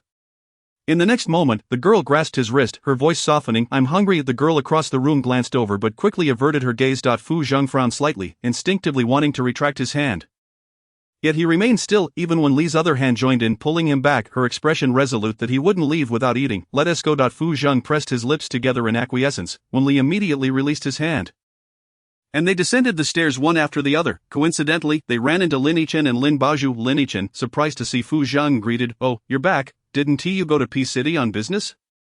Did you finish your tasks? I asked by Siyuan yesterday, and he said you wouldn't be back for another 2 weeks. She is starting school. Fu Zhang briefly explained. Lin Yichen glanced at Wen Li and thought it made sense. With his niece starting school, he would certainly return. Haven't eaten yet. Let me treat you to a meal. Wait for us for 10 minutes. But you said you would take me shopping later, right, Li? I'll treat you to dinner tomorrow. Let us hurry. Lin Baozhu tugged at Lin Yichen, urging him toward the dormitory. Lin Yichen retorted, How rude. You can buy clothes after eating. Politeness, what merits do you possess? Lin Baozhu scoffed, You're as clumsy as a pig and still managed to win Zhou Qina's favor. Lin Yichen recently noticed her penchant for disparaging him. What have I done to deserve this? I am your brother, show some respect. He raised his hand and playfully tapped her on the head. Meanwhile, Wen Li and Fu Zhang casually searched for a restaurant nearby. Wen Li took the initiative to order and handed the menu to the server. She noticed Fu Zhang was replying to messages, remaining silent. After a while, she realized he was still engrossed in his conversation. This confirmed her suspicion that he simply did not wish to speak with her. Or perhaps was afraid of doing so. Quietly, she took out her phone and sent him a message. Is my phone not as attractive as I am? In the next moment, the man abruptly lifted his gaze. His dark eyes locking onto her, the sun illuminated her delicate face, adorned with light makeup, casting a radiant glow that pierced through his defenses. His heart raced uncontrollably. He immediately averted his eyes, placing his phone aside before rising and heading to the restroom. Turning on the faucet, he cupped his hands to splash water on his face, desperately trying to stabilize his emotions, yet a fire still burned within him, threatening to consume his rationality, as her visage danced before his eyes. Swaying incessantly. At that moment, 2 boys entered, chatting amongst themselves. Did you see? The girl in the skirt is exceptionally beautiful, with long and straight legs, fair skin, and an overwhelming desire to touch them. Just as the thought escaped his lips, He felt a sudden slap on his cheek, causing him to stagger. Fortunately, a nearby boy caught him. They turned to see a man towering over them, a head taller than the rest. The boy who had been struck was defiant yet somewhat fearful. Retorting, "Who the hell are you, picking fights with anyone?" No sooner had he spoken than he received another punch. Unable to endure any longer, the two boys charged at him immediately, as Wen Li was still contemplating how long Fu Zhang had been hiding in the restroom. She suddenly heard someone shout, "There's a fight in the restroom, hurry." She did not believe it was Fu Zhang, yet he was indeed in the restroom. Instinctively she got up and ran over, only to find a crowd gathered outside the men's restroom.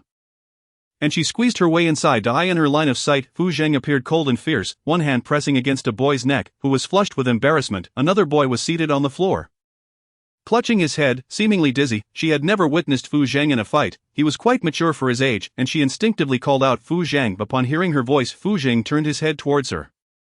She was wearing a pair of white casual trousers today, revealing not a hint of leg. His expression momentarily faltered before he gradually withdrew his hand, lowering his gaze as he said, "I'll cover the medical expenses." If Bai Siyuan were present, he would surely remark that Fu Zhang's rationality had been devoured by a dog. Chapter 39. The old man deceives her. The boy clutched his neck and coughed a few times. Pointing at Fu Zhang, "Call the police, I want to report him." Wen Li rushed in front of Fu Zhang. Despite being considerably shorter than him, her posture was akin to an old cow protecting its calf. "What is happening? Did they bully you?" She quickly glanced at the two boys and asserted, "Call the police. Let us see whether the fault lies with you or with him." That he definitely wouldn't strike without reason. The two boys had yet to make the call, but the police had already arrived. Two officers burst in, saying, "Everyone, calm down. Who is fighting?" One of the assaulted boys continued to point at Fu Zhang, declaring, "He attacked us, he even choked me just now. This is attempted murder." "You're talking nonsense. Who would attempt murder on you for no reason? You're not worth it. And who would commit murder in public?" Wen Li retorted, "Enough, come with us to the police station. Those unrelated should leave." The police gestured for others to disperse. Wen Li instinctively wanted to follow Fu Zhang, but he said calmly, "You're here to eat." Wen Li shook her head, gesturing towards the police, whispering, "They'll definitely need family members to claim him." She paused and added, "I'm a family member." Fu Zhang's throat moved as he shifted his gaze away from her and walked straight out. The four of them split into two police cars, stopping at the entrance of the police station. The officers began taking statements. "Why were you fighting in the restroom? What was the reason?" The assaulted boy spoke up. "As soon as we entered the restroom, he attacked us. I suspect he has mental issues." "You're the one with mental issues," Wen Li snapped. Out of the corner of her eye, she caught a glimpse of her own fierce expression. Fu Zhang crossed his legs, and once his irrationality faded, he appeared cold and composed, ready to accept any punishment that awaited him. Wen Li instinctively glanced at him, unable to believe he would strike someone without cause. He was not the type to endure humiliation unless there was something he couldn't articulate. Hearing this, the two boys demanded, "Compensate us for medical expenses, 20,000, and apologize to us." The police frowned. Medical expenses cannot be tossed around so casually. At that moment, a boy in a sleeveless white shirt rushed in, with a neatly cropped hairstyle. "Officer, I'm here to be a witness. Just now these two were insulting a girl in the restroom, saying her legs were long and straight, wanting to touch them. I originally wanted to teach them a lesson, but this big guy acted first." Wen Li immediately looked at Fu Zhang, realizing he had fought because of her. The old man always liked to pretend, but he could not hide this, that he cared for her too much. The assaulted boy argued, "We were just talking, we didn't lay a hand on her." The police tapped the table. "Learn to respect women, don't just talk nonsense." However, his actions were also inappropriate. "He should compensate you for your medical expenses, but in moderation. Do you agree?" The two men had nothing more to say. Fu Zhang's phone was still at the restaurant, and Wen Li paid the 5,000 medical fee, then turned to the boy who had testified. "Thank you." The boy, who seemed to be an athlete, replied casually, "What is there to thank? Scum like them definitely need to be taught a lesson. I have things to do, so I'll be leaving." After saying that, he dashed out of the police station. Wen Li and Fu Zhang walked out of the police station side by side. She caught a glimpse of him and was about to speak when her gaze fell on his arm, where there was a scrape. Instinctively, she raised his hand. "Fu Zhang, you're hurt." Their skin touched. A feeling akin to rain meeting a desert surged within her, emotion she could not suppress. Fu Zhang withdrew his hand. "It's nothing, wait for me here." Wen Li looked around, noticing a pharmacy diagonally across the street, and instinctively ran over. Suddenly, a large hand grasped her wrist, and a raspy voice said, "There is a car." Their eyes met. Wen Li's gaze sparkled as she pointed towards the sidewalk. "I'll go that way." She distinctly sensed that Fu Zhang was no longer as resistant towards her as before. Perhaps his business trips over the past 2 months were merely an excuse. The true reason was contemplation. She felt an inexplicable joy within her. The girl's self silhouette crossed the road and entered the pharmacy. Fu Zhang, feeling the urge to smoke, turned to a man passing by, asking, "Could you spare me a cigarette?" The man clicked his tongue, generously handing him a cigarette and lighting it for him. "No need to pay." Fu Zhang took a puff of the cheap cigarette worth over 10 yuan. The acrid smoke was unpleasant, yet it provided a brief numbness to his heart, but soon overwhelming emotions rushed in. He took another deep drag, slowly exhaling, his gaze falling on his arm after a few seconds. He extinguished the cigarette and tossed it into the trash can. Moments later, Wen Li returned with a band-aid, tearing it open and placing it on his arm. "Let us go back to the restaurant." Throughout their journey, the two remained silent. As soon as they entered the restaurant, the staff handed them a phone, explaining that someone had been calling persistently, likely urgent. "Thank you." Fu Zhang took the phone. It was a call from Grandma Fu. He returned the call. "Mom, what's wrong? Your father suddenly fainted. He is being taken to the hospital now." Grandma Fu's voice was choked with emotion, adding, "You don't need to worry, your sister is here. I'll be home soon." Fu Zhang hung up the phone, glancing at Wen Li, his eyes filled with complexity as he pressed his lips together. "There is something at home. I need to go back." "Okay, take care." Seeing his troubled expression, Wen Li guessed that Grandpa Fu was ill. She wanted to accompany him, but she still had to report to school that evening, at 5 in the afternoon, in the hospital. Fu Zhang strode into the ward, looking at Grandpa Fu, who was wearing an oxygen mask and 4 drip in his hand, his wrinkled skin marred by bruises left from the infusion, his fingers involuntarily clenched. "What happened?" Fuyu's eyes were red, motioning for him to step outside. The two stood at the stairwell, and Fuyu spoke. "Cerebral infarction. There is no danger to life, but one side of his body is immobile. The doctor said the chances of complete recovery later are quite slim. It can't happen again." Upon hearing this, Fu Zhang instinctively reached for his pocket but found nothing. He lowered his brows. "I'll contact a doctor overseas." Fuyu gently patted his shoulder, speaking softly. "Xiao Zhang, I didn't want to mention your marriage, but you know Dad wants to see you married. You might want to consider it seriously to put his mind at ease." The band-aid on his arm was particularly conspicuous, and Fu Zhang felt utterly drained, leaning against the wall. After a long while, he finally spoke. "All right, you should go back. I'll stay here. I'll go back to get Dad some clean clothes." Fuyu lightly patted Fu Zhang's shoulder again. Fu Zhang stood silently at the stairwell, his expression unreadable, leaving others unsure of what he was thinking. After a few minutes, he ripped off the band-aid on his arm and tossed it into the trash can. Returning to the ward, Fu Zhang sat on the sofa, turning his head to look at the man in the hospital bed. After a long while, he glanced at Grandma Fu. "Mom, you should rest. I'll keep watch here."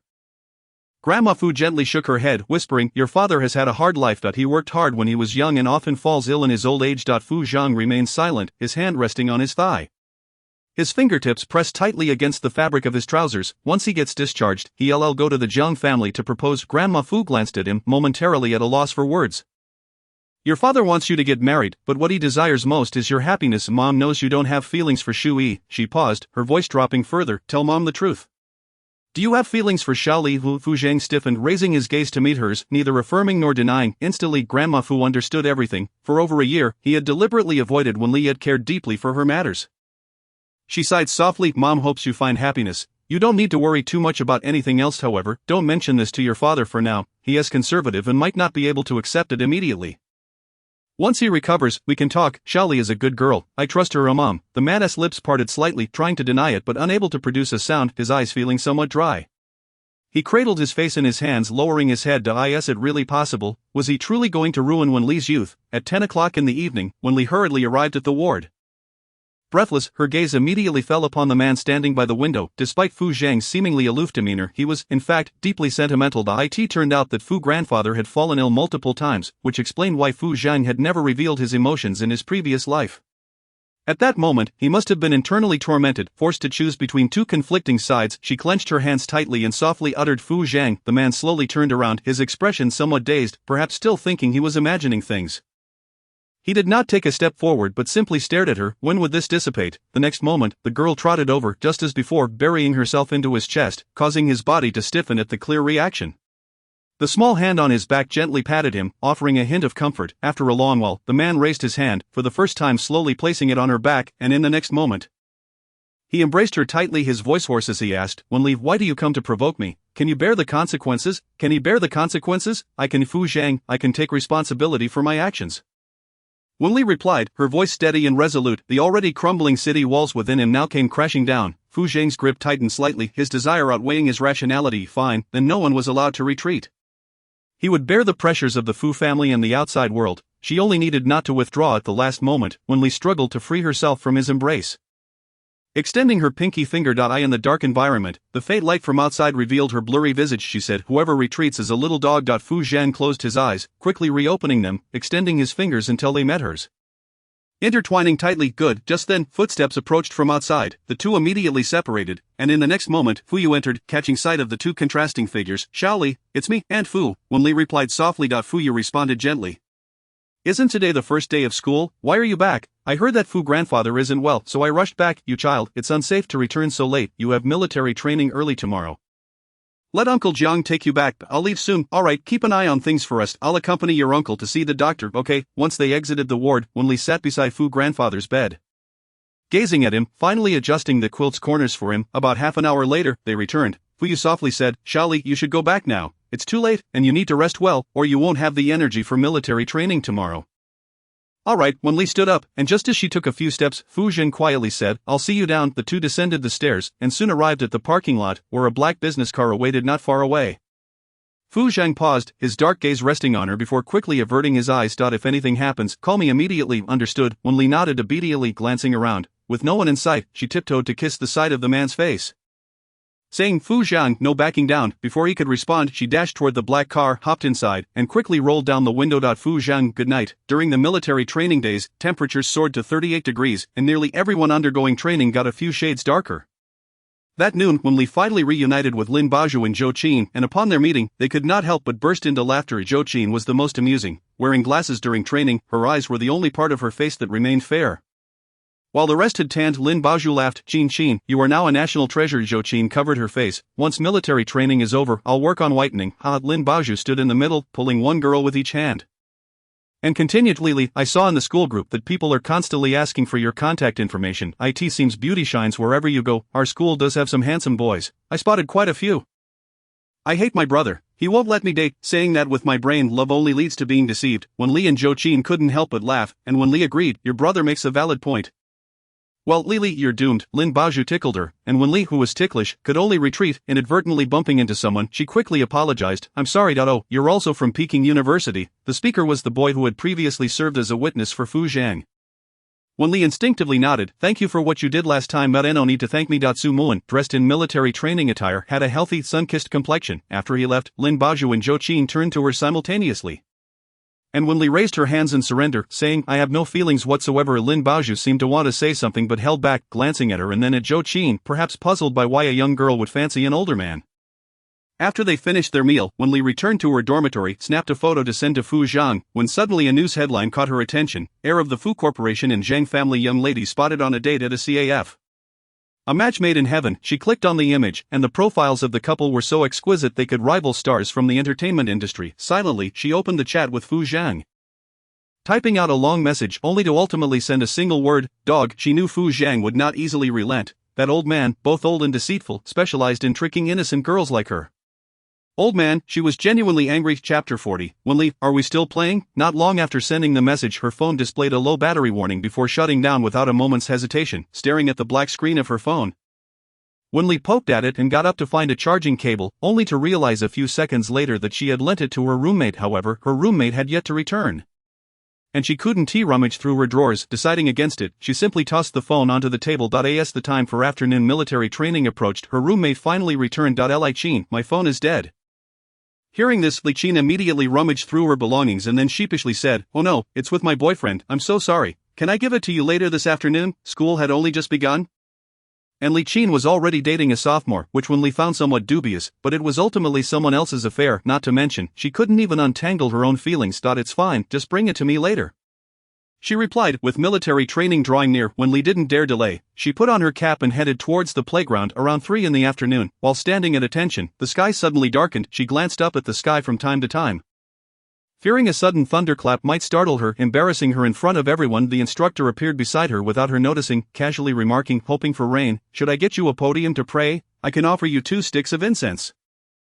Wen Li, fortunately, there was no sudden thunder. It was only around 6 o'clock when the sky was overcast, clearly indicating impending rain. That evening's military training was tentatively postponed. If it didn't rain by 7, they would continue. Perhaps there were too many students wishing for rain. By the time she was almost back at the dormitory, it started to drizzle. The light rain quickly dotted her face with tiny droplets.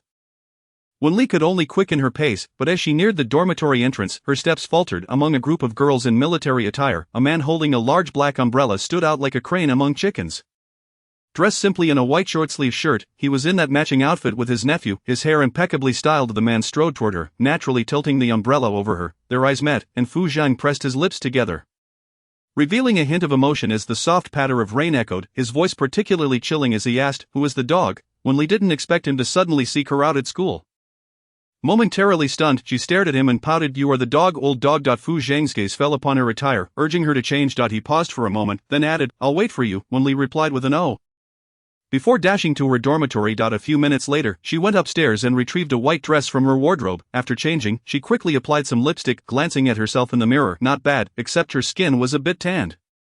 Just as she was about to head out, Li Qin returned, handing her the charging cable and eyeing her. "Are you going out, Wen Li initially considered grabbing her phone but then remembered it was dead, so she abandoned the thought. At that moment, Li Qin spoke up, "Wen Li, my boyfriend's roommate wants to add you on WeChat. Would you be willing?" "Not interested." Wen Li smiled politely, then opened the door and went downstairs.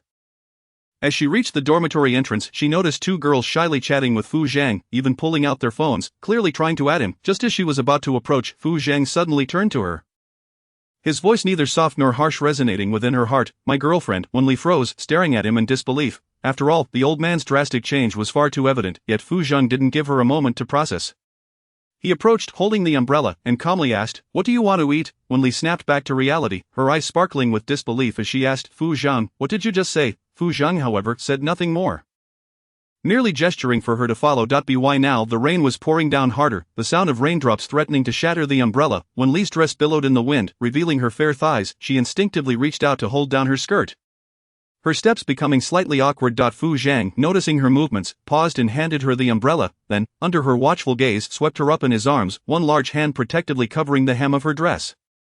His handsome face under the umbrella appeared shrouded in shadows, his deep-set eyes softer than usual. It turned out the old man hadn't deceived her. He had kept his word. A low explanation reached her ears. "It's not a date. I'm telling her not to come to the Fu family anymore. I have a girlfriend now." Wen Li felt a sudden flutter in her heart as she switched the umbrella to her other hand and wrapped her arms around his neck, whispering, "I thought you were deceiving my feelings." "Grandfather, how is Uncle Fu doing?" "He is undergoing rehabilitation therapy. He can already move his foot, but his hand is still temporarily immobile," Fu Zhang replied. "I will go visit him when I have the time," Wen Li said earnestly. Fu Zhang glanced at her, noticing her fair complexion had tanned considerably, yet her beautiful eyes remained bright. He bit his lip and asked, "Is military training exhausting?" "Yes, I've gotten quite tanned," she replied. "That's healthy," Fu Zhang remarked just as a warmth crept to his cheeks. He paused for a moment before continuing on. Once inside the car, Wen Li settled into the passenger seat while Fu Zhang took the driver's seat.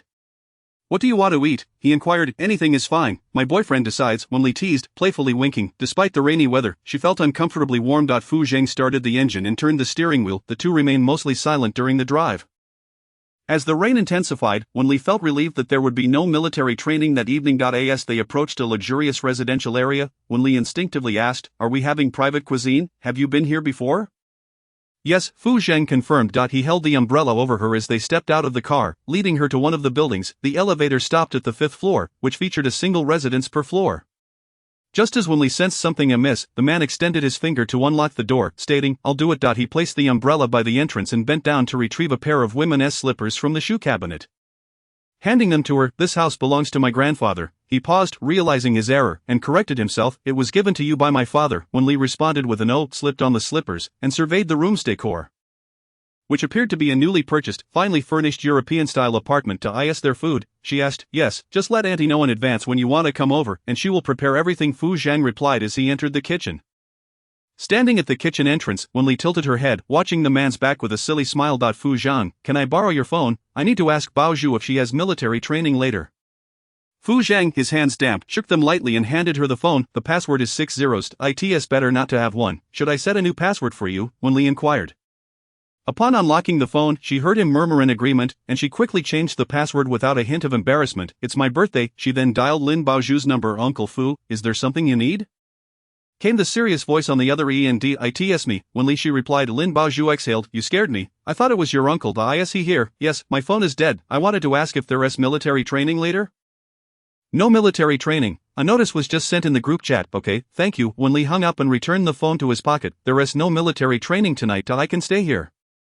Fu Zhang dropped the vegetables into the sink, rinsing them under the water, seemingly oblivious to her words. However, his body betrayed him, cheeks tinged with a faint blush. Wen Li caught sight of this and playfully poked his earlobe. Teasing Fu Zhang, your ears seem to be allergic. Oh, they are getting redder. Should we see a doctor? As she spoke, she poked him again eye and the next moment, his warm hand clasped her wrist, his voice low and slightly warning. Wen Li, go sit on the sofa. The older man, flustered and irritated, prompted Wen Li to recognize the situation and retreat gracefully. She nodded and withdrew her hand, turning to exit the kitchen. As she approached the door, she glanced back and remarked, your face is also red. Fu Zhang, am I your first love? She wasn't certain if Fu Zhang had dated during his student years, but she remembered he had a close female classmate in college. And they seemed to be on the verge of an engagement. Fu Zhang inhaled deeply, drying his hands before walking towards Wen Li. He gazed down at her, his expression a mix of cool detachment and mature danger. Realizing the tension, Wen Li instinctively stepped back, only to find herself restrained by something at her waist, preventing her from retreating further. With a gentle tug, he pulled her against his chest, and she felt her cheeks flush. Her voice shrinking to a whisper, Fu, are we still playing? Fu Zhang leaned slightly, his gaze fixed on her, his tone indifferent. After all, he was an adult, and in this regard, Wen Li was no match for him. Her heart raced, nearly leaping from her chest, and she quickly shook her head, retreating into her shell. I don't want to play anymore. Upon hearing this, Fu Zhang released her, but the next moment, he swept her off her feet. Striding towards the sofa, where he set her down before retrieving his phone and handing it to her. If you need anything, buy it yourself. Before she could respond, he turned and returned to the kitchen.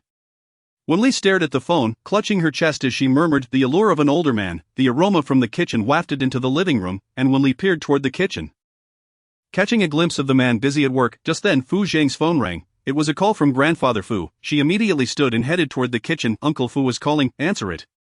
Fu Zhang said, one hand stirring a dish while the other held a recipe. The voice of Grandfather Fu came through the phone. The Zhang family visited today and said you bullied Shi. What did you do to her? I told them I don't like her, Fu Zhang replied as he plated the food. Grandfather Fu didn't seem upset. Even if you don't like her, you should be a bit more tactful. Have you seen Xiaoli? She is right beside me, Fu Zhang answered. Wen Li instinctively spoke up, Uncle Fu, grandfather, how are you feeling? Much better. How is school treating you? Pretty well. Have your uncle buy you things?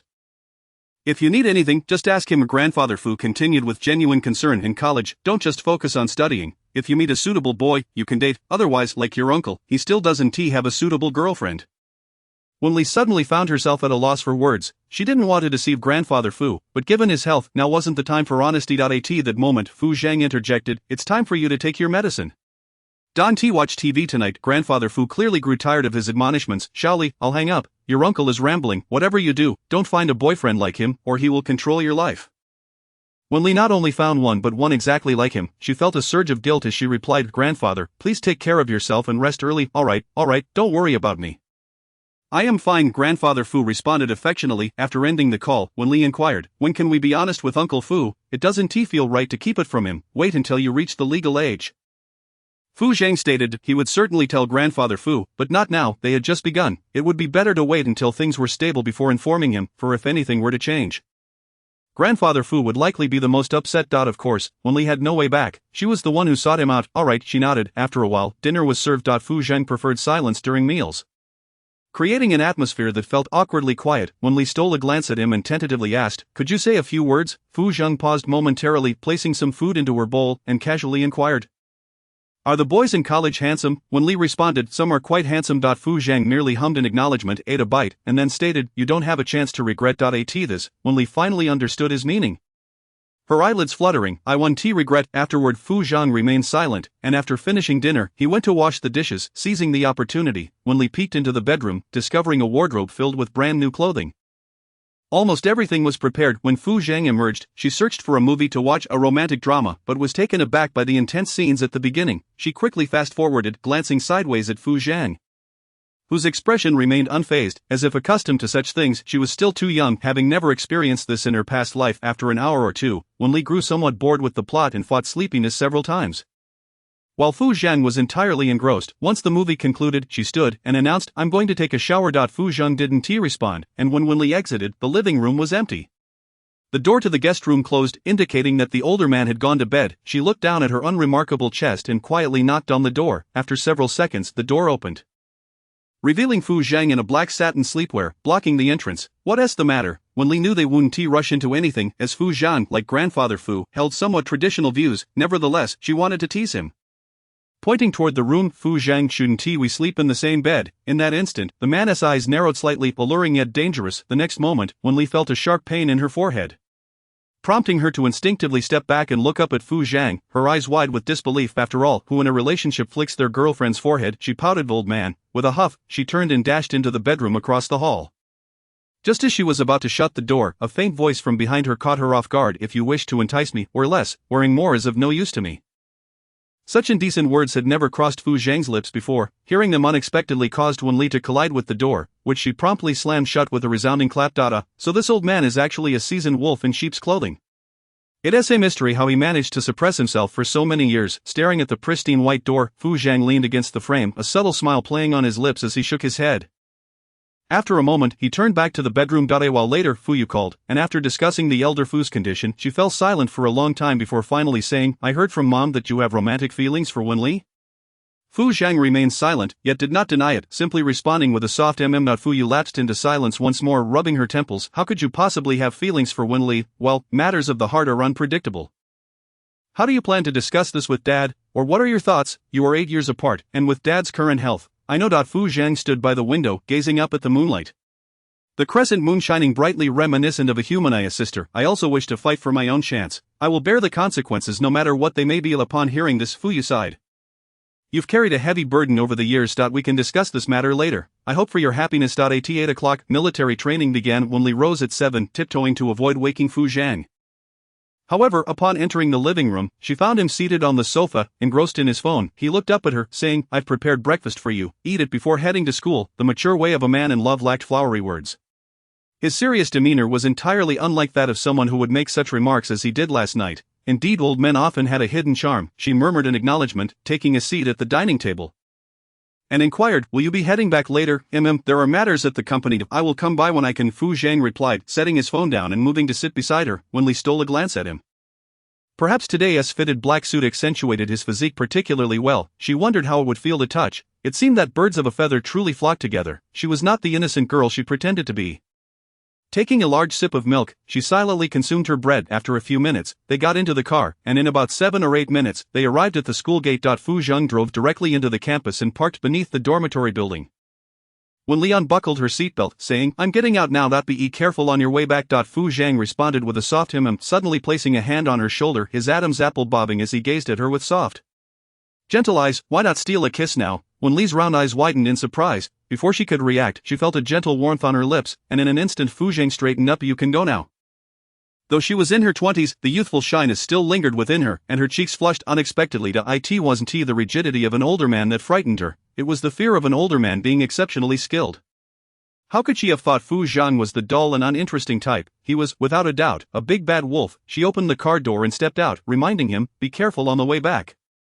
And send me a message when you get home. Without waiting for a reply, she closed the door and walked towards her dormitory. The man in the driver's seat rested his hands on the steering wheel, the corners of his narrow eyes curving slightly upwards as he chuckled softly before driving away from the spot. In her dormitory, Wen Li changed into her military training uniform and put on her cap.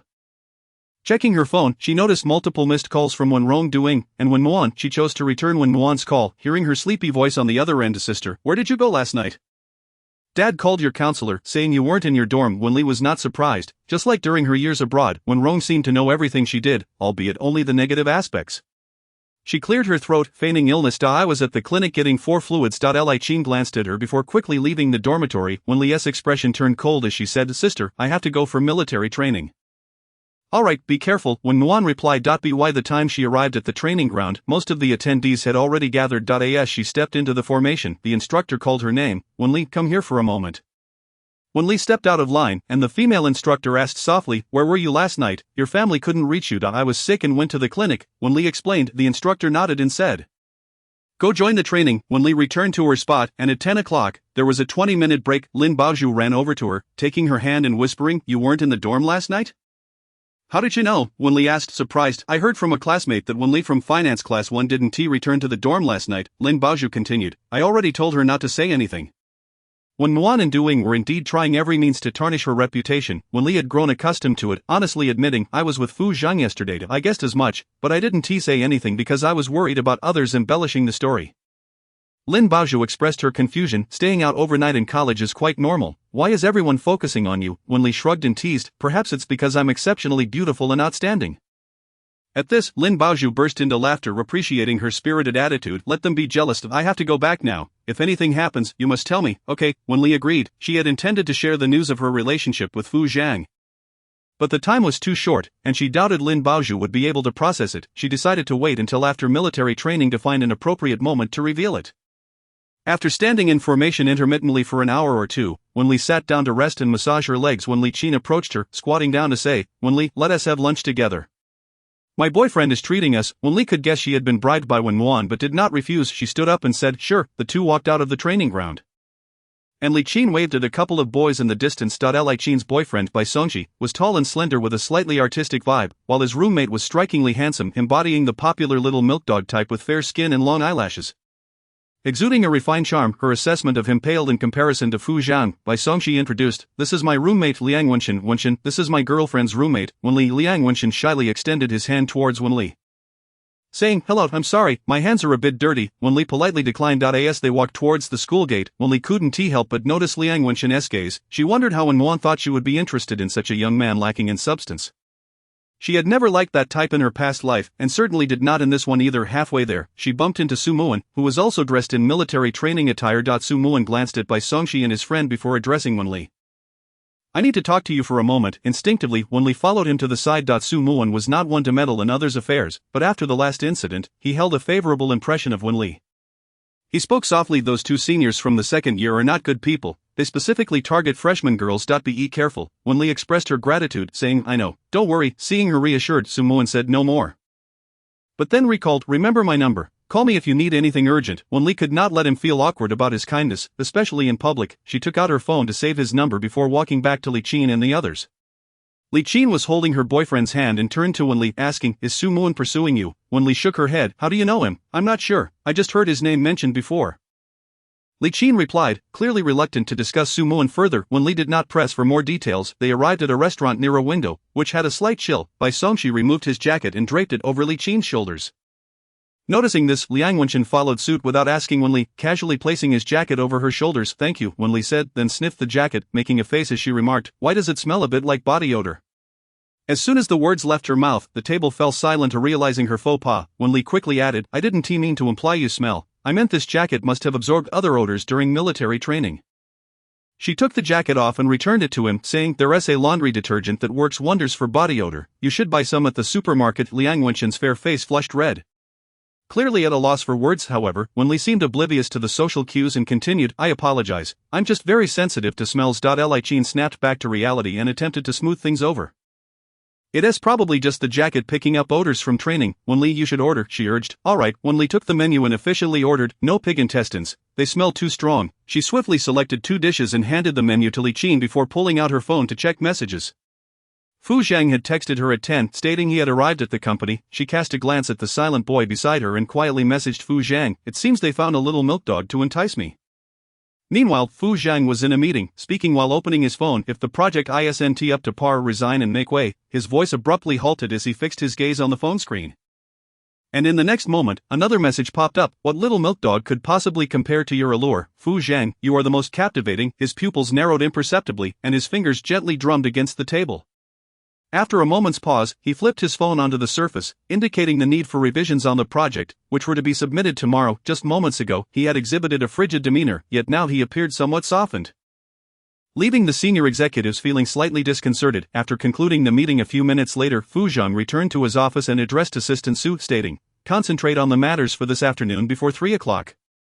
Has General Wen visited these past few days? General Wen has been here, but I told him you were on a business trip, so he left. Assistant Su replied, the Qin family has been assisting the Wen family with business negotiations lately.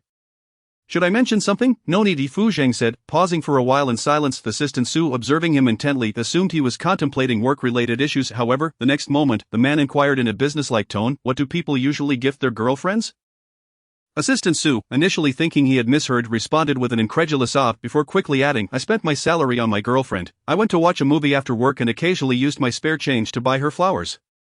Fu Zhang nodded and said, you may leave now. Meanwhile, Wen Li, having not received a response from Fu Zhang, decided to enjoy her meal in peace. After finishing, she announced, I will head back first, not wishing to take a midday nap. She went directly to the library, aware that there were prying eyes in the dormitory. Though she was not afraid of being discovered, she knew that a counterattack from the so-called useless ones would be the most intolerable for them. After all, they had raised her to be useless. and the feeling of being unable to control her must be exasperating. Furthermore, the memory of her past life, when she was struck by a vehicle, lingered in her mind. Was it a deliberate act or simply a stroke of misfortune? To maintain her FAAD, Wen Li completed her evening military training and then changed her attire before heading out. As she was about to leave, Li Qin asked, "Where are you going?" "I'm going out for fun." "I won't be back tonight," Wen Li replied, glancing at herself in the mirror. She wore a black and white floral long dress paired with a delicate black knit cardigan and shoes adorned with fine rhinestones. Her hair cascaded casually down her back. She turned left then right, and applied a light shade of lipstick. As she stepped out of the dormitory, scarcely a minute later, Li Qin made a phone call. Having noticed her departure, which she had announced as not returning that night, just as her message was sent, the dormitory door swung open unexpectedly. Wen Li hurried back inside, grabbing the phone from the table. "Almost forgetting it, I'm leaving now," she stated, turning to exit the dormitory. Once outside, she opened her phone to find it was recording. After saving the file, she replayed it. "I went out for fun. I won't be back tonight." Wen Li stored the audio in a folder, which also contained a recording from her last visit to Dr. Liang's home. These pieces of evidence would later serve as crucial proof for Wen Wan and Du Ying in their legal troubles. Now, she was not only fighting for herself but also for her mother, whom she had never met but loved dearly. In the community, the lights were ablaze. Wen Li entered her password to unlock the door, and the luxurious main light in the living room illuminated the space with a dazzling brightness. She instinctively assumed Fu Zhang had forgotten to turn off the lights before leaving and snapped a picture to send him. "You forgot to turn off the lights." No sooner had she sent the message than she heard footsteps approaching. Looking up toward the source of the sound, she saw the story's male protagonist. Now clad in a bathrobe, his hair and face glistening with moisture. He coolly asked, "What brings you here?" "I had an unexpected matter this evening and worked a little overtime at the company. By the time I came, it was quite late. I intended to contact you tomorrow," Wen Li explained, her eyes brightening with excitement. "They have set up surveillance in the dormitory, so I am playing along with the act." Fu Zhang furrowed his brow slightly but chose not to comment, respecting Wen Li's thoughts and actions, understanding that some matters were not for outsiders to intervene in. "If there's anything you need to tell me, I won't hold back." Wen Li gestured toward him, her face brimming with anticipation, a peculiar shyness overtaking her as she asked, "Fu Zhang, may I hug you?" Fu Zhang lifted his eyelids slightly, his hands instinctively rising. Wen Li dashed forward, wrapping her arms around his waist, the scent of his shower fresh in the air. "Fu Zhang, you smell wonderful," she exclaimed. "May I kiss you?" Chapter 42. Can't kiss. Fu Zhang, a man who had never displayed much emotional fluctuation, had little interest in girls during his adolescent years, preferring to return home after school to see Wen Li. He would watch her, wondering what she was up to and if anyone was bothering her. Even when he entered university and physical desires began to emerge among his peers, he remained indifferent. Even after taking over the company, he was surrounded by the frivolities of life, yet he never engaged with women. Finding their perfumes and other scents repulsive, Bai Siyuan and the others labeled him as emotionally cold. He had believed this until Wen Li's 18th birthday party, where she donned a white fluffy dress, her hair flowing smoothly behind her, her eyes sparkling like the moon. An inexplicable heartbeat surged within him. His feelings for Wen Li shifted from familial to something else entirely. This abrupt transformation plagued him at night, causing him distress as he grappled with his emotions, unable to act on his feelings or even acknowledge his affection for her. After all, he was her little uncle. Had it not been for Wen Li's initiative, he would have never allowed anyone to glimpse into his heart. Though she made no seductive sounds, she ignited a fire within him, causing Fu Zhang to feel an overwhelming heat. He even dared not lower his gaze at the girl in his embrace, gently pushing her away as he uttered in a restrained voice, "Go take a shower. You'll smell delightful afterward." Wen Li was taken aback by his response. Indeed, the mindset of older men was truly different.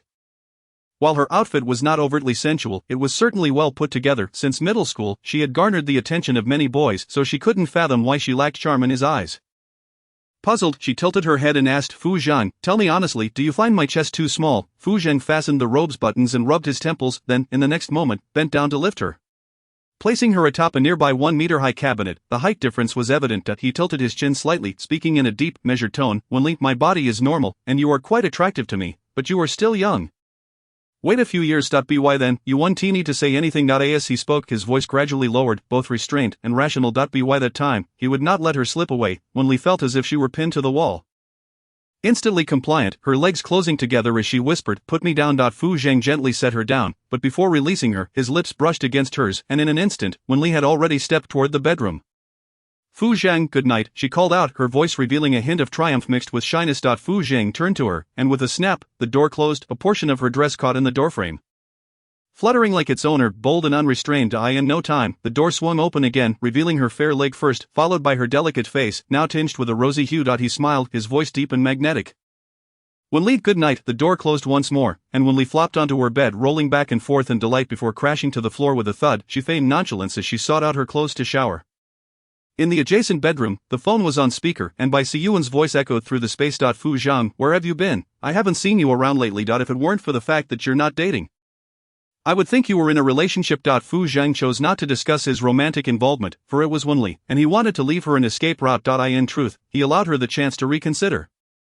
Though he himself would not. If you have something to say, say it. I'm here to see you. I'm out of town. Bai Siyuan responded with an "oh," then fell silent for a moment before continuing. Is Jian Ningxue still staying with you? I don't know, Fu Zhang replied, having not paid attention to Jian Ningxue had it not been for Bai Siyuan's relentless pleading for him to take her in. He would never have allowed her to reside in his home. In this day and age, a woman's heart could change in an instant. She had not behaved like this when she pursued him.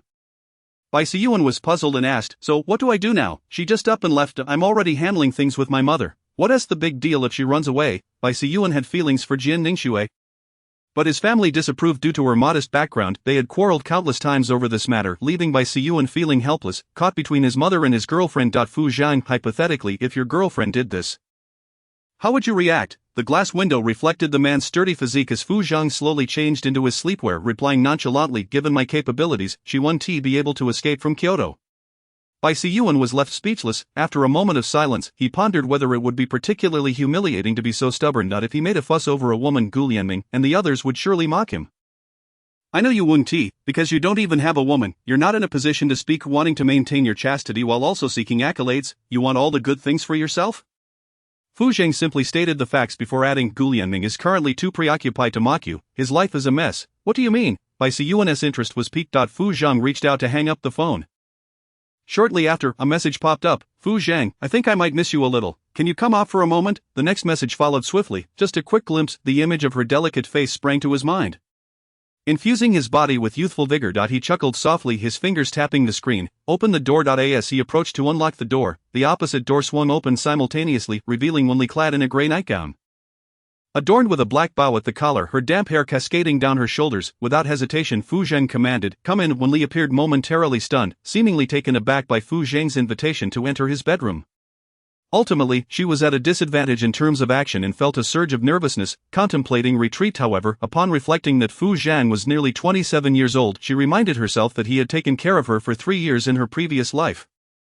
And thus it was only right for her to contribute a little more in this life. It would be fine, there was no need to be anxious, just close her eyes, and the night would pass in a blink. Before she could utter a word, he had already turned and stepped into the bedroom. Wen Li glanced down at her unremarkable pajamas, which surprisingly seemed to evoke Fu Zhang's interest. Hesitantly, she ventured into the bedroom. Attempting to relax, the next moment, she spotted Fu Zhang emerging with a hairdryer, gesturing towards the bed with a calm demeanor, instructing her to sit. Time to dry your hair, he said. Wen Li stared at the hairdryer. Feeling incredulous, the mature man had no ulterior motives. He merely wished to assist her in drying her hair. After plugging it in, Fu Zhang picked up the hairdryer and stood beside her, his fingers weaving through her dark, lustrous locks. After a brief span of minutes, her hair was mostly dried out. He set the hairdryer down, glanced at the time, and advised her to go to sleep, reminding her of the military training scheduled for the next day. Wen Li, not wanting to delay too long, understood that a poor night's sleep would lead to a dreadful day of training. After all, just days prior, a boy had fallen asleep while standing and ended up collapsing onto the instructor. She was determined not to embarrass herself. All right, she said, rising to her feet and taking a few steps, tentatively asking, is it really impossible for me to sleep next to you? She merely wished to be a little closer to Fu Zhang, as they had no time to meet during the day, only this fleeting moment at night. Fu Zhang pursed his lips, sighed, and recognizing his inability to refuse her, relented. Go fetch a pillow and blanket. Wen Li's eyes lit up, and she quickly turned to retrieve them. Moments later, she returned, only to find Fu Zhang sitting on the sofa, holding a pillow and blanket. I should go back to sleep, you have work tomorrow, he said.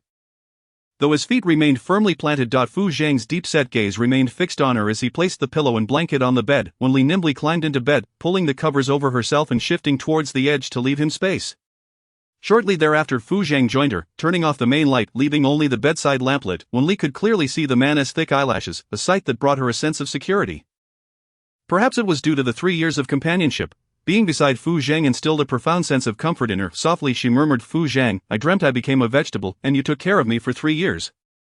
Always secretly wiping away your tears. At her words, Fu Zhang did not immediately respond. Out of the corner of his eye, he could see her delicate face. You will not become a vegetable, he stated firmly.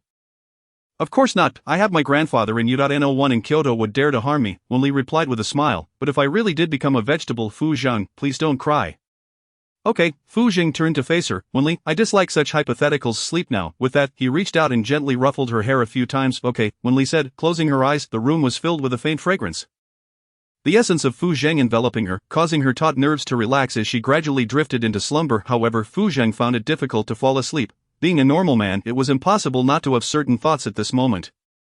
Yet, rationality ultimately prevailed. The next morning, the sky outside remained shrouded in fog. Wen Li woke up before her alarm and immediately spotted the man nearby. His angular features were smooth yet striking, his facial structure both bold and refined.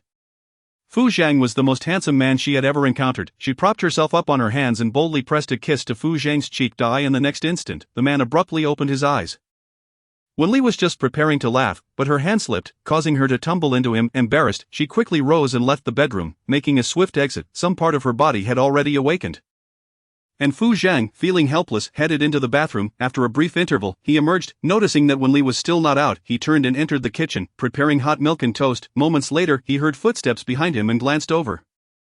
The girl was dressed in a sleeveless collared shirt adorned with a lovely floral pattern, paired with a form-fitting black pleated skirt. Even in slippers, her elegant legs remained attractive. Fu Zhang averted his gaze, focusing on the toaster, though soon his mind was distracted by her legs. He inhaled deeply, placing his hands on the kitchen counter. You should step outside. Yet, Wen Li did not comply. Instead, she reached to scratch her neck, then pinched it lightly. Do you see any redness on my neck? Hearing this, Fu Jing turned to examine her neck, noticing a faint redness. He frowned with concern. Is it itchy? No, it's just that after a night together, there are bound to be some marks, she replied, casting him a sidelong glance. You wouldn't dare kiss my neck, so I have to do it myself. At her words, Fu Zhang felt a sense of awkwardness. He understood her youth and had exercised restraint for years, yet she seemed utterly unconcerned with a man's desires. Rubbing his temples, he finally waved her off. Just go outside and scratch. Wen Li sighed inwardly.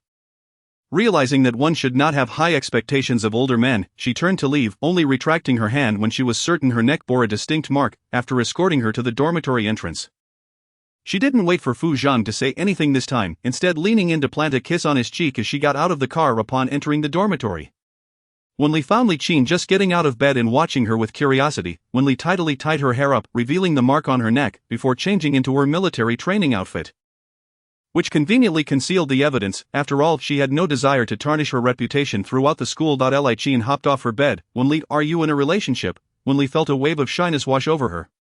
Unable to meet her gaze, how did you know? There's a hickey on your neck, Li Qin declared, her tone laced with intrigue. Is your boyfriend from school? No, he doesn't attend school, Wen Li replied, putting on her military cap and glancing at Li Qin in the mirror. Li Qin's eyes widened in surprise. Your boyfriend is a socialite? Yes, his family is not well off, and he started working at 18. Thankfully, I have the means to support him, Wen Li stated, signaling her to keep it a secret before placing her phone on the table to charge.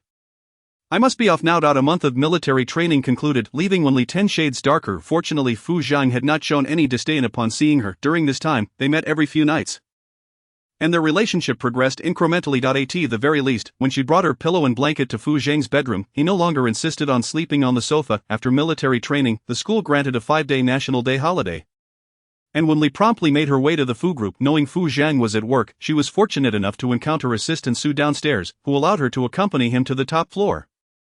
Assistant Su led her to the president's office, informing her that Fu Zhang had gone to the marketing department and would likely return in about 10 minutes. Miss Wen, I'll head downstairs to deliver some documents. Alright, thank you, Wen Li replied, casting a glance around Fu Zhang's office, which was tastefully adorned in a somber black tone. After sitting on the sofa for a while, she wandered into the break room to use the restroom. Just as she was about to exit, she heard footsteps. Opening the door, her mouth fell slightly agape as she caught sight of the man unbuttoning his long shirt, his hand reaching for the 5th button, revealing his sculpted chest. At that moment, Fu Zhang noticed her and instinctively closed his shirt, attempting to appear nonchalant. Why didn't you have me come to fetch you? I wanted to surprise you, Wen Li replied, her cheeks flushing as she pointed at his chest, adding, what a surprise it is. Having spent some time together, Fu Zhang realized she enjoyed playful banter. Whenever he made a move, she would become flustered and stumble over her words. He said nothing in response and took a clean shirt into the bathroom, closing the door behind him. A few minutes later, he emerged. I have a meeting in half an hour, please wait for me here. Okay, Wen Li nodded. As Fu Zhang approached her, he leaned slightly, gazing into her eyes before tilting his head. Wen Li smiled and, rather than kissing his cheek, playfully pressed her lips to his eye. In that moment, she appeared to be taking advantage of him, and the warmth in Fu Zhang's gaze revealed his affection. He chuckled softly, cupping her face in his hands and compelling her to meet his eyes. With a teasing tone, he said, "You don't know how to kiss? Let me teach you." Chapter 43. She went out to have fun with her uncle. At his words, Wen Li closed her eyes and tilted her head slightly. After waiting for a moment without any movement, she opened one eye to find Fu Zheng gazing at her with a smile. The normally aloof man now emanated an irresistible charm, just as she was about to tease him for being playful. The world around her dimmed as their lips met. A tingling sensation coursed through her, igniting a desire that made her long to reach deep into her heart. Noticing Fu Zheng's momentary stillness, she looked up in confusion, only to see him remove his tie and toss it onto the bed, followed by unbuttoning his shirt to reveal his long neck. Though Fu Zheng masked his emotions well, Wen Li could sense that he was inexperienced. "Are you not familiar with this?" she asked softly. Fu Zheng's body stiffened slightly, his gaze darkening. Finally, he rasped, "Yes, I haven't kissed anyone before." Wen Li responded with a soft "oh." Just as she was about to say something, a large hand secured the back of her head, and he tightened his grip around her waist. While Fu Zheng may have been inexperienced, it didn't mean he couldn't learn. On the contrary, he was quite clever. In that moment of contact, his eyes darkened, and a wave of heat enveloped him. Wen Li felt herself growing weaker, her body slowly losing strength. If Fu Zheng hadn't supported her waist, she might have collapsed onto the floor. After a minute or two, he finally released her, allowing her to regain her balance before saying hoarsely, "Wait for me here." Wen Li nodded like a chick pecking at rice. Once he left, she sat on the bed, clutching her chest, feeling as if she had just indulged in the finest wine. Intoxicated and flushed, she covered her face with her hands, her upturned lips betraying her emotions. Meanwhile, Assistant Su watched Fu Zhang leave the office, sensing that something was amiss. The normally meticulous man appeared somewhat disheveled this time. He couldn't help but steal a few more glances, and only after a while did he notice something. Quickly reminding Mr. Fu, "Your tie is not on." Fu Zhang paused in his steps, instinctively reaching for his collar, clearing his throat, and buttoning up his shirt. After all, he lacked the courage to return home at this moment. He was an adult, yet there lingered a hint of trepidation. No need to worry. No one is allowed to enter the office without my permission. Understood. Assistant Su nodded. In the break room, Wen Li lay on the bed, responding to messages from Zhou Qin and Lin Baozhu. Zhou Qin, "Tomorrow I'm hosting a birthday party and have prepared beautiful dresses for you. Come to my house to change. They're exceptionally lovely. Designed by a designer my sister invited from abroad." To Lin Baozhu, "I will come early tomorrow." Wen Li, "I will too." After a while, Zhou Qin sent a somewhat evasive message, "Will you both come alone tomorrow? I need to prepare some things." Wen Li could easily guess she was hoping for Lin Yichen to come, and Lin Baozhu understood it too, even if she couldn't appreciate her friend's taste.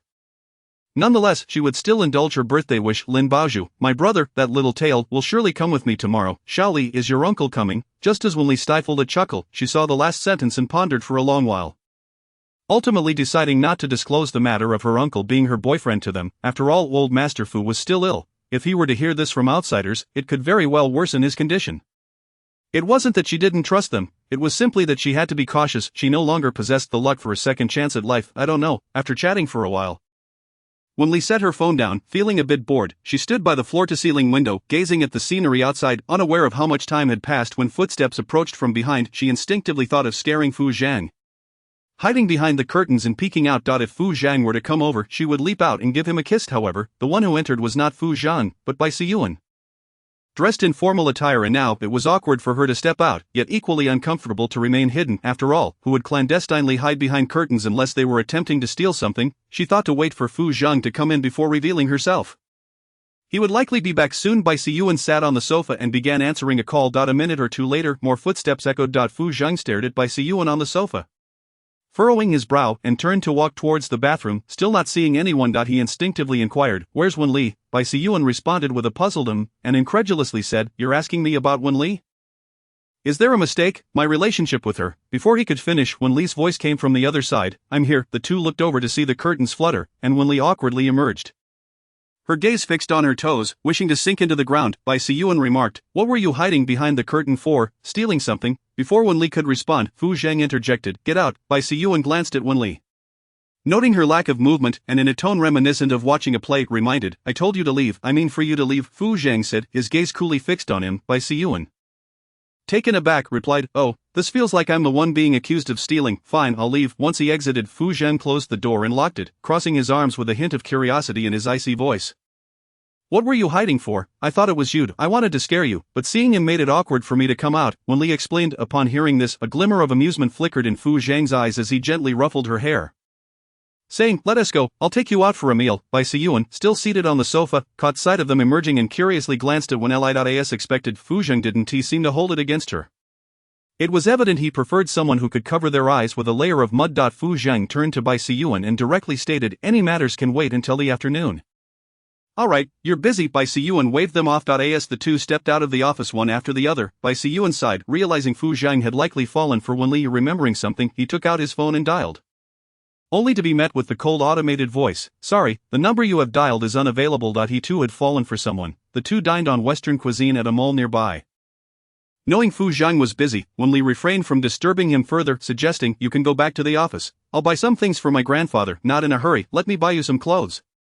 Fu Zhang replied, his words lacking any flowery embellishment, yet grounded in sincerity. Unable to resist, Wen Li glanced at him and cheekily proposed, shall we buy matching outfits? Fu Zhang responded with an affirmative Just as a couple walked by hand in hand, exuding intimacy, he glanced down at Wen Li and then extended his large hand to grasp her smaller one, gently tightening his grip. This hand had held hers since childhood.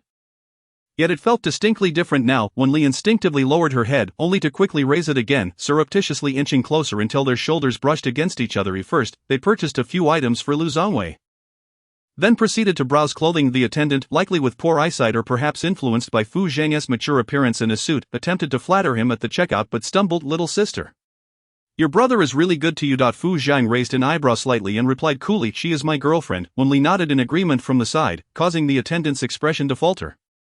Realizing she looked rather young, here are your clothes, we look forward to your next visit, she said, giving Wen Li a peculiar glance, perhaps presuming she was a university student being supported. Fu Zhang's fingers lightly tapped on the counter.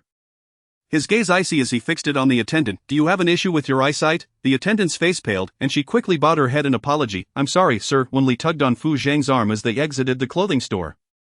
Once outside, Fu Zhang caught a glimpse of her, and coincidentally, Wen Li was also looking at him. In a low voice, he explained to her, who was still innocent to the world in the future, when you come out with me, you will encounter situations like this. The age difference between them would undoubtedly attract many voices and opinions, both good and bad. I'm already prepared for that, Wen Li replied, her expression unwavering as always. Fu Zhang paused for a moment before resuming his steps. Wen Li delivered the items to Lu Zongwei, but Steward Sun informed her that Lu Zongwei had gone to the office and would only return in the evening. She decided to hand the items to Steward Sunday. Grandpa, I bought 2 vests for you to wear when you go out in the morning. It's been a bit chilly lately. Alright, young lady, will you not be staying here tonight? The old master has been mentioning you for days, Steward Sun said kindly. Wen Li had to return home that evening, as she needed to perform in the family show. I'll come back tomorrow afternoon to stay for a few days. We have a 7-day holiday. Good. I'll have the aunt prepare some dishes you like. Young lady, you've tanned a bit from military training, but it makes you look healthy, Steward Sun said while escorting her out. Just as Wen Li left, Lu Zongwei returned, and Steward Sun assisted him out of the car. The young lady just left. She bought you 2 vests, and she'll come back tomorrow afternoon to stay for a few days. Upon hearing this, Lu Zongwei sighed. What luck I have. I'll go buy some of the young lady's favorite foods. Yes, sir. This morning, Miss Wen came by. I told her you were at the office, Steward Sun replied. Lu Zongwei's expression darkened slightly. What did she say? She mentioned that the young lady is in a relationship and seemed a bit concerned for her.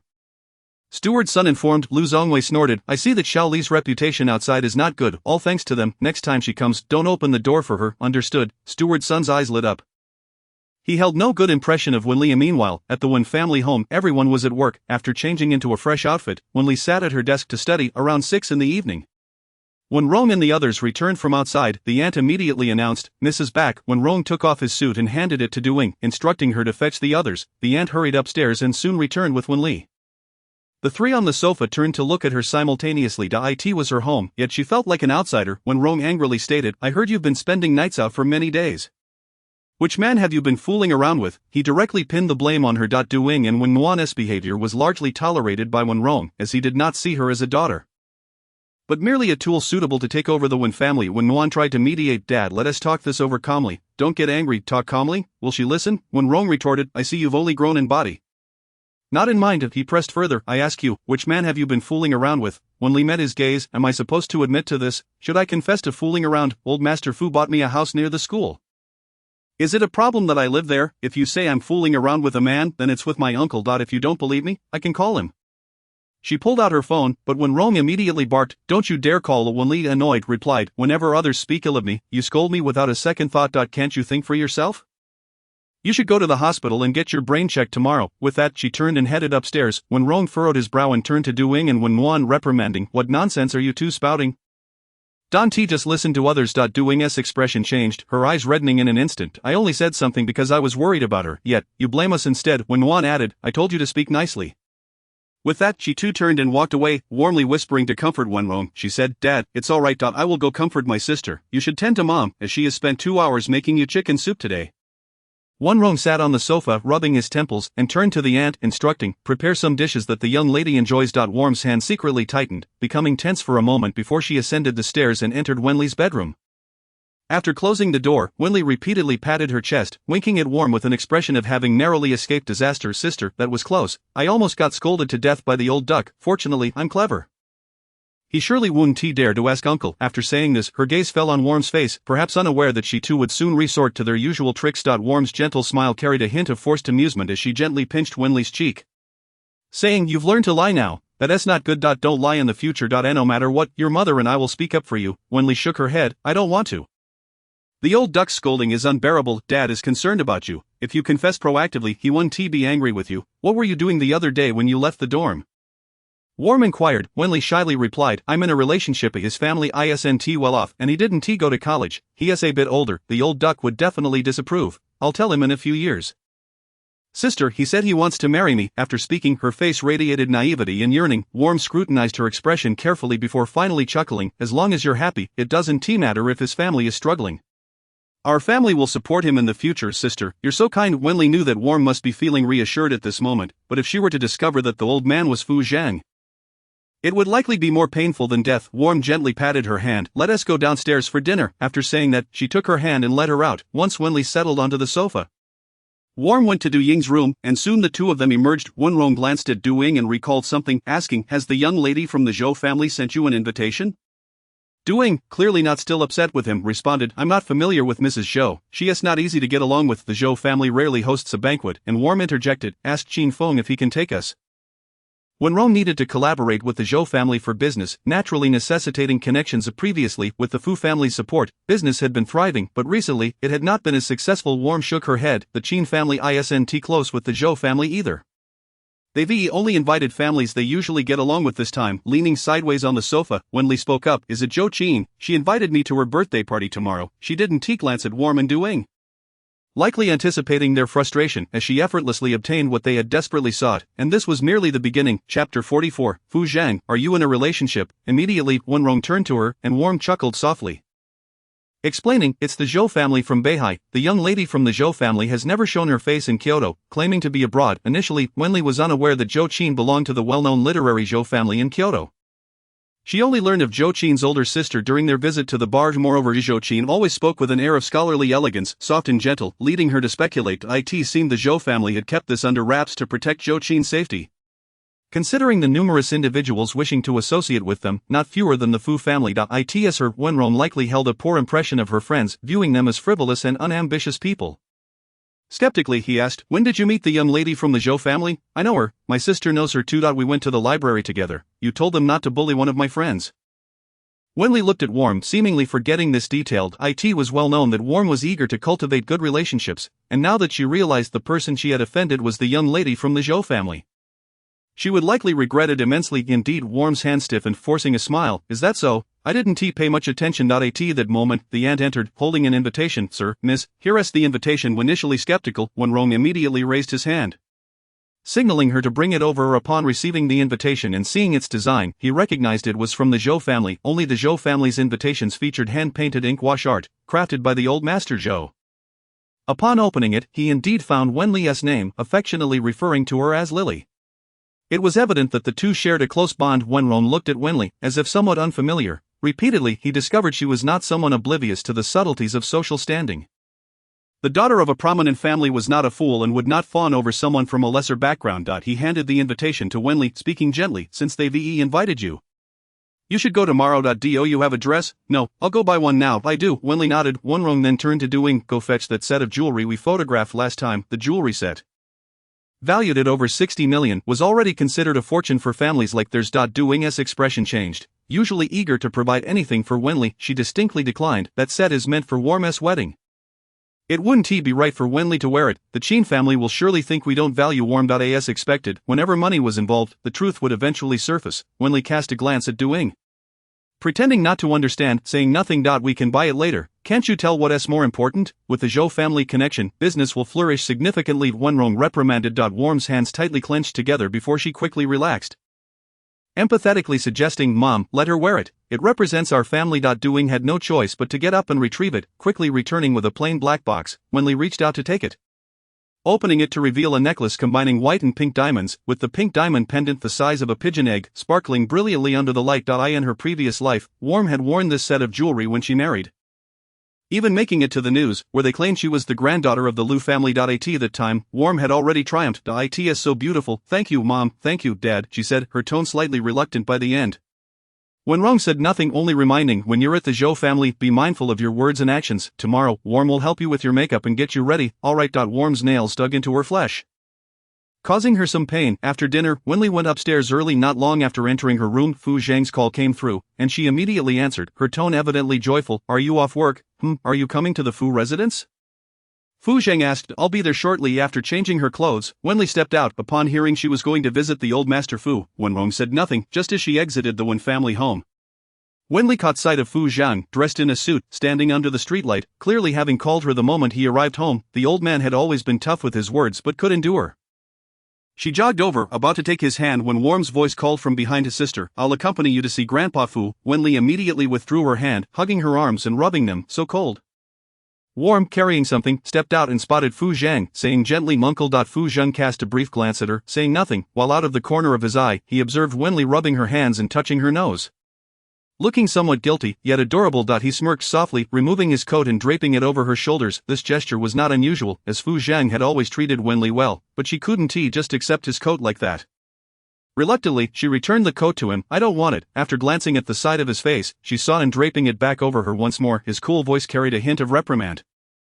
Not listening, Wen Li pressed her lips together, nearly laughing out loud. The old man was quite the performer. She pouted and retorted, old fossil. After saying this, she quickly stepped into the Fu residence. Fu Zhang paused momentarily, gazing at her disappearing figure. Old fossil. At this moment, Worm approached, apologizing on behalf of Wen Li. She is just like that, uncle. Please don't be angry. She tucked a strand of hair behind her ear, and it must be said, her beauty was striking, nearly irresistible to men. She tilted her head slightly to look at Fu Zhang. Unfortunately, Fu Zhang didn't even spare her a glance, coldly replying, Who is your uncle? Worm's expression stiffened, and the next moment, the man strode into the Fu residence. By the time she entered, Wen Li was already seated beside the old master Fu, inquiring about his health. The old master Fu clearly showed joy at Wen Li's presence, resembling family, while Worm's hand, holding the gifts, unconsciously tightened. Why was it that Wen Li could so effortlessly obtain what she desired? Grandpa Fu, how are you feeling? Worm asked gently. The old master Fu lifted his head, his expression softening a little, yet still maintaining his composure. I'm fine. Why are you visiting so late? Don't come so late next time. It was evident he regarded her as a guest. Alright, Grandpa Fu, if you're well, I can rest easy. It's getting late. I'll leave now. After placing down the gifts, Worm turned to exit. Once outside the Fu residence, her expression soured, her demeanor twisted. She closed her eyes, slowly reopening them. In the Fu residence's living room, Wen Li accompanied the old master Fu, walking a few laps. The old master could walk, though his left hand lacked strength. Since falling ill, the old master Fu's spirits had not been particularly high. He retired to bed by 9. Fu Zhang personally assisted him with bathing, as the old madam could no longer support him. After about half an hour, his white shirt was soaked through, faintly revealing his abdominal muscles. Meeting Wen Li's unabashed gaze, he cleared his throat, his voice steady. Wen Li, come upstairs. I need to talk to you. Wen Li obediently responded, okay, and ascended the stairs under the watchful eyes of the ants. 2 individuals entered the bedroom, one following the other. Fu Zhang raised his hand to close the door, and with a click, locked it. His voice was cool, tinged with a hint of sulkiness. Who is the old antique? Wen Li replied. I merely spoke in passing. Is that so? Fu Zhang began to unbutton his shirt in her presence, slipping into a loungewear ensemble, and continued, What makes me an antique? Is it my age or my thoughts? The age difference between them was evident, suggesting that some adjustments were certainly necessary on his part, just a bit in terms of thoughts. Wen Li gestured lightly. Fu Zhang responded with an O, then approached her, bending down to gaze into her eyes, lifting her chin with his hand. I am not the one with antiquated thoughts, rather, you are too young, Wen Li. If you were 3 years older, you ought to be lying in bed by now. Imagining that scenario, Wen Li instinctively covered her cheeks with her hand and murmured, Fu Zhang, you are shameless. He chuckled softly, then bent down again, finally kissing her lips with a hint of aggression. Wen Li was compelled to tilt her head back, her hands resting on his waist. After a moment, Fu Zhang released her, and the blush on her cheeks, ignited by him, resembled the finest of artworks. His heart softened like clouds, and he gently stroked the top of her head. Let us stay here tonight. Wen Li nodded without a hint of hesitation. Tomorrow is Zhou's family birthday celebration. Will you attend? I will go if you do, Fu Zhang replied. He had little interest in such gatherings, but with Wen Li it was a different matter altogether. Wen Li adored Fu Zhang's overt affection, and she tightened her embrace around him, her fingertips tracing circles on his lower back, candidly asking Fu Zhang, do you really like me a lot? Fu Zhang's eyes flickered slightly. Yes, I like you very much. I like you too, very much. Wen Li raised her hand in a vow. Fu Zhang, Wen Li shall never betray or change my heart. The man chuckled softly, then the next moment, he swept her off her feet, placing her upon the office desk, his hands supporting himself on the surface. He self-deprecatingly remarked, what is there to like about me? I am old and dull. At that moment Fu Zhang resembled a big clumsy dog, and Wen Li couldn't help but touzle his hair, appreciating him from head to toe. Leaning closer, she placed a gentle kiss on his eyelid, her voice sincere and tinged with regret. Fu Zhang, I'm sorry for the past, I was blind. Fu Zhang's eyes glimmered with a hint of red. It was I who failed to protect you. Wen Li's eyes glistened, her gaze lowered. Soon her profile brushed against Fu Zhang's, and that was enough. The following day, Wen Li and Lin Baozhu planned to visit Zhou's residence. The Zhou family abode exuded traditional charm, adorned with antique decorations. Zhou Qin lived in a separate courtyard, filled with flowers and plants, with small cats and dogs lounging on the ground. It was Wen Li's first visit to Zhou Qin's home, and she couldn't help but exclaim, it's so beautiful. Zhou Qin, clad in her pajamas, ushered the two into her room. Look at your outfits, do you like them? 3 matching blue evening gowns awaited them. Lin Baozhu exclaimed with delight. Qin, aren't you afraid we'll steal your spotlight? Zhou Qin beamed, not at all. We'll all look beautiful together. Baozhu, this fluffy dress is for you, you'll be like a little princess. Lili, with your height and figure, this fitted gown is perfect for you. Lin Baozhu envied. I wish I could wear that fitted long dress, but it won't suit me. Lili, I envy your figure. And no, I envy your face too, Zhou Qin added. I envy you both. Zhou Qin's evening gown was a modestly styled long dress adorned with delicate sequins, ensuring that Wen Li and Lin Baozhu wouldn't overshadow her. Not that she cared, but she worried about what others might say. In truth, with Lin Baozhu's family background, no one would dare criticize her. Only Wen Li would be the target of scrutiny. Wen Li was aware of this and chose not to wear the jewelry gifted by Duing, opting for only a light touch of makeup. Even so, she remained stunningly beautiful, her understated elegance captivating. Noticing Wen Li's lack of accessories, Zhou Qin worried she might be looked down upon, so she retrieved a simple necklace from her drawer to lend her. Lili, wear this. I haven't worn it yet. Wen Li shook her head, explaining, I can't wear it. Your family might think I'm deceiving you for your jewelry, she concluded with a playful wink. Zhou Qin paused, realizing it was indeed inappropriate. That I won't wear it either. Wen Li and Lin Baozhu spoke in unison. That won't do. Lin Baozhu removed her own necklace, declaring, I won't wear it. Wen Li chuckled, feeling warm inside. You both wear it. I'm fine without it. No, Lin Baozhu insisted. At 11 o'clock, the banquet commenced, by Siyuan and his companions, who had a good relationship with the Zhou family, naturally attended, but to their surprise Fu Zhang also appeared. The man donned a beige v-neck sweater paired with black trousers, effortlessly balancing casualness and sophistication. None of them wore suits since it was a family gathering. It wouldn't be appropriate to address each other as Mr. Fu, Mr. Bai, or Mr. Gu. Lin Yichen signaled, Fu Yi, what brings you to the banquet this year? You have the mood. I don't. Fu Zhang replied nonchalantly. He casually pulled out a chair at the table, and just as Bai Siyuan and the others intended to sit beside him, Fu Zhang placed his hand on the chair to his left and said flatly, someone is already seated. Who is it? Did you succeed in a blind date? Lin Yichen inquired curiously. Gu Lianming and Bai Siyuan exchanged knowing glances, and when they saw Fu Zhang's puzzled expression, Bai Siyuan remarked, who else could it be but his little niece? Lin Yichen's curiosity dimmed. I thought the iron tree had blossomed. At that moment, a voice echoed around them. The young miss of the Zhou family has arrived. Who is that girl beside her? Instantly several men turned to look at the entrance, where 3 young women, freshly groomed, radiated the vibrancy of adult femininity. Fu Zhang's gaze remained fixed on Wen Li, who wore a strapless gown, a matching ribbon adorning her neck flowing gracefully as she walked. The thigh-high slit revealed her long legs, tantalizingly elusive. She had truly grown up. By Siyuan's side, these young ladies have blossomed. We are growing old. Lin Yichen's gaze shifted from Lin Baozhu to Zhou Qin, agreeing, indeed, we are aging. Fu Zhang picked up a wine glass nearby, tilted his head back to take a sip, and coldly stated, don't involve me. Immediately the 3 men turned to him, for he was the least qualified among them to make such a statement. Though not the oldest in years, he was undoubtedly the most staid. Gu Lianming raised an eyebrow, confidently stating, Fu Zhang, you must be in a relationship. As soon as he spoke, Bai Siyuan and Lin Yichen turned their attention to Fu Zhang. His expression remained indifferent, seemingly unfazed by their conjecture. Lin Yichen leaned casually on his chair, teasingly remarked, if Fu Yi is off the market, does that mean we'll all be getting married soon? Bai Siyuan was in rare agreement, exactly. However, instead of denying it, Fu Zhang crossed his arms, lifting his eyelids slightly and calmly stated, "You'll be disappointed," Bai Siyuan exclaimed, "Huh," and then followed with a surprised, "Wait, are you really dating Zhang Shui? Actually, you two seem quite compatible, it's a good match." Although he was unsure how Fu Zhang had moved past Wen Li, he believed it was for the best. After all, their relationship had no future, and it wouldn't be fair to keep Wen Li waiting. No. Fu Zhang didn't reveal who it was, his gaze drifting to a girl nearby who was discreetly watching him, seemingly afraid of being caught before quickly averting her eyes again. An inexplicable sensation stirred within him. Prompting a barely discernible smile to form, Lin Yichen queried, "Who else could be better than Zhang Shui? Objectively speaking, she is intelligent, attractive, and comes from a good family. If you like her, then marry her." Fu Zhang rested one hand on the side of his chair. Retrieving his phone from his pocket, raising it to eye level, and calmly opening the camera to snap a picture of Wen Li. Thankfully Gu Lianming and the others didn't have a habit of looking at each other's phones.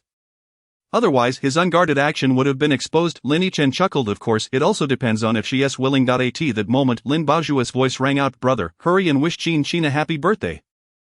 The trio, who had been standing not far away, now approached the dining table. Lin Yichen raised an eyebrow, teasing Zhou Qin, "Call him brother." Gifts will follow. As Zhou Qin's face turned crimson, momentarily unable to respond.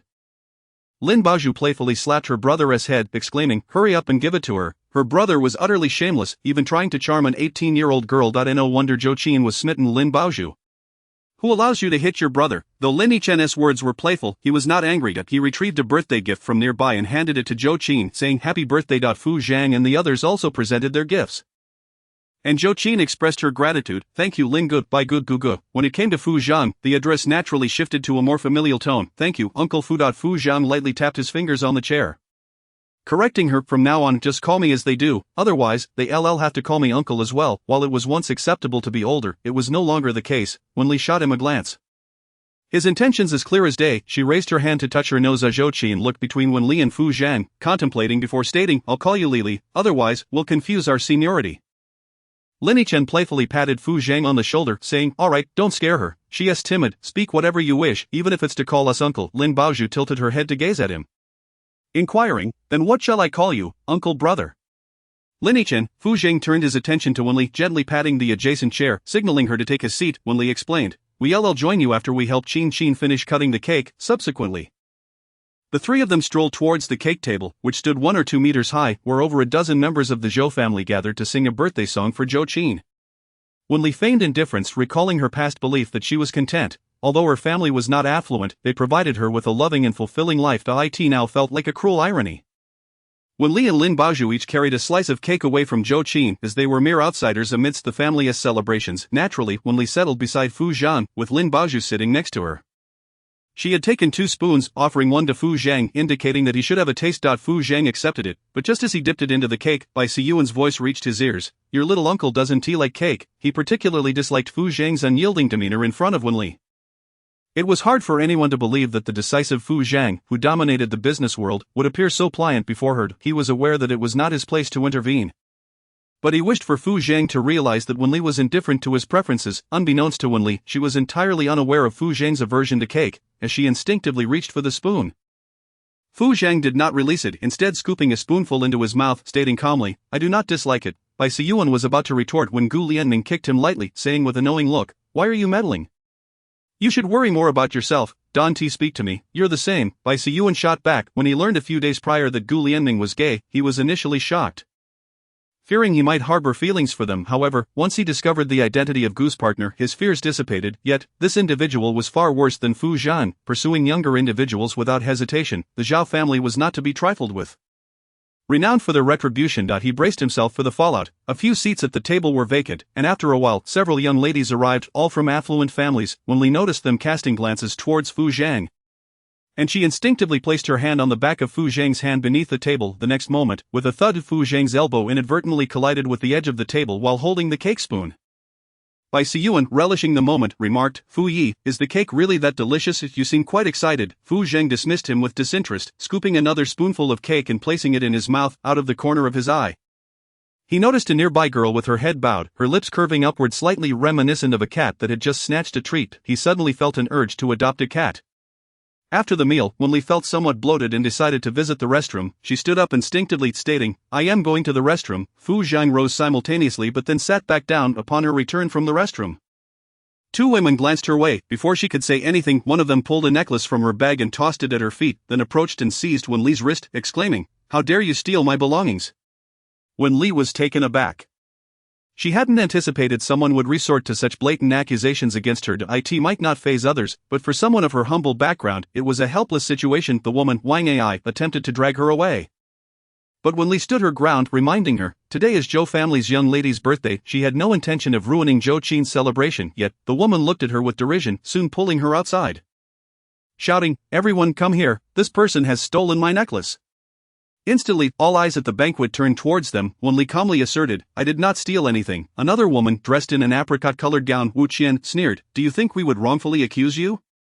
Do we look like the type to falsely accuse?" She continued, "Look at you, clad in no jewelry at all. It seems you cannot afford even that." Fu Zhang and his entourage quickly noticed the commotion and approached. His tone icy, "Let go of her." Wang Ai jumped, instinctively releasing her grip, her expression stiff and filled with suspicion towards Wen Li. Could she possibly have a connection to Fu Zhang? The very next moment, Fu Zhang's cold voice rang out again, "Why would a member of the Fu family steal your worthless trinket?" At that moment Zhou Qin and Lin Baozhu rushed over, standing beside Wen Li, their eyes silently asking her what had transpired. Wen Li shook her head, signaling that all was well, and raised her voice slightly, "Call the police. Let us send the necklace for fingerprint analysis to see if my fingerprints are on it. We'll find out if you're framing me or if I'm envious enough to steal from you." Before anyone could respond, she pulled out her phone and dialed, "Hello, I'd like to report a theft. Someone is falsely accusing me of stealing." The two women clearly panicked, and Wu Qian was the first to speak up. "Today is Zhou family's young lady's birthday, please don't involve the police. It's just a necklace, it's not worth the trouble." "No, we must call the police. Such an incident occurring at my birthday party holds the Zhou family accountable." Zhou Qin insisted. She genuinely believed in Wen Li. Had she been greedy, she would not have refused the earlier suggestion. Moreover, Wen Li's little uncle was Fu Zhang. Even a small token from the Fu family would far exceed the value of a mere necklace.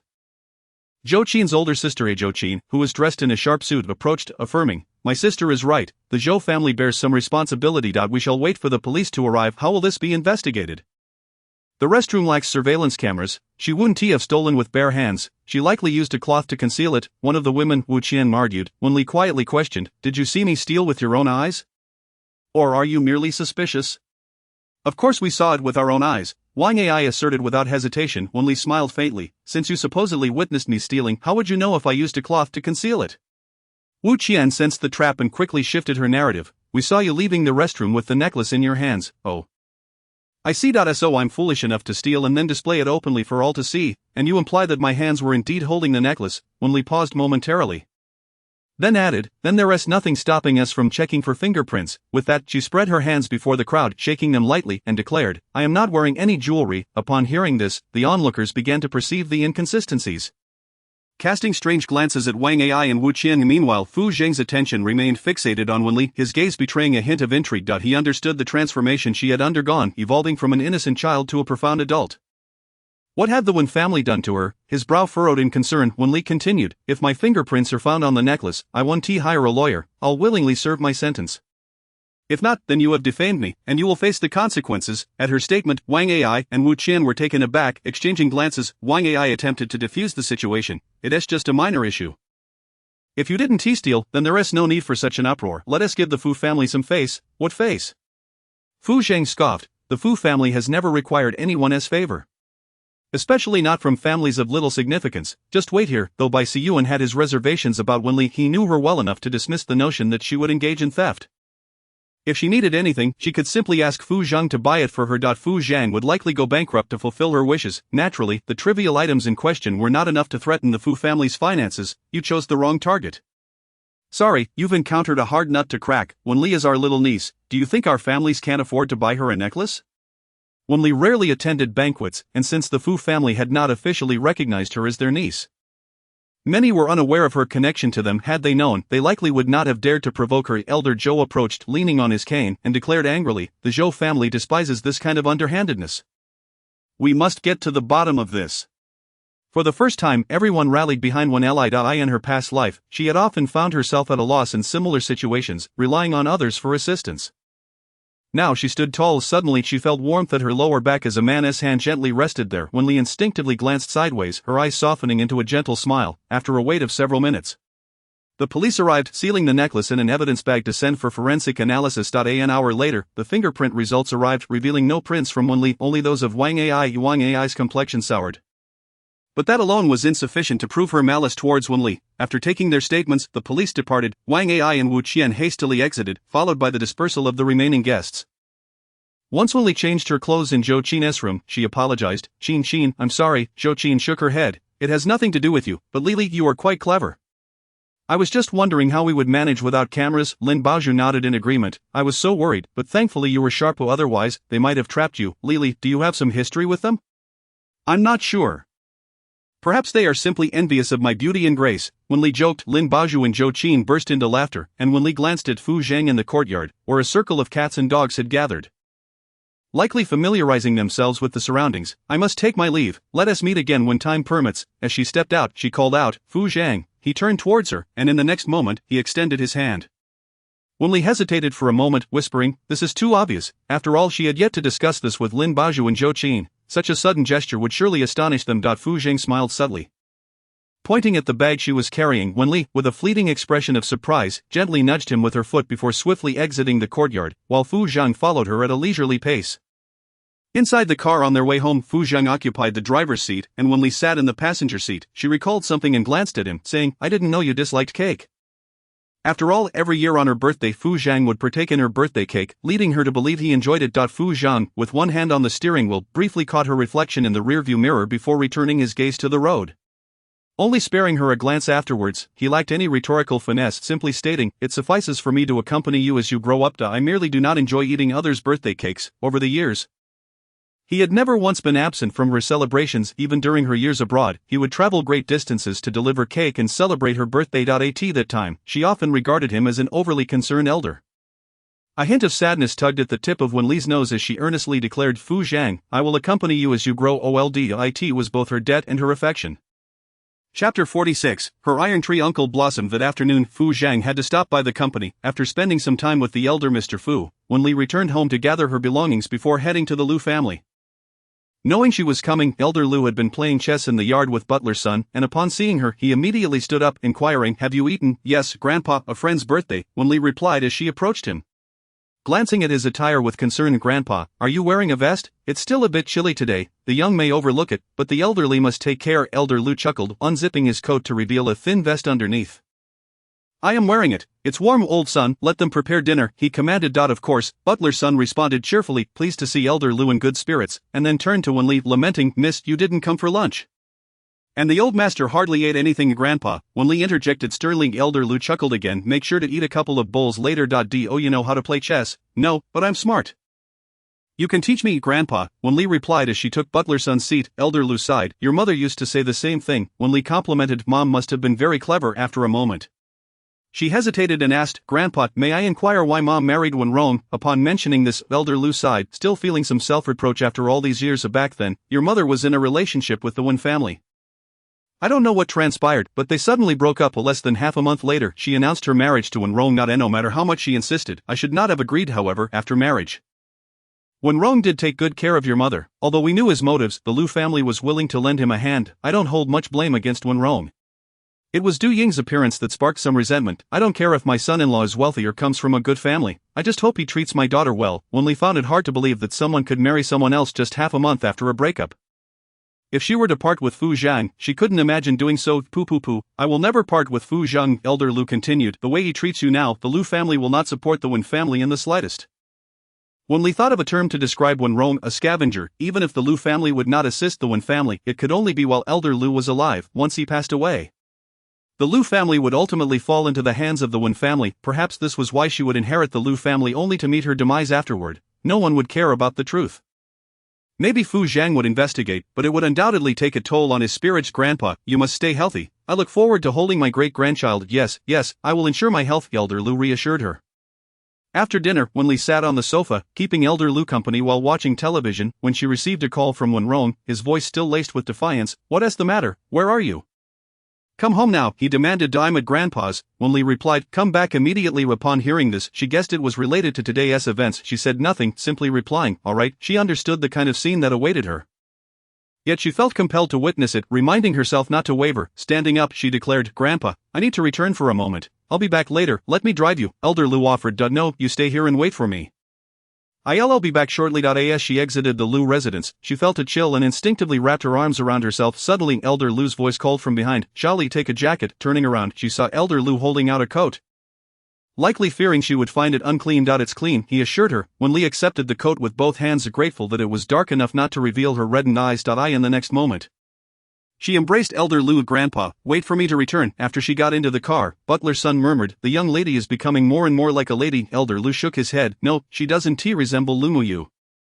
He wished for Wen Li not to be like Lu Muyu, whose fate was unfortunate. At the Wen family home, Wen Muan was absent, leaving only Wen Rong and doing at the dining table. Upon seeing Wen Li arrive, the maid immediately went to fetch dishes. "Miss," she greeted. "I've already eaten," Wen Li replied, sitting on the sofa waiting for Wen Rong to speak. After a while, Wen Rong stood up and approached her, pulling a document from a drawer and handing it to her. "This is the reconciliation agreement. Please sign it." Wen Li took the document, glancing over it before looking at Wen Rong with a questioning expression on her plain face. "Why should I sign this? They slandered me for stealing. If I sign, anyone who doesn't know will think I'm the thief." Wen Rong sat beside her, attempting to persuade her. "The Wang and Wu families have both apologized. It is not a big deal." "How is it not a big deal? Is it honorable to have a daughter who steals, or did the Wang and Wu families offer you some benefit?" Wen Li's blunt words caused Wen Rong's expression to shift. He frowned. "It might be a misunderstanding. There is no need to escalate things." Doing chimed in, trying to persuade Wen Li. "Xiaoli, your father has his considerations. The Wang and Wu families are not to be trifled with. It's better to reconcile." Wen Li tossed the reconciliation agreement into the trash can, her eyes reddening as she said, "Are you all bullying me because I have no mother? If my mom were here, she definitely wouldn't let anyone misunderstand me." With that, she stood up and stormed out. Upon hearing her words, both Duing and Wen Rong panicked. Duing feared for her carefully crafted image of a good mother, while Wen Rong worried about the Fu and Lu families. Yes, they all bullied her because she lacked a mother, which emboldened them to mistreat and deceive her. If she had a mother, she would undoubtedly be a protected little princess. Duing reacted faster than Wen Rong, quickly chasing after her, but still arrived too late. Wen Li had already left in the car in the vehicle. Wen Li silently gazed out at the passing streetlights. After a while, she wiped the corners of her eyes. Finally, she tilted her head slightly, attempting to force the useless tears back into her eyes. She only felt unworthy for the home she had once cherished. Not because of them. The phone rang, and Wen Li glanced at the screen. It was a call from Wen Muan, which she pretended not to hear. As it rang repeatedly, the driver caught a glimpse through the rearview mirror. Noticing the girl gazing out the window, clearly unwilling to answer. Fu Zhang, just off work, stared at his phone screen, still unable to reach her. Frowning slightly, he quickly made his way to the Lu residence. A black car was parked at the entrance of the Lu home, and the driver honked a few times, signaling not to block the entrance. Wen Li instinctively looked towards the front of the car, where a man stood by the door, phone in hand, the light reflecting off his brow. A handsome figure. "Uncle, please stop here." Once the car came to a halt, Wen Li opened the door and hurriedly ran towards Fu Zhang. Calling out "Fu Zhang," he approached her, arms outstretched, securely embracing her, gently stroking her head as he softly asked, "Why didn't you answer the phone?" Wen Li instinctively reached for her phone but quickly remembered it was in the car, explaining, "I thought it was Wen Nuan calling, so I didn't pick up." "Wen Rong wants me to sign a reconciliation agreement." Fu Zhang's brow furrowed deeply, his voice icy. "Is he out of his mind?" Wen Li smiled up at him, then buried her face against his chest, stating matter-of-factly, "He just doesn't love me." Her casual tone tightened Fu Zhang's heart. He instinctively tightened his grip, his voice hoarse as he declared, "I love you." Wen Li quickly lifted her head, meeting his profound, earnest gaze. She stood on tiptoe and kissed his cheek. Just as she was about to say something, a cough interrupted them, and they immediately released each other.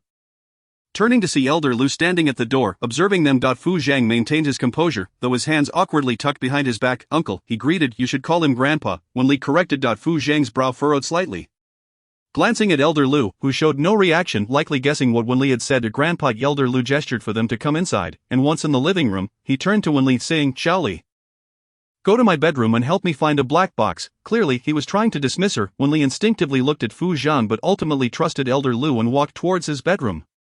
Once she was gone, Elder Lu turned to Fu Zhang and whispered, "How far have you and Xiaoli gone?" Without waiting for a response, he added, "I don't mind you dating, but Xiaoli is still too young." "I understand," Fu Zhang replied, sitting upright with his hands resting on his thighs, continuing, "I will wait for her to complete her studies or pursue what she loves." Lu Zongwei nodded, naturally trusting Fu Zhang, but expressed concern. "Does your father know?" "Not yet, we'll discuss it once he recovers," Fu Zhang replied. Lu Zongwei sighed, "There's no rush regarding your father. His health is not the best. If you two need to talk, Do so properly. In truth, I am not entirely in favor of your relationship, but that day, Shelley confided in me that she has feelings for you, feelings akin to love that leads to marriage. Fu Zhang pressed his lips together and responded affirmatively. At that moment, Wen Li emerged with a black box, instinctively glancing at Fu Zhang. Seeing his expression was normal, she turned to Lu Zongwei. Grandfather, is this it? Lu Zongwei chuckled as he stood up. Is there really a black box? It was evident she was anxious. After speaking, he patted Fu Zhang on the shoulder and added, do visit when you have time. I shall take my leave now. Once he entered the bedroom, Wen Li sat beside Fu Zhang looking as though she feared for his well-being. What did grandfather say? Nothing much. Fu Zhang suddenly reached out. Placing his hand atop her head, his gaze fixed on her face. We will get married. Before she could fully process his words, he stood up and added, it's getting late. I should be going. Wen Li, she exclaimed, quickly following with an "oh," reluctantly saying, let me see you out. Fu Zhang smirked softly, taking her hand as they walked outside. Let us take a stroll. Wen Li's eyes lit up, leaning against his arm. He was tall, and she barely reached his chin. They walked around the villa, and just as they were about to get into the car, Fu Zhang bent down and kissed her forehead. Do you need my help with the Wen family matters? No need, I will ask for your assistance if necessary. I won't be overly proud, she responded, catching sight of Uncle Jiang's gaze. She leaned closer to Fu Zhang and whispered, Uncle Jiang knows. Let us head back, Fu Zhang replied. He waited until she entered the Wen family door before bending down to get into the car, driving out of the villa area. Fu Zhang spoke in a low voice. For now, do not mention this to the old gentleman. Uncle Jiang, still reeling from the shock, replied. At that moment Fu Zhang's phone vibrated. Upon checking, he saw a selfie sent by Wen Li. The young girl seemed unashamed. If you miss me, just look at me, she texted. Fu Zhang remained silent for a moment before opening his camera, raising his hand awkwardly, clearly unaccustomed to this. He quickly snapped a picture of himself, not caring about how it looked, and sent it to Wen Li. She had never considered this angle, so when she saw Fu Zhang's flawless face appear on her screen, she froze for several seconds. Once she regained her composure, she covered her mouth and laughed, glancing at the screen, noting his unintentional yet undeniably handsome appearance. She dared not imagine how awkward Fu Zhang's selfie pose must have been. Reaching out to touch his face on the screen, she finally leaned in to give it a quick kiss, murmuring, admit it, you really like me. Without waiting for a reply, Fu Zhang tapped on his photo. Pondering how he didn't look young at all, he rubbed his forehead, wishing he had asked his assistant to edit it. His long fingers tapped on the screen a few times. Not like it? Meanwhile, Wen Li's message arrived. Fu Zhang, you look so handsome, accompanied by a cheeky emoji. Fu Zhang chuckled helplessly, attempting to control his emotions by looking out the window, but he couldn't help but laugh softly. Tomorrow, I will let you kiss. Later that night, around 9 o'clock, at the Fu residence, Fu Yu accompanied the elderly Mr. Fu in his rehabilitation exercises. Mr. Fu held up a photo, calling out to Fu Zhang, come here. The daughter of your Uncle Li's comrade is quite remarkable, an artistic soldier, striking in appearance and capable. Fu Zhang walked over and sat on the opposite sofa. No need to introduce me. I'm in a relationship now, he added. Fu Yu and Grandma Fu instinctively glanced at him, then exchanged wary looks with Mr. Fu, both momentarily speechless, bracing for an impending explosion. Mr. Fu, who had previously seemed frail, now grasped the training ball with astonishment. What did you say? You're in a relationship? He burst into laughter. That's wonderful. Young people should date. Good. Bring her home tomorrow, Fu Zhang replied nonchalantly. We'll talk about it once you recover. Mr. Fu glared at him.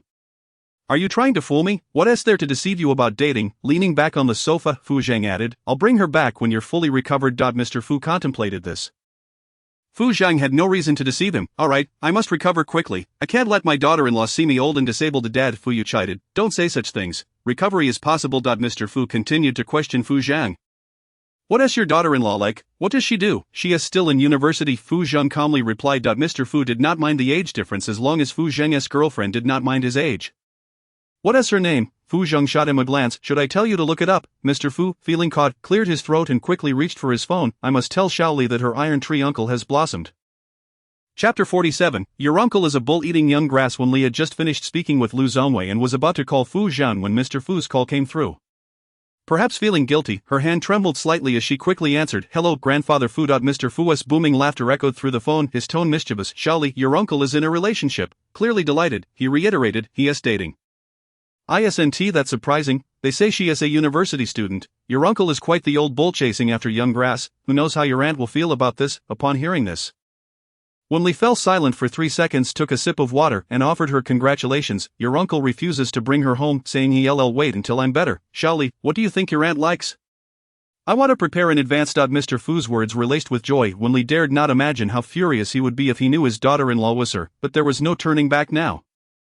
She couldn't let go of Fu Zhang. From now on she needed to perform well in front of Mr. Fu. She suggested based on her preferences, your aunt might enjoy food. The man beside Mr. Fu, overhearing this, pulled out his phone, reclining on the sofa as he browsed snacks online. Mr. Fu, appearing quite relaxed, said, we have plenty of money. The Fu family has everything but a shortage of funds. With that, he turned to Fu Zhang.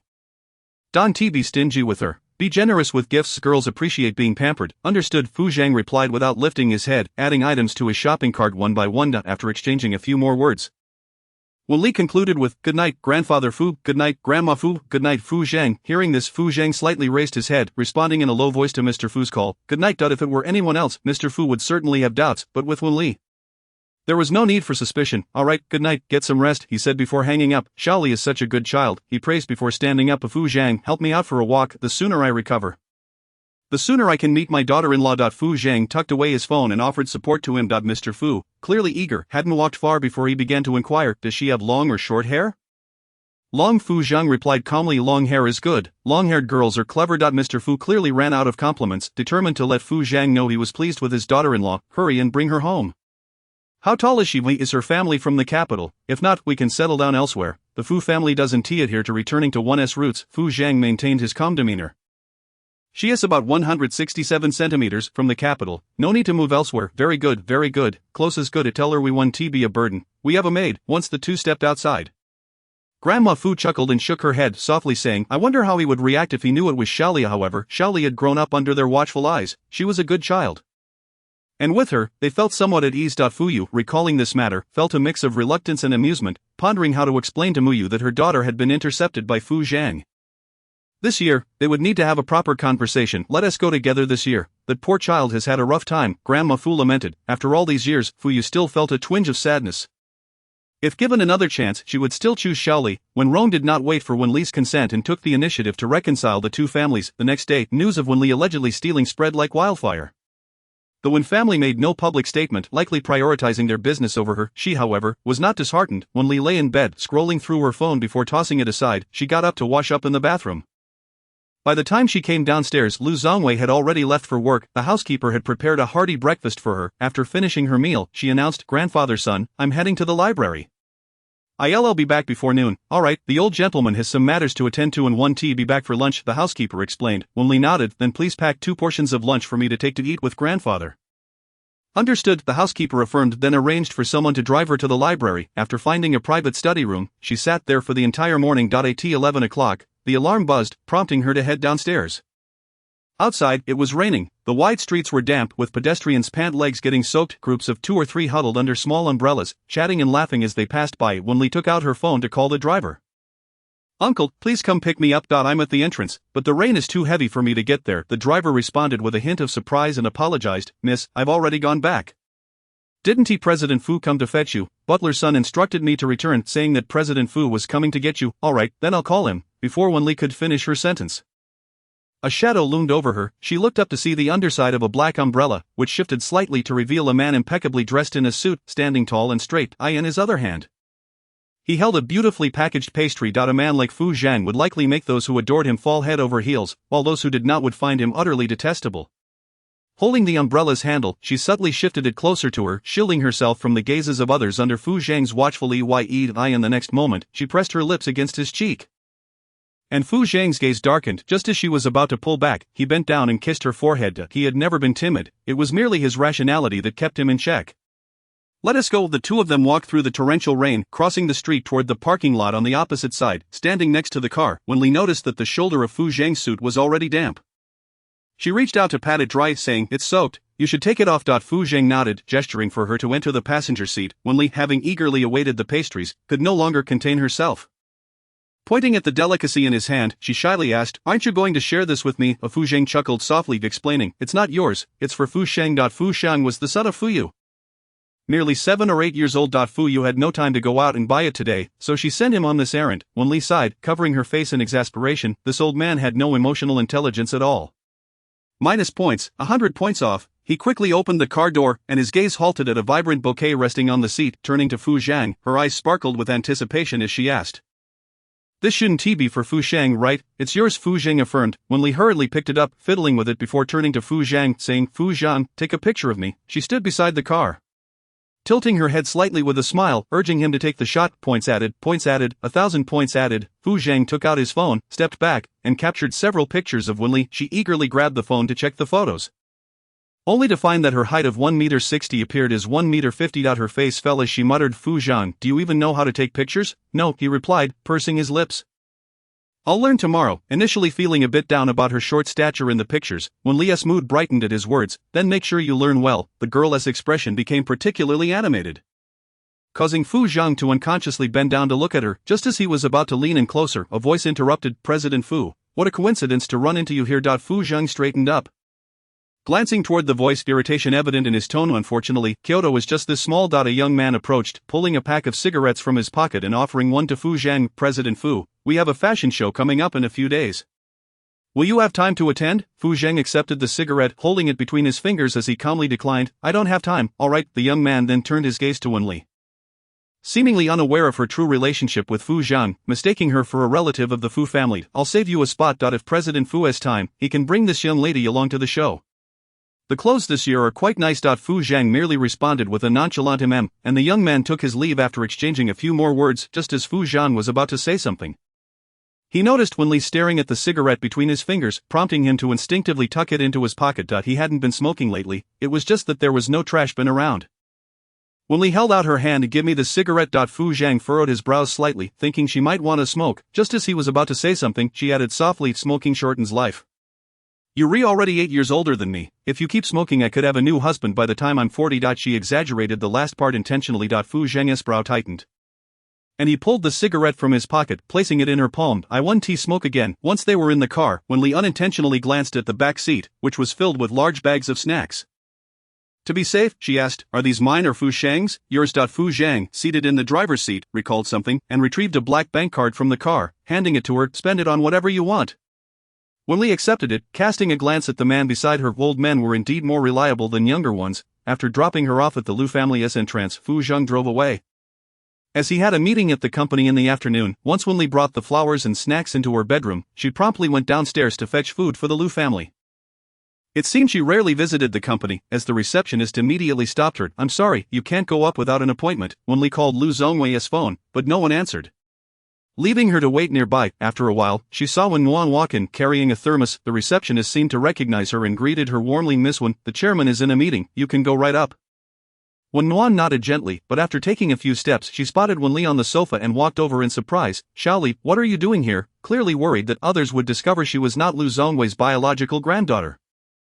Wen Li pouted. "I'm delivering food to Grandpa." The receptionist lacked the discretion, so when Nuan said to sister, "I'll go up with you," acknowledging the receptionist's gaze, when Nuan replied, "Let us go." As they passed the receptionist, Wen Li playfully stuck out her tongue at her, teasing, "You're done for. I'll make sure Grandpa fires you later." Of course, it was just a scare tactic to shatter the facade Wen Nuan had created.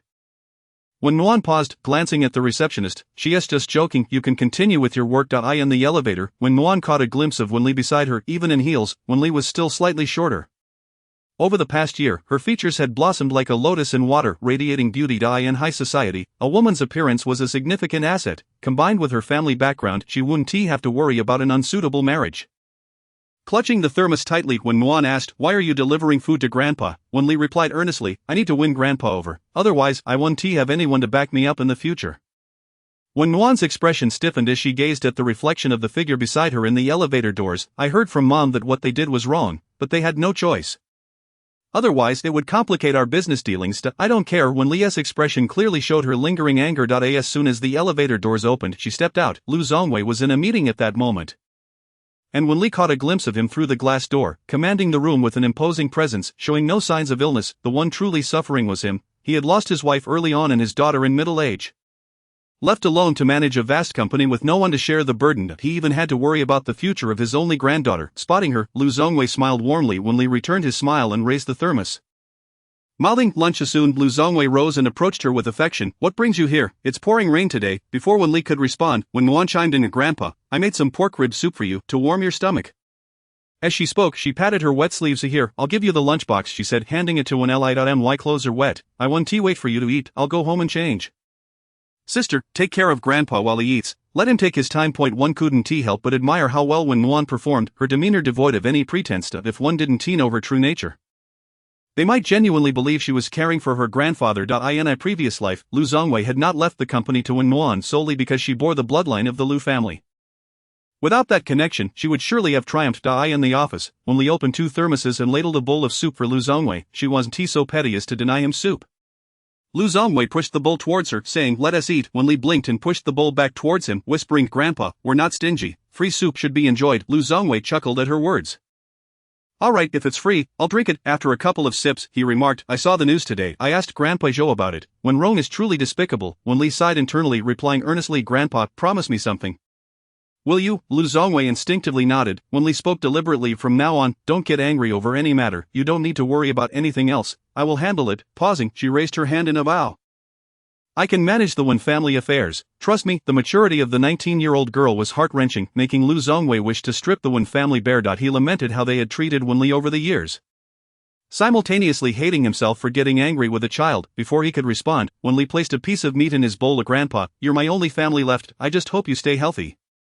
When I get married, I want you to attend the wedding in place of Mom. She would be very happy." Lu Zongwei's eyes glistened as he lowered his head. "Alright, I will wait for that day." At that moment, Wen Li's phone rang. Glancing at the screen, she saw it was Fu Zhang. She answered the call and switched to speaker mode, calling out, "Grandpa." Chapter 48, Your granddaughter's husband is calling. Just as Fu Zhang sat down in his chair, upon hearing her, he looked up and fixed a gaze on Assistant Su. "You may leave for now." Su assistant promptly nodded, clutching the documents as he turned to leave. Upon noticing the door close, Fu Zhang awkwardly tugged at the collar of his tie and remarked in his usual tone, "Grandfather." Lu Zongwei found it somewhat amusing. After all, those who typically called him uncle were now addressing him as grandfather. He couldn't help but imagine the scene if old Fu were to find out. A group of people with all sorts of tangled relationships. "Have you eaten?" "Just finished," Fu Zhang replied. Wen Li, having heard their conversation, ended the hands-free call and held her phone to her ear, saying, "I'll come find you later. Is that alright?" Fu Zhang turned his gaze towards the window, where raindrops cascaded down, and instinctively replied, "I'll come pick you up." "No need, I have a car to take me," Wen Li responded. After their meal, Lu Zongwei had work to attend to, and Wen Li took the lunchbox downstairs. Upon reaching the lobby, she spotted the drenched Wen Nuan, who held an umbrella in her hand. At that moment, Wen Nuan looked over and approached her, offering the umbrella with concern. "I just remembered you might not have brought one. Take it. I have things to attend to this afternoon, so I'll be leaving now." Though there was clearly an umbrella in hand, not using it was a blatant deceit. It seemed she had never realized it in her past life. Wen Li lowered her gaze but quickly lifted her head, saying, "Sister, your clothes are wet. Hurry back and change." With a teasing glance, she added, "Sister, you're really foolish. The car can pull up to the door. I don't need an umbrella." Wen Nuan chuckled, realizing her oversight, and responded with a smile, "I forgot. I just remembered you were sickly as a child and couldn't get caught in the rain." Alright, sister is foolish. Just take the umbrella. Come home tonight. We haven't had dinner together in ages." Wen Li reluctantly shook her head. "I'm not going back. My friends are all asking if I've stolen something. I didn't steal. I believe you. We won't bother about what outsiders say. Just sit upright and act properly." Wen Nuan reassured her. Wen Li used to think that as long as she hadn't done anything wrong, she wouldn't care what others said. However, she later realized that when misunderstandings became widely known, they ceased to be misunderstandings and were regarded as facts. She remained displeased, saying, "Mom and Dad don't care about me because of their business. That's why I won't go home.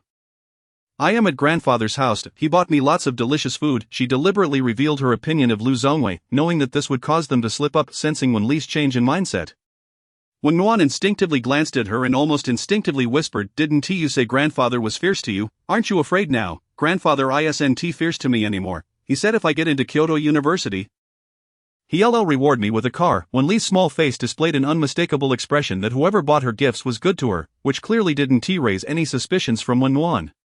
Soon, she pouted again, saying, "I'm not going back. They all dislike me. I won't like them either." "Nonsense. How could Mom not like you? Have you forgotten who picked you up from school all these years? Who bought you delicious food?" Wen Nuan insisted. In the past, everything in the house was for you to choose first. You took the big ones, and I took the small ones. 1 year, Mom braved a heavy rain to pick you up and fell ill for a week. Mom also can't control the company's affairs. She cried in front of me yesterday, saying it was unfair to you. As she spoke, she turned her head and sneezed. Wen Li exclaimed, concern evident in her voice, "Sister, you should go back and change your clothes. You'll catch a cold, and I'll worry about you." "Alright, I'll head back then." When Nuan turned and left, Wen Li looked down at the umbrella in her hand, soon getting into the car at the entrance to head to Fu's group. Okay, the driver started the car, and after a while, he began glancing outside frequently. Sensing something was off, he quickly said, "Miss, there is a car following us." Wen Li instinctively looked back and saw a black compact car trailing them at a steady pace. After a moment of silence, she turned back and said, "Uncle, is there a way to make it crash into us?" The driver, not just a chauffeur but a bodyguard hired specifically by Lu Zongwei for her protection, glanced through the rearview mirror and hesitated before answering. "We can, but I can't guarantee your safety, Mississippi. It's fine." Wen Li fastened her seatbelt in the back, not treating her life lightly. Both Lu Zongwei's and Fu Zhang's cars had high safety ratings. Furthermore, this was the busiest avenue in Kyoto, with a speed limit of 40+. These people might not have another chance to encounter them. The driver still hesitated. "Miss. Trust me, nothing will happen. I believe in you."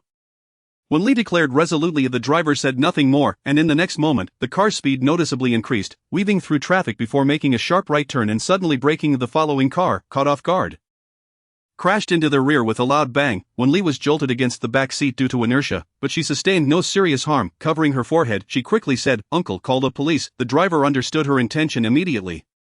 Exiting the car, this was the busiest street in Kyoto. Even if an accident occurred, the following car couldn't escape. With the front of their car crumpled and inoperable, he called the police and then dialed for an ambulance.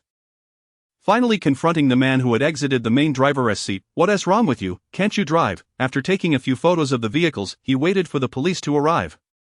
Upon hearing the mention of the police, the man quickly said, "Let us settle this privately, no need to trouble the police." At that moment, Wen Li pushed open the back door and stumbled a few steps before collapsing to the ground in front of everyone. She intended to feign injury. Gasps ensued, and someone shouted, "Quick, call 120. The driver turned pale and rushed over but hesitated to move. Wen Li, Mississippi. He suddenly caught sight of Wen Li opening her eyes slightly before quickly closing them again, which eased his anxious heart. After a while, the ambulance and police arrived, swiftly taking everyone to the hospital. As they neared the hospital, Wen Li opened her eyes and weakly said, "I feel so dizzy. Am I going to die?" The nurse hurriedly reassured her, "Don't move. We'll be at the hospital shortly." In the office of Fu's group, shortly after 2 in the afternoon, Fu Zhang checked his phone and still had no news from Wen Li. Just as he was about to make a call, Su's assistant rushed in, flustered and without knocking. "President Fu, Miss Wen has been in a car accident. She is at the military hospital." Upon hearing this, Fu Zhang sprang to his feet with a start, striding out while repeatedly pressing the elevator button. Clearly agitated, Su's assistant hurriedly followed, trying to explain, "Miss Wen has already regained consciousness, but her condition is still uncertain. Please don't worry." Fu Zhang rubbed his temples, stepping into the elevator with a cold expression. "Why is this only coming to light now? What were those people doing? It's my oversight. I was delivering documents and didn't pay attention to my phone." "I am sorry, President Fu," Su's assistant replied, holding his breath. Fortunately, Fu Zhang didn't press the matter further. At the hospital, Wen Li lay on the hospital bed, receiving in 4 drip. She turned to the driver and said, "Don't tell grandfather for now. I'll explain later." The driver nodded. "Miss, the police have completed their report. The driver is from an unknown tabloid. Does he have insurance?" Wen Li asked softly. "Yes, but the coverage is low. Old Master's car repairs will cost at least 4 million yuan, plus your medical expenses. He'll have to pay over 2 million yuan extra," the driver explained. Wen Li nodded gently. "Good, report the medical expenses as high as they go." Just as she finished speaking, the door suddenly swung open and hurried footsteps echoed on the floor. Wen Li looked up to see a man with meticulously styled hair, now disheveled, appearing breathless. She quickly said, "Fu Zhang, I'm fine, uncle, you can go out now." Once the driver exited and closed the door, Wen Li propped herself up, but a large hand pressed down on her shoulder, sternly commanding, "Lie down." Reluctantly, she complied, using her free hand to grasp his, explaining in a hushed tone, "I'm fine. I was just pretending. Not on our way to your company, a car was following us, so I asked uncle to make it crash into us." Upon hearing this, Fu Zhang's eyes narrowed, and he reprimanded coldly, "What nonsense, do you know how dangerous that is?" Wen Li cautiously nodded, "I know, but if I miss this opportunity, I might not get another chance. Besides, grandfather's car is safe, there wouldn't be any life-threatening danger, wouldn't be. Are you a deity?" Fu Zhang's face remained stern, clearly shaken. Wen Li, grasping his long fingers, her small face wore an expression that was hard to refuse. "I am not a deity, I'm your girlfriend." Fu Zhang, "I wouldn't risk my life. I haven't even slept with you yet," she added earnestly, nodding seriously. Fu Zhang's chest visibly rose and fell before gradually calming down as he sat at the edge of the bed and warned in a grave tone, "If this happens again, we'll break up." Wen Li, it was the first time she heard a man threaten a woman with a breakup, yet it held considerable weight for her. She would never break up with him. She obediently nodded, promising it wouldn't happen again. Soon after, she added mischievously, "Whoever breaks up first is a dog." Fu Zhang, feeling uneasy, visited the doctor's office. There were no significant issues, she was merely shaken up and would be discharged shortly. Over an hour later, the two emerged from the hospital. In the car, Wen Li noticed Fu Zhang hadn't spoken a word. She discreetly scratched his palm. The man grasped her hand firmly, slightly tightening his grip. Wen Li could clearly feel the cold sweat in his palm. She cast a fleeting glance at Assistant Su ahead of her, summoning her courage to swiftly plant a kiss on Fu Zhang. Meeting his gaze, her petite face flushed with crimson. She was about to murmur an apology when her cheeks were suddenly grasped forcefully. Instantly, her lips tingled, her eyes widened in astonishment, and she found herself leaning back uncontrollably. Assistant Su swore that he should never have looked in the rearview mirror, no, not just once, but twice. He forced himself to focus on driving, utterly shocked by the sight of President Fu kissing Miss Wen. At the Lu residence, on the second floor in the bedroom, Wen Li insisted she was fine, yet Fu Zhang still insisted she lie down to rest. He sat silently beside her, peeling fruit without uttering a word. Wen Li stole glances at him. The tingling sensation on her lips lingered from the car ride, and she realized that the older man was not at all rigid, rather, he simply exercised extreme restraint over his actions. How would she explain this to Assistant Su? As they exited the car, she caught a glimpse of Assistant Su, who appeared too stunned to look any further, clearly shocked to the core. After all, there had been no transition. In his eyes, they had leaped from an uncle-niece relationship to a romantic one. Anyone else in his position would likely feel the same astonishment. Thinking of this made her feel somewhat guilty towards him. Fu Zhang remained composed, continuing to peel the apple in his hand, seemingly possessing an obsession with such matters, as not a single strip of apple skin was severed throughout the process. He offered her a piece, questioning why an explanation was necessary. If you don't explain, he might think you are being inappropriate with me, Wen Li replied candidly. Fu Zhang raised his eyes to meet hers. She grinned at him, her gaze shimmering like autumn waters, clear and bright. It was infuriating yet impossible to be angry with her. In the future, consult me before doing anything, otherwise I will take matters into my own hands with the Wen family. Wen Li took a bite of the apple, offering no rebuttal. Alright, I will definitely consult my boyfriend from now on. Boyfriend? I shall contact that person tomorrow. Is that permissible? Fu Zheng appeared to have no resistance to the term boyfriend, his expression softening a fraction. Send me the details of the place and time. Yes, boyfriend. Wen Li saluted him playfully. Fu Zheng chuckled helplessly, handing her another piece of apple. As she bit into it, he remarked gently, girlfriend. To be honest, Wen Li had not anticipated Fu Zhang would indulge her in uttering those three words, considering he had always been rather mature for his age. He rarely revealed his true nature, and even she had seldom witnessed this side of him. Thus, in her later impressions, he always seemed like an ancient relic, aged yet valuable. She stared at him, and Fu Zhang, noticing, pinched a piece of apple and placed it at the corner of his mouth, his eyes glimmering with mirth. She had intended to entice the older man, but unexpectedly found herself drawn in by his charm. Her heart raced, and her head began to spin. Indeed, the older man was merely aged. Everything else about him was youthful. It was not until Lu Zongwei returned that Fu Zhang finally rose to leave. Upon learning that Wen Li had been in a car accident, Lu Zongwei's expression darkened. But before he could speak, Wen Li interjected, grandfather, it's not true. I deliberately had the car crash. That vehicle was likely sent by Du Ying and her crew. Lu Zongwei erupted in fury. Are they taking advantage of the Lu family's absence? I am not dead yet. This is utterly intolerable. I will have someone retrieve the Wen family's property immediately. Wen Li quickly soothed him. Grandfather, please don't be angry. I have a plan to deal with them. I intend to ensure they remain in prison for life. She needed to gather enough evidence to secure their lifelong confinement. Hearing this, Lu Zongwei gradually calmed down, scrutinizing her. Are you truly unharmed? I'm fine. Wen Li affirmed earnestly. Just as Lu Zongwei was about to breathe a sigh of relief, his gaze fell upon her slightly swollen and reddened lips, prompting his concern. Did you hurt your mouth? Wen Li hesitated for a moment, then turned her head awkwardly, not wanting to worry him, yet unable to lie. She whispered, your granddaughter-in-law kissed me. Let me share a humorous incident with you. I've been feeling unwell and have undergone numerous tests without uncovering the cause. Today, I consulted a psychologist, thinking I must have either anxiety or depression. An aunt accompanying me kept comforting me. I was fully prepared. If CFY could recover, I surely could too, as long as the problem was identified. However, it turned out I didn't have anxiety or depression at all. Chapter 49. Fu Zhang accompanied me in my infidelity. Lu Zongwei was uncertain who Wen Li resembled, being so bold and unashamed. Her mother had secretly courted in her youth. He shot her a teasing glance, reminding her girls should maintain some modesty. Wen Li nodded earnestly. Grandfather, rest assured, Fu Zhang is definitely more reserved than I am. In this regard, Lu Zongwei trusted Fu Zhang. Their families had shared decades of friendship, and he had watched him grow up, well-behaved and never crossing any lines, unlike other wealthy young men, who often found themselves embroiled in scandals upon reaching adulthood. You cannot take such risks next time. What if something truly goes awry? Alright, I want to do it again. Wen Li agreed, nodding. Once Lu Zongwei exited the room, she took out her phone to call Fu Zhang. The line connected after only a few rings. Are you home yet? Fu Zheng's voice, accompanied by background noise, suggested he was not at home. No. Wen Li straightened her posture. Have you been drinking? Bai Xian is heartbroken. Ah, is he dating again? Fu Zhang navigated through the crowd, finally pushing open the door to a private room, his gaze landing on a drunken man, unsuccessful in pursuing someone. Jian Ningxue. Wen Li was somewhat curious about the relationship between Jian Ningxue and Bai Xian, as it was hard to imagine that a notorious playboy like Bai Xian could be pursued by someone like Jian Ningxue. It wasn't that Jian Ningxue was inadequate, but women like her were abundant around Bai Xian. It would be far more challenging for Jin Ningxue to catch his attention. At least she knew Fu Zhang liked her. Fu Zhang simply hummed in response, taking a seat in the booth without offering consolation to the distraught man. Appearing unperturbed, Wen Li could roughly guess the situation. Bai Xian likely didn't want a breakup, but was too proud to say so. It was understandable. Someone of his stature needed to maintain an image. However, in matters of the heart, the one who holds on to pride is often the most miserable. As for her, she had no intention of holding back. She enjoyed being close to Fu Zhang. That's quite deserved. Fu Zhang chuckled softly, which caught Bai Xian's attention. He looked up at him, clearly irritated. Fu Zhang, what are you laughing at? You're not any better off than I am. You like Wen Li but don't dare to say it out loud. I merely proposed reconciliation and was rejected. Her refusal is her loss. Her loss, indeed. Why should she reject me? Fu Zhang heard Wen Li's amused laughter in the background. He chose not to hang up.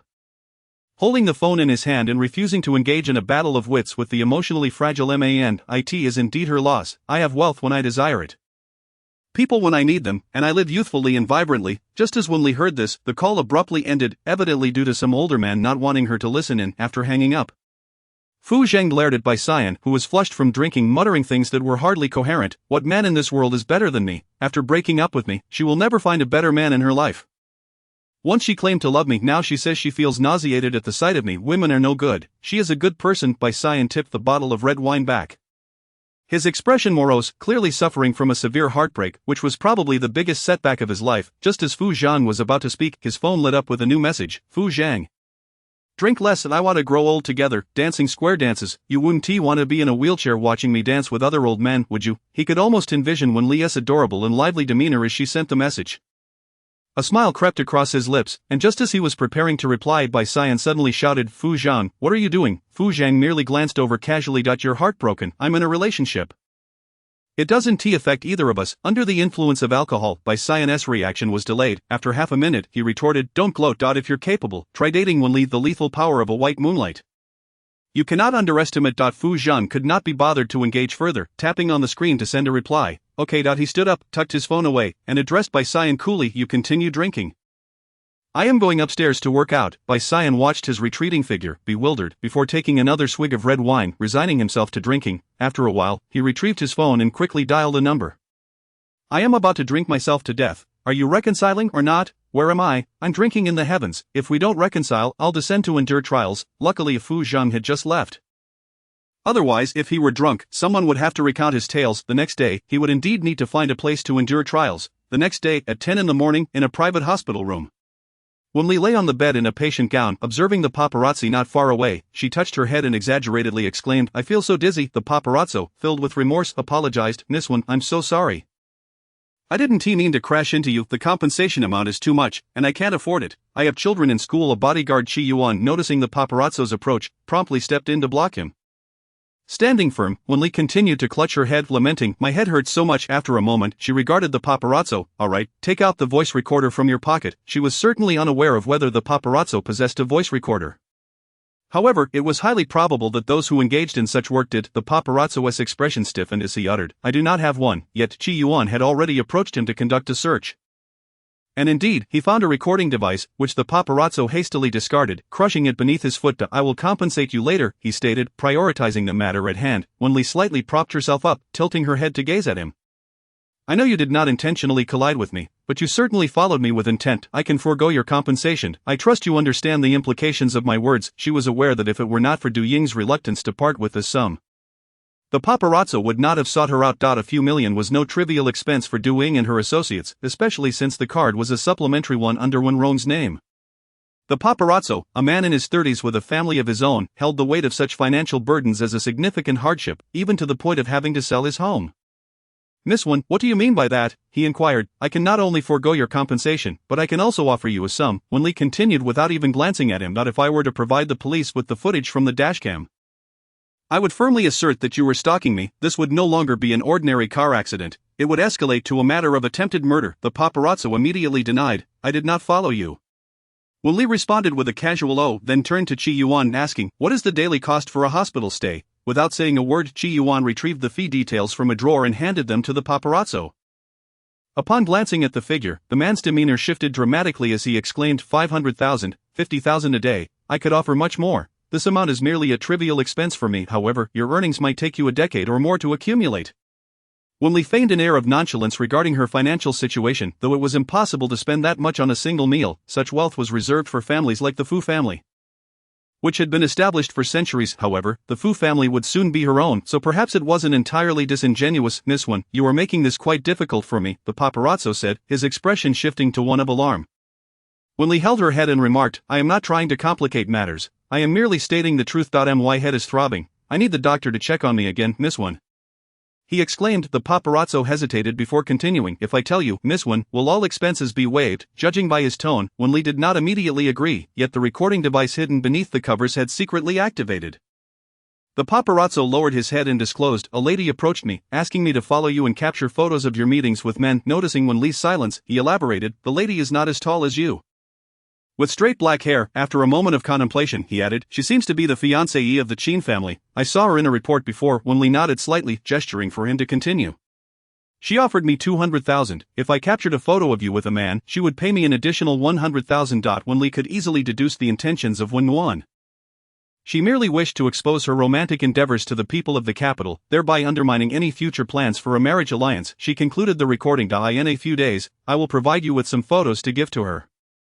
Once that is accomplished, I will not hold you accountable for any repercussions. Of course, should you choose to play both sides, you won't need my warning, that person will ensure your downfall. The paparazzo was not foolish and knew better than to play both ends against the middle. Miss, I understand. Rest assured, this transaction is between the two of us, Wen Li replied with a simple adding, I will contact you when the time comes. If that person inquires, just say that I am reasonable and chose not to pursue compensation out of pity for you. You may leave now. As soon as she finished speaking, the door swung open, and several individuals looked in, among them Wen Nuan, who rushed in wearing a black suit and heels. Sister, are you alright? I just heard someone say you were in an accident.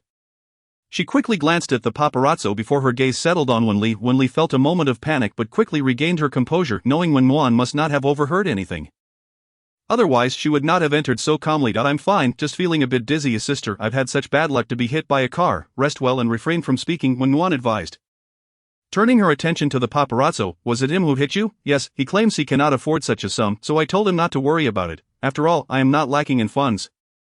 Wen Li replied, feigning disinterest in pursuing the matter. Wen Nuan nodded. Do as you see fit. My little pair is now grown and can make her own decisions. Indeed, I am of age and no longer naive, Wen Li remarked while lying back on the bed, taking hold of Wen Nuan's hand and lamenting, Sister, why hasn't Mother come to see me? Does she truly not love me anymore? Of course not. Mother heard about your accident this morning and fell down the stairs. She is unable to come, Wen Nuan reassured her, always busy with something. But am I not more important than the company?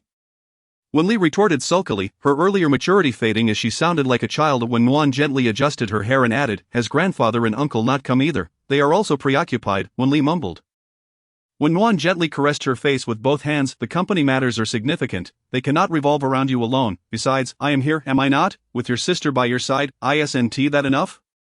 Wen Li pouted his sister, you are truly wonderful, you are the best sister in the world, the one who loves me the most, right? Indeed, I love you most dearly and now rest, speak less, Wen Nuan instructed, standing up again, I shall see the doctor.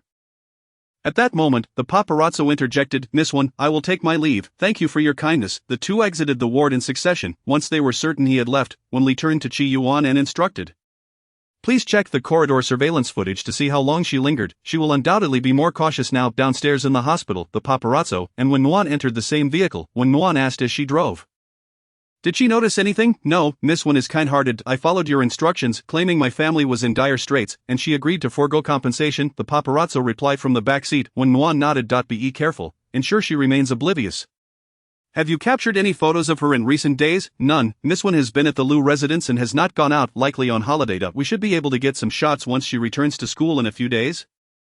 The paparazzo informed her, very well, send them to me at the first opportunity. Lu Zongwei had to leave on a business trip and, feeling uneasy about Wen Li being home alone, requested Fu Zheng to take her back to the Fu family residence for a few days. Coincidentally, the Fu family was visiting that evening. Upon seeing Wen Li, Fu Yu smiled and said, the family is gathered today. Old Master Fu cast a glance at Fu Zhang and remarked, we are still missing one person. Perhaps fearing Fu Zhang had not heard him, he repeated, we are still missing one person. Wen Li was tempted to raise her hand and declare, Grandfather Fu, we have enough, it is I, your granddaughter-in-law, yet she refrained. Worried that old Master Fu might faint from the shock, Madame Fu interjected, alright, let us eat. Fu Shan was quite fond of Wen Li and insisted on sitting next to her. Uncle, let me sit beside my sister. The dining table was square, with 2 people on each side, and if Fu Zhang yielded, he and Wen Li would have to sit separately, yet he remained steadfast in his seat, feeling weary and unwilling to move. "Humph, uncle, you are a bad person. As sister, you sit with me, and father, you go sit with uncle," Fu Sheng insisted, pulling Wen Li to the other side. Fu Sheng's father, Li Xingwen, chuckled and said, "All right, I will sit with your uncle." Fu Yu exchanged a meaningful glance with Fu Zhang before taking hold of Li Xingwen's arm. "Darling, sit with me, you can help me peel shrimp." "Xiao Shang, come sit here, be obedient." "Fine." Fu Shang reluctantly settled beside them. Old Master Fu, feeling sympathy for his little grandson, glared at Fu Zhang. "What harm would it do to let him sit with you?" Fu Zhang replied coolly, "It wouldn't kill me, Old Master Fu." Wen Li glanced back and forth between the two, suppressing a laugh. The Fu family had a custom of dining in silence, and after about 20 minutes, they finished their meals and dispersed. Wen Li ascended the stairs. And shortly after, Fu Zhang followed suit, smoothly and naturally retrieving clean sheets and pillowcases from the cupboard to change. Heading off to wash up, Wen Li stood beside him, a thought suddenly occurring to her. And she blurted out, "Fu Zhang, let us engage in a little infidelity." It was easy to find a boy for photos, but she did not wish for this to affect her relationship with Fu Zhang. The best solution would be for Fu Zhang to cooperate and pose for a few couple photographs with her. Of course, the first step would be to dispose of his stiff suits. "What infidelity?" Fu Zhang paused, tilting his head to scrutinize her, his gaze calm yet dangerous, as if her next words could provoke him. His demeanor remained steady. "What infidelity? When Nguyen wants to take photos of me with my boyfriend. And I told her I have a poor boyfriend who never attended university and works outside," she quickly added, realizing she needed to clarify her intentions. Fu Zhang's expression softened. How can I assist?" "Do you have any clothes that are a bit cheaper?" Wen Li asked, then instantly regretted the question, quickly adding, "Never mind, even your cheapest clothes won't resemble those of a working-class person. I will buy you 2 sets of inexpensive clothes tomorrow." "Alright." After changing the sheets, Fu Zhang noticed her beautiful eyes fixed on him, and a slight itch developed in his throat as he stood upright and approached her. Under her gaze, his lips met hers. Like snowflakes delicately landing on flower petals, stirring gently, the man's large hand encircled her waist, and in the next moment, her body was lifted effortlessly, landing gracefully upon the desk behind her, a desk that Fu Zhang had meticulously chosen for her studies. Yet, at this moment, it served a more intimate purpose. Kissing, Wen Li felt a flush creep across her cheeks, her hands pressed against the desk, her chin tilted up in a hesitant yet daring response. The moment she engaged, it ignited a flame within her, consuming her entirely. Fu Zhang's eyes narrowed slightly, tinged with a hint of possessiveness, just as a knock resounded at the door, followed by the voice of Old Master Fu. "Fu Zhang, your phone is ringing." In recent days, to aid in Old Master Fu's recovery, he had been encouraged to handle minor tasks around the house. Upon hearing the voice, Wen Li startled, instinctively attempting to push Fu Zhang away. However, the man remained as immovable as a mountain. Unable to resist, she lightly pounded his chest, exclaiming, "Let go, I can't have Old Master Fu barging in on us." After a brief half-minute, Fu Zhang released her. A satisfied smirk gracing his lips as he rasped, "He won tea come I and not a tea." That moment, Wen Li resembled a burning sunset, her ears catching Old Master Fu's voice again. "Fu Zhang, your phone is ringing. Is your hearing failing you at such a young age?" "I'm coming," Fu Zhang replied, gently lifting Wen Li down from the desk. In the blink of an eye, she scurried into the bathroom like a timid kitten fleeing from a stranger. Attempting to hide, he chuckled softly, leisurely opening the door to retrieve his phone from Old Master Fu, who chided, "What's the hurry? If you need to use the restroom, go to your bedroom," the old man continued. "Men are often ill, don't pass anything on to Wen Li. If you absolutely must, sit while you do it." Fu Zhang merely nodded, signaling that the old man could descend the stairs. Suddenly Old Master Fu recalled something and added, "Let us take a stroll downstairs. I feel I'm nearly recovered, you go ahead. I'll speak with her for a moment," Fu Zhang said, turning to enter the bedroom just as he was about to close the door. Old Master Fu nagged, "Leave the door open. If the housekeeper sees it closed, what will they think?" After that, he slowly made his way downstairs. Moments later, the sound of the door closing echoed through the house. Fu Zhang waited in the bedroom for 10 minutes before Wen Li emerged slowly, finally collapsing onto the bed and pulling the covers over herself, declaring, "I'm going to sleep." "Alright," Fu Zhang replied, bending to adjust the blanket corners before slightly closing the window, a teasing smile playing on his lips. "Would you like me to keep you company tonight?" Under normal circumstances, Wen Li would have eagerly accepted his company. But there was something peculiar about the situation. When the older man was reserved, she felt bold, yet when he let his guard down, she felt a tinge of shyness. She pulled the blanket over her face, murmuring no need. The older man was not merely a wolf in sheep's clothing, but rather a cunning grey wolf. Hearing the door open and close, she sighed in relief, pulling back the covers to find him quietly standing by the door, his deep-set eyes glimmering with mirth, as if he were teasing a child. Unable to hold back, Wen Li chuckled, "Fu Zhang, you're so childish." Fu Zhang chuckled softly in return, "My door isn't locked. Feel free to come over if you wish." It with that, he opened the door and then closed it again. Wen Li immediately rolled over on the bed, muttering, "Bad man, why should I always be the one to take the initiative?" Can Ti be the one to come to bed with me? Downstairs, Fu Zhang walked alongside old Master Fu, who scrutinized him and remarked, "Do I look like I'm recovering?" He then attempted to lift his hand, only to let it droop halfway due to weakness. "I'm not a 3-year-old child," Fu Zhang replied, signaling that he didn't need to be placated. Frustrated, old Master Fu's mouth turned down at the corners. "What son doesn't Ti bring his girlfriend home? If you keep deceiving me, I'll peel your skin off." Fu Zhang grasped the old man's slightly swaying body, steadying him as he reassured, "I'll meet her during the new year." Receiving confirmation, old Master Fu felt satisfied. "Alright, I'll see her during the new year." Suddenly he glanced at Fu Zhang's lips, noting the unnatural redness and swelling.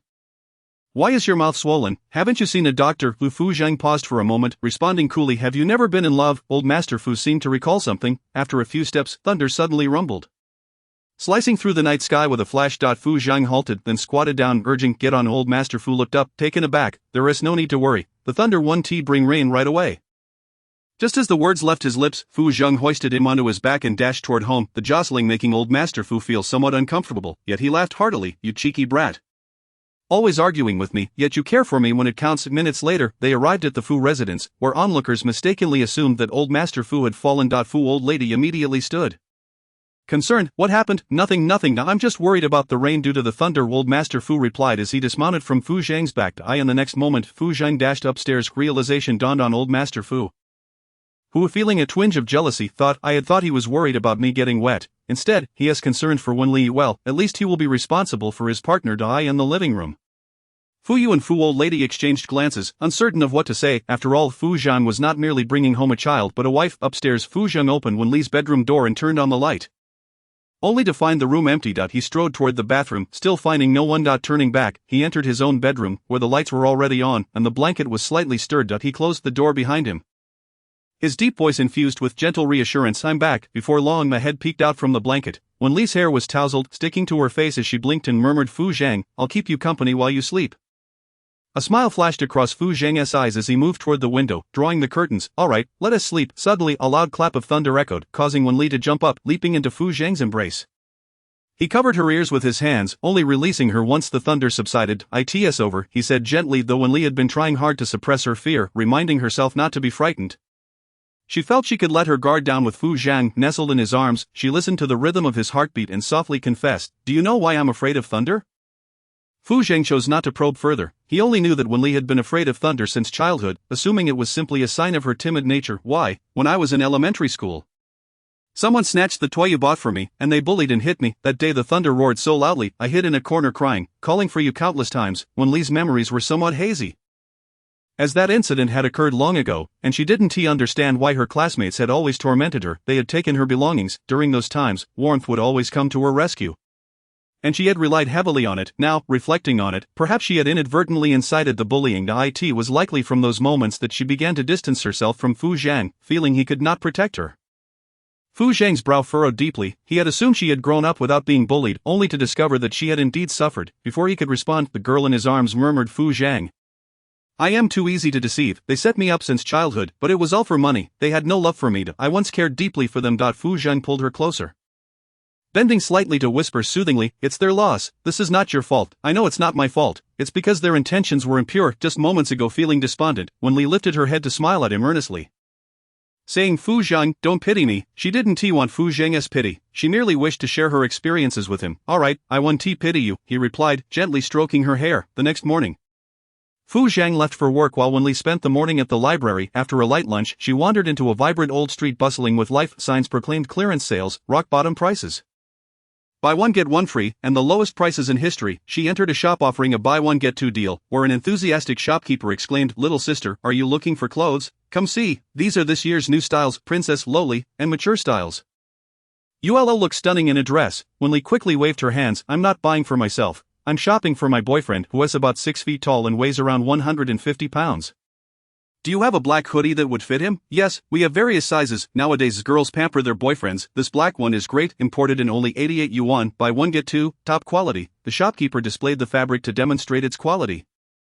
Wen Li had ceased to expect exceptional quality at such a price, and continued, "Are you including a pair of pants as well?" "Of course, you choose. This hoodie pairs nicely with these jeans." The shopkeeper eagerly selected a pair for her.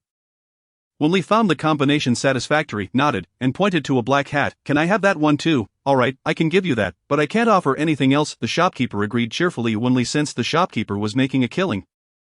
But thankfully, her boyfriend was well off, allowing the shopkeeper to profit. She selected 2 more outfits, intending to spruce up her impoverished boyfriend's wardrobe. After purchasing the clothes, she also grabbed a few stylish hats for 10 yuan each, 3 for the price of 1.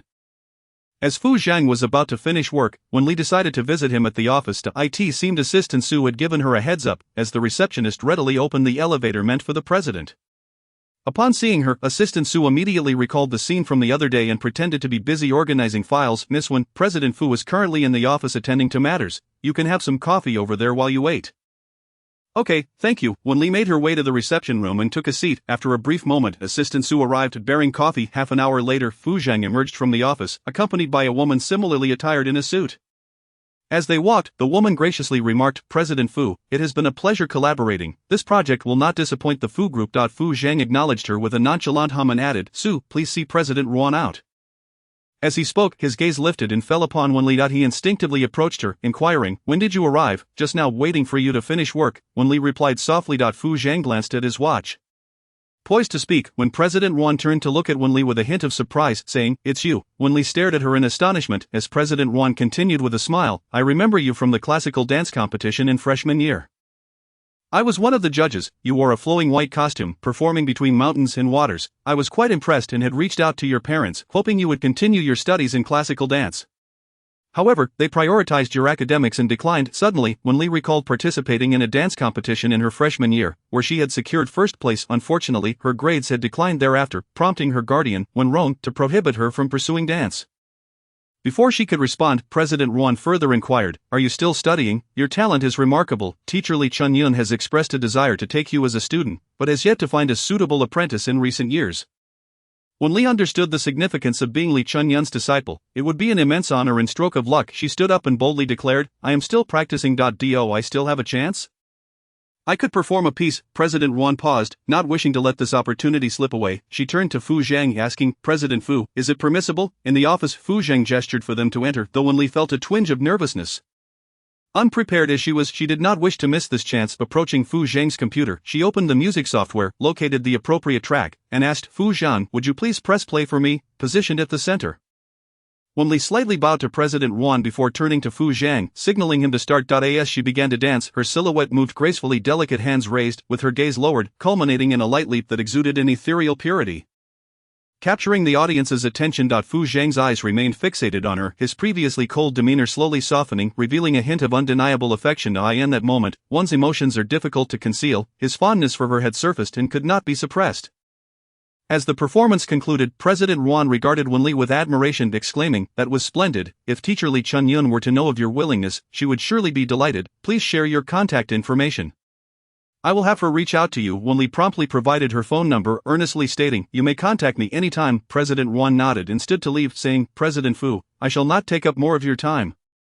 Once she exited the office, Wen Li pressed her hand to her chest, gazing at Fu Zhang. Her prior confidence evaporated, and a hint of insecurity crept in. Fu Zhang, did I perform well? Fu Zhang bit his lip, seemingly torn between offering praise and holding back, before turning away and hoarsely stating, I need to use the restroom. His aloof demeanor hinted at something deeper, perhaps even affection. Chapter 51, Wen Li no longer the innocent girl of her youth. As Fu Zhang's silhouette faded, Wen Li felt momentarily lost, unable to comprehend the connection between her performance and his sudden need to leave. Admittedly, there were times when her thoughts were entirely innocent. After a brief interlude, Fu Zhang returned from the break room, having changed from black trousers into gray ones. Wen Li could not help but steal a glance. Fu Zhang noticed her gaze, awkwardly adjusting his collar. You did well. Instantly, Wen Li's focus shifted as she sat on the sofa, silently wishing for an opportunity from Teacher Li Chunyun. She had always thought herself unremarkable, believing she could not excel in anything until she began to accept her own mediocrity.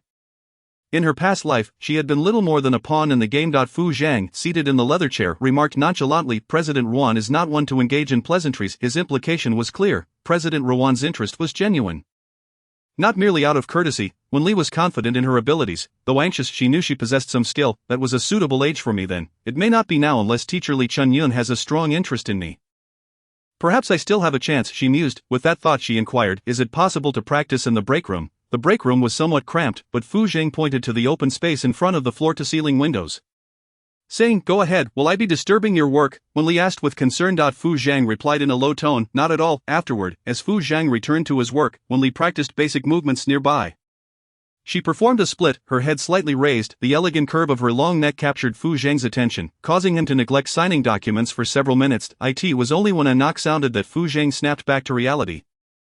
Curtly stating, "Do not enter." Assistant Su, poised to push the door open, halted mid-motion and replied from behind the frosted glass, "Understood, President Fu.By around 6 in the evening Fu Zhang finally completed his workload for the day.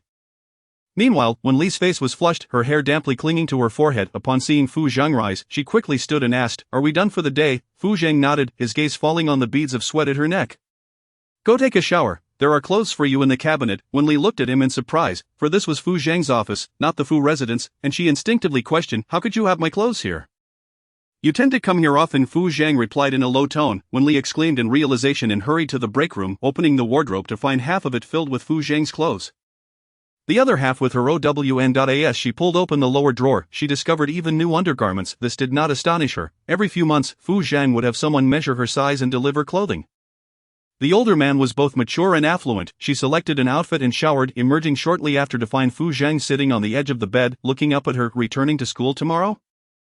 "I could leave the day after tomorrow morning. I have no classes in the morning," Wen Li replied, adding, "I can stay with you one more night." Noticing Fu Zhang changing clothes, she suddenly had an idea and stepped outside. Quickly returning with a set of clothes, "Wear this, we can have someone take a few photos later, very affordable. Can you wear it?" Fu Zhang took the garments, not bothering to examine them before responding with a nonchalant as he headed to the bathroom. A few minutes later, as Wen Li heard the door open, she instinctively looked up, momentarily stunned. In her memory, she had only seen Fu Zhang dressed this young during high school.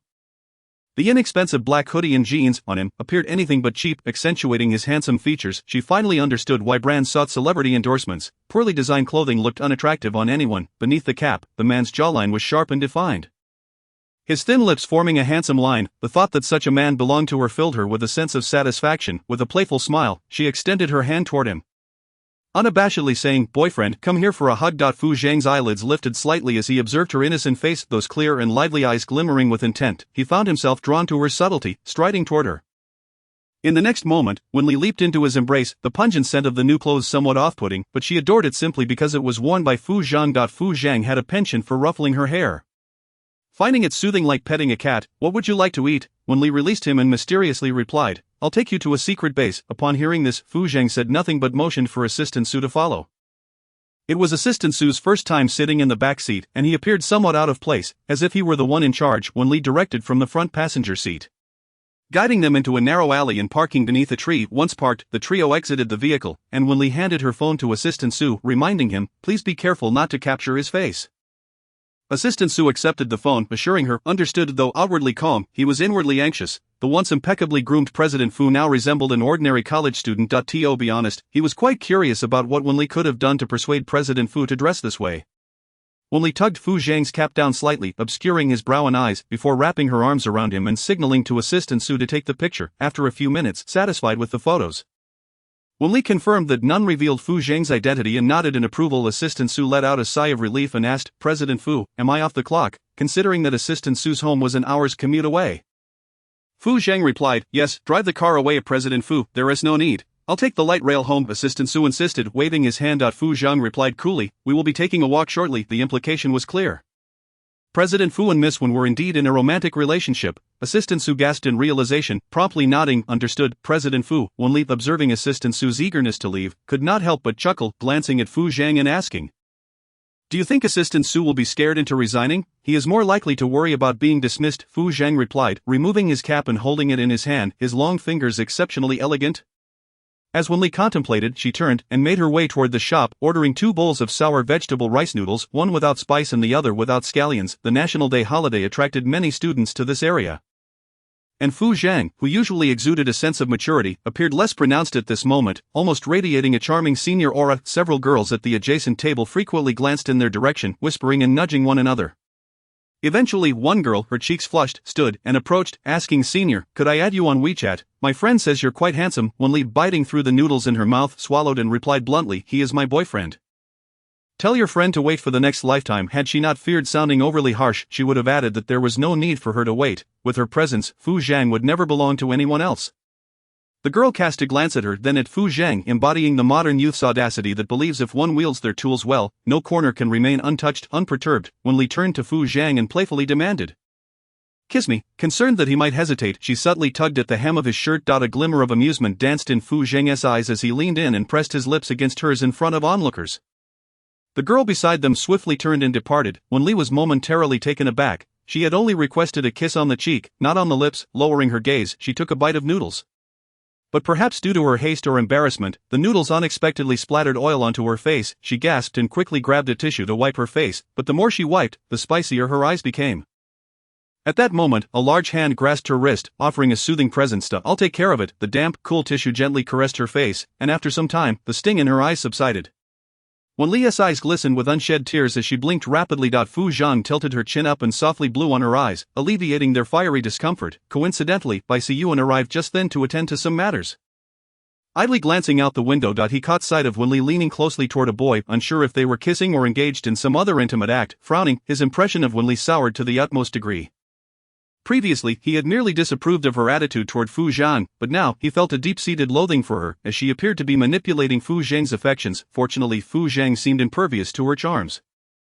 Otherwise, he might have been ensnared in a quagmire for the rest of his life. After the National Day holiday, Wen Li embarked on her formal university journey, attending classes while diligently preparing a birthday gift for Fu Zhang.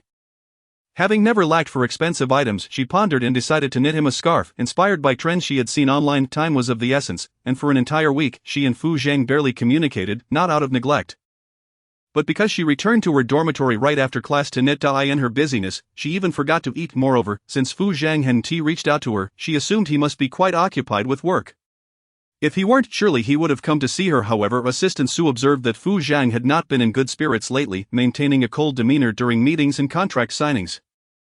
One day, when Bai Siyuan arrived, he found Fu Zhang sternly reprimanding someone, exclaiming, "Do I have to teach you everything? Am I paying you out of sheer goodwill?" Bai Siyuan quietly sat on the sofa, watching the reprimand unfold. Once the meeting concluded and the individual departed, he teased, "What's wrong? Having trouble in romance?" Fu Zhang shot him a cold glare. Bai Siyuan chuckled lightly. "It's perfectly normal for romance to have its ups and downs. You should charm her more." Noticing the growing chill in Fu Zhang's gaze, he quickly changed the subject. "So where are you planning to celebrate your birthday?" In a few days. Mentioning the topic seemed to strike a nerve. As Fu Zhang rubbed his temples and sighed, "I'm heading out for a while." Recognizing his mood, Bai Siyuan didn't press further. He understood that when Fu Zhang was feeling low, he preferred solitude. Standing up, he remarked, "Wen Li is in a relationship." His intent was not to meddle but to make Fu Zhang aware that Wen Li did not harbor feelings for him. While he could accept Fu Zhang being deceived financially, he could not tolerate the idea of him being taken in emotionally, especially not by Wen Li, whom he had watched grow up. She is not the innocent girl she used to be, he added, slightly overstepping. Fu Zhang was acutely aware of Wen Li's transformation. She was no longer the naive girl of yore, but rather astute and calculating. "I've told you not to speak of Wen Li," he said coldly. Bai Siyuan sighed. "Alright, if you want to be deceived, that's your choice." On the eve of Fu Zhang's birthday, Wen Li finished knitting the scarf, with only 2 or 3 hours left until midnight. She packed her things and hurried home, arriving at Fu's doorstep at 11:58. With her fingerprint access, she didn't need to disturb anyone. However, upon entering, the cleaning lady startled at the sight of her, exclaiming, "Miss Wen." Wen Li gestured for her to remain silent and pointed upstairs, indicating that she was heading up. Meanwhile, Fu Zhang sat by the window, a half-burnt cigarette in hand, smoke swirling around him as his gaze lowered. Fixated on his phone screen, the chat thread contained only a few words. "Fu Zhang, good night. Fu Zhang, good night. Fu Zhang, good night." Further up, the messages were dense and overwhelming. "Fu Zhang, Wen Li is not as innocent as she used to be." His eyes felt parched as he took a deep drag from the cigarette, gradually exhaling. Suddenly, the bedroom door creaked open, accompanied by a fit of suppressed coughs and a clear voice. "Fu Zhang, happy 27th birthday." "What's wrong?" Cough, cough. "Why are you smoking so much?" As the bedroom light flicked on, Fu Zhang instinctively turned to stare at her. The light revealed the girl clad in a fluffy white sweater and light-colored jeans. Her legs long and well-proportioned, her hair was loosely tied back, with a few stray strands falling slightly out of place. Realizing he should extinguish his cigarette, he quickly snuffed it out and retreated to the bathroom with the ashtray. Emerging a few minutes later, he fixed his gaze on Wen Li, his eyes gradually igniting with warmth. Just as Wen Li intended to present him with the scarf, his large hand abruptly cupped her face, and his warm lips pressed forcefully against hers. With an assertive tenderness, the taste of minty toothpaste flooded her mouth, causing Wen Li to involuntarily retreat, ultimately landing on the bed, overwhelmed by the sensation of breathlessness from the kiss. She instinctively pushed Fu Zheng away. After he released her, she turned her head, gasping for air, yet, even in that moment, concern for him surged within her as she tightly wrapped her arms around his waist. Meeting his gaze with cautious inquiry, "What's wrong? Did Uncle Fu fall ill again?" Regaining her composure, Fu Zheng propped himself up on the bed, his voice laced with uncertainty as he asked, "Why haven't you contacted me these past few days?" Wen Li paused, slowly realizing that perhaps Fu Zheng's excessive smoking was due to her lack of communication. She quickly explained, "I've been attending classes during the day and knitting at night. I heard from Uncle Fu that you've been quite busy, so I didn't want to bother you. You didn't call me either. I thought you were genuinely occupied," she added hastily. "I made you a scarf. Fu Zheng, happy birthday." Upon hearing this, Fu Zheng's throat bobbed as he gradually rose to his feet, his eyes catching sight of Wen Li's sweater neckline slightly open. He grabbed a nearby blanket and draped it over her. In a husky voice, he murmured, "Don't do that again. Alright, from now on, I'll call you every day," Wen Li promised earnestly. She tucked her shirt collar neatly before sitting up. Picking up the bag that had fallen to the floor, she retrieved a black scarf from within and looked at Fu Zheng, her heart racing. "Do you like it? It's my first attempt at knitting." Before Fu Zheng could respond, she continued, "People online say to knit a scarf for the one you love in winter. Fu Zheng, what I mean is, you are the one I love the most." Her words rippled through the air, and Fu Zheng's dark eyes locked onto her face. After a long pause, a smile played at the corners of his mouth as he uttered the world's most futile vow. "Wen Li, whoever deceives is a dog." Chapter 52. Fu Zheng, rest assured, I don't regard you as a father. Wen Li looked up earnestly. "I am not a dog." In the next instant, she found herself lifted off the ground, hanging onto him like a koala, their faces mere inches apart, their breaths mingling. The masculine aura made her cheeks flush. Wen Li shut her eyes and tilted her chin slightly, inviting him. It was a sweet kiss. It must be said Fu Zheng would struggle to find another girlfriend as unreserved as her. Fu Zheng chuckled softly, his rich voice breaking the silence. "Help me put it on." Wen Li's eyes widened in surprise as she met his playful gaze. Feeling a wave of shyness wash over her, she leaned in and planted a kiss on his cheek, murmuring, "If you want to kiss me, I will." She wrapped the scarf around his neck, looping it twice. Letting the ends drape down and tugging at the scarf, she exposed his lips, scrutinizing them before nodding. "Very handsome." The warmth radiating from his neck spread to his cheeks, while Fu Zheng's pupils reflected the girl's rosy face. The affection born from struggle seemed to envelop them. Before he could speak, Wen Li poked his cheek and criticized, "Old man, sulking and smoking at midnight. Can't you just ask?" She then poked his lips. Continuing her lesson, "You should have called me and scolded me, asking why I didn't call you. Am I seeing someone else? Is there another man?" While Fu Zheng had entertained such thoughts, he lacked the courage to confront the outcome. He had realized from the start that Wen Li was young and her emotions unstable, and he had been the one to seek her out. He could hardly blame her. He gently set her down, removed the scarf from around her neck and meticulously folded it before placing it in the cabinet, assuring himself that he would be more experienced next time. Wen Li seemed to sense his thoughts as she tugged at the hem of his shirt. "Do you think I am so young and naive that your words are just casual remarks?" Fu Zheng turned to look at her. She neither flinched nor shied away, pulling her clothes a little tighter. "I am even willing to bear your children. Do you still doubt me?" At the mention of children, Fu Zheng's gaze darkened, and he involuntarily swallowed hard, conceding, "Alright, it's my fault. It won't happen again." Satisfied, Wen Li's lips curled into a smile, her eyes sparkling with mischief. "I forgive you." As she spoke, she released her grip and extended her arms towards him. "Look, my hands are already calloused. Which girlfriend is this good?" After finishing her sentence, she let out a playful hum. Fu Zheng enveloped her hands with his large ones, feeling the hardened skin beneath his fingertips, and then gathered her into his embrace. Wen Li clung tightly to him, but after a moment, she gently pushed him away, reluctantly saying, "I have to go now. I have an early class tomorrow. It's going to be congested on the way to school at 7, and being late will cost me points. Both love and studies are equally important." "I will see you off," Fu Zheng replied in a deep tone. Wen Li hesitated for a moment before nodding. "I miss you too." On the pitch-black road, the car was filled with a bit of noise.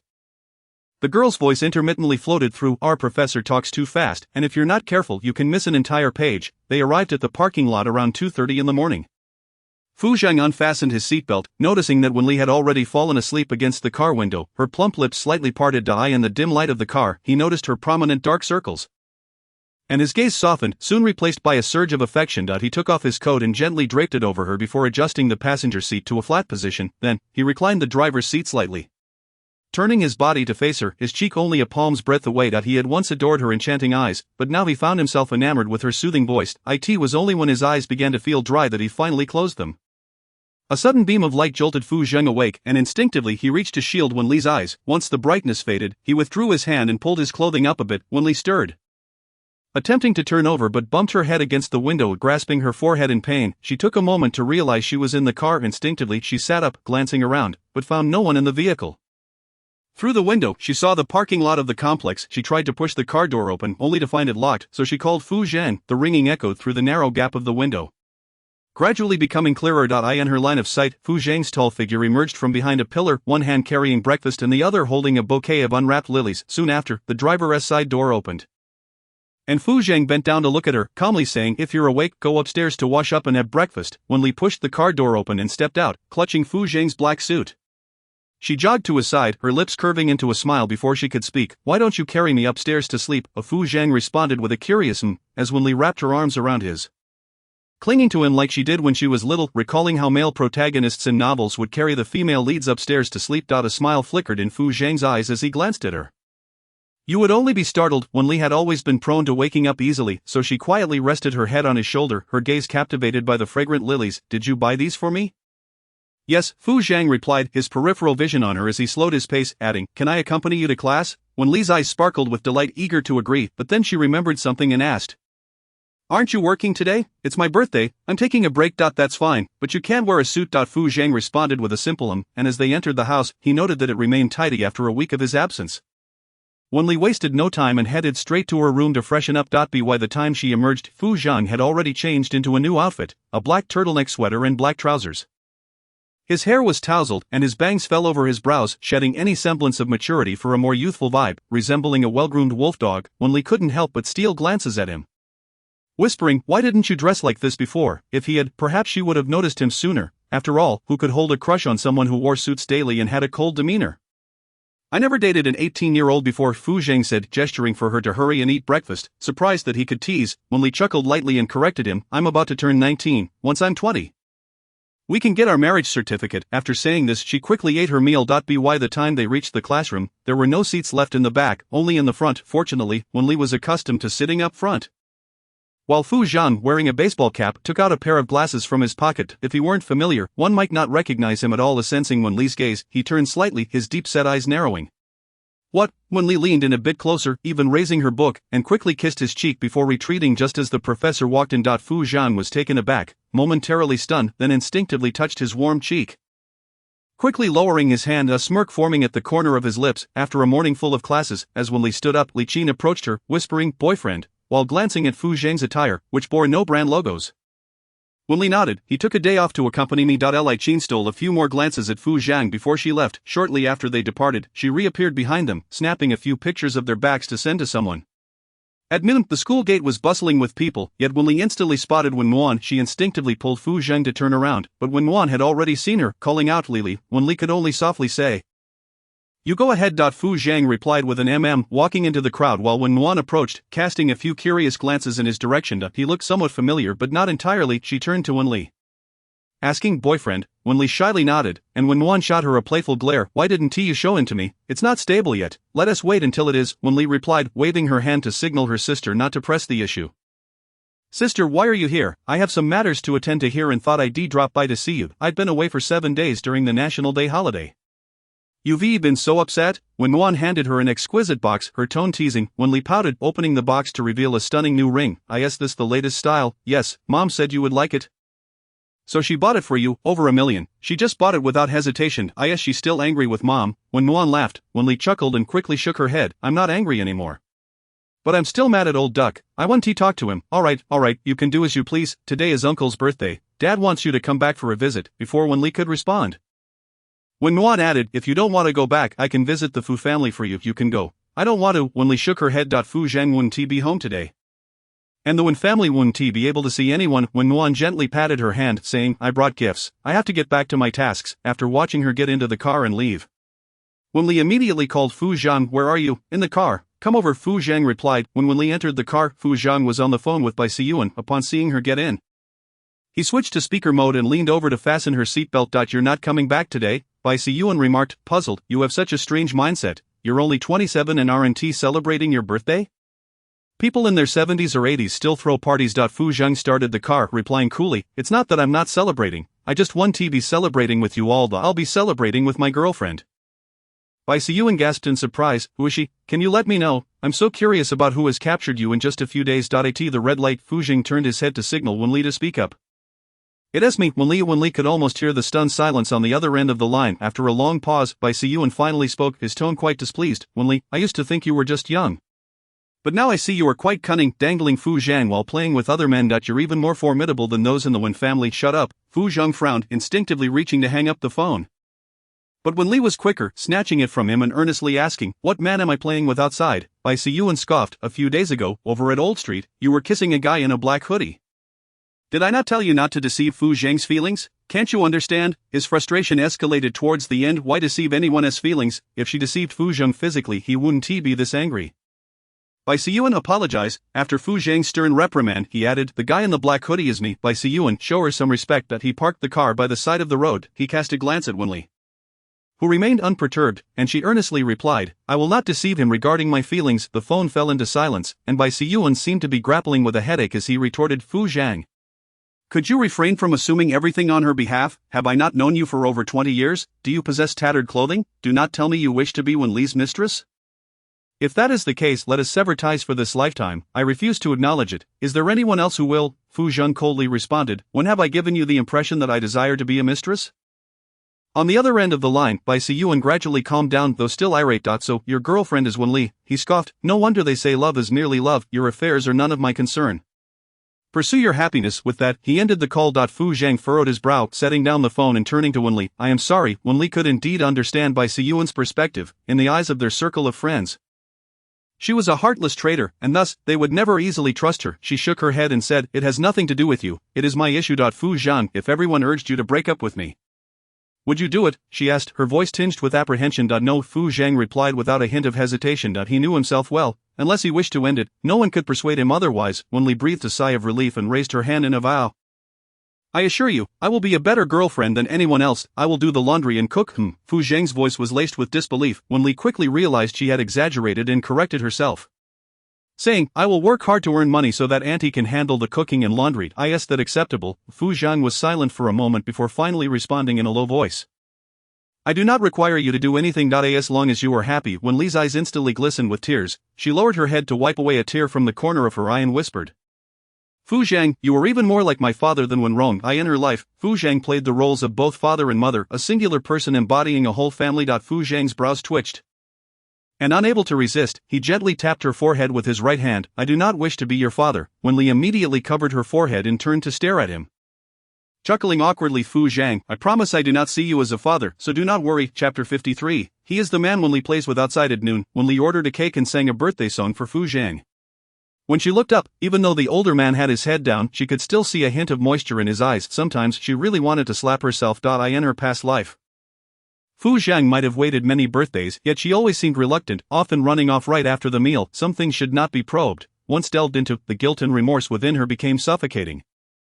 Fu Zhang, with his brows knitted, handed the most beautiful slice of cake to Wen Li before cutting a piece for himself and sitting down. Suddenly a spoonful of cake was brought to his lips, and he instinctively looked up, his pupils reflecting Wen Li's face. Her voice rang in his ears, Fu Zhang, the first bite is for you. I wish you peace and safety. After experiencing life and death, she realized that nothing was more important than safety. Both she and Fu Zhang needed to be safe. Fu Zhang swallowed hard, his lips parting slightly as he accepted the cake, then offered her the untouched spoon, indicating for a swap. Wen Li glanced at it seriously, saying, we have kissed, after which she took a spoonful of cake with the spoon he had used. Upon hearing this, Fu Zhang's gaze inadvertently fell on her lips, and an uncontrollable emotion surged within him as he set the cake aside. In the next moment, his hand secured the back of Wen Li's head. In her bewildered gaze, he leaned down and kissed her. The not overly sweet cream melted at the corners of their lips, intertwining their hearts. Meanwhile, the phone rang incessantly, repeating 3 or 4 times before Fu Zhang finally released her, answering the call with a voice unusually hoarse.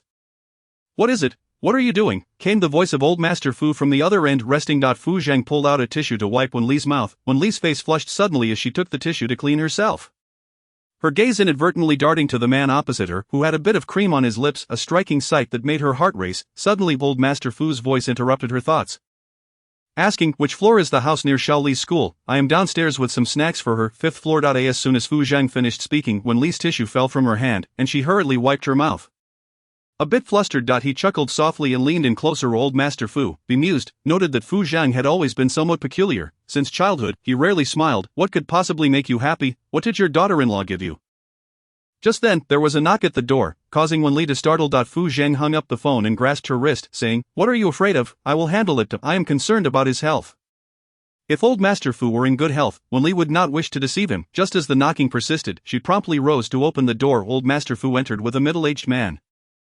Carrying several large bags of snacks, she greeted him politely. "Grandpa Fu, Xiaoli is here, I will hang up." Upon seeing Fu Jing seated with a cake in hand, old Master Fu paused, sensing something was amiss. Though he could not pinpoint what was wrong. "What are you doing here? If you can be here, why can't I?" Fu Zhang replied nonchalantly. Old Master Fu was momentarily speechless, realizing it was indeed a valid point. Wen Li, feeling guilty, interjected, "I had class and couldn't return to celebrate with uncle, so I asked him to come by at noon." Old Master Fu seemed to accept this explanation without question. "No wonder your uncle is so happy. I heard from Auntie that you returned last night. What happened?" "Nothing much, I just picked up some things." Wen Li fibbed. Old Master Fu nodded and gestured towards the cake. "Fu Zhang, serve me a piece. You have high blood sugar, you shouldn't eat it." Fu Zhang stood and handed him a cup of warm water. Old Master Fu glared at him. "I can have a little, it's your birthday. I just want to show my appreciation." Fu Zhang pretended not to hear, continuing to eat the cake. After Wen Li finished her piece, she noticed that old Master Fu had no intention of leaving. So she stood up and said, "Grandpa Fu, I have to attend class." She was wary of staying too long, fearing he might inquire about Auntie. The more she spoke, the more lies she would have to tell. Fu Zhang stood up as well, and Wen Li quickly added, "No need to see me off, I'll take a cab to school. Goodbye, Grandpa." Once she heard the door close, Fu Zhang sat down to tidy up the remaining cake for the fridge. And indeed, old Master Fu broached the subject of Auntie. "What plans do you have for dinner with your daughter-in-law today?" "She has class," Fu Zhang replied coolly. Old Master Fu contemplated this, his expression revealing his thoughts. "Let her come over for dinner in the evening." Seeing Fu Zhang remain silent, he knew it would not do, and relented. Fine, let us just meet during the new year. If I do not see her then, I will go to your grandfather's grave and weep. By the way, I heard from the Wang family that Wen Rong is arranging a blind date for Wen Li, supposedly with the second son of the Su family, who has done a good deed for the first time. The second son of the Su family is quite impressive. He is young and already has 2 doctorates, almost catching up to you. However, the Su family likely looks down on the Wen family's background. You should personally visit tomorrow. Fu Zhang, who had not lifted his gaze, finally looked up at him, his voice icy. "Am I too full?" Old Master Fu assumed he was against Wen Li dating, but it was not as if they were getting married immediately. They could date for a few years before tying the knot. "Otherwise, like you only started dating at 27. He merely thought the second son of the Su family was suitable and Wen Li could meet him. Who knows, there might be a spark. Wen Li's marriage is not your concern. I have plans. Whose concern should it be if not yours? You cannot even manage your own affairs, yet you wish to meddle in Xiaoli's. I fear she will end up like you." Old Master Fu was stubborn when it came to matters of his children's lives and insisted, "Tomorrow, you will go visit. If you do not, I will." Seeing Fu Zhang remain silent, he glared at him. "This is a new society with new ideas. How can you be such an old fossil? When Xiaoli returns, I will ask her. If she agrees, I will go out. If she consents, I will break her legs." After Fu Zhang spoke, he snatched the cup of water from Old Master Fu's hand. Old Master Fu's eyes widened, sensing something was off. "I am thirsty, get it yourself," Fu Zhang replied curtly. Old Master Fu rose to fetch water, saying as he did, "If Xiaoli is willing, you would not object. Contact the doctor to check on him later." Fu Zhang suddenly addressed the middle-aged man behind Old Master Fu. "Ask the doctor how to treat someone who talks too much." "Old Master Fu," he bellowed, "how about you go to the hospital to treat your lack of speech? You talk like a mute every day. No wonder Xiaoli says you are an old fossil." Old fossil. In the afternoon, Fu Zhang escorted Old Master Fu and the others back home. Regardless of the circumstances, they had to share a meal at home. This was Wen Li's insistence. During dinner, as the family gathered around the table, Wen Rong's family arrived with gifts. Wen Rong spoke somewhat awkwardly. "Fu Zhang, happy birthday." Wen Nuan followed suit. "Uncle, happy birthday." Old Master Fu chuckled. "We did not hold a banquet. We are just having a casual meal among family." He cast another glance at Wen Nuanyuan, indicating that there was no need to call out to Xiaoli. Each of them could call out in their own way. Simply addressing him as uncle would suffice. Wen Nuanyuan nodded with a smile, and gently remarked, "My sister is quite busy today, so she asked us to come by." The old Mr. Fu chided, "This child truly possesses a filial heart. She just celebrated her younger uncle's birthday at noon and has now sent you all over. Come, have a seat. There isn't much food." Wen Rong waved her hand, saying, "We have already dined. You all enjoy your meal." "Uncle Fu, how is your health faring?" "Much improved." The old Mr. Fu nodded in response. After that, the two families exchanged little conversation until they finished their meal. At which point the old Mr. Fu inquired, "I hear you wish to form a union with the Su family. How is that progressing?" Wen Rong had come precisely for this matter. The second son of the Su family was a decent individual with commendable capabilities. Du Ying and Wen Nuanyuan were unaware of this development, their expressions stiffening instantly. Naturally, a family that could prompt Mr. Fu to inquire held a reputable lineage. Mr. Fu nodded in agreement for the first time. Relieved that he still retained clarity in such significant matters, it was indeed a good match, allowing Wen Li to engage with him. Upon hearing this, Wen Rong understood that Mr. Fu would visit the Su family, and he chose to remain silent. After spending a while at the Fu residence, the group departed. As they entered the Wen family estate, couldn't help but voice her thoughts. Her tone lacking its usual gentleness. Are you planning to arrange a union between Wen Li and the Su family? Wen Rong shot her a glance but refrained from responding. A few days prior, he had caught a distant glimpse of the second son of the Su family. He seemed quite commendable, although he currently held only a minor official position. With the Su family's backing, his prospects were boundless. Should this union materialize, both the Lu and Fu families would support him. Even if the second son of the Su family were a simpleton, the backing of several families could still lead him to success. Moreover, the second son was indeed capable. Why didn't you discuss this with me? Du Ying inquired, her expression softening. Wen Rong, exhibiting a hint of traditional masculinity, replied, this is a decision I can make. You all have indulged her too much, nearly spoiling her. Please keep a closer watch on her recently and prevent her from associating with any unsuitable men. I have to step out shortly. After Wen Rong left, the atmosphere in Wen Nuanyuan's bedroom grew silent for a while. In a fit of anger, Du Ying slammed a cup down on the table. All he thinks about is Wen Li. Didn't he care at all about your marriage back then? Wen Nuanyuan, unafraid and accustomed to her mother's outbursts, comforted her. Mom, please don't be angry. I have a handle on this matter. Her roommate had already mentioned that Wen Li was indeed dating a boy from society who was quite handsome. Let us wait a few months. Once their relationship stabilizes, it would be best if she becomes pregnant. Du Ying's emotions gradually calmed. The Qin family not valuing you much. I've noticed that Qin Feng has been in the news lately. Upon hearing this, Wen Nuanyuan's expression turned cold as she quickly replied, as long as they don't cancel the engagement. The Qin family accepting me is merely a matter of time. With the Qin family hosting a grand birthday celebration, if Fu Zhang can attend, they certainly won't cancel the engagement. The Fu family rarely interacted. Given that Fu Zhang was younger than his peers, the visits were primarily made by the younger generation. Du Ying acknowledged, let us have Wen Li visit the Fu family to inform them. Then she fixed her gaze on Wen Nuanyuan's flat stomach, asking, why hasn't there been any movement in your belly yet? Wen Nuanyuan replied softly, Qin Feng hasn't sought me out these days, and I can't find him either. The next day, at 10 in the morning, in the Bai Group's president's office, Assistant Sun was working when he noticed someone entering President Bai's office directly. He hurried inside saying, hello, this is President Bai's private office. His voice abruptly halted as he beheld the young man seated on the sofa, looking somewhat astonished, though he had encountered numerous high-profile situations before.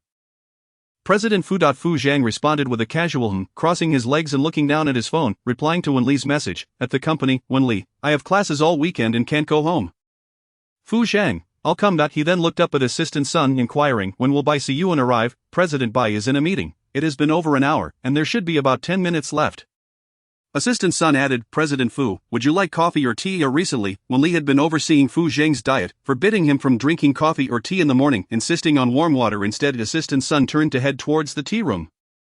Bai Siyuan was incensed by a group of people in the company, grumbling as he walked, if you can't do the job, then resign, occupying a position without contributing. Hearing this, Assistant Sun instinctively stepped out of the tea room, intending to inform him that President Fu was waiting in the office. The next moment, he witnessed Bai Siyuan hastily push open the office door and enter without saying a word. President Fu had the privilege of entering President Bai's office freely. Upon entering, Bai Siyuan immediately spotted the young man in a black hoodie, evidently the same individual who had been kissing Wen Li. His first reaction was, alright, he has come to deliver himself, furrowing his brows. He spoke in a serious tone, who are you? Who allowed you to enter this office? Fu Zhang, having finished responding to his messages, glanced at him and replied coolly, it's me, Fu Zhang. His handsome face bore no signs of cosmetic alteration, and Bai Siyuan's furrowed brows relaxed, his expression shifting to one of shock. Yesterday, when Fu Zhang had claimed that the boy was him, Bai Siyuan had not believed it for a second. When had Fu Zhang ever worn shabby clothes? It was entirely out of character for him. He fell silent, pondering what on earth had come over him. Fu Zhang set his phone down, crossing his arms over his chest, reiterating, I am the man Wen Li is seeing. In every sense, I am her boyfriend. Bai Siyuan apologized to Wen Li. Bai Siyuan opened his mouth, wanting to say something but finding himself at a loss for words. With business dealings worth billions, his mind was sharp.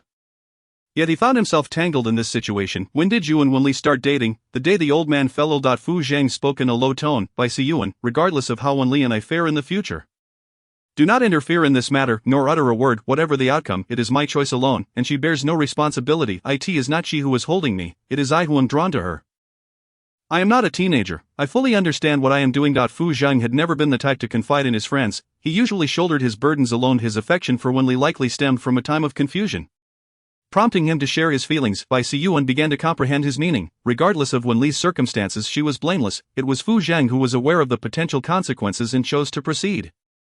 He sat back in his chair and sighed. We grew up together. You have always been the most sentimental one among us, despite your usual cold demeanor. Yet, whenever anyone bullied us at school, you were the first to act. Initially, when I heard you were dating, I was relieved that you could move on from Wen Li, and now it seems you are unable to let go. If it weren't for Wen Li, would you even consider marriage? Before Fu Zhang could respond, Bai Siyuan confidently asserted, you definitely won't marry. Arranged dates are merely a distraction or a way to appease the Fu family. In truth, you have no intention of doing so. Chapter 54, having played enough, it's my turn. The man on the sofa did not directly answer the question but instead reiterated, there will be no next time. Bai Siyuan had known since childhood that Fu Zhang was fiercely protective. And only Wen Li held such influence over him. Fine, as long as Wen Li is sincere, I won't say anything. I will apologize to her in due time. If Gu Lianming and the others knew that the person you were dating was Wen Li, they would probably be utterly stunned. Fu Zhang replied coolly, for now let us keep this under wraps. Wary of his lack of discretion, he added, the Wen family harbors secrets. Upon hearing this, Bai Siyuan grew curious and moved closer to sit beside him. Asking, did Wen Li tell you? Fu Zhang acknowledged with a Bai Siyuan clicked his tongue, crossing his left leg. I suspected she had become much smarter than before. Perhaps she suffered greatly at the hands of Du Ying and Wen Nuanyuan, prompting her to become more astute. Regarding the incident of the stolen items, I suspect they orchestrated it, yet Wen Rong is no saint either, trading her daughter's reputation for business. Aren't you going to intervene? Fu Zhang shook his head. She doesn't want me to, she can handle it herself. Alright, she does have some backbone. Bai Siyuan fell silent for a few seconds, lightly nudging him with his thigh, and said softly, does your grandfather know? We'll discuss it during the new year, Fu Zhang replied. Upon imagining the old Mr. Fu's expression during the new year, Bai Siyuan exclaimed, your grandfather is in for a surprise this year. Alright then, it seems the old iron tree has finally blossomed. After saying this, he chuckled. On Wednesday afternoon, Wen Li received a call from teacher Li Chenyu. Hello, is this Wen Li? I am teacher Li Chenyu. A few days ago, Mr. Ruan mentioned this matter to me. I have been busy with the tour and just returned to Kyoto today. When do you have time to meet? I didn't expect we could still get in touch. I had wanted to persuade your family, but they disagreed. Upon hearing this, Wen Li's eyes lit up with joy, her tone brightening. Hello, teacher Li. I am free this Friday afternoon. Would that work for you? Any time is convenient.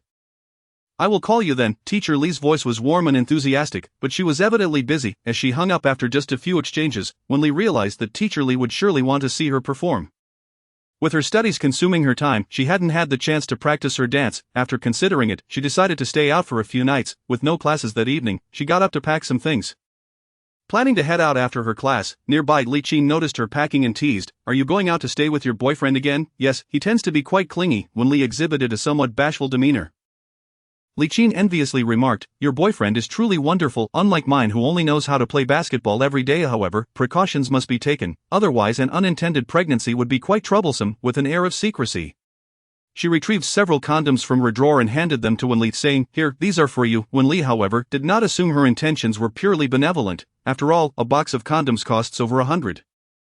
Given that Li Qin's family was of average means, their monthly expenses likely amounted to only 1 or 2,000. Feeling a blush creep over her cheeks, she nonetheless accepted the condoms and glanced at them. Noting size small, my boyfriend doesn't use this size. Li Qin responded, her expression shifting slightly. Your boyfriend uses a small size. Li Qin's face paled as she attempted to cover up, saying, these were given to me by someone else. I hadn't paid attention to the size. Wen Li, realizing something, quickly clarified, I didn't mean to imply your boyfriend is small. I merely meant that it's different from my boyfriend's size. It truly is different. My boyfriend usually uses large. Nevertheless, she expressed her gratitude, stating, thank you, I'll have him manage with it tonight. It shouldn't be too much of an issue. After tidying up, she reached for a spot on the bookshelf. Feeling around before promptly leaving with her belongings. As she stepped out of the dormitory, she donned her headphones. After a short while, Li Qin's voice came through, informing her that she had already given the items to her and would not be returning to the dormitory that night. As she intended to spend the night with that boy, they had met quite frequently. After recording the message, Wen Li saved it in her folder. Later that afternoon, upon returning home after class, she was greeted by the lingering fragrance of lilies in the living room.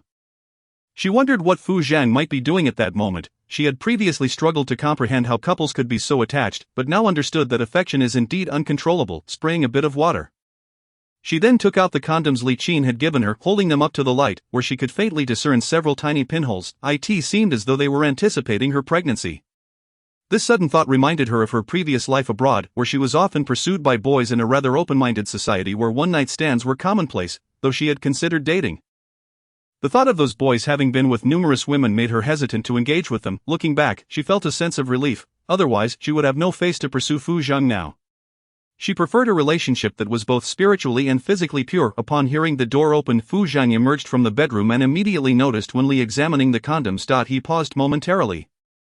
In the next instant, their eyes met. Wen Li hadn't expected him to be there. While she could sometimes be bold, in moments like this, she wished for nothing more than to hide beneath a blanket. She set the condoms down and explained, "My roommate gave these to me. I was just examining them." Fu Zhang strode over, took the condoms from her hand, glanced at them, and tossed them into the trash can. Stating, "No need to examine them, the size is inappropriate." Wen Li's first instinct was to look up and ask, "Have you used them?" Fu Zhang replied, "No, I haven't." Wen Li pressed on, "Are you sure you want to discuss this here?"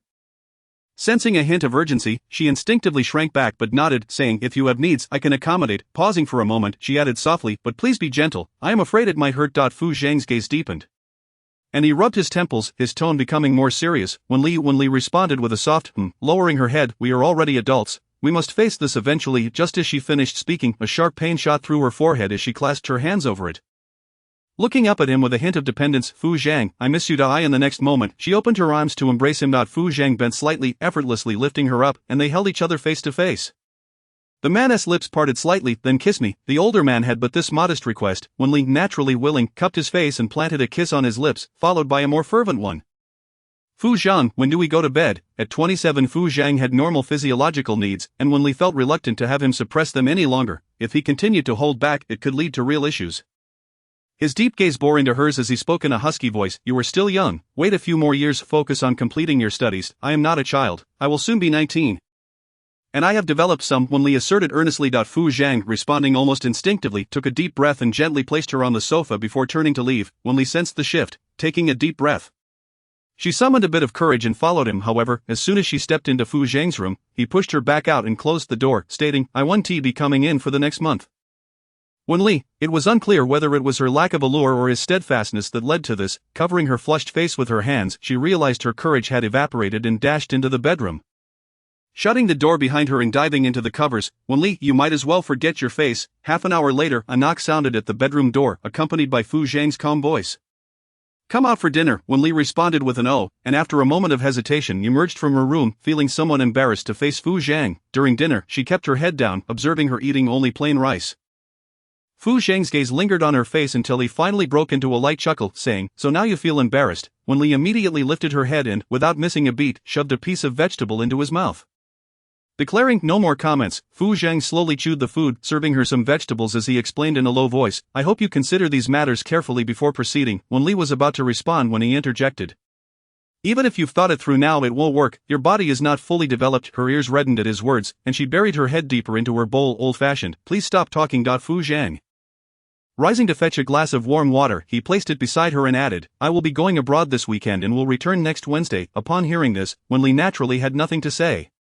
After all, they both had their own affairs to attend to. As she nodded in agreement, "All right." Her overly agreeable response caught Fu Zhang's attention as he looked at her and asked, "Do you want to ask me something?" "Don't you want me to accompany you?" Wen Li, surprised, looked up while drinking water. "No, you are going abroad for work," she added softly. "If I were to be unreasonable, you would certainly find me bothersome." "Not at all," Fu Zhang replied, placing vegetables in her bowl. "I wouldn't find you bothersome." Wen Li knew Fu Zhang would never find her bothersome. If he did, he would have long stopped caring for her. She had also pondered why Fu Zhang had always been so accommodating towards her. It seemed unfathomable that mere affection could motivate him to care for her. It was not behavior one would expect from a rational person. If she were in his shoes, she likely would not continue to care for someone ungrateful. Pausing, she looked up at Fu Zhang and asked, "What do you like about me? I feel I have so many shortcomings." Her voice trailed off, tinged with uncertainty. Hearing this, Fu Zhang set down his chopsticks and replied in a measured tone, "What shortcomings? Yet you still managed to catch my attention." Wen Li quickly retorted, "I actually have many merits. But there are plenty of other outstanding women who like you." Jiang Shuyi comes from a good family, is beautiful, holds a master's degree, and has pursued you for several years, while I have only pursued you for a month or two.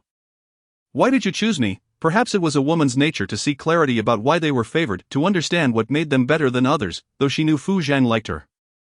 It was a comfort tinged with insecurity. She feared the possibility of once again facing loss, yet now she was even more terrified of living without Fu Zhang's affection. Upon hearing Jiang Shuyi's name, Fu Zhang's brow furrowed slightly, his fingers curling as he tapped the table. "Eat first. It will get cold." Wen Li thought he might remain silent, letting out a soft "oh" as she lowered her head to eat.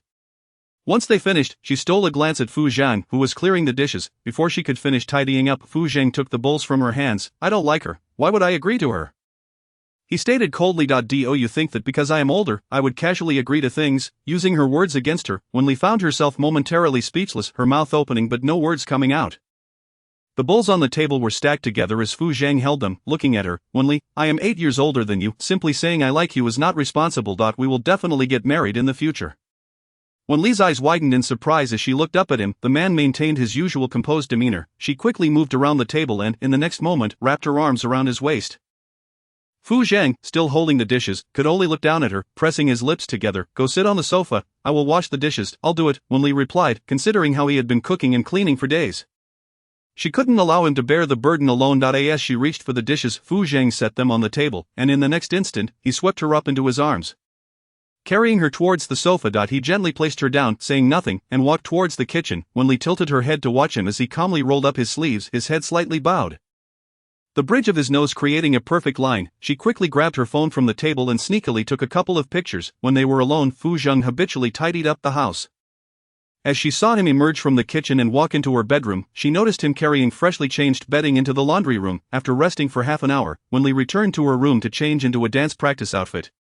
Tying her hair into a bun in the living room, she played music on her phone to practice. As Fu Zhang stepped out of the laundry room, his gaze lifted, and he paused, taking in the sight of Wen Li dressed in a flowing and colored dance outfit. Embellished with a delicate string of bells around her waist, she lifted the hem of her dress, giving it a powerful toss, causing the skirt to billow and the bells to ring melodiously. Meanwhile, Wen Li caught sight of him, her gaze shifted, reminiscent of a celestial maiden descending to the mortal realm. She lifted the hem of her gown, her toes barely grazing the ground as she leapt toward him. The wide sleeves of her dress brushed against his cheek, and Fu Zhang's eyes darkened suddenly. While the puppeteer reveled in her playful spirit, she placed her hands on his shoulders, arching her legs backward. Her delicate face tilting back as well, revealing a beautiful neck and collarbone. After a graceful spin, Wen Li leaned against Fu Zhang's chest. Just as she was about to depart, her slender waist tightened unexpectedly, prompting a startled gasp from her lips. Fu Zhang's large hand gently caressed her lower back, his voice husky as he inquired, have you had enough fun? Wen Li understood the wisdom of knowing when to withdraw. Her eyes curved in a smile as she nodded obediently, acknowledging that she had indeed played enough fun. Now it's my turn. Fu Zhang's hand tightened around her waist, and in the blink of an eye, he pressed her against the wall. Instinctively she tilted her head back while the man bent forward, their noses nearly touching. Wen Li trembled slightly, a tingling sensation coursing through her body. Surrendering to the moment, softly she couldn't help but close her eyes. In the next instant, the sensation of his touch vanished, followed by the withdrawal of his hand from her waist. She opened one eye, only to find that he had turned his back to her. At that moment, his voice, laced with amusement, echoed, let us practice dancing. Wen Li replied, old men are indeed just old men. Even now, he can resist kissing me. She dashed forward, leaping to wrap her arms around his neck. Fu Zhang instinctively reached out to steady her thighs, preventing her from falling. Wen Li leaned in to kiss his ear, quickly following with a kiss on his cheek. She hummed playfully and murmured, if you want to kiss me, who will? Before long she noticed an unusual flush creeping onto Fu Zhang's ears and cheeks. Fu Zhang, you're blushing, chapter 55, but she missed him too much. Fu Zhang turned his head, meeting Wen Li's slightly flushed face. Although her skin was thin, her courage was boundless. He said in a low voice, come a little closer. Wen Li, assuming he had something romantic to say, leaned in closer to his face, eagerly asking what. In the next moment, their lips met briefly before parting, and Fu Zhang sat her down, instructing, let us practice dancing. We'll go out to watch a movie at 9. Upon hearing this, Wen Li's eyes lit up. What movie are we watching? Fu Zhang sat on the couch, taking out his phone to check. What genre do you want to see? As she practiced her dance moves, she inquired, after a moment of silence. Fu Zhang replied with 3 words, war film. The old man was fond of war films, and naturally Fu Zhang had developed a liking for them as well, though he had yet to reach the point of needing to watch them every evening. Wen Li's thoughts wandered as she imagined sitting in the cinema with Fu Zhang, surrounded by a crowd shouting kill, kill, kill, or charge, charge, charge. She doubted they would even want to hold hands, let alone find it appropriate to do so. She lifted the hem of her dress and gave it a gentle flick. No, let us watch a romance film instead. Fu Zhang merely responded with a nonchalant as he had no strong opinions on the matter. Directly messaging Bai Siyuan, are there any recent romantic films? At that moment, Bai Siyuan had just returned home and, upon seeing the message, raised an eyebrow. How would I know about romantic films? I might as well ask Lin Chen. He went to the movies just yesterday. Are you and Wen Li going to watch a movie? It's best to choose a cinema far away, otherwise, you might get spotted. Fu Zhang didn't reply to him and instead sent a message to Lin Chen. What movie did you watch yesterday? Lin Yichen replied, I didn't go see anything. Who told you I went to the movies? Fu Zhang. Lin Yichen, when did you see us? Hey, don't tell Wen Li or anyone else about my movie date with Zhou Qin. We just happened to run into each other. Fu Zhang's eyebrows raised slightly. What movie? Lin Yichen replied, Future Diary. Ahem, it's suitable if you go with your girlfriend, but it might not be appropriate with Wen Li. There are some bed scenes and kissing scenes. Fu Zhang, whom after purchasing 2 tickets, he glanced over at Wen Li, whose fair face was flushed from dancing, beads of sweat dotting her forehead. He was acutely aware of how hard Wen Li had worked over the past year. The Wen family had done what they did to her. It wasn't that he didn't want to ask, but rather that Wen Li didn't want to speak of it. Perhaps to avoid eliciting pity from others. At around 8:20, Wen Li paused and walked toward her bedroom. After a brief shower and a change of clothes, she emerged saying, let us go. Fu Zhang noticed her wearing a thin, dark gray knitted dress, his brows slightly furrowed, yet he refrained from voicing any concerns. Instead, he went into the room to fetch a coat, draping it over his arm. As Wen Li stepped out of the parking garage, she felt the chill in the air, having focused too much on looking good and neglecting the temperature. Just as she hesitated about going back upstairs for a jacket, she felt a weight on her shoulder. Warmth enveloping her, she turned her head to find Fu Zhang standing beside her, slightly bent over, deftly fastening a button on his coat. Without a word, Fu Zhang opened the passenger door for her. Wen Li climbed into the front seat, turning to glance at Fu Zhang in the driver's seat. Why didn't you tell me I was underdressed? I could have brought a jacket. Fu Zhang's tone was calm, as though it were his duty. He often did things without pretense, yet his actions spoke volumes more than any deliberate gesture. Wen Li propped herself up to plant a kiss on his cheek. Fu Zhang reached out, gently pressing her back into the seat, fastening her seatbelt, and presented her with 2 choices. Do you want to watch a movie or go home to kiss? Wen Li had always teased him. And as a normal man, he would undoubtedly respond reasonably. She quickly straightened up, declaring, let us watch a movie. Kissing could happen any time, but opportunities to watch a movie together were rare. The main issue was that their time together was limited. If Fu Zhang hadn't sacrificed his own rest, they might not have seen each other at all. If Fu Zhang knew that Lin Yichen was referring to the fact that the bed scenes and kissing scenes constituted half of the film, he probably wouldn't have taken Wen Li to see it. Having seen the leads kiss and then go to bed multiple times, Fu Zhang's hand resting on his thigh tightened slightly. His body tensing. Wen Li, in her 20s, felt a hint of awkwardness watching such a film. She stole a glance at the man beside her, sitting upright, his gaze calm and composed. She tried to maintain her composure. And when the movie finally ended, she let out a sigh of relief. The drive back was quiet, so silent that they each retreated to their own bedrooms. Fu Zhang tossed his coat onto the bed and took out his phone to message Lin Yichen. Once the call connected, he said coolly, are you a pervert, Lin Yichen? Just as he was about to explain, the call ended. Coincidentally, when Wen Li returned to her bedroom, she found Lin Baozhu expressing a desire to go watch a movie. Just as she was about to advise against seeing Future Diary, considering it was still quite popular, Zhou Qin sent a message, don't go see Future Diary. It's really awkward. Wen Li silently asked. Xin, who did you go with to see it? Lin Baozhu, curious, asked, have you all seen it already? Then I'll go watch it tomorrow. Wen Li replied, I'm quite open-minded, but this film makes me feel very reserved. As if I can't show my face, Lin Baozhu, I just heard that there are a lot of kissing scenes in this movie, and I'm a bit curious now that you've said that. I am even more curious, Wen Li. After a while, Lin Baozhu sent a voice message. I found 2 tickets for Future Diary in my brother's pocket from yesterday. She probably intended to share this with Zhou Qin. Implying that her brother wasn't a good person. However, Wen Li noticed that Zhou Qin had not replied, and she guessed it was with Lin Yichen. In truth, Zhou Qin was quite similar to her. Having strong objectives and knowing what she wanted, there was nothing wrong with that. At least she could give it a try. She privately messaged Lin Baozhu, is it possible that your brother went to see it with Zhou Qin? Lin Baozhu, I thought of that right after I sent it. Zhou Qin doesn't particularly like watching movies, nor does she enjoy romantic films. My brother is such a jerk, trying to pursue something unattainable. Wen Li, when she was at a loss for words, Lin Baozhu sent another message. Who did you go to the movies with? Wen Li silently replied with 2 words, Fu Zhang. Lin Baozhu, I guessed as much. You're quite brave to invite him to see that kind of movie. Wen Li felt a bit wrong this time, although she was bold and thick-skinned. She would never take Fu Zhang to watch such a film. He probably didn't even know it would be like that. Otherwise, he definitely wouldn't have taken her the next day after finishing her morning classes. Wen Li returned to her dormitory to rest. After a while, Li Qin returned, cradling a bouquet of flowers with a blissful expression. Did your boyfriend give you those? Wen Li asked, smiling brightly, before Li Qin could respond. She beamed. Today is my birthday. Upon hearing this, Wen Li immediately exclaimed, happy birthday. After a moment of thought, she took out a box of condoms from her bag and handed it to her. Thanks to you yesterday.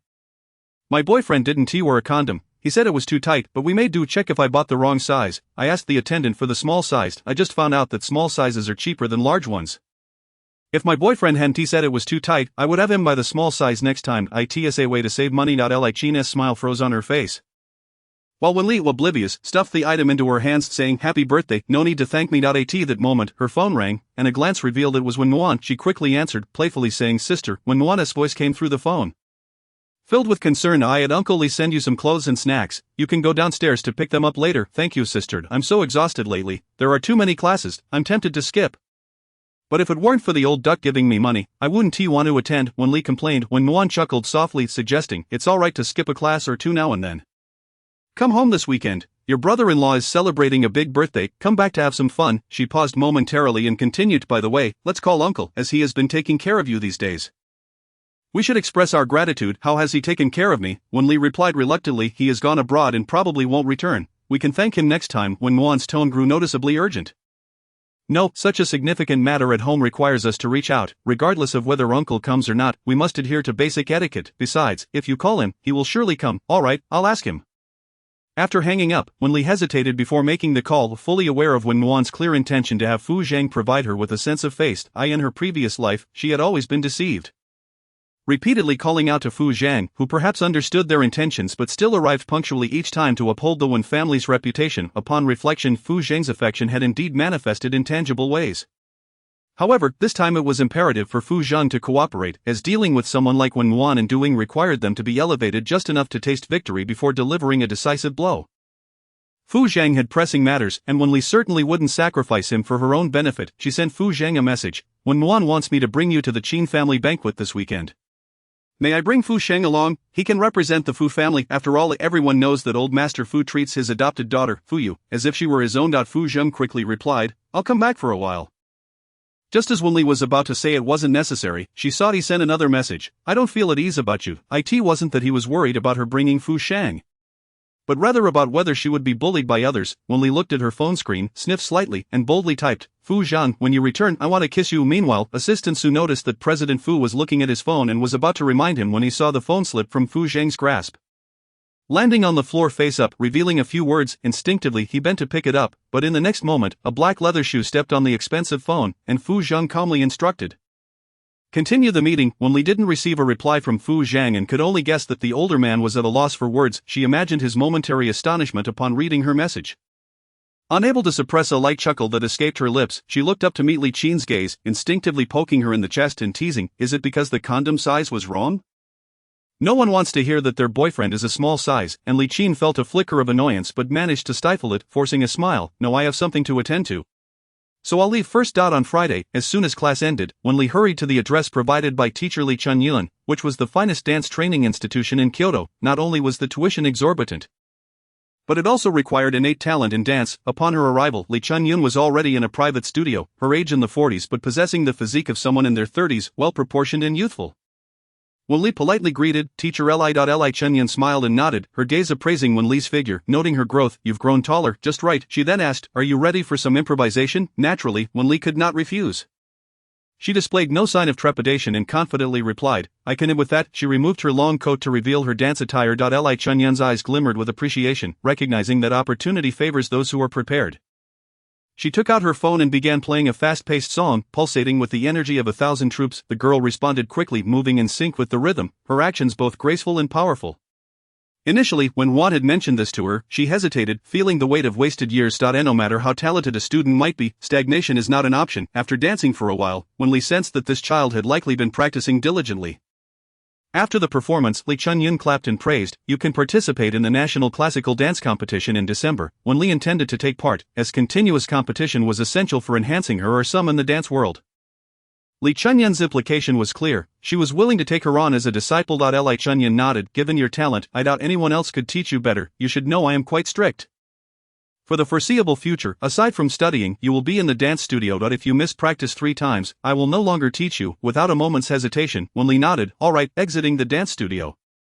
She immediately shared the good news with Fu Zhang. Teacher Li has taken me on as a disciple. Isn't your girlfriend remarkable? Once she sent the message, she looked up, and there stood the man who should have been working abroad. Impeccably dressed in a sharp suit at the door, his gaze fixed upon her, clearly having rushed back on purpose. She had sensed he would not miss such an important moment in her life. She quickly approached him, momentarily halting, her hand instinctively lifting before she restrained it. After all, most people at the dance institution came from affluent backgrounds and recognized Fu Zhang. She beamed, Fu Zhang. Fu Zhang reached into his pocket, soon producing a pear-shaped diamond necklace, his voice low. Wen Li very impressive. Wen Li longed to embrace the older man, draping her clothes over her head before tightly wrapping her arms around his waist. Feeling a delightful awkwardness, even Fu Zhang, usually composed and unflappable, was taken aback by her action, momentarily unsure how to respond. He looked down at Wen Li, who was completely concealed, and after a few seconds, he chuckled softly several times. He wrapped his arm around her waist, bending slightly to say, "Is that how much you missed me?" Chapter 56, Did you not say you wanted to kiss me? The small head nestled in his embrace stirred slightly as if acknowledging his words. Fu Zhang's large hand gradually found its way to her head, soothing her like he did when she was younger, gently stroking her hair. Let's go. Just then, a female voice interjected. Uncle Fu. Wen Li, preparing to lift the garment, quickly pulled it down again, attempting to shield herself from view above her. Fu Zhang's cold voice responded. Zhang Xiaoyun regarded the figure nestled in Fu Zhang's arms with curious scrutiny, asking, Uncle Fu, who is this? At that moment, Wen Li recognized the voice. Zhang Xiaoyun, sister of Zhang Shuyi, with whom she had little prior interaction, except that in her previous life, Zhang Xiaoyun had once kidnapped her. Zhang Xiaoyun had harbored feelings for Qin Feng and, in an act of revenge against Wen Nuan, had abducted her to a warehouse with the intent of forcing Wen Nuan to divorce Qin Feng. Throughout that ordeal, Wen Nuan had remained uninvolved. Fortunately, Zhang Xiaoyun lacked the audacity to endanger her life. However, once Fu Zhang learned of the incident, Zhang Xiaoyun ended up in prison. Many signs had pointed to these developments, but she had chosen to believe they were acting out of love. Fu Zhang felt the grip around his waist tighten slightly, and he bent to scoop her up, saying nothing as he strode forward. Zhang Xiaoyun stood rooted in place, clearly taken aback that there was a woman beside Fu Zhang. Once inside the car, the door closed, and Fu Zhang lifted the garment from Wen Li's head. Their eyes meeting, before he could speak, she murmured, Fu Zhang, when we get married, you should lift the veil like this. Fu Zhang's expression was a mix of helplessness and tenderness as he brushed a few stray hairs from her face, murmuring, alright, you can do as you wish then. Do you want to make it public? If you do, I will handle it. Wen Li nodded, but quickly shook her head, grasping his hand earnestly. Fu Zhang, please bear with me for a while. Once I resolve matters with the Wen family, I will certainly tell everyone that my boyfriend is Fu Zhang. If Wen Nuan and her cohorts discovered her relationship with Fu Zhang, they would undoubtedly refrain from any further significant actions, making it insufficient to punish them later. Fu Zhang replied solemnly, you can call on me for help at any time. I definitely will. I won't pretend to be strong. Wen Li genuinely meant it. When she found herself at a loss, she would certainly seek Fu Zhang's assistance. Hearing this, Fu Zhang felt somewhat reassured. He glanced at his watch, clearly pressed for time. I'll take you back to school. I have to go abroad for a while and will return on Sunday afternoon. Wen Li felt no disappointment. It was already quite remarkable that Fu Zhang could rush back. Let me take you to the airport. I can accompany you for a meal there. I'll return on my own afterward. Before Fu Zhang could respond, she added, I want to spend a little more time with you. Alright, then I'll have someone bring you back afterward. After saying this, Fu Zhang looked at Assistant Su, who was keeping his head down, pretending not to have heard anything, and instructed to the airport, where Assistant Su immediately started the car, heading toward the airport. At this moment, Wen Li realized that Assistant Su was in the front seat, and she felt somewhat uneasy as there was still a hint of embarrassment associated with their romance. She said nothing, merely slipping her hand into Fu Zhang's palm, their fingers interlocking, resting her head on his shoulder. Fu Zhang glanced down at her several times, seemingly waiting for her to make a move, but for quite a while, Wen Li simply focused on playing with his fingers. He pressed his lips together before suddenly speaking, partition. His abrupt words made Wen Li instinctively look at him, puzzled. What partition? At that moment, the partition between the back seat and the front raised slowly, obscuring Assistant Su's figure as well as the scenery ahead. The interior of the car dimmed slightly. Wen Li looked up at the ceiling, then at the partition, and finally her gaze fell upon the man's austere face. She appeared momentarily dazed, her mind just beginning to grasp his implication when she hadn't even spoken yet. A voice rang in her ears, a gentle tone that nonetheless left her feeling dizzy. Did you not say that when you returned you would kiss me? She remembered that conversation but hadn't anticipated Fu Zhang would bring it up. For a moment, she found herself at a loss, staring at him, unsure of what to do. Fu Zhang lowered his gaze towards her, noticing her dazed expression and the faint smile gracing her lips, his voice gentle. Have you forgotten? Wen Li snapped back to reality, just about to shake her head when Fu Zhang bent slightly, facing her fully. His flawless handsome visage caused her breath to catch momentarily. She was unsure why, but when Fu Zhang appeared bashful, she found herself unabashedly uttering bold words. Conversely, when he was at ease, she felt a flutter of shyness. The man's thin lips parted slightly, exuding a hint of allure. Just kiss me. Wen Li's cheeks flushed crimson in an instant, yet she did not shy away. Instead, she leaned in slightly, placing a kiss upon his lips with an air of feigned delicacy. Fu Zhang's gaze darkened, his Adam's apple bobbing as he tightened his hold around her waist. Drawing her onto his lap, unable to resist, Wen Li wrapped her arms around his neck, the heat radiating from her face almost searing. Fu Zhang rasped, It's my turn now, before Wen Li could utter a word. He leaned in, their lips meeting, their eyelashes fluttering softly. The temperature within the car gradually escalated, and after what felt like an eternity, they finally parted. Wen Li, feeling bold, nestled her head against his chest and lowered her voice slightly. Fu Zhang, have you watched any films? It was no wonder she harbored doubts. The older man's kissing skills were growing increasingly adept, unlike that of a novice in romance. Fu Zhang had developed some resistance to her occasional surprising remarks. Yet he still raised his hand to gently tap her forehead, then pulled her closer, his jaw set firmly. From now on, you are not to watch those. He pressed his lips together and added, if you truly wish to see, I shall strip for you. It was hardly surprising that she would be curious about such things. Adolescents often found themselves intrigued. He was merely an exception. Previously he had not concerned himself with her interests, as he felt he had no right to do so, but now that they were together, his possessiveness inevitably surfaced. Wen Li, today, the words spoken by the older man led her to genuinely believe he had been possessed. She replied softly, all right. Such a tempting offer was one she could hardly refuse. Throughout the journey, Wen Li sat comfortably on Fu Zhang's lap, perhaps too at ease, as she dozed off for a brief spell. In the underground parking garage, the sound of the barrier alerted her, and as she straightened herself, she donned her jacket. Upon exiting the car, she spotted Assistant Su bowing his head nearby, appearing as if he dared not look up. Unable to contain herself, she poked Fu Zhang's arm, indicating he should notice Assistant Su. Fu Zhang cast a casual glance and instructed, you go have lunch. I'll send her back later. Assistant Su nodded. Understood. The airport cuisine was notoriously unpalatable, so the two opted for a random eatery. Time was scarce. Within mere minutes, Fu Zhang was due for his flight. Wen Li had intended to escort him to the boarding gate, but Fu Zhang insisted on accompanying her to the car instead. On the return journey, Assistant Su noticed Wen Li observing him intently, thinking perhaps she was anxious about their romance being revealed. He hastily assured her, Miss Wen, fret not, I have signed a confidentiality agreement. Should I disclose Mr. Fu's private matters, I am liable to compensate 10 million. I cannot afford such a sum. Wen Li, she couldn't help but chuckle softly. Her concerns lay elsewhere. Since Fu Zhang had allowed Assistant Su to be privy to this information, it was a testament to Assistant Su's reliability. No, I meant to inquire if he had stayed up late working? She had not overlooked the dark circles under Fu Zhang's eyes. After a moment of hesitation, Assistant Su replied, Miss Wen, you likely are not considered an outsider. Yes, Mr. Fu stayed up until 4 in the morning yesterday and was up by 8 today. He rushed back after finishing his morning tasks. Wen Li responded with an oh, then recalled something. If he stays up late again, could you send me a message, Miss Wen? That may not be appropriate. Assistant Su replied, wary of revealing Mr. Fu's affairs and risking his position. Rest assured, even if Fu Zhang finds out, he won't dismiss you. I simply want him to rest well. Wen Li reassured him, noticing Assistant Su's silence. She decided not to press him further and instead sent Fu Zhang a message. Could you have Assistant Su send me a copy of your work schedule in the future? Fu Zhang, MM. On Saturday evening, when Nuan specifically called to ask if Fu Zhang would be attending, and when Li affirmed the following day, after her afternoon classes, the Wen family driver arrived to escort her home. Where Wen Rong and the others awaited her return, this time seemed particularly significant, as Wen Nuan and the others had spared no expense on their gowns for the banquet, selecting limited edition pieces from the current season. After all, in a gathering hosted by the Qin family, if she were to appear underdressed, it would be a disgrace to them. Once Wen Li changed into her outfit, the makeup artist began her work. And when Nuan, standing nearby, inquired, will Uncle be joining us later? The more she asked, the more anxious Wen Li felt, uncertainly replying, he is still abroad. He'll probably be late. You said he would return, right? When Nuan's voice instinctively rose a notch.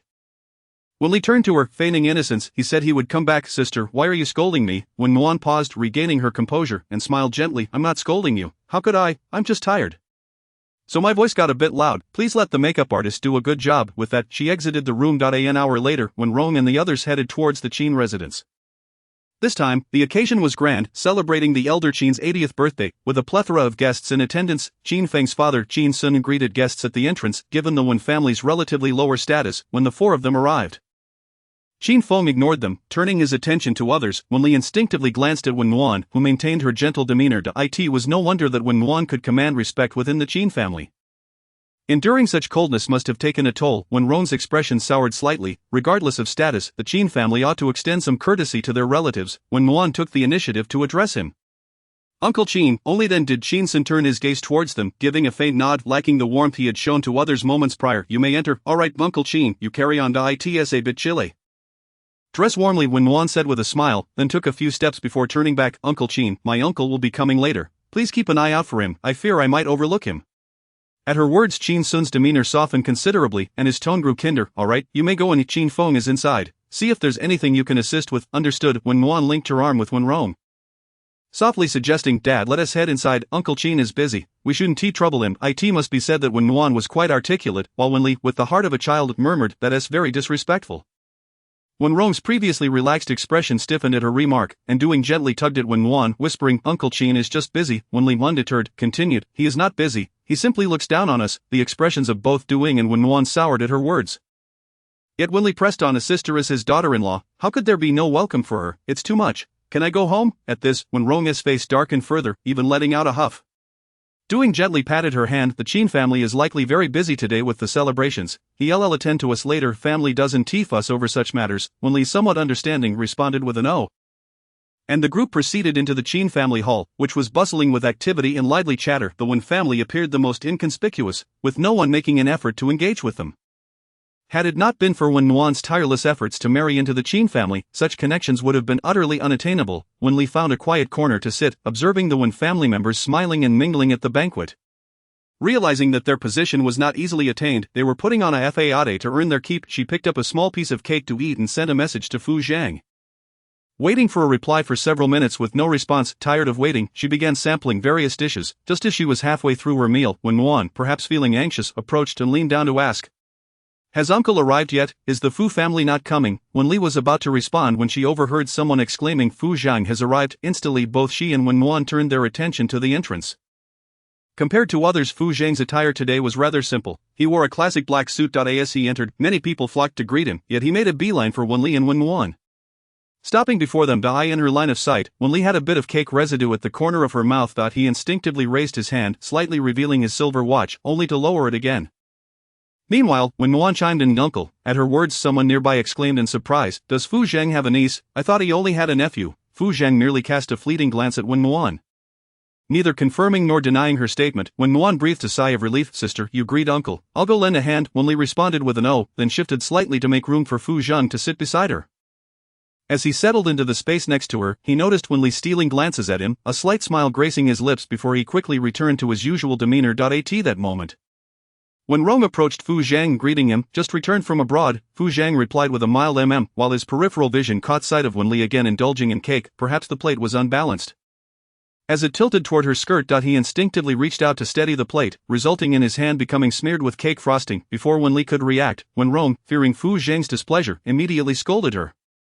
"Can't you eat properly?" At this, Fu Zhang rose leisurely, fixing a cold stare at him. "I didn't say anything." "What do you mean?" Afterward, he retrieved another plate of cake and offered it to Wen Li before heading towards the restroom. Chapter 57. It turns out he was jealous. Wen Li cradled the cake plate in her hands, her innocent gaze fixed on the deflated Wen Rong, who bore an expression that suggested he was on the verge of anger but could not quite muster it.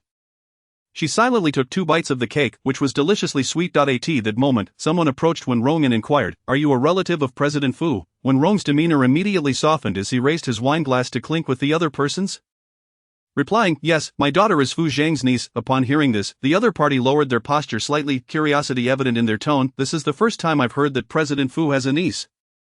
She can't be a blood relative, can she? Our families are neighbors and have a good relationship." When Rong smiled, Wen Li cast a sidelong glance at him, realizing that the Wen family thrived on such deceptions in public.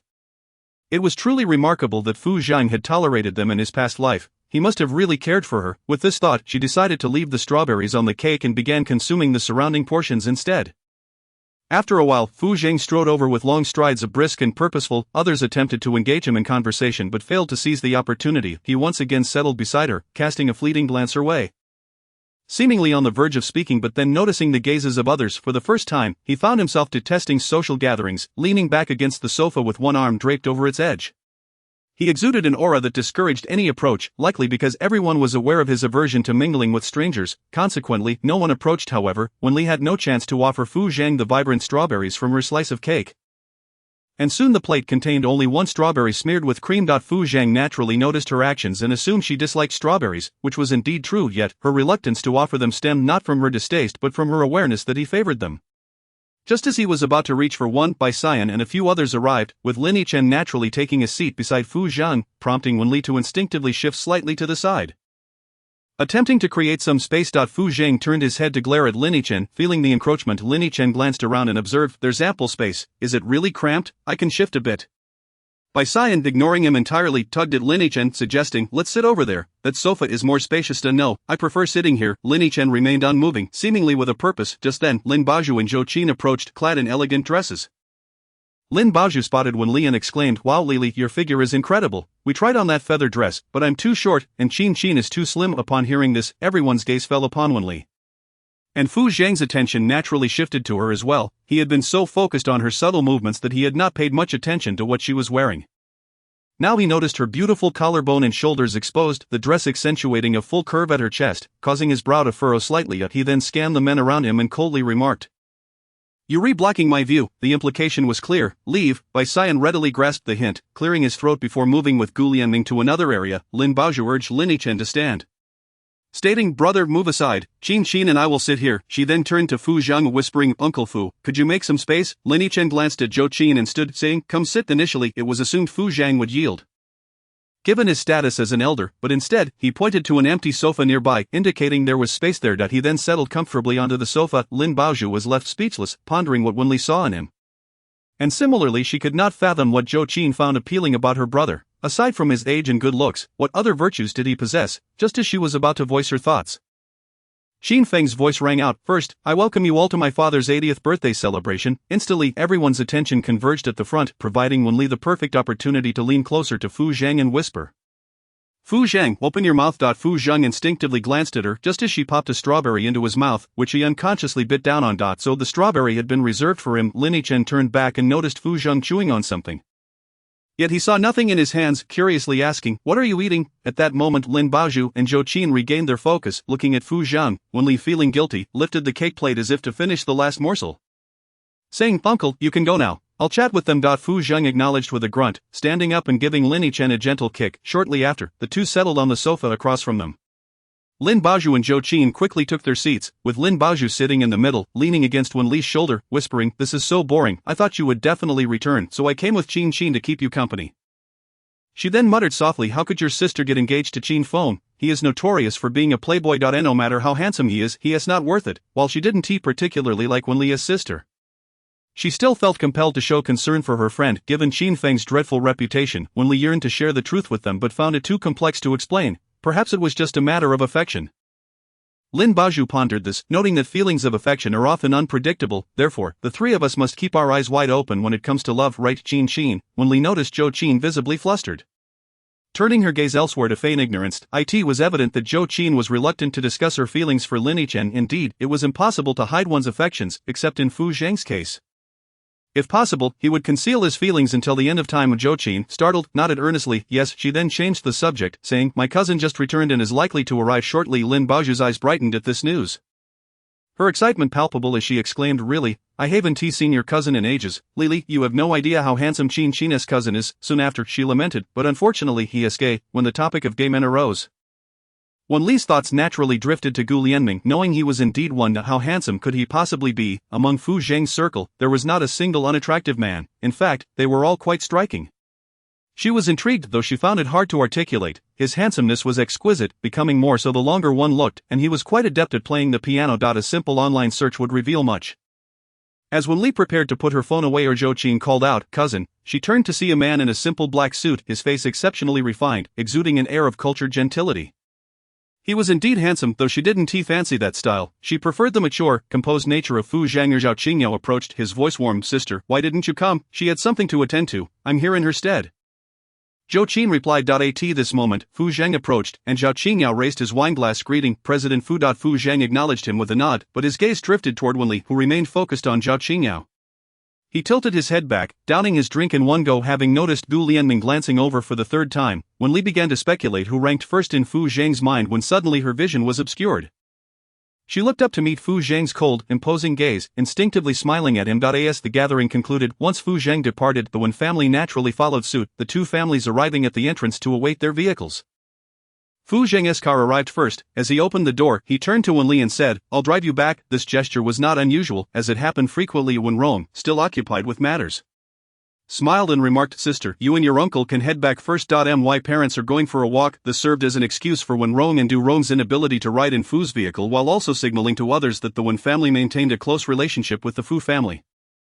Under the watchful eyes of the crowd, Wen Li entered Fu Zhang's car, and soon after he joined her, closing the door. Before Wen Li could utter a word, assistant Su automatically lowered the partition. She glanced at it, suddenly feeling uneasy, as if she and Fu Zhang were about to engage in something inappropriate. "Are the strawberries good?" he asked. She replied. Fu Zhang's expression remained indifferent, his tone flat. And it was evident he was somewhat displeased. Just as Wen Li was about to inquire about his mood, he casually asked, "Is Zhao Qingyao good-looking?" "He is indeed handsome, even more so than many women." Wen Li replied candidly. Fu Zhang responded with a nonchalant "oh," his gaze dimming slightly as he crossed his legs. "Do you like him?" It was at this moment that Wen Li grasped the underlying meaning of his inquiry.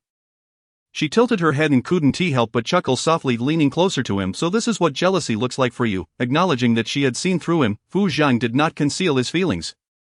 He pressed his lips together and closed his eyes, confessing, "Yes." In the next instant, someone cupped his face, and he felt a soft touch on his lips. He abruptly opened his eyes to see Wen Li's petite face magnified before she casually selected a picture depicting a man in the kitchen, donning an apron as he washed dishes, his gaze lifting towards Fu Zhang. "I usually see you," he remarked. Fu Zhang, known for his emotional steadiness, was taken aback this time. His chest pounded like a drum, each beat more forceful than the last, his dark eyes fixated on Wen Li's face. It seemed he would never let her go in this lifetime, whether it was sin or malice. They would bear it together. She had provoked him. He had never been a man without temper. "Oh, you know what you are doing?" Wen Li nodded, showing no signs of retreat. "Yes, I am confessing." After saying this, she turned her profile towards him and added, "Shouldn't you kiss me?" Fu Zhang's gaze darkened, and as their noses nearly touched, a sudden phone ring interrupted their conversation. Sitting up straight, Fu Zhang answered the call. "What is it?" "Come back immediately." Returning, instantly the vehicle made a U-turn, prompting Wen Li to inquire, "What happened?" "Gu Lianming and Zhao Qingyao are fighting at the Qin residence," Fu Zhang replied. Hearing this, Wen Li was momentarily astonished. Although she had little interaction with Gu Lianming, she knew him to be a refined man who valued his reputation. As for Zhao Qingyao, who was gentle and jade-like, he seemed the least likely to engage in a brawl. The fact that these two were fighting at the Qin family's banquet, it appeared their relationship was quite intricate. Before long, they returned to the Qin residence, where the hall was now sparsely populated.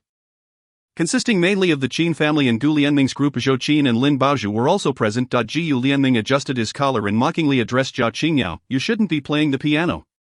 You should learn to box." Zhao Qingyao retorted coldly, "I should indeed go learn it." By Xian, unable to mediate, called out to Fu Zhang, "You should come over. These two are ready to fight at the slightest disagreement." Gu Lianming waved his hand and strode outside without needing further persuasion. Perhaps he was truly enraged, as even when Li noticed his unusual gait. Lin Yichen mumbled, "What is wrong with these two? When did they become enemies?" Yet, he didn't dwell on it long, adding, "Baozhu, I'll take you all home." One by one, people began to leave, and Wen Li and Fu Zhang returned to the car, noticing her silence. Fu Zhang was about to speak when she said, "I suspect Gu Lianming is involved in something." Fu Zhang, he took a deep breath, just lifting his hand when he saw Wen Li covering her forehead. Her expression both playful and smug. He let out a helpless chuckle. "I'll ask tomorrow." In the next moment, Wen Li wrapped her arms around him and tilted her head, saying, "Fu Zhang, you like me too much." Fu Zhang did not deny it, merely responding with a hum. As they neared the Fu residence, Wen Li spoke, "I won't go back just yet. I want to check on Uncle Fu." The last two words were spoken softly. Fu Zhang acknowledged her with a hum, and the car drove directly into the Fu family estate. Upon entering the living room, they immediately spotted the elder Mr. Fu engaged in a game of chess with a younger man, while another even younger boy stood nearby. Wen Li recognized this person as her schoolmate, Su Muan. Upon seeing them, Su Muan was momentarily taken aback, then graciously greeted, "It's you two." Fu Zhang's eyes fell on the man opposite his grandfather. His brow slightly furrowed, and his lips pressed into a straight line. The elder Mr. Fu turned to them with a cheerful smile. "You've finally returned. Xiao Li, come help me play, my back is aching from sitting." Wen Li, puzzled, instinctively nodded, but before she could move closer, Fu Zhang casually remarked, "What game are we playing tonight?" The elder Mr. Fu shot him a glare and then approached, linking his arm with Fu Zhang's. "Come walk with me." After trying to pull him along without success, he attempted once more with no movement. Wen Li noticed Fu Zhang's odd behavior and was about to speak when Fu Zhang walked over to the sofa, saying, "I'll handle it." The elder Mr. Fu, "What is he doing here? It's not his turn to play," he added. "Xiao Li, you accompany your uncle and them in the game." Wen Li instinctively nodded, naturally standing beside Fu Zhang. Su Suji glanced at her before quickly averting his gaze. "Uncle Fu, you go first." P.S. Fu Zhang's inner turmoil is accumulating. Fu Zhang, "Uncle? What uncle? Next to you is your aunt." Chapter 58, Is she pregnant? Fu Zhang sat in his seat, tugging at his black tie before tossing it onto the sofa. "If you call me uncle, I must show some affection." He indicated for Su Suji to go first. The elder Mr. Fu sensed the sarcasm in his tone, while he understood the reluctance to set up his child on blind dates. Surely one must consider marriage eventually. However, he had acted similarly toward his son-in-law back in the day. and thus felt no shame in addressing Fu Zhang. Clearing his throat, he eased the atmosphere. Suji, you go ahead, your uncle is older, so it's only right for him to yield to you. Suji politely nodded. Placing a white piece on the board, while Fu Zhang placed a black piece, Wen Li, having some knowledge of chess, quickly discerned that Suji was skilled and likely played often or had a deep understanding of the game. As for Fu Zhang, she knew he was not an avid player, merely competent, but not an expert, and certainly not a match for Suji. She watched as he lost several pieces, feeling a sense of discomfort as if her boyfriend was being bullied. She could not remain silent and blurted out, "Put it here." The elder Mr. Fu, noticing, chimed in, "You should let the younger ones play. You don't usually enjoy these games, get up already. Why are you acting like a performer when others are on a blind date?" When it was your turn, you were as tranquil as a statue in a temple. Wen Li, fearing Fu Zhang would lose face, said, "Let me play." Upon hearing this, Fu Zhang stood up and sat on the adjacent sofa. His lips pressed tightly. Su Muan shot a glance at him and gently nudged Suji, who was oblivious to social nuances. Suji turned to him, instinctively asking, "What's wrong, Su Muan?" "Nothing." Wen Li, determined to avenge Fu Zhang, approached the game with the fervor she had during her high school exams, carefully deliberating each move. After several exchanges, Suji could not help but glance at her, somewhat admiringly, saying, "Have you studied Go?" Without lifting her gaze from the board, Wen Li replied, "I learned with Grandpa Fu when I was young." Seizing the opportunity, the elder Mr. Fu beamed, "Xiao Li is clever. She plays Go very well, much smarter than her uncle." Indeed, she was quite skilled. Suji's praise was sincere, albeit somewhat rigid, yet it was satisfying. The elder Mr. Fu was pleased with him. In today's world, it was rare to find such a composed young man. Wen Li, with her playful nature, was not overly serious, but having a man to support her was undoubtedly beneficial. Wen Li, undistracted by their exchanges, focused intently on the game and narrowly defeated Suji. She instinctively looked at Fu Zhang, reveling in her victory. The joy of winning illuminated her features, prompting Fu Zhang's tightly pressed lips to relax into a smile as he mildly remarked, "It's getting late. We should rest." The elder Mr. Fu glanced at the time and agreed. "Suji, Xiao Li, let's exchange contact information. Sometimes you can arrange to play together." At this point, Wen Li felt a touch of confusion but quickly retrieved her phone. Unwilling to embarrass Grandpa Fu in front of others, they exchanged contact details. Suji politely stood up, saying, "Grandpa Fu, Uncle Fu, we will take our leave now." "Alright, Fu Zhang, see them off," the elder Mr. Fu instructed. Fu Zhang said nothing, standing up and walking outside with a slightly quicker pace than usual. Once they left, the elder Mr. Fu turned to Wen Li with a mysterious air, asking, "What do you think of Suji? Is he not quite good?" Indeed, Suji was quite decent, and Wen Li nodded. However, she soon recalled something and bashfully said, "Grandpa Fu, you aren't trying to set me up with him, are you?" Seeing the elder Mr. Fu's expression confirming her suspicion made her want to cover her face with her hands, and she gently refused. "Grandpa Fu, I don't like his type. I prefer your son's type. I know, young people often don't favor such serious individuals. However, when it comes to marriage, it's better to choose someone suitable than simply someone you like. Look at your uncle. Although he seems like an old tree, he can stand firm when it matters." The elder Mr. Fu genuinely wished the best for her. Wen Li, of course, held no resentment toward him. The Fu family had treated her, an outsider, quite well. She obediently replied, "Grandpa Fu, I understand. When I get married, I will definitely bring him back for you to meet. He will surely be as good as my uncle." Upon hearing this, the elder Mr. Fu realized she had no feelings for Suji, which was somewhat regrettable, but he did not push her. After all, happiness was paramount, just like Fu Zhang. Although he often urged him to marry, if he was unwilling, he would not force him. Naturally, he, as a father, could not compel him either. "Alright, keep your eyes open." When Fu Zhang returned, Wen Li intended to go home. "Grandpa Fu, I'm heading back now, you should rest well." After saying this, she looked at Fu Zhang, her eyes signaling him to offer her a ride. "I'll take you home." Fu Zhang said. The two walked out of the Fu family residence, with Wen Li glancing sideways and lightly brushing her fingers against his hand, feeling a sense of pride as she said, "Isn't your girlfriend making you feel quite impressive?" Fu Zhang halted, looking down at her, remaining silent for a few seconds before responding coldly, "Suji's family background is decent. He's composed and young. What do you think?" Upon hearing this, Wen Li's expression immediately soured, and she appeared angry as she gritted her teeth. "Fu Zhang, if you dare suggest I consider him, I will run straight to Grandpa Fu and tell him we are already in a relationship. That we've already slept together." After saying this, she turned her head to look elsewhere. "No," Fu Zhang replied in a low voice. Noticing her refusal to meet his gaze, he stepped in front of her. But she immediately looked down, clearly avoiding eye contact. He maintained his patience, adjusted his suit trousers, crouched down, and gazed up at her. He spoke in a low tone, "Even if you say it's okay, I will not let go. You must take responsibility for your immaturity in our relationship. I will do the same. I will be accountable for my actions, and neither of us should entertain thoughts of retreating now." Previously, he had held on to the hope of granting her a chance to reconsider. But now he could not afford her even that. This was the first time Fu Zhang had uttered such words to her, perhaps to convey that once the bow is drawn, there is no turning back. Wen Li's tightly pursed lips gradually curved upwards. She demanded this attitude from Fu Zhang. He was not permitted to waver. She would never back down, not even if someone placed a knife to her throat and ordered her to deny her feelings for Fu Zhang.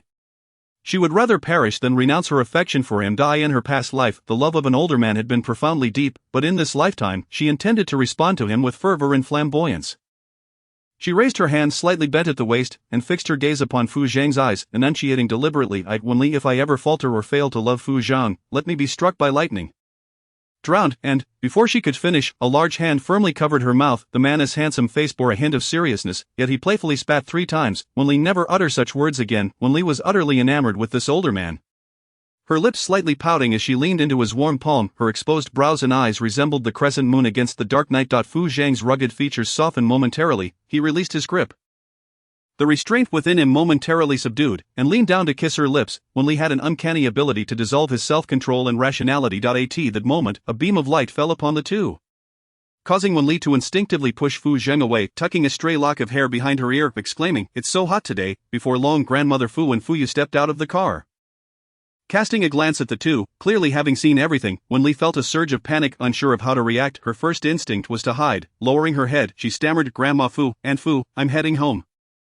I haven't finished my homework." With that, she dashed into the Wen household. As she closed the door, she couldn't help but glance back at the Fu residence, fearful that Fu Zhang might face reprimand.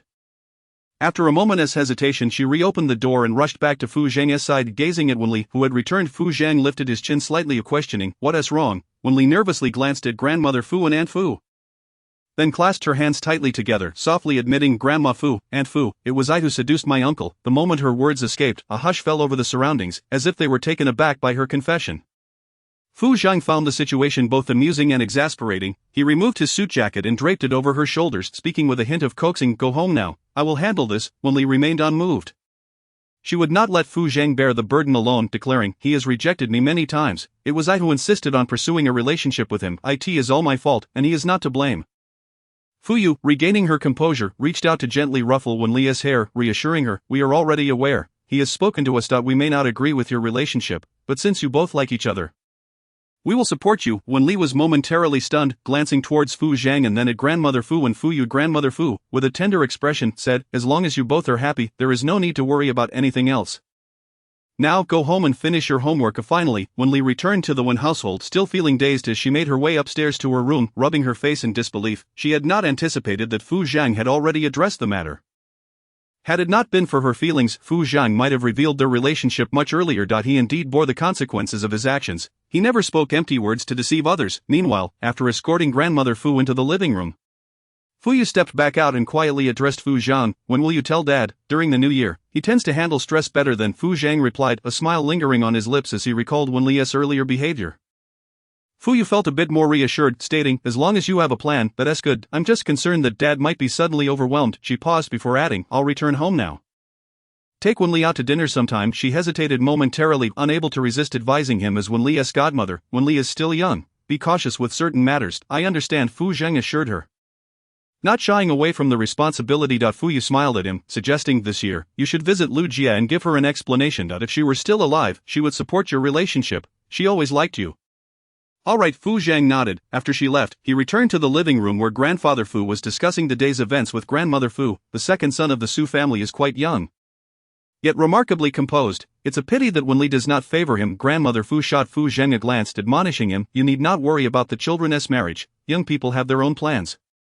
Yet, despite her words, she still felt the need to be concerned for her own child. "I worry for Wen Li. She is alone in the Wen household with no support. In marriage, she must find someone who can back her up." At this, Grandfather Fu turned his gaze towards Fu Zhang, continuing, "You should pay more attention to Wen Li and support her." Fu Zhang responded with a simple, "From now on, do not bring anyone else home." Hearing this, Grandfather Fu shot him a stern look, complaining to Grandmother Fu, "Your son lacks emotional intelligence. I wanted Wen Li to interact with the Su family's second son, but he, unfortunately, does not understand. He even tried to intimidate others. Yet he is no match for the Su family's second son in Go. He couldn't help but laugh. He used to follow Wen Li around constantly, refusing to learn Go from me. He deserves it." "Enough talk, you should rest now." Grandmother Fu was at a loss for words, wishing to advise him not to introduce his daughter-in-law to other men. Wen Li's schedule was quite packed, especially with dance practice. The next morning, she returned to school, merely sending Fu Zhang a message on her phone. After receiving her class schedule, Li Chenyun tailored a plan for her based on her timings.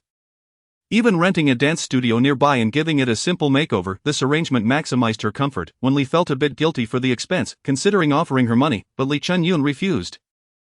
At her age, she no longer cared about money but rather about reputation and heirs. For more than 10 days, Wen Li and Fu Zhang had not seen each other at all. This time, they truly could not spare a moment. She attended classes at school during the day while Fu Zhang worked. In the evenings, she rushed to the dance studio for practice. Fu Zhang had time, but she worried that he might get distracted, affecting her progress, especially since the competition was set to commence in December. If she did not win this year, she would have to wait 5 more years for another competition of significant merit. One day, with no classes in the morning, Wen Li went for dance practice and returned at noon to rest in a chair, her entire body aching. At that moment, Li Qin was also in the dormitory. Noticing Wen Li resting with her eyes closed and looking exhausted, she spoke up. "Where have you been these past few days? You're not in the dormitory every night." Wen Li kept her eyes closed and replied, "I've been at my boyfriend's place. His energy is too much for me to handle." Just as Li Qin was about to respond, Wen Li suddenly opened her eyes, bolted to the restroom, and began to retch several times. Li Qin stood at the door, concerned. "Are you okay?" Wen Li retched a few more times and turned her head to reply, "I'm fine. I've just been feeling nauseous these past few days." Hearing this, Li Qin hesitated before tentatively suggesting, "Are you perhaps pregnant?" Wen Li's expression shifted to one of shock and concern. "No way. We took precautions. Precautions don't guarantee anything. Should I buy a pregnancy test for you?" Li Qin proposed. Wen Li hesitated, feeling scared. "Could you buy it for me? I'll pay you back." "All right," Li Qin agreed, rushing out of the dormitory. After a while, Li Qin returned with several pregnancy tests, saying, "I bought a few because I was worried they might not be accurate." "Thank you," Wen Li replied. Closing the restroom door, she took out a can of cola she had prepared earlier and dripped it onto the tests. Sure enough, 2 lines appeared. She then tested the remaining ones. After putting the cola back in the cupboard, she opened the door with a tear-streaked face, looking at Li Qin, panicking. "It's over. I'm really pregnant." Li Qin stared at the pregnancy tests in Wen Li's hand, her expression momentarily brightening before she quickly masked it, asking, "What do you plan to do?" Chapter 59. She has already acted as if she were pregnant. Wen Li remained silent, sitting on the chair in shock. "How could this happen? We were careful." As she spoke, she covered her face, glancing at Li Qin. "It's normal. Contraception isn't foolproof." Li Qin gently patted her shoulder, adding, "Why not tell your family about this?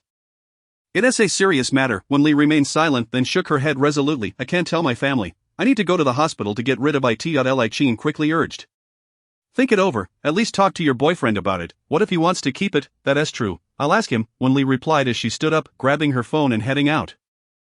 Li Qin stood at the dormitory door, waiting until Wen Li went downstairs before pulling out her phone and dialing a number. She's pregnant. She just found out and is going to find her boyfriend now. She'll probably terminated." After a brief pause, she continued, "When will you transfer the 50,000 you promised me?" Wen Li stood downstairs, listening to the conversation on the other end, knowing without a doubt that Wen Nuan would soon call her. Sure enough, within minutes, when Nuan's call came through, Wen Li hesitated before answering, her voice tinged with guilt. "Sister, what's wrong? Why do you sound so small? Are you up to no good?" Wen Nuan teased. Wen Li's voice rose slightly, tinged with an air of feigned innocence. "I haven't done anything wrong, sister. What brings you to me? Tomorrow is your birthday. Have you forgotten? I'll come to pick you up for dinner shortly. Dad has invited Grandpa Fu and the others." When Nuan replied, Wen Li responded to sister, "I really don't want to go back to is it possible for me to skip it? I don't want any birthday gifts anymore." When Nuan insisted, "Mom and Dad have prepared gifts for you, and so have I." Be obedient. "I'm already on my way to pick you up. You should get ready." Reluctantly, Wen Li acquiesced with a no and stepped out of the school gates. She attempted to call Fu Zhang, but he seemed busy and did not answer. Instead, she sent him a message to remind him of the evening. "I'm already playing a pregnant character, so don't be too shocked tonight." Realizing it might lack persuasion, she added, "I haven't cheated. Everything is still intact." By the time Fu Zhang saw these messages, half an hour had passed. The assistant soon noticed that Fu Zhang, who had been speaking moments ago, suddenly fell silent, fixated on his phone with narrowed eyes, as if contemplating a business deal worth billions. He cautiously stole a glance at Fu Zhang's phone and waited a couple of minutes before seeing him finally set it down. "We'll handle the rest tomorrow." "Where's the item you were supposed to collect today?" "It's already in the lounge," Assistant Su replied officially, tidying up the desk before turning to leave. Fu Zhang entered the lounge and gazed at the flowers and cake on the table, recalling the earlier messages with a bemused and affectionate chuckle. Just as he settled into the car to head home, Grandpa Fu's call came through, urging, "Today is Xiao Li's birthday, don't get too caught up in work. Money is endless, hurry back. Given the significance of the day, be sure to bring your girlfriend along." Fu Zhang understood his grandfather's underlying intention and replied nonchalantly, "All right, I will bring her." Grandpa Fu, evidently taken aback by his agreement, burst into laughter, his joy palpable even through the phone. Good, take your time coming back. Your mother and I will get ready." Fu Zhang hung up and called Wen Li but was unexpectedly rejected. Almost immediately, another message appeared. Wen Muan has come to pick me up. It's not convenient. Following that was another message. I miss you very much. I want to kiss you. Fu Zhang felt his ears flush at such straightforward words. Surprised that he could be flustered by a girl of 18 or 19. I miss you too, he replied. Meanwhile, when Muan noticed Wen Li hiding and playing with her phone while driving, she glanced over and asked, "What is so mysterious, chatting with your boyfriend?" Wen Li, feeling a twinge of guilt, quickly covered her phone with her thigh. No, when Muan chuckled softly, "You have secrets from your sister now. It's fine to be in love." "Sister, I don't have any secrets." After saying this, Wen Li couldn't help but gag slightly, quickly rolling down the window to let in some fresh air before sheepishly admitting, "My stomach hasn't been feeling well lately." "Make sure to eat properly. You need to eat more when you get home," Wen Muan advised, her gaze flickering to Wen Li, who seemed somewhat unwell. As they approached the Wen family home, the November air in Kyoto had already turned chilly, and nightfall had descended early. Upon arrival, the villa was enveloped in darkness, save for the bright lights illuminating the surroundings. The iron gate glowed softly. The car came to a steady stop in the courtyard, and when Muan gently tapped the now asleep Wen Li, saying, "We're home, little sister," Wen Li yawned and got out of the car, but after a few steps, she began to gag again, quickly covering her mouth. When Muan, concerned, said, "Should I call the doctor to take a look?" "No need." Wen Li raised her voice slightly, but soon realized she had overreacted, softening her tone to a coaxing whisper, "Sister, I'm fine. I just have a bit of stomach trouble." "Alright." When Muan took her hand and led her into the living room, the guests were already gathered, including the Fu family, along with Fu Yu and her child, as well as Su Zhizhi. They had been waiting for her. If they knew her boyfriend was Fu Zhang, would they be even more anxious enough to want her to leave that night? Wen Li's gaze briefly met Fu Zhang's, after not seeing him for over 10 days. He seemed to have become even more handsome, not merely through the lens of infatuation, but due to a youthful appearance. His previously strict hairstyle was now casually tousled without a hint of gel, complemented by a long black coat over a gray sweater and a simple silver necklace around his neck. She found herself momentarily entranced, unable to look away until Fu Sheng came running over to hug her leg. Breaking her gaze, "A sister, happy birthday." "Thank you," Wen Li said, ruffling his chubby cheeks. When Rong, in a cheerful mood, smiled and said, "Let us eat as soon as you're back. Oh, Shaoli, this is Su Zhizhi, who has come specifically to celebrate your birthday." Su Zhizhi stood up, handing Wen Li a gift he had brought along. "I wasn't sure what you would like, so I bought you a set of Go." His sincerity was evident. Wen Li graciously accepted. "Thank you." She glanced at Fu Zhang, who was indeed watching her intently. Pouting slightly, she quickly composed herself. Fu Zhang noticed her expression, his gaze deepening as he involuntarily swallowed. As they took their seats, when Rong invited Su Zhizhi to sit beside Wen Li, while Fu Zhang settled on her other side. Grandpa Fu, who had waited a long time for his daughter-in-law, glanced at Fu Zhang and couldn't help but ask, "When is your girlfriend arriving?" Instantly, all eyes turned to Fu Zhang, who calmly picked up his chopsticks. "She is here." Wen Li's heart raced. Before she could react, Grandpa Fu frowned. "I knew you were just making excuses." When Rong inquired, "Has Fu Zhang started dating?" This prompted Grandpa Fu to show some interest in Fu Zhang's relationship status. "Yes, but he hasn't brought her home yet in a rush. He'll naturally bring her home soon." When Rong reassured, he then looked at Wen Li and said, "Take care of Su Zhizhi. Su Zhizhi, don't be shy. Treat this as your own home." When Rong encouraged, Su Zhizhi nodded, even offering Wen Li some food. "Sure, Uncle Wen. As Wen Li prepared to use her chopsticks, she felt a gentle squeeze on her left hand beneath the table. Stealing a glance, she quickly redirected her gaze to the table. Though the hand beside hers reciprocated the squeeze, they didn't hold on for long, as there were many people around. When Muan stood up, serving a bowl of lamb soup to Wen Li. "Tomorrow, our little princess turns 19. Happy early birthday." "Thank you, sister," Wen Li replied softly. She lowered her head to sniff the soup, instinctively pushing it away. Her left hand unconsciously rested on her chest, as if suppressing something. When Muan glanced at her and added some meat to her bowl, "Eat more. You've lost weight." Wen Li obediently nodded, but just as she picked up her chopsticks to grab some meat, she suddenly gagged again, causing everyone at the table to look over. Fu Zhang immediately raised his hand to soothe her back, but Wen Li only gagged more violently. When Rong hurriedly said, "Quick, get her a glass of water." An aunt rushed to fetch water, and once Wen Li composed herself, she sheepishly explained, "My stomach isn't feeling well." At that moment, the aunt returned with a glass of water, and after Wen Li took a few sips, she turned back to the table but gagged again, looking increasingly unwell. The aunt remarked, "Miss Wen, are you pregnant?" As soon as the words left her mouth, she realized her blunder and quickly clamped her mouth shut. Both Grandma Fu and Fu Yu turned to Fu Zhang, who felt a jolt of panic. When Rong's face darkened as she scolded, "What nonsense are you spouting?" Doing gently tugged at Fu Zhang, signaling him not to get angry. "Shaoli's stomach is just upset. Let us call the family doctor." Wen Li quickly interjected, "No need. Let us eat first. You're in this condition. Let the doctor check you out first."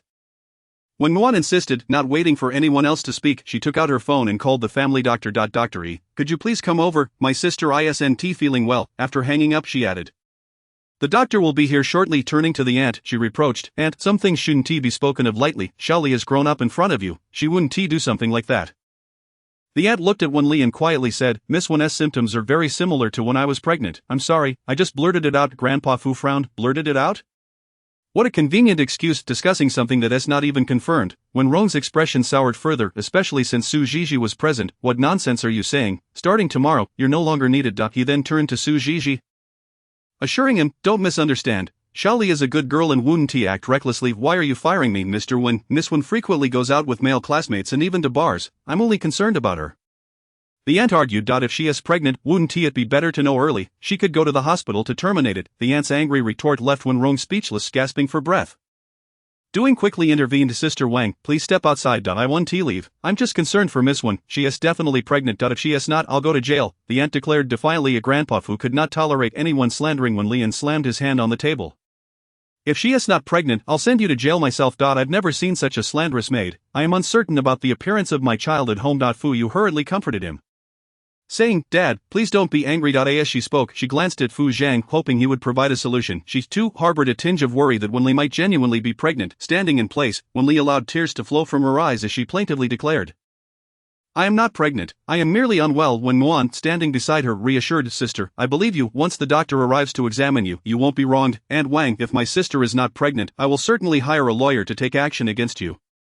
The protective sentiment in her words was unmistakable. Overwhelmed with emotion, Wen Li buried her face in Fu Zhang's chest, feeling small and helpless, her hand instinctively wrapping around the man's sturdy waist, holding on tightly.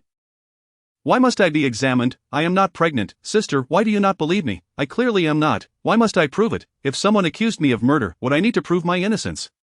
How could I prove it? Why does she slander me instead of reporting it to the police? Why must I, the victim, provide evidence?" Upon hearing her denial, Fu Yu finally interjected, "Little Li is correct. Why not report it directly?" When Nuan instantly felt the tone of her words shift in front of everyone and hastily clarified, "I am merely concerned that it would not reflect well if it spreads. It is better for the family to resolve it among ourselves." Just then, Su Zhizhi spoke up. "Uncle Wen, I have matters to attend to. I will take my leave now and come for dinner another day." It must be said that he was considerate enough not to want to embarrass the Wen family. As when Rome was about to nod in agreement, the elderly Mr. Fu interjected, "Su Zhizhi, hold on, my girl is better known to me than anyone. She could never commit such an act. If she says she is not pregnant, then she is not. If she isn't pregnant, we should report it immediately." Wen Li looked at him, recalling how he had begun to gray when she was very young, and now there were even more strands of silver in his hair. His once handsome face now etched with wrinkles. A sense of bitterness tinged her nose. Although the Fu family was not her own, they provided her with a sense of familial support. After a while, the family doctor arrived promptly, asking about Wen Li's symptoms. "Miss Wen, what seems to be the trouble? My stomach feels uneasy, I feel like vomiting, and my forehead is somewhat warm." Reluctantly, Wen Li withdrew her hand, which had been cradling Fu Zhang for days. Upon hearing this, the family doctor produced a thermometer and handed it to her, indicating she should take her temperature. Wen Li took it to the restroom and returned a few minutes later. The doctor shook the thermometer slightly, revealing a temperature of 39 degrees. She had a fever, having previously thought she was merely putting on a show. Fu Zhang furrowed his brows at this revelation. Instinctively removing his coat and draping it over Wen Li's shoulders, his tone serious as he said, "Apply a fever-reducing patch." The family doctor quickly retrieved one from the medical kit and handed it to him. And Fu Zhang placed it on Wen Li's forehead, noticing that no one mentioned the pregnancy issue. When Muan explained, "Aunt Wang, look, my sister is not pregnant, she has a fever." Chapter 60, to his bedroom for a kiss? Or hers? The family doctor glanced at Wen Li, then at the others, momentarily uncertain about how to proceed. Mr. Fu spoke up, "Let us conduct a check to see if she is pregnant. If she is not, I will take you straight to the police station." With that, he shot a glare at Aunt Wang. The Wen family truly had all sorts of troubles. Even a birthday banquet could become a pitfall for his child. And one could only wonder how many grievances they had endured in the past. For a child of 18 or 19 years, the notion of pregnancy was incomprehensible, while he could understand Wen Li being in a relationship. The possibility of her being pregnant was unfathomable. Both Wen Li and Fu Zhang harbored the same traditional values. Even if Wen Li were indeed pregnant, it would surely be due to some scoundrel's deceit, and he would ensure that scoundrel faced the consequences. After all, a young girl of 18 or 19 getting pregnant could ruin her life. Noticing that Wen Li had not extended her hand, Wen Nuan gently patted her arm, saying, "Do not be afraid, we, along with Grandpa Fu, will support you." She then grasped Wen Li's wrist, pulling it forward, fearful that she might hesitate. A flicker of sarcasm crossed Wen Li's downcast gaze, and any last shred of hesitation dissipated as she allowed her hand to extend. The doctor had no choice but to take Wen Li's pulse, and after a moment, he confidently stated, "Miss Wen is not pregnant. Her symptoms stem from a cold. Wen Yuan and Duing were momentarily taken aback, and Aunt Wang was also stunned, quickly looking towards Wen Yuan and Duing, and then exclaimed, "Impossible, she must be pregnant. She is definitely pregnant. We can go to the hospital for a checkup. Call the police." Fu Zhang, hurry and report it. Send her to the police station. Mr. Fu's demeanor was composed yet carried an air of intimidation. Aunt Wang appeared visibly frightened, immediately turning to Wen Yuan. "Miss." Sensing the situation turning dire, Duing hastily intervened to stabilize the atmosphere, saying, "Sister Wang, considering you've worked in our family for over a decade, we will overlook this incident this time, but please gather your things and leave. You will not receive this month's salary." After saying this, she looked towards Mr. Fu, adding, "This matter should not be blown out of proportion. The media will surely twist the narrative, and it will tarnish Xiao Li's reputation." Blown out of proportion? When has the Fu family ever feared such a thing? I dare any media to write anything untrue about the Fu family. If they dare to write a single word, I will see them imprisoned. Call the police. Fu Zhang, are you deaf? I told you to call the police. It was evident that even Fu Zhang, the darling, was being reprimanded, indicating just how furious Mr. Fu truly was. Wen Li, fearing he might fall ill from anger, quickly approached and soothed his back. "Grandpa, please do not be angry. It's all right." "How can it be all right? I am still here, and you are being bullied. Who knows how many grievances you have suffered in the Wen family." Mr. Fu pounded the table twice, causing the chopsticks to rattle. This was family, always unconditionally defending her.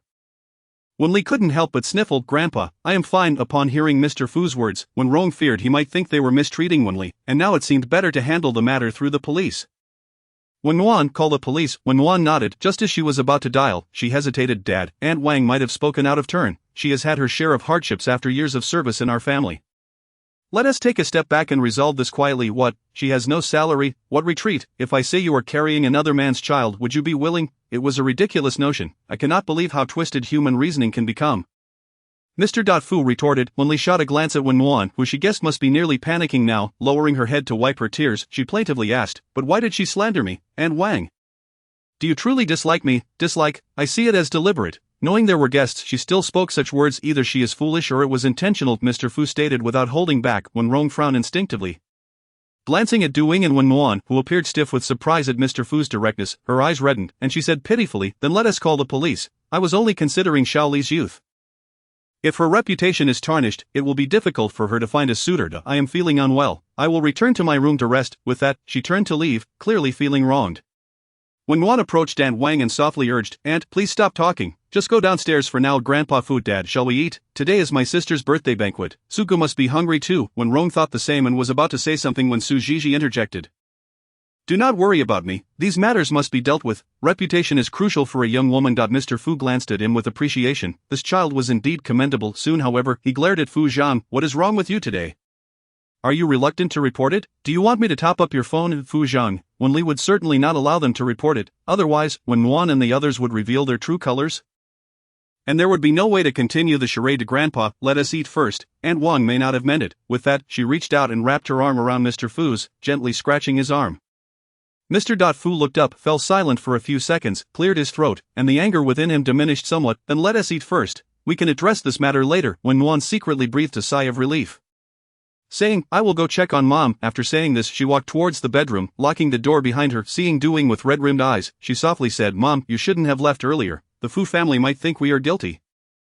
Du Ying's gentle demeanor hardened as she bit her teeth. "Did you not say she was pregnant?" Wen Yuan, unsure where things had gone awry, maintained a solemn expression. "The photo Li Qin sent me clearly showed Wen Li was indeed pregnant. She has been vomiting all the way here. I believe that woman is trying to scam money." Du Ying's emotions stabilized somewhat as she added, "However, the second son of the Su family may very well not choose Wen Li because of this matter.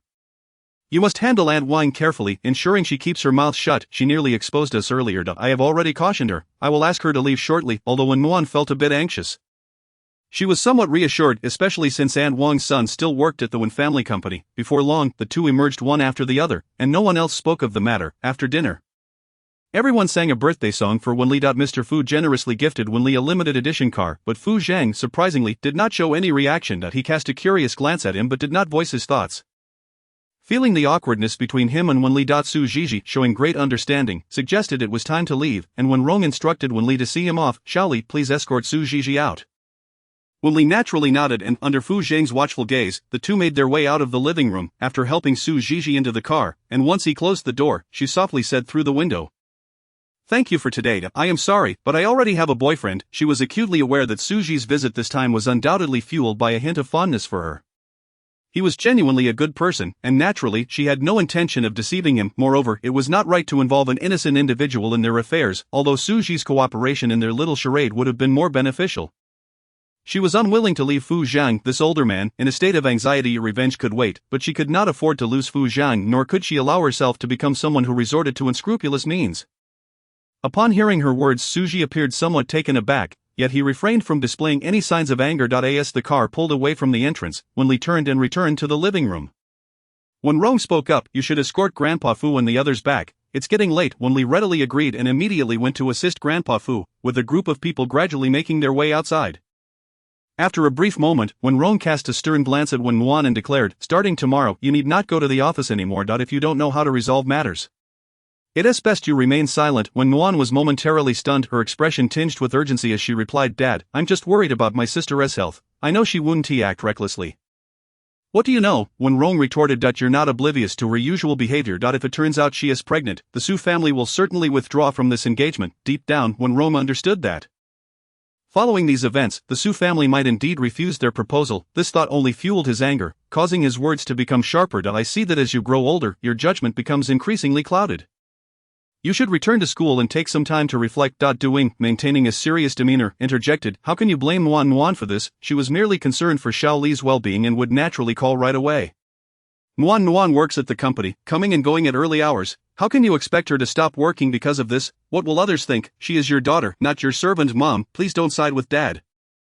This is my fault." In that instant, when Nuan lowered her head, tears streaming down her cheeks, before she hurried upstairs, locking herself in her bedroom, her eyes betraying a hint of darkness, her hands clenched tightly, the exquisite manicure digging into her palm, completely unaware of the pain. Why was it that despite her relentless efforts, when Rong remained blind to her, why did Wen Li receive so much attention without even trying? Why did she have what she lacked? Why wasn't he her mother? Lu Muyu. Meanwhile, at the Fu residence, Grandpa Fu shot a reproachful glance at Wen Li while seated on the sofa. "You could have at least informed me beforehand about your little performance. I nearly considered appending the Wen family." Wen Li, with a demeanor of sincerity, replied, "I'm sorry, Grandpa Fu. What are you apologizing for? Thankfully, you are clever, otherwise, you could have been ensnared." Grandpa Fu praised her. "My child, I always hope you can be a bit more astute." Grandma Fu, standing nearby, sighed helplessly, "You scared us to death. We thought you were genuinely pregnant." Grandpa Fu shot her a look, confident in his assertion. "How could that be? It would be more believable if you said Fu Zhang made his daughter-in-law pregnant." Those words, silence enveloped the room. And Wen Li, feeling guilty, touched her nose. "Grandpa Fu, I should be going now." Grandpa Fu chided gently, "Stay and play a game of Go with me. I haven't seen you in days. Don't you have many classes at school?" "A full schedule." Wen Li nodded in response. Grandpa Fu encouraged her, "Study hard. I'll have your uncle take you for an internship." Suddenly recalling something, he added with a hint of discontent, "Just don't learn to deceive like your uncle. He promised to bring your aunt, yet he never did." Her uncle's wife sheepishly touched her nose and replied, "He'll definitely bring her during the new year. If he doesn't bring her back for the new year, I'll leave home." Grandpa Fu threatens you. Grandma Fu chuckled and shook her head. "Come, let us go for a walk." A walk? Grandpa Fu raised an eyebrow, bemused. "Is the sun rising in the west today?" Grandma Fu was notoriously averse to walking. Fu Yu couldn't help but chuckle. "Dad, it seems my brother has inherited your lack of romantic inclinations." Grandpa Fu would never admit that Fu Zhang was like him, unable to find a girlfriend. "In my youth, the girls who pursued me could line up at the door. He can't even attract a single fly." Fu Zhang, Wen Li couldn't contain her laughter, and from the corner of her eye, she caught the older man's gaze on her. She blinked playfully and teased, "Uncle, why is it that there isn't even a single fly buzzing around you?" "Oh, Fu Yu," and Grandma Fu burst into laughter, turning to see how Fu Zhang would respond. Fu Zhang replied nonchalantly, "Because I'm human and I don't like flies. Come upstairs with me." With that, he gestured for her to lead the way.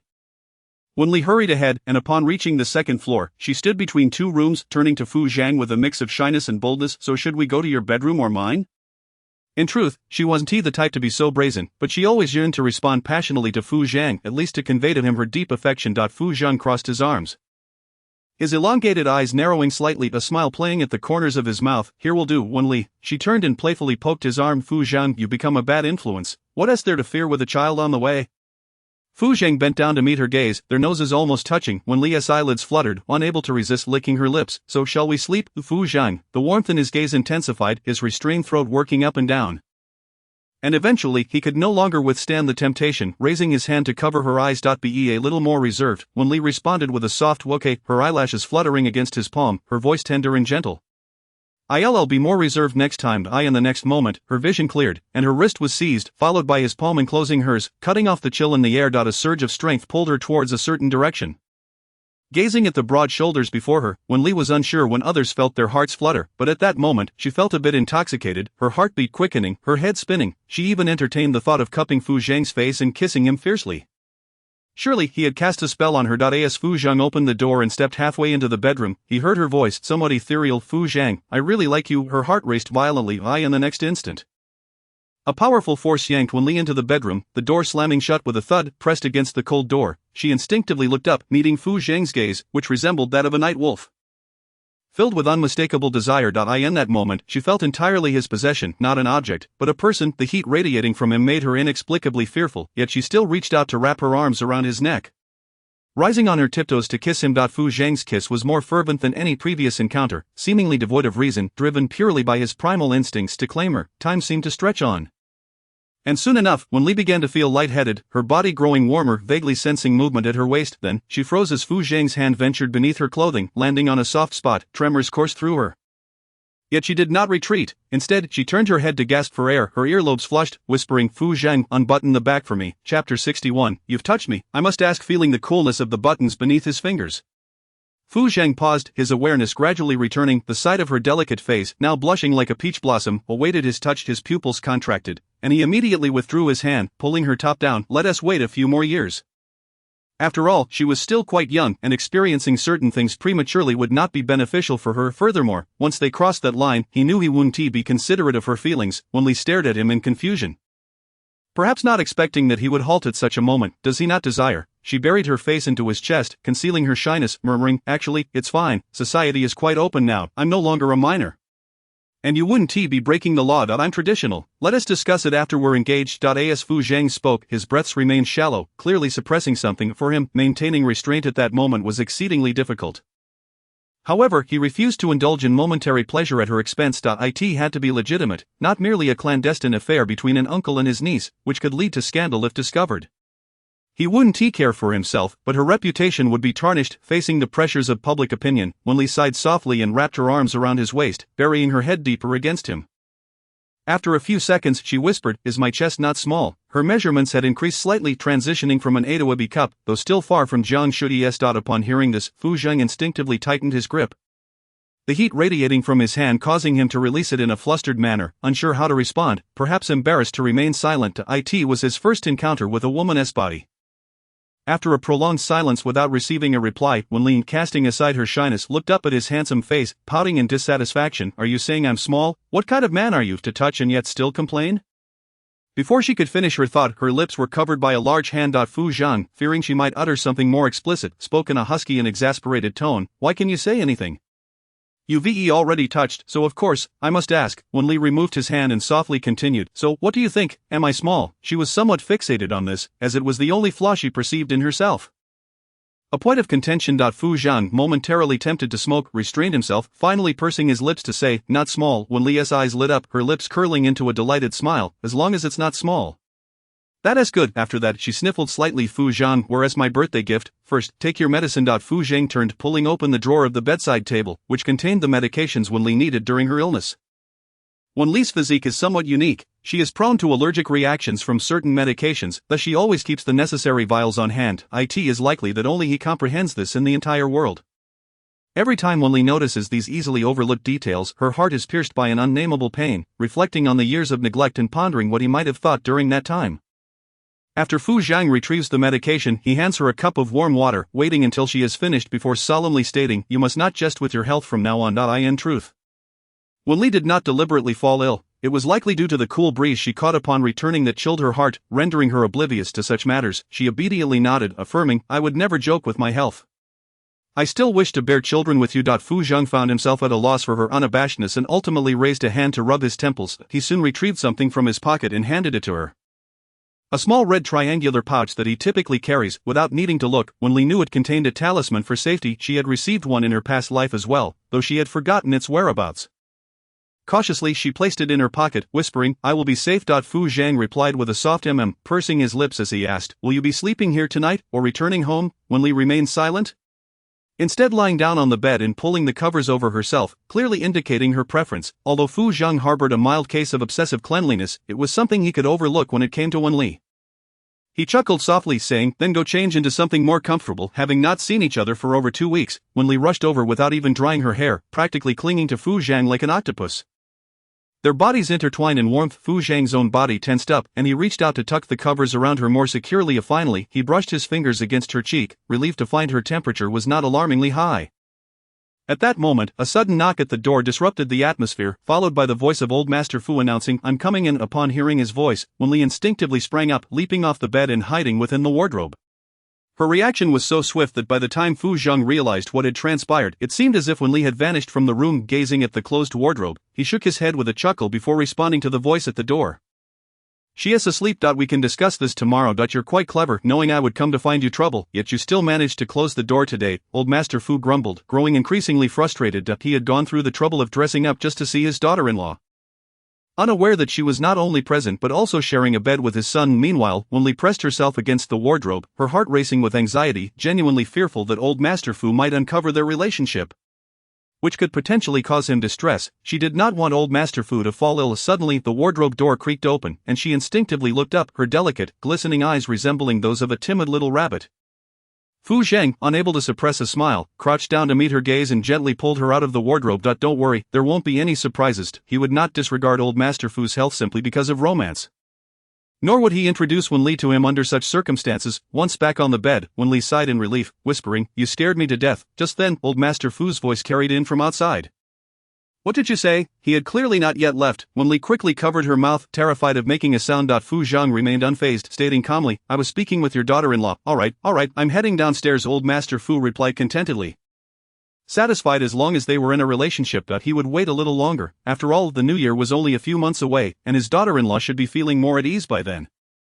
Once again Fu Zhang and Wen Li lay on the bed, the lights dimmed, but neither felt inclined to sleep, both aware that it might be a long while before they could meet again.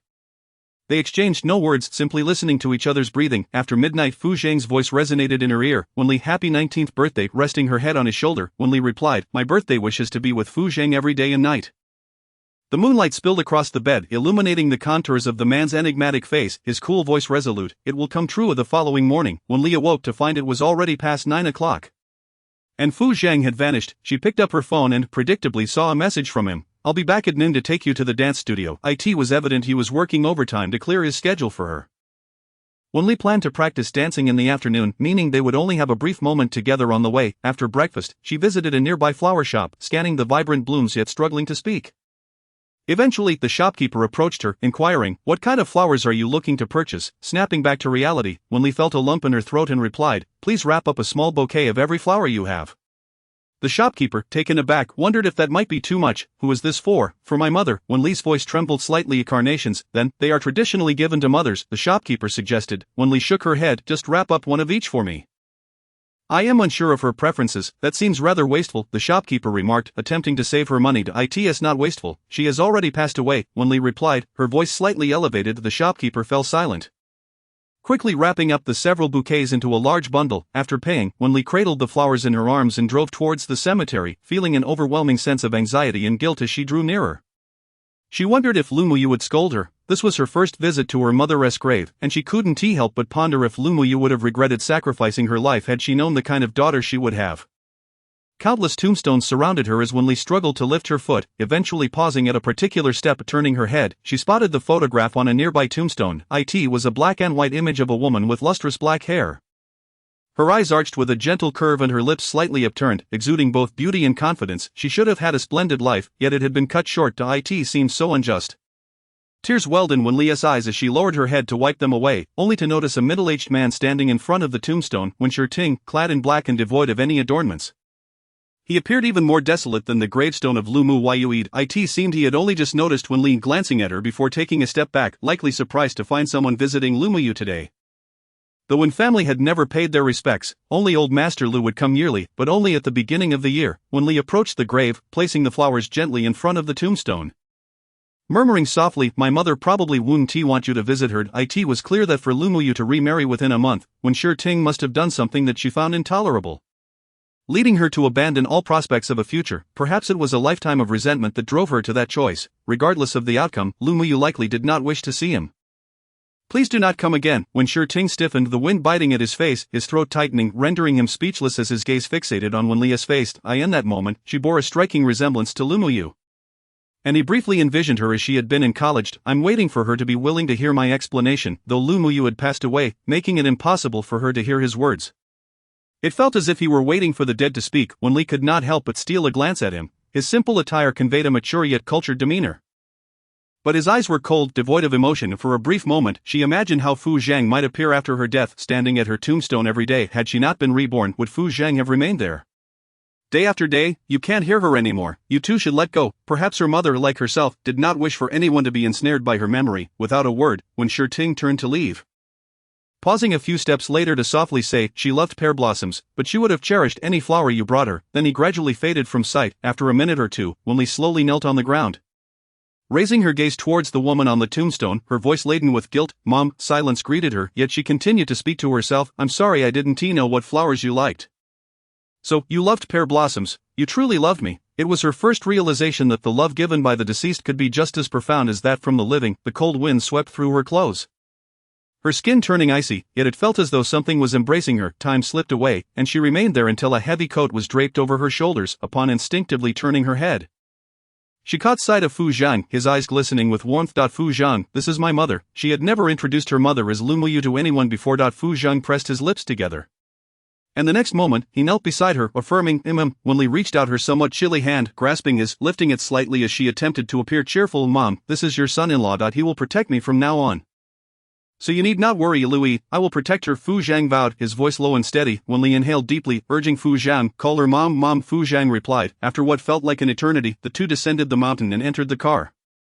Wen Li sat in the passenger seat, lowering her head to compose herself before asking, how did you know I would be here? I knew you would come, Fu Zhang replied, twisting open a bottle of water and handing it to her. Wen Li took a couple of sips, cradling the bottle in her hands, her fingers tracing the wrapper. Fu Zhang turned to look at her, quickly leaning down to observe her trembling lashes. Are you cold? He asked, adjusting the temperature in the car. Wen Li shook her head, staring at the verdant bottle cap, contemplating the unsettling notion that she might not be Wen Rong's daughter after all. Lu Muyu had married Wen Rong merely a month after her breakup with Wen Ting, leaving her perplexed as to Lu Muyu's motivations for such a decision. There were countless more prudent ways to resolve her issues with Wen Ting, yet she had chosen the most lamentable path possible. It was inconceivable that she could be so foolish, unless, of course, she had already conceived during her marriage to Wen Rong. Yet, it was unfathomable that Wen Rong could be oblivious to such matters. Despite his apparent indifference over the years, he had never been harsh with her and had consistently expressed a desire to bequeath the Wen family's assets to her. To claim that he harbored profound affections for Lu Muyu was something she could not accept. No matter how many times it was suggested, there were no discrepancies in their blood types. Wen Rong was type B, Lu Muyu type A, and she herself was AB, and nonetheless, her intuition grew increasingly insistent, especially after encountering Wen Ting on 2 occasions. A man who surpassed Wen Rong in every conceivable aspect. How had Wen Rong succeeded in winning Lu Muyu's heart at that moment? Upon hearing the conversation, Fu Zhang furrowed his brow slightly. His acquaintance with Lu Muyu was limited. Post-marriage, she frequently visited to converse with Fu Yu. Fu Yu often remarked on Lu Muyu's poor judgment, yet Lu Muyu always caressed her slightly protruding belly, wearing an expression of unadulterated bliss. He placed his hand gently upon Wen Li's head, assuring her, regardless of circumstances, you have a family, you have me. Wen Li wrapped her arms around him, and after a considerable pause, she leaned closer to his ear and whispered, Fu Zhang, we have already pledged ourselves to one another, you must marry me. Before he could respond, she added, I will definitely marry you. Chapter 62. Warmth is far more cold-blooded than she imagined. Meanwhile, in an old house somewhere in Kyoto, Aunt Wang observed the usually gentle young lady before her, now wearing a cold expression. With an air of reluctance she inquired, you want me to move out, Miss Wen? My home is here. Where else could I possibly go? If the Fu family reports this, your life as you know it will be irrevocably altered. Aunt Wang, I am doing this for your own good. Wen Nuan placed her bag down, empathetically adding, there is 200,000 inside. You must leave quickly. If you delay, we may not be able to protect you. Aunt Wang hesitated, but the allure of money was too great. She opened the bag to reveal stacks of cash, unable to resist pulling out a handful, which she examined closely. It was indeed real money. She returned it to the bag, her eyes darting greedily as she said, Miss Wen, is this amount truly sufficient? If I move elsewhere, I will need to purchase a home. 200,000 is far too little. Wen Nuan's expression soured slightly, yet she continued, I will give you an additional 300,000, which will be transferred to your account once you have left Kyoto, upon hearing the increased offer.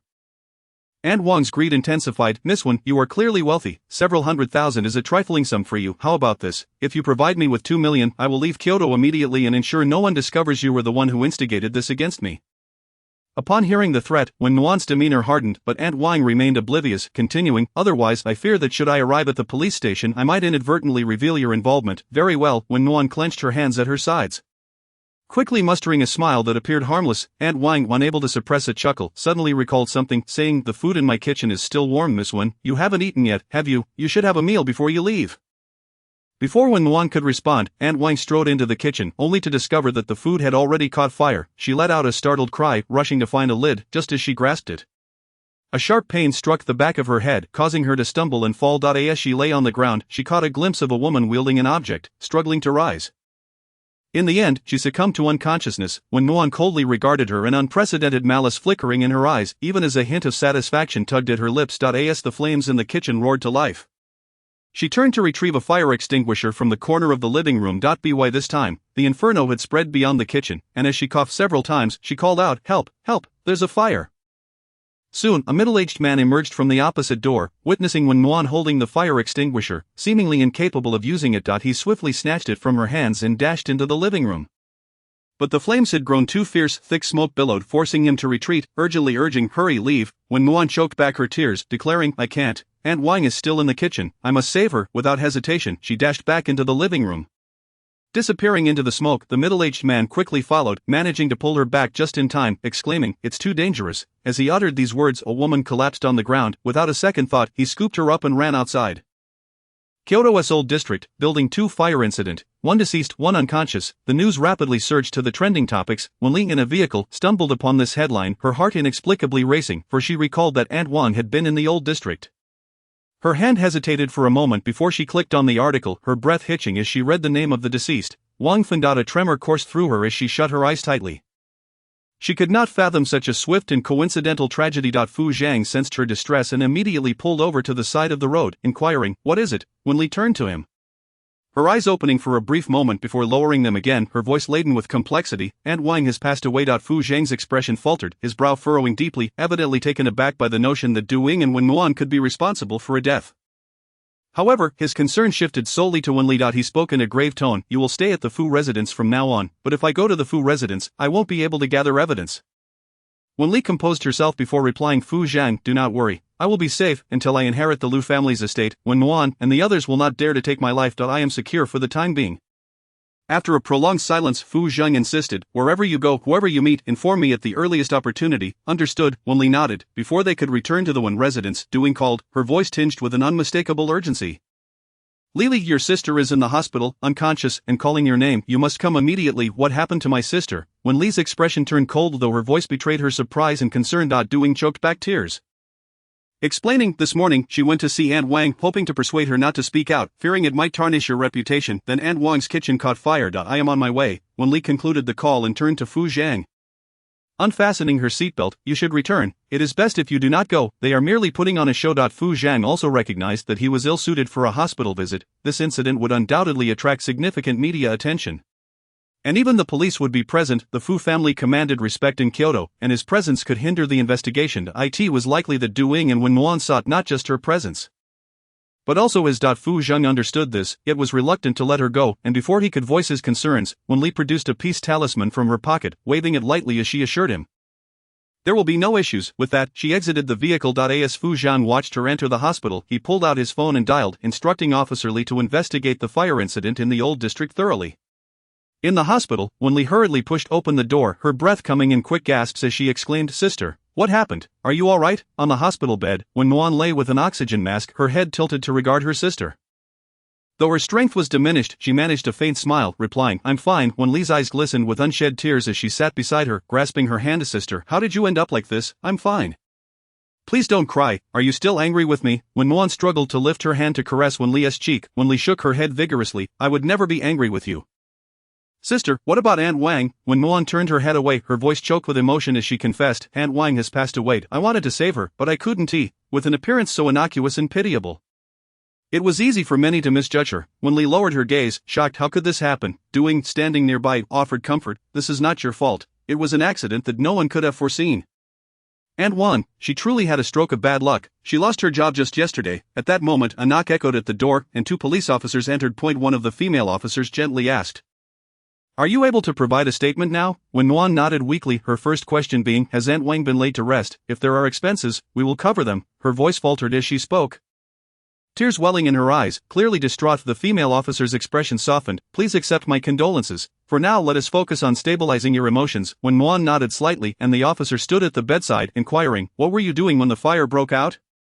"We were speaking in the living room when we smelled something burning. I asked Aunt Wang if she was cooking, and she suddenly remembered rushing into the kitchen. After about half a minute, I heard a loud thud and ran to the kitchen, only to find it engulfed in flames, and Aunt Wang had fallen to the floor. She told me to grab the fire extinguisher from the living room. I hurried to fetch it but didn't know how to use it. So I ran outside to call for help." The officer nodded, asking, "Why didn't you attempt to rescue her immediately?" "Aunt Wang instructed me to get the extinguisher, and at that moment I didn't think the situation was severe. The flames seemed manageable." When Nuan coughed a few times, and quickly offered her water, the female officer sighed, her expression reflecting disbelief. "In the event of a fire, it is imperative to evacuate immediately and call for help."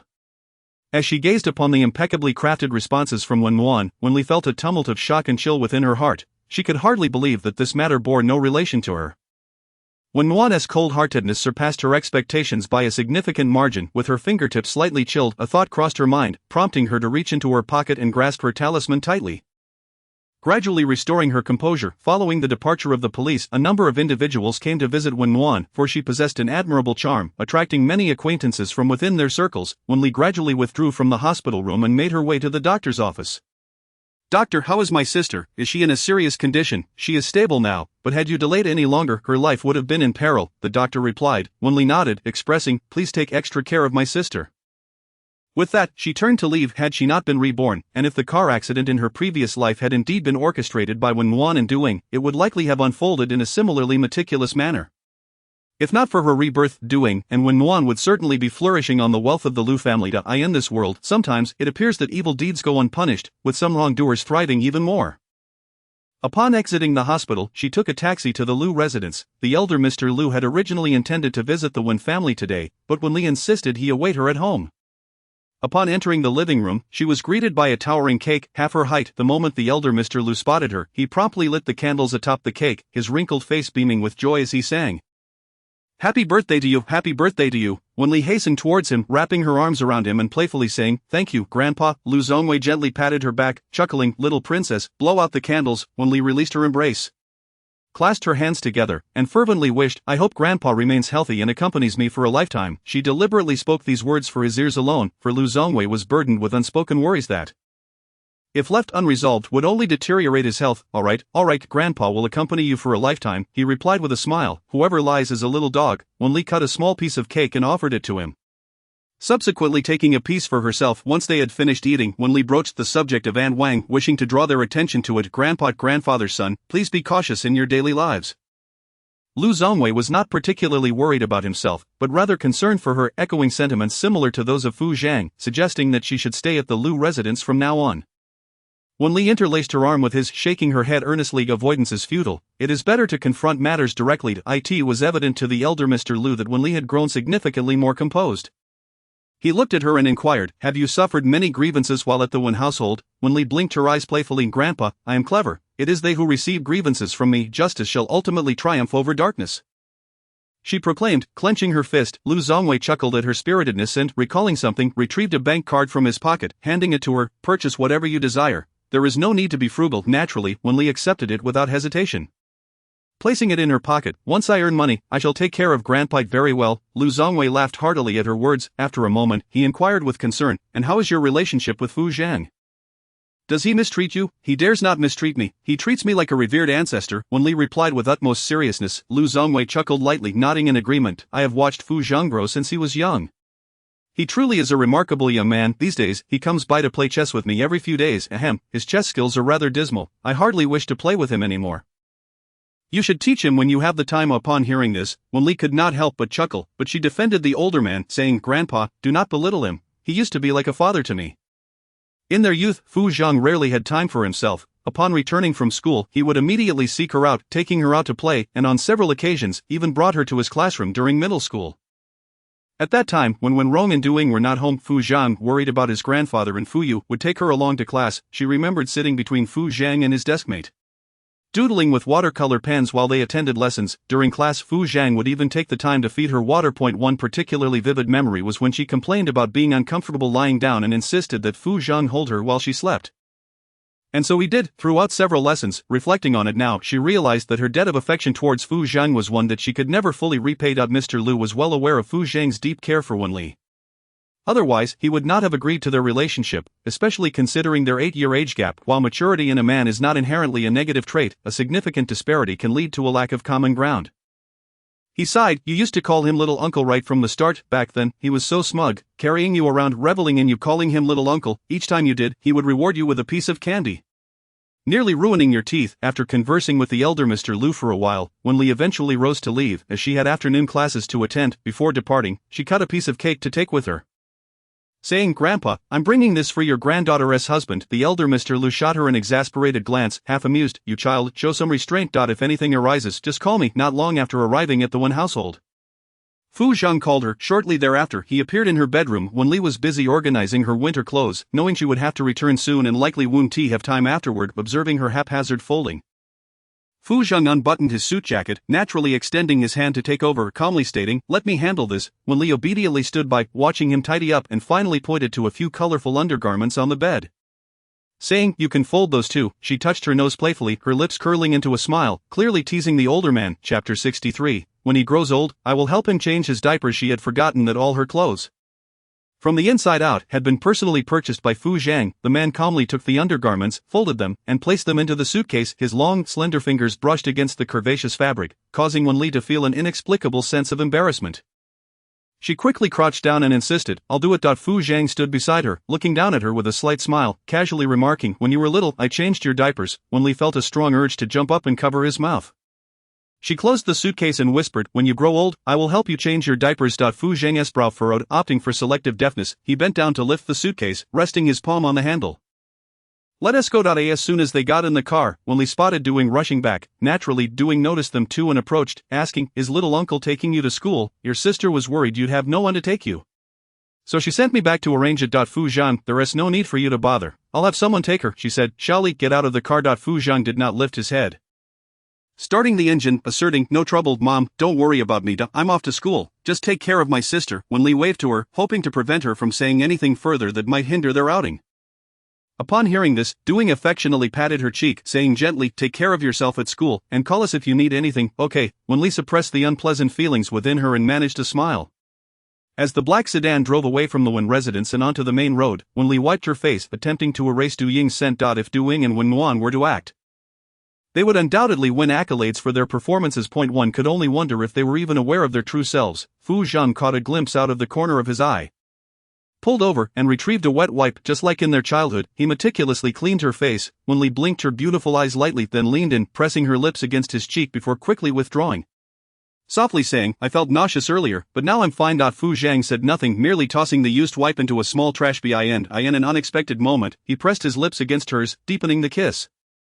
Wen Li was taken aback and astonished, for this was happening by the roadside, a setting that seemed at odds with Fu Zhang's typically serious demeanor. Gradually, her pupils dilated, and her body temperature rose. Fu Zhang pulled away and leaned back in the driver's seat, tugging at the collar of his shirt, his voice hoarse. "I know you have your own thoughts, but Wen Li, we are family." Wen Li understood his implication. She could seek his assistance without any burdens. She earnestly explained, "You can always protect me, but I cannot spend my life sheltered. I want to be there to protect you too. You are not a deity.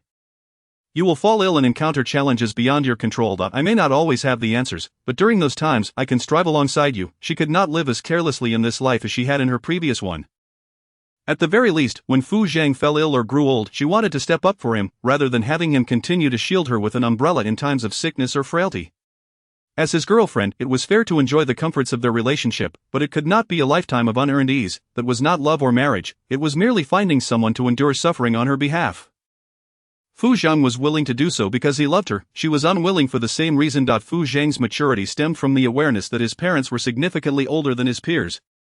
forcing him to suppress his rebellious inclinations and desires. Upon hearing her, his long thick eyelashes fluttered. All right, for the next 3 or 4 days, Wen Li remained attentive to the news surrounding the fire, which was deemed an accident caused by Wang Fen's mishandling in the kitchen. She was not surprised by this conclusion. The Wang family, likely overwhelmed by the Wen family's wealth and kindness, would not seek to investigate the true cause of the fire. The police, lacking evidence, could only glean the facts from Wen Nuan's account. After the fire, the autopsy could not determine whether external forces were the cause of death. It remained a mystery whether the fall of Wang Fen, as mentioned by Wen Li, was due to her own actions or merely a misstep. Suddenly, an astonished voice interrupted her thoughts. Wen Li, you're back. For the past few days, Wen Li had been staying outside the dormitory, too exhausted from dance practice to engage with her peers. Instinctively, she closed her phone and turned to the newly arrived Li Qin. Her eyes wide with curiosity as she conspiratorially stated, I'm not pregnant. The pregnancy test you bought is utterly unreliable. I merely fell ill. Li Qin, clearly already aware of the situation, forced a smile and replied.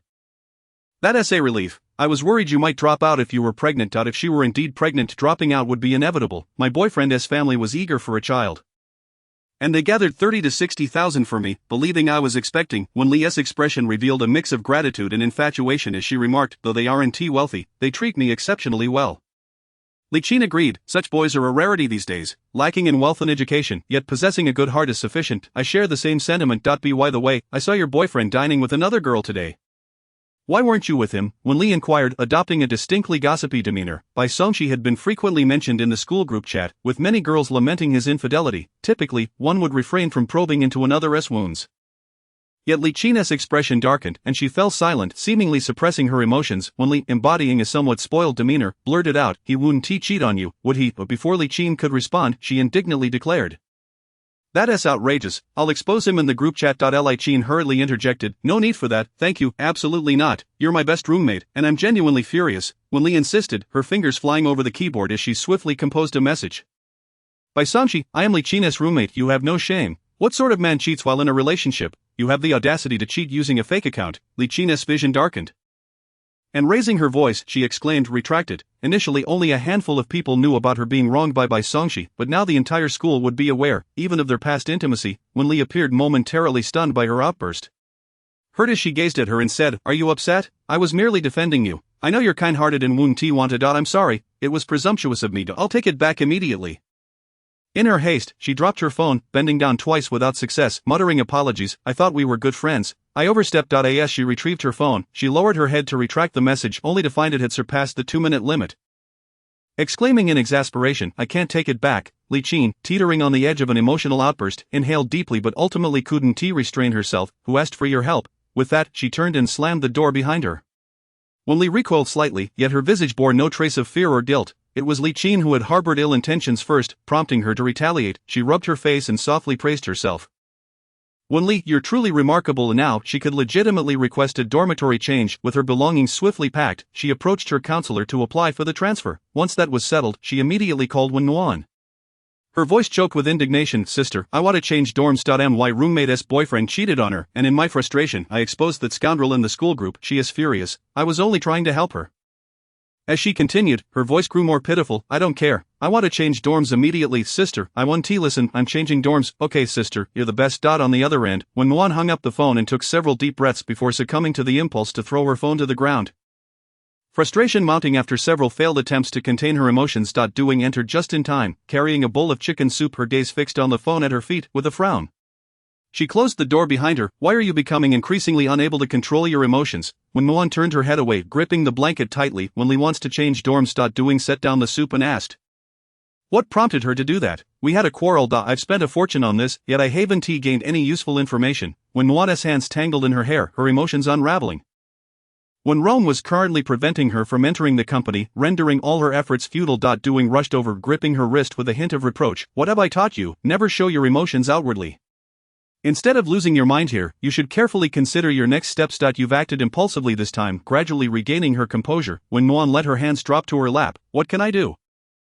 The Fu family continues to treat Wen Li well, while the Lu family Wen Ti see me, and now when Rong Wen Ti let me into the company. Doing offered her the chicken soup, signaling her to steady herself. What's the rush? The more anxious you are, the more chaotic it becomes. After a pause, she began to doubt, has Wen Li discovered something? Why does she keep setting traps for us? When Muan shook her head, she definitely hasn't realized anything. With her personality, if she did, she would certainly confront us. Upon hearing this, Doing shared the same thought. After all, Wen Li had grown up under her watchful eye, and her character was well known to them. She lacked the cunning for such schemes. The most crucial factor now was the Fu family's stance toward Wen Li, should they choose to support her. Regardless of right or wrong, Wen Rong would simply comply with the Fu family's wishes. Have you managed to gather any information about Fu Zheng's girlfriend? When Muan tightened her grip on the blanket. No news at all. Aside from Wen Li, there are no other women around Fu Zheng. He is probably deceiving old master Fu.at. This Doing fell silent for a few seconds before speaking. What if you were to conceive a child with the Fu family? When Muan's eyes widened in shock, she had never dared to scheme against Fu Zheng. Recently, Wen Li had been plagued by a persistent twitching in her eyelids. Pressing her left eye, her right eye would twitch, and vice versa. She had been concerned about the well-being of Lu Laozu and Fu Laozu, and finally Fu Zheng, once she was assured of their health and success in their endeavors. She exhaled in relief. On Thursday afternoon, at the Fu Group, Assistant Su knocked and entered. President Fu. Director Luo is organizing a gathering tonight. Would you like to attend? Fu Zheng did not respond immediately. Instead, he perused Wen Li's class schedule. She had no classes that evening, but her dance practice would last until 10 o'clock. He replied with a simple then instructed, this afternoon, delegate your work to Assistant Ruan. Send the items in the lounge to Wen Li. Assistant Su nodded. Understood. President Fu. Upon entering the lounge, he saw several bags strewn across the table and bed. Momentarily unsure of their contents, he turned back. President Fu, should I send all these items to Miss Wen? Yes. Fu Zheng didn't even look up, and as Assistant Su was about to exit with the items, he put down his pen. Have her call me once she finishes practicing. At 5:30, Assistant Ruan knocked to remind him. President Fu, it's time to leave. Fu Zhang replied with an and soon emerged donning his coat. Assistant Su, have you completed your tasks? All done. Assistant Ruan replied somewhat nervously. Fu Zhang nodded. Today's wages are doubled. At 6 o'clock, at Zuianjian, in a private room, upon Fu Zheng's arrival, Bai Siyuan, with legs crossed, lazily teased, President Fu, what brings you here today? Are you finally willing to move your legs? Luo Mingxing chuckled and chimed in. That just shows how much clout I have. He signaled the waiter to pour Fu Zheng a drink, adding, this time, our three companies are collaborating on a project. We're bound to make a fortune. Let us have a toast. Bai Siyuan took a small sip. I'll be leaving shortly. I have plans to watch a movie. He raised his chin slightly, looking rather smug. Luo Mingxing exchanged knowing smiles with him. Go ahead, I'll stay and drink to my heart's content with President Fu. After a while, Bai Siyuan took his leave, patting Fu Zheng on the shoulder. I'll test the waters for you. Once Bai Siyuan departed, Luo Mingxing shifted a bit closer to Fu Zhang, though still maintaining some distance, as he wasn't quite as bold as Bai Siyuan. President Fu, we owe you a great deal for this project. Fu Zhang replied coolly, no need for thanks, I only pursue profit in business. He took a few symbolic sips of red wine before placing it back on the table. After a moment, his phone vibrated in his pocket. Pulling it out, Wen Li's message appeared on the screen. Fu Zhang, I miss you so much. I want to kiss you even more. Assistant Su mentioned you're out socializing tonight. Drink less. Under the phone's glow, a faint smile graced the man's lips as he replied with a simple okay, then set the phone down. Since there is nothing urgent, I'll take my leave.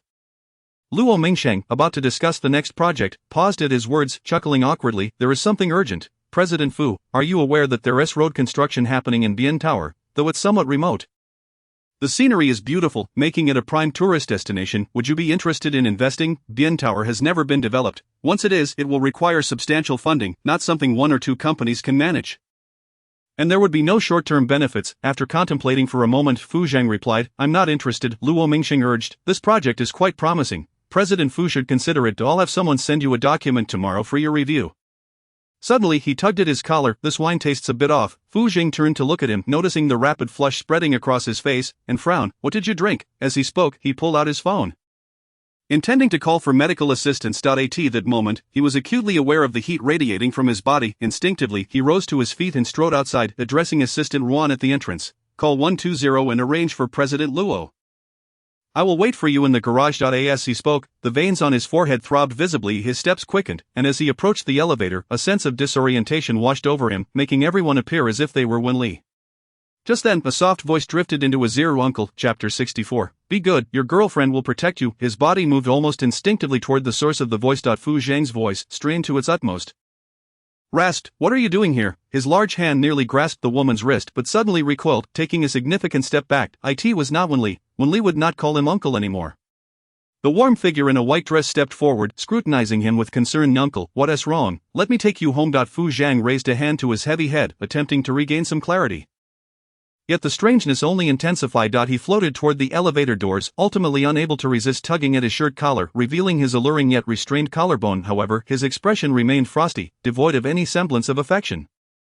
"Uncle, you seem unsteady. Let me take you home," the warm figure urged, stepping closer and placing her hand on his arm. The fabric of his suit felt chilling against her skin, but before she could fully assess his condition, he abruptly flung her aside. The force sent her staggering into the corridor, where the pain in her palm elicited a soft cry. Fu Zhang leaned against the elevator door, tugging at his open collar with a cold, harsh tone. "If you don't want to die, don't touch me, Wen Li."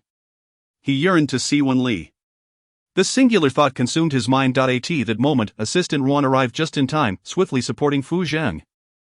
"President Fu, let me take you downstairs." After speaking, he hurriedly pressed the elevator button. It seemed there were many people at that hour, and the elevator was slow to arrive. Warm, accompanied by her friends, regained her composure and helped her friend up.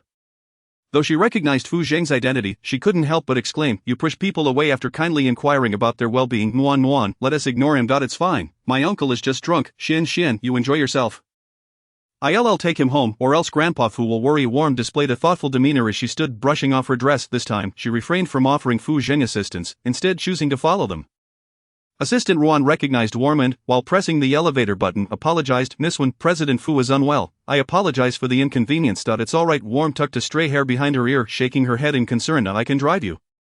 "It may be inconvenient for you to drive, considering Fu Zhang's condition." Assistant Ruan readily accepted. "Thank you, Miss Wen." Fu Zhang's awareness grew increasingly muddled, his hand repeatedly tugging at his collar, attempting to articulate something, but he could only tighten his lips in silence. 20 minutes later, the car came to a steady halt in front of the Fu residence. Warm pressed the doorbell, but no one answered. After a minute or two, she suddenly realized, "Oh no, the housekeeper is off today, and Grandpa Fu has gone to the villa. I don't know the passcode." Before they could respond, she continued, "Assistant Ruan, please help my uncle to Li's room."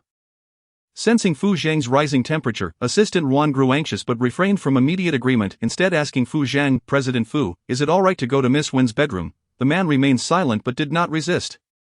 Assistant Ruan guessed it was permissible and promptly said, "Miss Wen, please lead the way." Warm quickly guided them to Wen Li's bedroom, while Assistant Ruan was already sweating profusely. He glanced at Fu Zhang, whose complexion was flushed, his forehead dotted with beads of sweat. This was the first time he had seen President Fu in such a disheveled state. "Miss Wen, could you please call for a doctor?"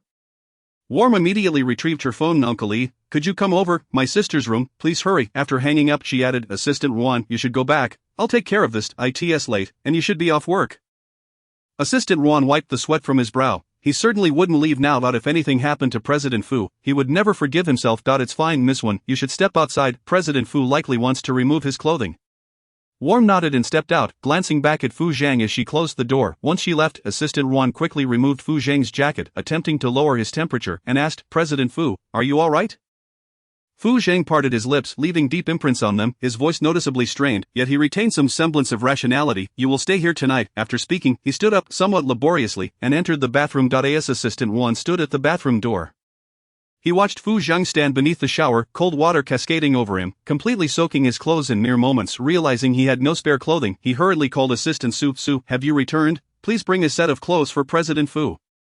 To Miss Wen's place, the Assistant Su glanced at Wen Li in the back seat, instinctively suspicious. "President Fu was at Miss Wen's?" "No, he is in Miss Wen's home." Assistant Ruan lowered his voice to explain, "I don't know who had the audacity to drug President Fu. Fortunately, we encountered another Miss Wen, and now he is in Miss Wen's bedroom." I in the back seat, Wen Li was contemplating what to eat with Fu Zhang later. Her dance practice had been cancelled at the last minute due to an unexpected issue with Teacher Li. Originally, she should have practiced alone, but her recent anxiety had prompted her to return to check on him, especially since she indeed missed Fu Zhang. Upon hearing this, her expression changed, her voice rising slightly. "Is Fu Zhang alright?" Assistant Su quickly adjusted the volume of the call, asking, "How is President Fu now?" "I don't know.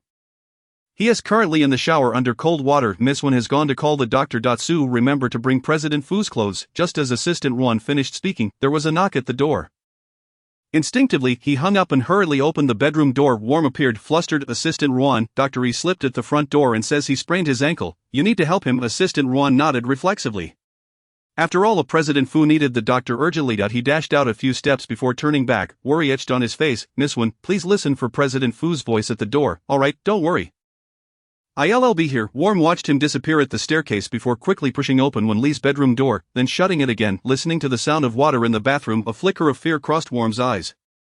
Taking a deep breath, she loosened the buttons of her collar and approached the bathroom. Uncle, are you alright? Standing at the bathroom door, she saw Fu Zhang's black shirt completely drenched, clinging to his physique. Revealing defined lines she had noticed Fu Zhang long ago, it could be said that no woman in Kyoto was oblivious to his allure, his impeccable family background, striking appearance, and exceptional abilities. As she pondered this, a hint of greed colored her beautiful eyes. And Uncle, Fu Zhang's expression sharpened slightly, though his body still burned with fever. Hearing the woman's voice, the fire within him surged uncontrollably. Get out. Warm did not retreat. Instead, she stepped closer. Uncle, let me help you fill the tub. It will be more comfortable. Fu Zhang closed his eyes, his voice chilling and cutting. I said get out. Recognizing the hostility in his tone, Warm hesitated for a moment but soon took a step closer. Testing the water temperature with her hand, gently suggesting, it's too cold, you might catch a chill. With that, she turned off the water. To Fu Zhang, Warm's presence felt like a vampire's craving for fresh blood. His breathing quickened, and he bit his lip, the pain sharpening his focus. Wen Li. Suddenly, he felt a hand on his arm, and opening his eyes slightly, he saw red in his vision. Get out. His voice, though still commanding, now bore an edge of desperation. Warm sensed the shift in his demeanor, suppressing her trepidation as she placed her other hand on his arm, her tone soft yet laced with temptation. It's not good to stay in wet clothes, you should take them off. Just as her fingers grazed the buttons of Fu Zhang's shirt, footsteps echoed from the entrance. Panic surged within her as she threw herself against Fu Zhang. When Wen Li arrived breathless and agitated, she caught sight of the scene unfolding before her, her anger reaching a boiling point, wishing to storm over and slap Warm just as she prepared to act. Fu Zhang suddenly seized Warm's neck with a fierce grip. I told you not to touch me, do you not understand? Instantly Warm's complexion flushed red, then quickly turned ashen, clearly feeling the intensity of Fu Zhang's grip. She struggled against his hold, desperate to speak but unable to utter a word. Wen Li, initially dazed, quickly regained her composure, suppressing the urge to smile in triumph. She knew the older man could restrain himself. Now she felt no urgency. After several seconds of watching Warm nearly lose consciousness, she rushed forward as if a light bulb had gone off in her mind. Uncle, why are you choking my sister? Let her go. Uncle, release her. Before she could approach, the man's hostility surged. Get away from me. It was evident he was not recognizing anyone at that moment. Wen Li's anxiety heightened. She feared he might cause irreparable harm. Warm may deserve punishment, but that is for the law to decide. She called out, Fu Zhang, it's me. Wen Li. Upon finishing her words, she hurriedly attempted to pry his large hand away, only to find that his strength exceeded her expectations. As she struggled, she called out, Assistant Su, Assistant Ruan. Soon both Assistant Su and Assistant Ruan rushed in, startled by the sight before them. Together, they managed to pry Fu Zhang's hand loose just in time. Warmth collapsed onto the floor, coughing vigorously before ultimately losing consciousness. A jolt of fear coursed through Wen Li as she quickly checked for her breath. Relieved to find a pulse, she exhaled in relief. The thought of waiting for Fu Zhang to be released from prison for someone like Warmth felt utterly unworthy. Was it even worth it to keep her alive? Assistant Ruan's complexion had turned pale, likely equally startled. Anyone witnessing such a scene would be taken aback. Wen Li nodded, rising to gaze at the man leaning against the wall, his veins prominently visible on the back of his hand as it rested on the sink. She refrained from approaching him, surmising that he would resist any contact with a woman at this moment. Assistant Su, please help me get him onto the bed and have the doctor administer a sedative. Turning to Assistant Ruan, she added, you take her out and lay her down in her bedroom. She almost suggested just tossing her on the floor. Assistant Ruan hesitated for a moment. Miss Wen, wouldn't that be a bit inappropriate? It's fine, she likes it. Wen Li nearly faltered but quickly corrected herself. She wouldn't mind. Only then did Assistant Ruan bend down to carry Warmth out, while Wen Li observed as Assistant Su helped Fu Zhang onto the bed. Dr. E administered a sedative, and afterward, Assistant Su was instructed to give him plenty of water to drink. Wen Li felt helpless, merely able to assist by fetching water. Noticing the flush on Fu Zhang's face had diminished somewhat, she tentatively called out, Fu Zhang. The man slowly lifted his gaze towards her, seemingly confirming her identity. Wen Li's heart softened, and she gently assured him, it's me. When he did not respond, she cautiously extended her hand to rest on his fingertips, gradually stroking them to indicate he should relax. Understanding her intent, Assistant Su discreetly exited the room, closing the door behind him but remaining nearby. Inside the bedroom, Fu Zhang's tense body began to ease as he caught a whiff of her familiar scent. He clasped her hand tightly in return, yet remained silent, presumably still in discomfort. As night fell in the chill of winter, the wind danced through the trees, and a gentle rain pattered outside, causing the temperature in the room to drop a few degrees. Wen Li adjusted the thermostat to its highest setting, eyeing the damp clothes clinging to the man. Fu Zhang, could you change your clothes? Upon hearing his quiet acknowledgement, she turned to retrieve her oversized robe for convenience. At that moment, Fu Zhang lacked the energy to concern himself with whose robe it was, sitting at the edge of the bed, fumbling with the buttons, though he had yet to finish even one. You go outside. Am I not allowed to see? Wen Li questioned, surprised by his stillness. Disappointed but determined, she turned her back to him and promised, I won't look, you can change. After a considerable silence, she quietly turned her head. eyes half closed, expecting to witness an indecent scene, only to discover he had not managed to unbutton a single one. Ahem, some benefits were meant solely for her. She approached and crouched down, closing her eyes, stating, "I won't look," as her hands reached for his buttons. Fu Zhang's throat tightened, his hands bracing against the bed as if surrendering to the struggle. Wen Li refrained from teasing him at this moment. Knowing he could catch a chill and fall ill swiftly, she unfastened his buttons, hesitating only briefly before her fingers brushed against his belt. Unable to suppress a smile, "I'm not looking." With that, she proceeded to unfasten it. In an instant, his hand seized her wrist, his restrained voice murmuring, "I'll do it myself." It wasn't shyness that prompted him, merely a sense of vulnerability. Wen Li acknowledged with a soft "oh," discreetly tugging the silk scarf around her collar upwards. Although her eyes could still see clearly, she pondered whether other girls were as appreciative of their boyfriends as she was. Evidently, she was. Given the unusual situation, she had an opportunity, which would likely not arise again for years when Fu Zhang was fully conscious. Fu Zhang's physique was more perfect than she had imagined, with a chiseled eight-pack that was not overly muscular but just right. She swallowed hard, and the next moment a weight pressed down on her head. Her vision, engulfed in darkness, clearly indicated that he had covered her with the blanket. No wonder he could endure until his 30s in his past life. Despite knowing she was willing, he dared not act upon it. In ancient times, older men could have become monks in temples. Fu Zhang donned a slightly short bathrobe before moving the blanket away from Wen Li's head. She huffed in discontent. "You sit on the stool." I'll change the sheets. She yanked the damp blanket off the bed and laid down a clean one, glancing sideways at Fu Zhang, who was intensely focused on her. "See, after all, you wouldn't dare." Filled with a provocative challenge, Fu Zhang closed his eyes, attempting to calm himself. Noticing this, Wen Li made a face at him before fetching a hairdryer to dry his hair. "Afterward," she said, "go rest now. Don't worry, I'll keep watch over you and won't let anyone take advantage." Upon recalling something, she gently patted the top of his head, cooing softly, "Be good, your girlfriend will protect you.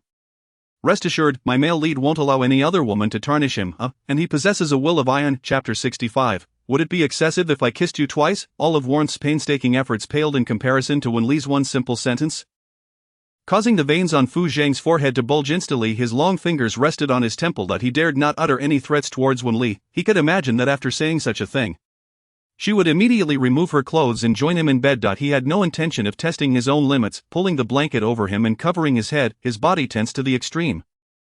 Observing this, Wen Li refrained from further touching him. If he weren't in such discomfort, he wouldn't exhibit such behavior. She gently tugged the blanket down a bit, meeting his dark and restrained gaze, and quickly raised her hands in assurance.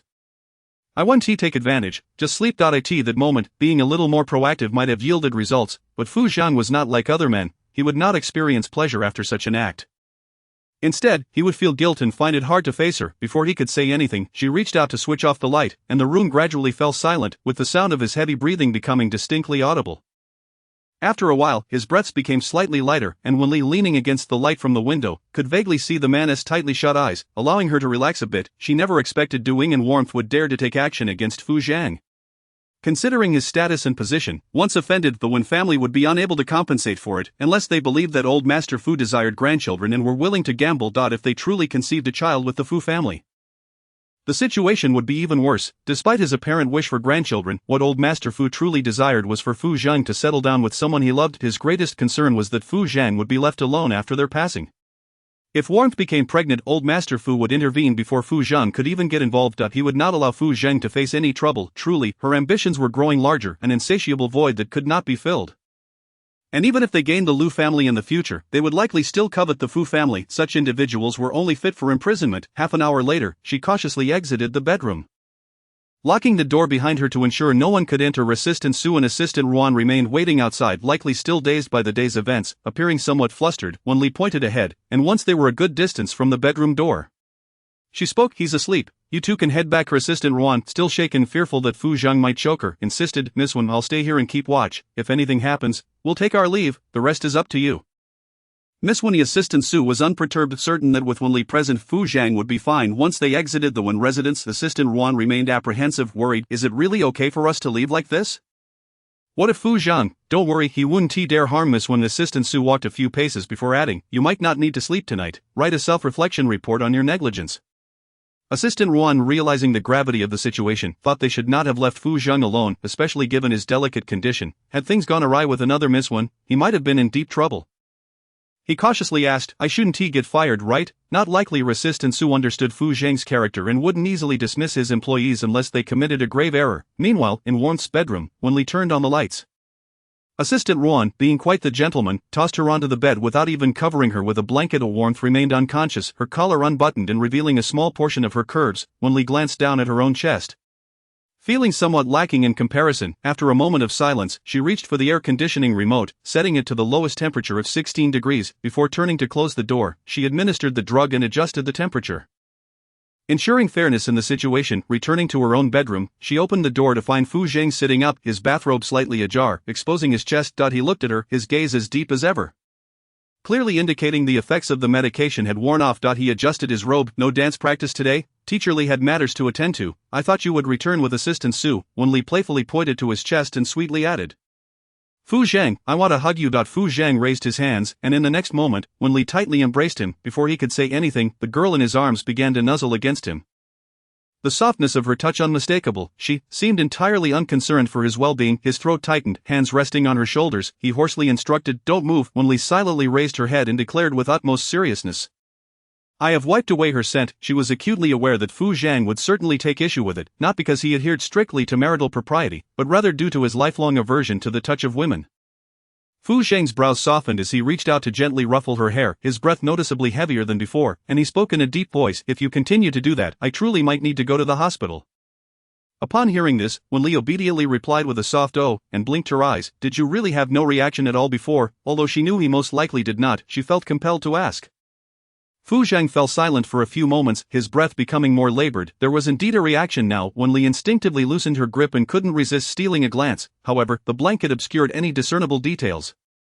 She touched the tip of her nose and suggested, I could help you with my hands, though I may not know how. You could teach me. Her ears flushed crimson as she spoke. After all, she had never experienced such things. It was Fu Zhang's discomfort that had emboldened her to utter such words. Fu Zhang raised his left hand to cover his face, the flush on his earlobes rivaling that of Wen Li's. Certain images flashed through his mind, and his body's response intensified. He rasped, Save such words for later. With that, he stood and made his way to the bathroom. Wen Li was not naive. She realized that in a few years, if she were to utter such sentiments, Fu Zhang would likely take her apart piece by piece. With that thought in mind, she teased, Fu Zhang, your legs are remarkably straight and so fair. Oh, how brazenly flirtatious. Fu Zhang paused momentarily, instinctively tugging at his bathrobe, as the unrestrained laughter of the girl echoed behind him, prompting him to hasten into the bathroom. After approximately 10 minutes, Fu Zhang emerged, impeccably dressed in a crisp shirt and tailored trousers. His hair slightly damp at the forehead, he stated coolly, Come home with me. The Wen residence lacked a room for him, and remaining there would tarnish Wen Li's reputation. Wen Li, too, was disinclined to stay at the Wen household. Following him back to the Fu residence, she noted the yard, which was usually aglow with lights, was shrouded in darkness today. It dawned on her that the housekeepers and drivers at the Fu residence were on leave for a few days. A monthly routine of 4 days off. During this time, Elder Fu and Madame Fu would retreat to their mountain villa for a few days. No wonder Wen Nuan was able to bring Fu Zhang back to the Wen household. With this realization, she tightened her grip on Fu Zhang's hand and murmured, I have avenged you. In this rainy season, with temperatures at 16 degrees, it was undoubtedly more uncomfortable than being drugged. Fu Zhang took a few steps before pausing suddenly. Bai Xian had also drunk, and he had gone to the movies. Wen Li felt a sense of unease as she quietly took out her phone to check the trending news. There were no reports regarding Bai Xian or any lewd men at the cinema. He should be fine. When Nuan's actions had entangled her with two of the most formidable families in the capital. Fu Zhang appeared intimidating, and although Bai Xian feigned nonchalance, anyone who crossed him would find themselves buried along with their ancestors. If Wen Nuan managed to escape this ordeal, Wen Li vowed she would never again be so complacent. The following day, around 7 or 8 o'clock, Wen Li's biological clock prompted her to wake naturally. She glanced out the window at the Wen residence, noting that when Rong and the others had yet to return, she decided to practice her fundamentals in the bedroom just as Fu Zhang entered. Wen Li was in the midst of a leg-lifting exercise, her hands grasping her toes, her posture perfectly upright. In the light filtering through the window, her slender waist formed an exquisite curve. Since entering university, her youthful innocence had completely faded, replaced by a touch of feminine maturity that was alluring yet not overtly seductive. Hearing the door open, she pivoted on one foot and asked, Are you heading to the office? I'll take you to school first. Fu Zhang met her gaze briefly before quickly averting his eyes, concealing the possessiveness that flickered within them. His classes had been rescheduled for the morning, and he would only have classes in the afternoon. He had yet to resolve matters with Teacher Li. Wen Li hesitated for a moment before saying, You should go to work. I need to return to the Wen household shortly to act. She lowered her leg, pressing her hands against the desk to stretch her back. Fu Zhang adjusted his black turtleneck slightly and turned to say, I'll head downstairs to make breakfast. Alright, I'll come down once I finish my practice.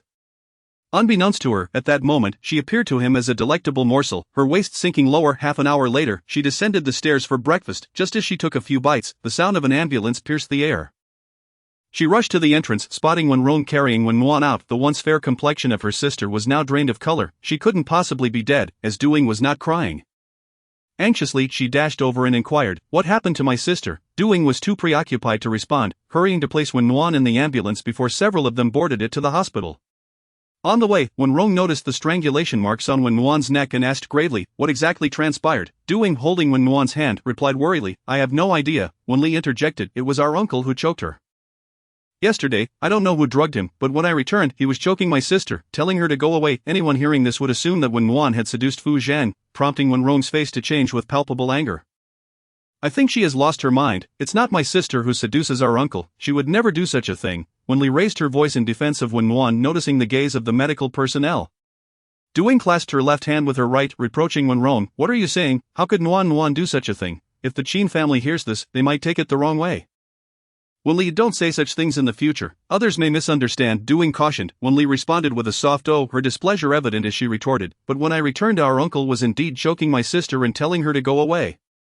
I did not lie. I truly did not lie. My sister was indeed choked by our uncle, and I pulled them apart with Assistant Su and the others." "Mom did not blame you, knowing you were just trying to help your sister," Doing said, gently patting her back in a comforting manner. Wen Li leaned on her shoulder, her anger surfacing as she exclaimed, "Mom, should we report this? Our uncle actually choked my sister." She repeated the phrase "choked her neck" incessantly, leaving Doing unable to maintain Wen Nuan's dignity. Finally, she couldn't help but gently cover Wen Li's mouth, signaling her to cease. Wen Li obediently nodded and straightened her posture, leaning closer to Wenrong under his watchful gaze. She softly confided, "Dad, I'm scared." Wenrong was taken aback, returning to his senses as he gently patted her shoulder, reassuring her, "Don't be afraid." Doing glanced at the two of them, a slight change in her expression, before quickly shifting her attention back to Wen Nuan, sighing, "Had I known, we wouldn't have gone out last night." Wen Nuan insisted, "We were too tired." With that, she raised her hand to wipe her eyes. Upon hearing this, Wenrong's focus shifted from Wen Li to Wen Nuan, a flicker of paternal instinct stirring within him. "I'll call Fu Zhang shortly to inquire about the situation. I know Fu Zhang. He wouldn't resort to violence without reason. There must be some misunderstanding." At the hospital, it turned out Wen Nuan was merely suffering from a cold and fever, compounded by shock, which was not severe but still distressing. After half an hour, Wen Nuan opened her eyes, coughing several times. Wen Li hurriedly brought her water. "Sister." Wen Nuan took a few sips, her parched throat easing slightly, but her typically gentle voice now resembled that of a croaky duck. "Dad." The moment she spoke, she froze in surprise, instinctively placing her hand on her neck. Her eyes reddened, and before long, tears welled up, a mix of grievance and feigned strength. Wen Li, feeling a pang of sympathy, embraced her tightly. "Sister, don't cry. I'll report him to the police for choking you. Mom and Dad don't believe it, but you must tell them if he truly choked you, right? He really told you to go away?" Each word felt like a dagger plunging deeper into Wen Nuan's heart. Clasping her hands tightly, her fingers turning pale, she explained, "Uncle didn't he mean it? I saw him in the cold water and was worried he might catch a cold. So I approached to ask a few questions. At that moment, he didn't recognize me and thought I was one of those women from the club. That's still too much. You don't resemble those vile women from the club at all. You were merely showing concern, and he repaid your kindness with hostility by choking you. Your neck is bruised. It seems he wanted to kill you." Wen Li pouted, adding, "You all fear the Fu family. But I will definitely report this. It's the wrongdoers who should be afraid, not the victims. Dad, please report this. We can't let my sister suffer such great injustice. Look at her neck." Seeing Wenrong's inaction, she shouted, "Don't you love my sister?" The moment those words left her lips, Doing quickly reached out to grab Wen Li, feeling a surge of panic. "Wen Li, your dad has his considerations. We must consult Fu Zhang before proceeding." "What considerations? It seems he doesn't care about my sister." If any child from another family faced such a situation, their parents would take action without hesitation. Wen Li, displeased, shrugged off her hand and directed her ire at Wenrong. "If you don't care for my sister now, don't expect her to take care of you in the future." Wen Li, Wen Nuan's voice was hoarse and somewhat jarring, but she quickly softened her tone, soothingly saying, "Don't put Dad in a difficult position. This incident is my fault. I forgot that Uncle is not fond of women. That you're all good people. I'm the only bad one, alright?" Wen Li's eyes brimmed with tears as she turned and dashed out of the hospital room. Taking the emergency exit downstairs, after a few steps, she couldn't suppress the smile creeping onto her lips. She pressed her hand against her mouth, thinking to herself that it was best to endure a little humiliation now and laugh when no one was watching. Wen Nuan must be suffering terribly. There was something even worse in store. She took out her phone and dialed Qin Feng's number. As soon as he answered, she choked out, "Brother-in-law, my sister is in the hospital. Last night in the bathroom, she was choked by our uncle and told to go away. I want to report this, but they won't let me. Can you help us call the police?" Naturally, Qin Feng had no intention of reporting it, but he had long sought an opportunity to dissolve the engagement, making this situation quite advantageous for him, without the support of the Qin family. Warmth would mean that all efforts have gone to waste. After hanging up the phone, she called an older gentleman, stating that her girlfriend had taken charge. Pausing momentarily, she then whispered, "Is it too much to ask for a couple of kisses later?" No room for negotiation. This is the lowest market price. Chapter 66. The Old Man's Seduction. Listening to the voice on the phone, Fu Zheng cast a detached glance at the employees in the meeting. Murmuring an acknowledgement before continuing with the meeting, "Wait for me at home. It will conclude by 10:30. I will wait for you at Grandpa's place," Wen Li replied before hanging up, still mindful of preserving her dignity. Fu Zhang glanced at the phone, placed it on the table, and lightly tapped his fingers against the surface. His eyes narrowed slightly as he coldly remarked, "Is this the result of your half-month's work?" Assistant Su, having recently witnessed Fu Zhang's gentle and patient demeanor towards Miss Wen, felt a jolt of energy at his sudden outburst. Instinctively standing a bit straighter, the meeting room fell silent. The marketing department employees dared not lift their heads to meet his gaze. Lu Zongwei was not at home but at the office, busy with tasks, likely overwhelmed with work as the new year approached. He had intended to postpone his work to spend time with Wen Li in the afternoon. But upon realizing that his health might not withstand it, Wen Li suggested she return next weekend to keep him company. Before leaving, Lu Zongwei repeatedly reminded her to use her bank card for purchases. It was only 10 o'clock when she exited the Lu residence, and since the Fu group was nearby, she decided to wait for Fu Zhang there. Assistant Su, frantically searching through documents, breathed a sigh of relief upon seeing Wen Li. "Miss Wen, President Fu is in a meeting. Please wait in the office." Wen Li nodded and entered the office, recalling that she still had some assignments to complete. Without a hint of hesitation, she seated herself at Fu Zhang's desk. After a few minutes, the sound of hurried footsteps accompanied by a man's cold voice filled the air. "If we can't provide a solution this afternoon, everyone will have to work overtime." Wen Li instinctively looked up towards the door, locking eyes with Fu Zhang, whose expression softened slightly. Assistant Su, relieved, turned to leave. "Are you busy? I can head to school on my own," Wen Li said considerately. Fu Zhang pressed his lips together, responding, "Not busy. What do you want to eat? Just a work meal. I still have some assignments to finish." Wen Li pointed to his computer. Fu Zhang acknowledged her with a sound. Moving the documents on his desk to the sofa to handle them, after a while, he noticed out of the corner of his eye that Wen Li was glancing in his direction from time to time. He removed his tie, placing it beside the sofa, explaining, "I won't be harsh with you." Wen Li was not particularly concerned. Instead, she pointed at the computer, feigning ignorance, and asked, "Is your screensaver your girlfriend?" Initially, she hadn't noticed, but now it resembled her silhouette. Upon hearing this, Fu Zhang did not deny it, simply stating, "It's you." Wen Li responded with an "oh," feeling a bit smug as she continued her assignments. Moments later, Assistant Su entered, carrying 2 work meals. The work meals at Fu Group were renowned in the industry for their quality. Wen Li enjoyed the food immensely. Midway through her meal, Fu Zhang placed some of his dish into her bowl without uttering a word.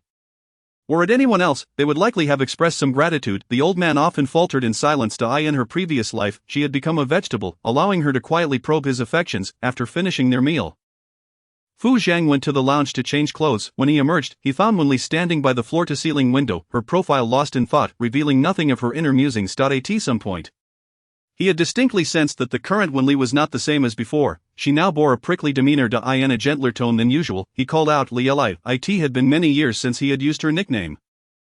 After middle school, Wen Li had forbidden him from calling her that. She abruptly turned to face him, their eyes meeting. Noticing the concern in his gaze, she replied with a bright smile, "I think I've eaten too much today. I'll have to control my weight with dancing. If I overindulge, I'll just exercise more." Before he could respond, she added, "I heard that kissing can help with weight loss." Fu Zhang couldn't help but rub his temples, gazing at her with a mix of exasperation and fondness, and said softly, "Come here." Wen Li's eyes lit up as she jogged toward him, standing just a step away and instinctively pouting her lips. The next moment, she felt a sharp pain on her forehead. Her expression fell, and she covered her forehead with her left hand, not forgetting to demand affection, saying, "Unless you kiss me 3 times, I won't forgive you." Fu Zhang, bemused by her antics, gently grasped her wrist, a faint smile playing on his lips as he said nothing, merely leading her outside. The two of them took the elevator straight to the underground parking lot. Wen Li, still harboring a grudge against Fu Zhang, sat in the passenger seat, glancing out the window with a huff. The car window reflected the man's figure as he removed his constricting coat, unfastened the collar of his shirt, and loosened his cuffs. Just as Wen Li sensed danger, he leaned toward her, and she instinctively pressed down, finding no space to evade him. Their noses brushed lightly against each other. Fu Zhang, perceptive to her movements, smirked, playfully asking her a math question, "What is 3 plus 2? His striking features were inherently captivating, and with him leaning in unexpectedly, the visual impact was overwhelming. Wen Li found herself unable to compute the answer, her thoughts consumed by the allure of the man before her. In that moment, she truly couldn't determine what 3 plus 2 equaled. All she knew was that Fu Zhang was utterly enchanting. What is 3 plus 2? He patiently reiterated. When Li's eyelashes fluttered, likely stirred by hormones, her body feeling warm. 5. She managed to count out. Under her gaze, Fu Zhang leaned in, lightly brushing his lips against hers. Then doing so again, noticing her cheeks flush, he chuckled softly, teasingly asking, "What's the answer?" The old man's seduction, it was overwhelming. When Li abruptly pushed him away, turning her entire body toward the window, pulling her sweater collar up to cover most of her face. "Not today, we'll save that for next time." His deep, magnetic laughter resonated, and after half a minute, the car finally started. Exiting the garage, his voice drifted to her ears. "Alright, next time it's 5 times. Wen Li, after leaving a mess for the Wen family, Wen Li headed to school for her classes. After evening study, she found dozens of missed calls from doing it seemed the Qin family had proposed to annul the engagement. She promptly returned the call, where Ying's sharp voice pierced through. "You need to explain yourself to your brother-in-law. He says your sister is seducing your uncle." "Huh? I didn't say that to him." "You adults have such twisted thoughts. I clearly said that uncle choked my sister's neck. I never said she was seducing him." Wen Li responded innocently, "I'm not foolish. Why would I say my sister is seducing him? Wasn't the Qin family eager to break off the engagement long ago? They had revealed their disdain for her family at the last banquet, and cancelling the engagement was better than nothing. At least her sister Wen Ti suffered. Doing seemed truly anxious. Li, listen to me. Go explain to your brother-in-law quickly. If the engagement is called off, your sister will be a laughingstock in Kyoto. We live our lives not for the eyes of others. As long as we are true to ourselves, that's enough." Wen Li echoed their old sayings. "The more you explain, the more he will think we have problems. A gentleman judges by intent, not by action." "Mom, you taught me this before. You must go explain." Doing likely realized she could no longer maintain her facade, especially since the Qin family's annulment of the engagement meant they would lose their hard-won support. "Are you scolding me again? You three are all scolding me, treating me like an outsider. I only want fairness for my sister. Why shouldn't I report someone who choked her?" Wen Li sniffled, quickly hanging up in frustration. Meanwhile, in Wen Nuan's bedroom, hearing the mechanical sound from the other end, angrily smashed her phone against the wall, just like her mother. As her gaze darkened, she looked at Wen Nuan on the bed and suddenly raised her hand to slap her across the face. "Useless thing, you can't handle the Fu family nor can you comprehend the Qin family. I might as well give birth to another one." Wen Nuan covered her face, sitting on the bed with red-rimmed eyes. After a moment, calmed herself, sitting beside the bed and stroking her head, soothingly saying that wretched Wen Li should be dealt with. The things are getting increasingly out of control. The annulment of the engagement by the Qin family brought no benefits to Wen Rong. On the first day of Old Master Fu's return, he paid a visit to discuss the matter. Old Master Fu scoffed, casting a sidelong glance at him. "You don't understand your own child." "Do you think I don't?" Wen Rong's expression shifted, and he quietly explained, "This is indeed a misunderstanding. Wen Li was present at the scene. Uncle Fu, this matter has escalated too much. It wouldn't reflect well on Fu Zheng's reputation if it were to spread." "Do I care about his reputation? I've never bothered about him being gay. Yet he has his reasons for his actions. However, he shouldn't have acted out of line. I will have someone transfer you 1 million shortly." Old Master Fu wore a look that suggested Wen Nuan was not entirely innocent in this situation. "Uncle Fu, you can ask Wen Li. She knows the details and won't lie." "What does she know? She doesn't even have a boyfriend. How could she know anything?" Old Master Fu seized the opportunity to mock him. "Now you believe Wen Li. Why didn't you trust her before?" In Fu Zheng's words, "He should get his eyes checked." "Uncle, I know you don't favor Wen Nuan and the others." Wen Rong's words were cut off by Old Master Fu, who interrupted, "I not only dislike them, I also disapprove of you." Wen Rong was momentarily at a loss for words, stammering as Old Master Fu waved his hand and remarked, "Fu Zhang would never strangle someone without cause. If he were to do so without reason, I would promptly send him to a psychiatric hospital." This statement jolted Wen Rong back to reality. After a brief pause, he departed. Old Master Fu cast a sidelong glance at him, thinking him foolish. Just as Wen Rong exited, Fu Zhang returned. Old Master Fu glanced at him, unable to suppress a chuckle, gleefully exclaiming, "So, you two have a day when you are outwitted. How does it feel?" Fu Zhang tossed the items he held into the trash bin, and Old Master Fu instantly recognized them as his own. Hastily rising to retrieve them, he shot Fu Zhang an admonishing glare, questioning how his daughter-in-law could possibly be fond of such an emotionally obtuse old man. Fu Zhang gave him a dismissive look, poured himself a glass of water, and remarked mildly, "It's from your daughter-in-law." Old Master Fu's eyes brightened as he opened the package to reveal a wine-red wool sweater. Exclaiming that his daughter-in-law had exquisite taste, "What about the Wen family's situation? The Qin family intends to call off the engagement with Wen Nuan." Fu Zhang set down his glass, indifferent. "Wen Li won't allow us to intervene." Old Master Fu nodded, placing the clothing aside, and observed, "Wen Li's current cleverness is much like her mother's. I feel considerably more at ease. Growing up in a family like the Wens requires one to be ever vigilant against cunning individuals. It's a pity for that child." Fu Zhang pressed his lips together, responding, "You should treat her better." "How could I not treat her well? She is my own child," Old Master Fu retorted, then added thoughtfully, Encourage your daughter-in-law to spend more time with Li to foster their bond. It remains a mystery how Wen Li managed to prevent the Qin family from seizing the opportunity to cancel the wedding. Although Wen Li was unaware of the unexpected developments, she had little time to focus on them lately. As December approached, her training sessions far exceeded her rest periods, making this the most exhausting period of her life. Aside from the 3 years of being in a vegetative state. One day, at 3 in the morning in the dance studio, as the music ceased, Li Chunyan handed her a towel to wipe her sweat. "You're doing well, rest well over the next 2 days. I'll be heading to City D tomorrow and won't be able to contact you afterward, just maintain the current state, and don't stress too much." With a slight breathlessness, Wen Li replied, "All right." After Li Chunyan departed, she took a moment to rest before resuming her dance practice. If she failed to win an award this time, she might not perform as well as her junior colleagues in 5 years at the next competition. After an hour of relentless practice, she was utterly exhausted, sprawled on the floor, gazing up at the mirror on the ceiling. Suddenly, she caught sight of something and instinctively turned to look at the door. Fu Zhang had arrived, clad in a black sweater, holding a black coat. His deep-set gaze fell upon her. "Fu Zhang, what brings you here?" she exclaimed, struggling to rise from the floor, her body still reeking of sweat. She hesitated to run over and embrace him, instead offering a silly smile. As Fu Zhang approached, she quickly took a few steps back, explaining, "I'm all sweaty. It doesn't smell pleasant." Fu Zhang merely hummed in acknowledgement but did not halt his steps.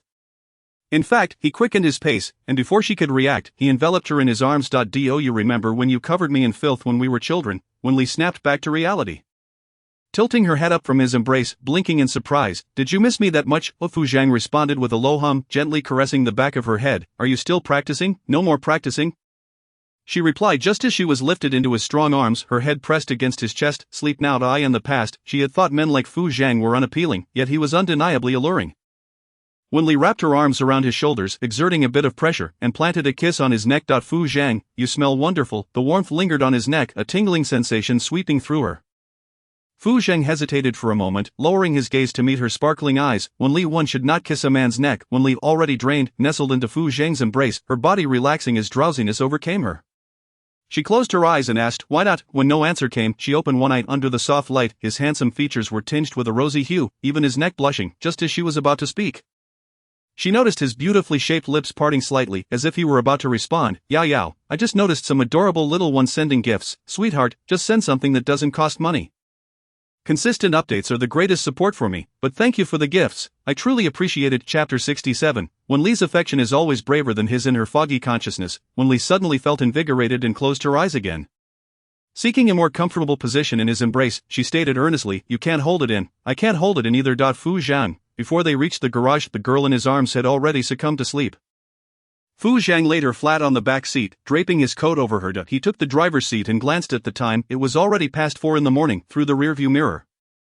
He observed her slender face, noticeably thinner under the dim light, normally sensitive to disturbances. Wen Li remained undisturbed as he carried her to bed, utterly exhausted. Fu Zhang turned and entered the bathroom, immediately noticing the unwashed lingerie on the counter. Wen Li had returned late the night before and left early this morning, leaving no time to wash. If she had known Fu Zhang would come, she likely would have stayed up to clean. He grabbed a towel from the rack, dampened it, and gently returned to wipe her face, neck, and even her feet. Soon after, he went back to the bathroom, removed his expensive watch, and rolled up his sleeves.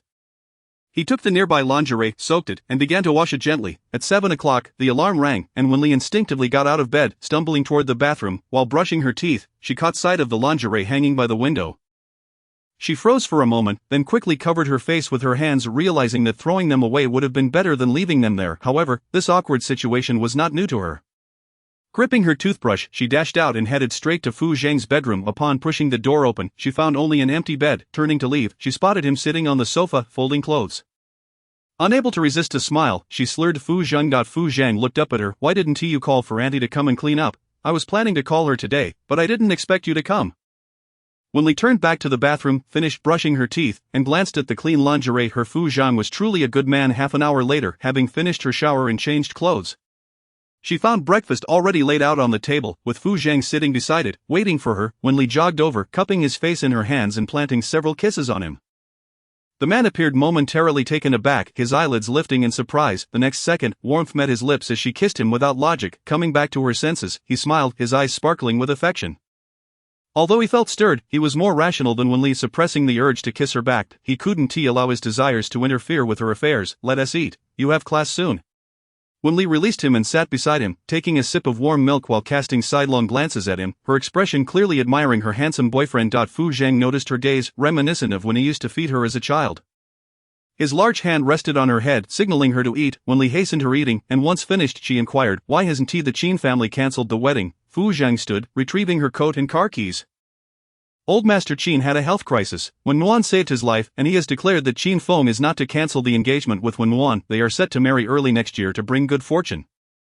Hearing this, Wen Li found it difficult to articulate her thoughts on Wen Nuan. She realized that anyone possessing such cleverness would invariably succeed, whether in good or bad circumstances. She was self-aware enough to know that they might teach her a lesson. Having already thwarted their plans several times, she understood they might not suspect her but would certainly be irritated by her lack of control. They wanted a puppet in Wen Li before Fu Zhang could respond.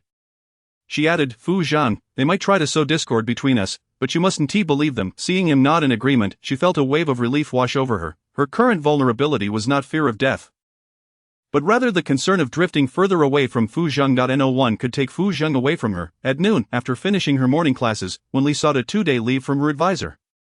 As she exited, she passed two girls who were animatedly discussing something while engrossed in their phones. That senior Fu was both handsome and wealthy. After watching his interview yesterday, I realized we could never catch up to him in this lifetime. Wen Li glanced at their screens, quietly pulling out her own phone to check the school forum. The trending post featured a collection of handsome boys from previous years. She clicked on it. Noticing that the most striking boy was placed first for attention, dressed in a white shirt, he leaned against the podium, gazing ahead, as if captured during a speech. Fu Zhang did if it weren't for her prior relationship with him. Her appearance and family background would never allow her to reach his level. No matter how hard she worked in 10 lifetimes, marrying Fu Zhang would indeed be a disservice to him. She scrolled down the comments, noticing that many were discussing Fu Zhang. Suddenly, a male voice broke the silence. Wen Li looked up to find Sumuan standing before her, clad in a black windbreaker. Instinctively, she closed her phone. "What is it?" Sumuan, slightly embarrassed, suggested. "Shall I treat you to a meal? We can talk while we eat." Wen Li did not readily agree. Instead, she turned her head and asked, "Can't we speak here? It's not very convenient. If you have something to discuss, we can wait until you have more time." Sumuan replied. Upon hearing this, Wen Li fell silent. "It's nothing, let's go." She wasn't under the illusion that Sumuan had feelings for her. Considering their limited interactions. At a nearby restaurant, in a private room, after Wen Li had ordered her meal and handed the menu to the waiter, Sumuan finally spoke. "I'm here today because of my second brother. He's a bit reserved but is an upright person with considerable ability. My second brother mentioned that you have a boyfriend. I've observed you recently, and it seems you mostly spend time alone. Perhaps to decline my second brother's advances. He has quite the affection for you, saying you play chess with great insight and have a wonderful character. I shouldn't meddle in matters of the heart, but it's rare for him to like someone, so I thought I'd advocate for him." Wen Li hadn't considered that this was the reason for his visit. Apologetically, she said, "I have a boyfriend. It's just that I can't make it public yet. I'm sorry, I will do so in the future." Hearing this, Sumuan didn't doubt her sincerity, merely expressing regret. "That's fine. In the future, you and my second brother can be chess partners. He loves the game. In about half a month, there's a competition. I think you enjoy chess as well, so I'll ask my second brother to reserve a spot for you to watch." While Wen Li had an interest in chess, she was aware of her boyfriend's jealousy. My boyfriend can be quite possessive. She declined. Sumuan scratched his head, realization dawning upon him. "That makes sense. In the afternoon around 3 or 4 o'clock. At the Fu Group headquarters, Bai Xiyan arrived to find Fu Zhang resting with his eyes closed, clearly having not rested well. He sat on the sofa, stating, "The investigation revealed that it was Wen Nuan who bribed the waiter. You told me not to act rashly, so I came to consult you." Fu Zhang opened his eyes, took a sip of warm water, and replied, "Let's keep the evidence for now." Bai Xiyan, feeling somewhat defeated, asked, "So you're saying we can't deal with her yet? I feel like I've made a fool of myself." He glanced at the man not far away, tugging at his tie. "I was just browsing the school forum. I saw someone mention that Wen Li is dating the third son of the Su family. I'm not trying to ruin your relationship. I just happened to see it. As for the truth, that's for you to discern." Fu Zhang remained unfazed, simply responding with a nonchalant, his calm demeanor led Bai Xiyan to exclaim, "Aren't you worried? When I heard about a man around Jin Ningxue, I nearly lost it." Fu Zhang closed his eyes again, continuing to rest. "You have issues. I have issues too," Bai Xiyan retorted, giving him a thumbs up. "Indeed, being an uncle makes you calm. All right, I'm leaving." Once Bai Xiyan departed, Fu Zhang took a moment before opening his eyes, reaching for his phone, and browsing the school forum. It appeared that the financial department's Belle and Beau were suspected to be together. Several photos of the two walking together captured their youthful beauty. After a few taps on the screen, the notification of a successful report flashed. Having completed this, he was momentarily taken aback, realizing what he had done. After a while, he chuckled softly. Wen Li arrived a day early at the hotel near the competition. Due to her late arrival, she was assigned the least desirable room, but after 3 years of hospital stays, she was not picky after meticulously checking her outfit for the next day's competition and finding no issues. She hung it in the wardrobe. Just then, her phone rang. Reflexively, she leaped onto the bed and grabbed her phone. It was indeed Fu Zhang. Knowing he was worried about her, she quickly reassured him, "I've arrived. This hotel is quite comfortable. Open the door," Fu Zhang said coolly. Hearing this, Wen Li paused for several seconds before getting off the bed to open the door. Meeting Fu Zhang's gaze, she instinctively touched her nose. Resembling someone caught in a lie, she preemptively said, "Fu Zhang, you've become wicked." Fu Zhang entered the small room with long strides, silently rearranging her belongings back into her suitcase. After closing it, he extended a hand towards Wen Li. She immediately took his hand, allowing him to lead her forward. The elevator ascended to the 66th floor. Once inside the room, Fu Zhang hung her dance costume back up, only then asking, "Why didn't you ask me for a better room?" Wen Li sat on the bed and replied honestly, "The room downstairs is quite nice." Noticing the man staring at her in silence, she stood up and wrapped her arms around his. "I just didn't want to trouble you with everything. I genuinely think that room is adequate." Fu Zhang pursed his lips. "I feel insecure if you don't ask for anything." Upon hearing this, Wen Li was taken aback, looking up at him, clearly not expecting such words from a man of his demeanor. In the next moment, her hand slipped into his, their fingers intertwining. With a teasing tone, she said, "I do want something. I want you. How about we sleep?" She was unsure how to convey to Fu Zhang that she would marry no one but him. Lacking wealth or parental support, in Fu Zhang's presence, she was simply herself. His pupils constricted as he bent down to meet her gaze. "Wen Li, what do you like about me?" As he spoke, his grip unconsciously tightened, revealing his emotions. Wen Li couldn't articulate what she found appealing about him. Initially, she was surprised, regretting, and feeling pained by his efforts. Later, she listened to him recount stories while sitting on the edge of the bed, describing the outside world. It was then that she truly understood Fu Zhang, stoic on the outside, yet intricate within. Her heart began to stir for him during her most vulnerable moments. Fu Zhang had once said something wrong. Not only in childhood did he suffer, but in her past life as a 20-something, she had too. This was the memory she wished to forget most yet could never erase. After a long silence, Fu Zhang, sensing her hesitation, quietly said, "Get some rest." Wen Li clutched his hand tightly. "You don't realize how precious you are to me. I dream of others taking you away." Fu Zhang, in my heart, you occupy a height that is unattainable for others. These words weighed heavily on the older man's chest as he placed his hand over his heart. All right, almost all participants had family accompanying them, but only Wen Li had her boyfriend by her side. It was only close to the competition that she learned it was sponsored by the Fu Group, allowing Fu Zhang to watch closely from the judges' panel. The older man was always quietly diligent. Wen Li's competition was number 37, and teacher Li Chunyun avoided any private meetings to prevent suspicion. There was no need to worry about being accused of cheating, as the entire competition would be live-streamed. Wen Li found herself less anxious than before. Regardless of the outcome, she had given her all. At the very least, she was no longer the complacent Wen Li of her past life. Meanwhile, in the dormitory of Jing University, a girl with curly hair exclaimed, "Ha, Nuan, is that your sister?" Recently, when Nuan had been catching up on missed classes in preparation for exams, she smiled warmly. "What trouble has she gotten into now?" "No, I'm watching the National Classical Dance Competition," the girl said, noticing when Nuan approaching the camera just past her. "Wait, there, the one on the far side, she is putting on makeup." When Nuan naturally saw it, her expression stiffening, she quickly grabbed her phone, exited the dormitory, and dialed Wen Li's number. As she watched her phone vibrate on the table, Wen Li glanced at it and answered, "Hello, sister. Where are you, sis? Why aren't you speaking? Can you hear me?" "I can hear you, but the signal is poor here." When Nuan said urgently, "Mom was in a car accident. You need to come back quickly." To achieve her goals, Wen Li responded with a confused, "What, sister? What did you say?" "Mom, the signal is terrible here. Let's talk later." After saying that, she hung up abruptly. After some time, the voice on the line resumed. "Now, please welcome performer number 37, Wen Li, with the dance titled Zhang." The man at the judges' table abruptly raised his gaze, the dark stage instantly illuminated by a spotlight focusing on the woman who slowly lifted her head, her sleeves fluttering gracefully. Wen Li's courage and her affections always outshone his. Chapter 68, Wen Li, 2 years older. Congratulations to performer number 37, Wen Li, for achieving an impressive score of 98.6, securing first place in this competition. Presented by Mr. Wan of the Wan Group. The host's voice prompted a sigh of relief from Wen Li backstage. Upon stepping onto the stage, her first glance fell upon the man at the judges' table. Their eyes locked, and she offered a sly smile before turning her gaze forward. At that moment, when Nuan should have realized her sister had won. Likely astonished, shocked, and at a loss, her once seemingly inconsequential sister was now beyond her control. After Mr. Wan presented Wen Li with her award, he gestured to the photographer for a solo shot of the two. Suddenly she remembered something and dashed toward a certain spot, inviting, "Mr. Fu, would you mind taking a photo with me? It would be helpful for later promotions." The Fu Group had fully sponsored this event and would surely publicize it. Fu Zhang seldom appeared in the public eye. He lightly nodded, rising to make his way to the stage. Wen Li instinctively shifted a few inches to the side, and when Fu Zhang stood beside her, she subtly inched closer. Perhaps they were too close for comfort, as General Yuan, concerned about inadvertently crowding Fu Zhang, instinctively pulled Wen Li a bit closer to her side, stepping forward slightly. Wen Li. She stole a glance at Fu Zhang, and the next moment, he shifted half a step toward her. Wen Li lowered her head, suppressing a smile, and quickly raised her gaze to the front. In truth, the older gentleman was quite adept. After taking a few photos, Wen Li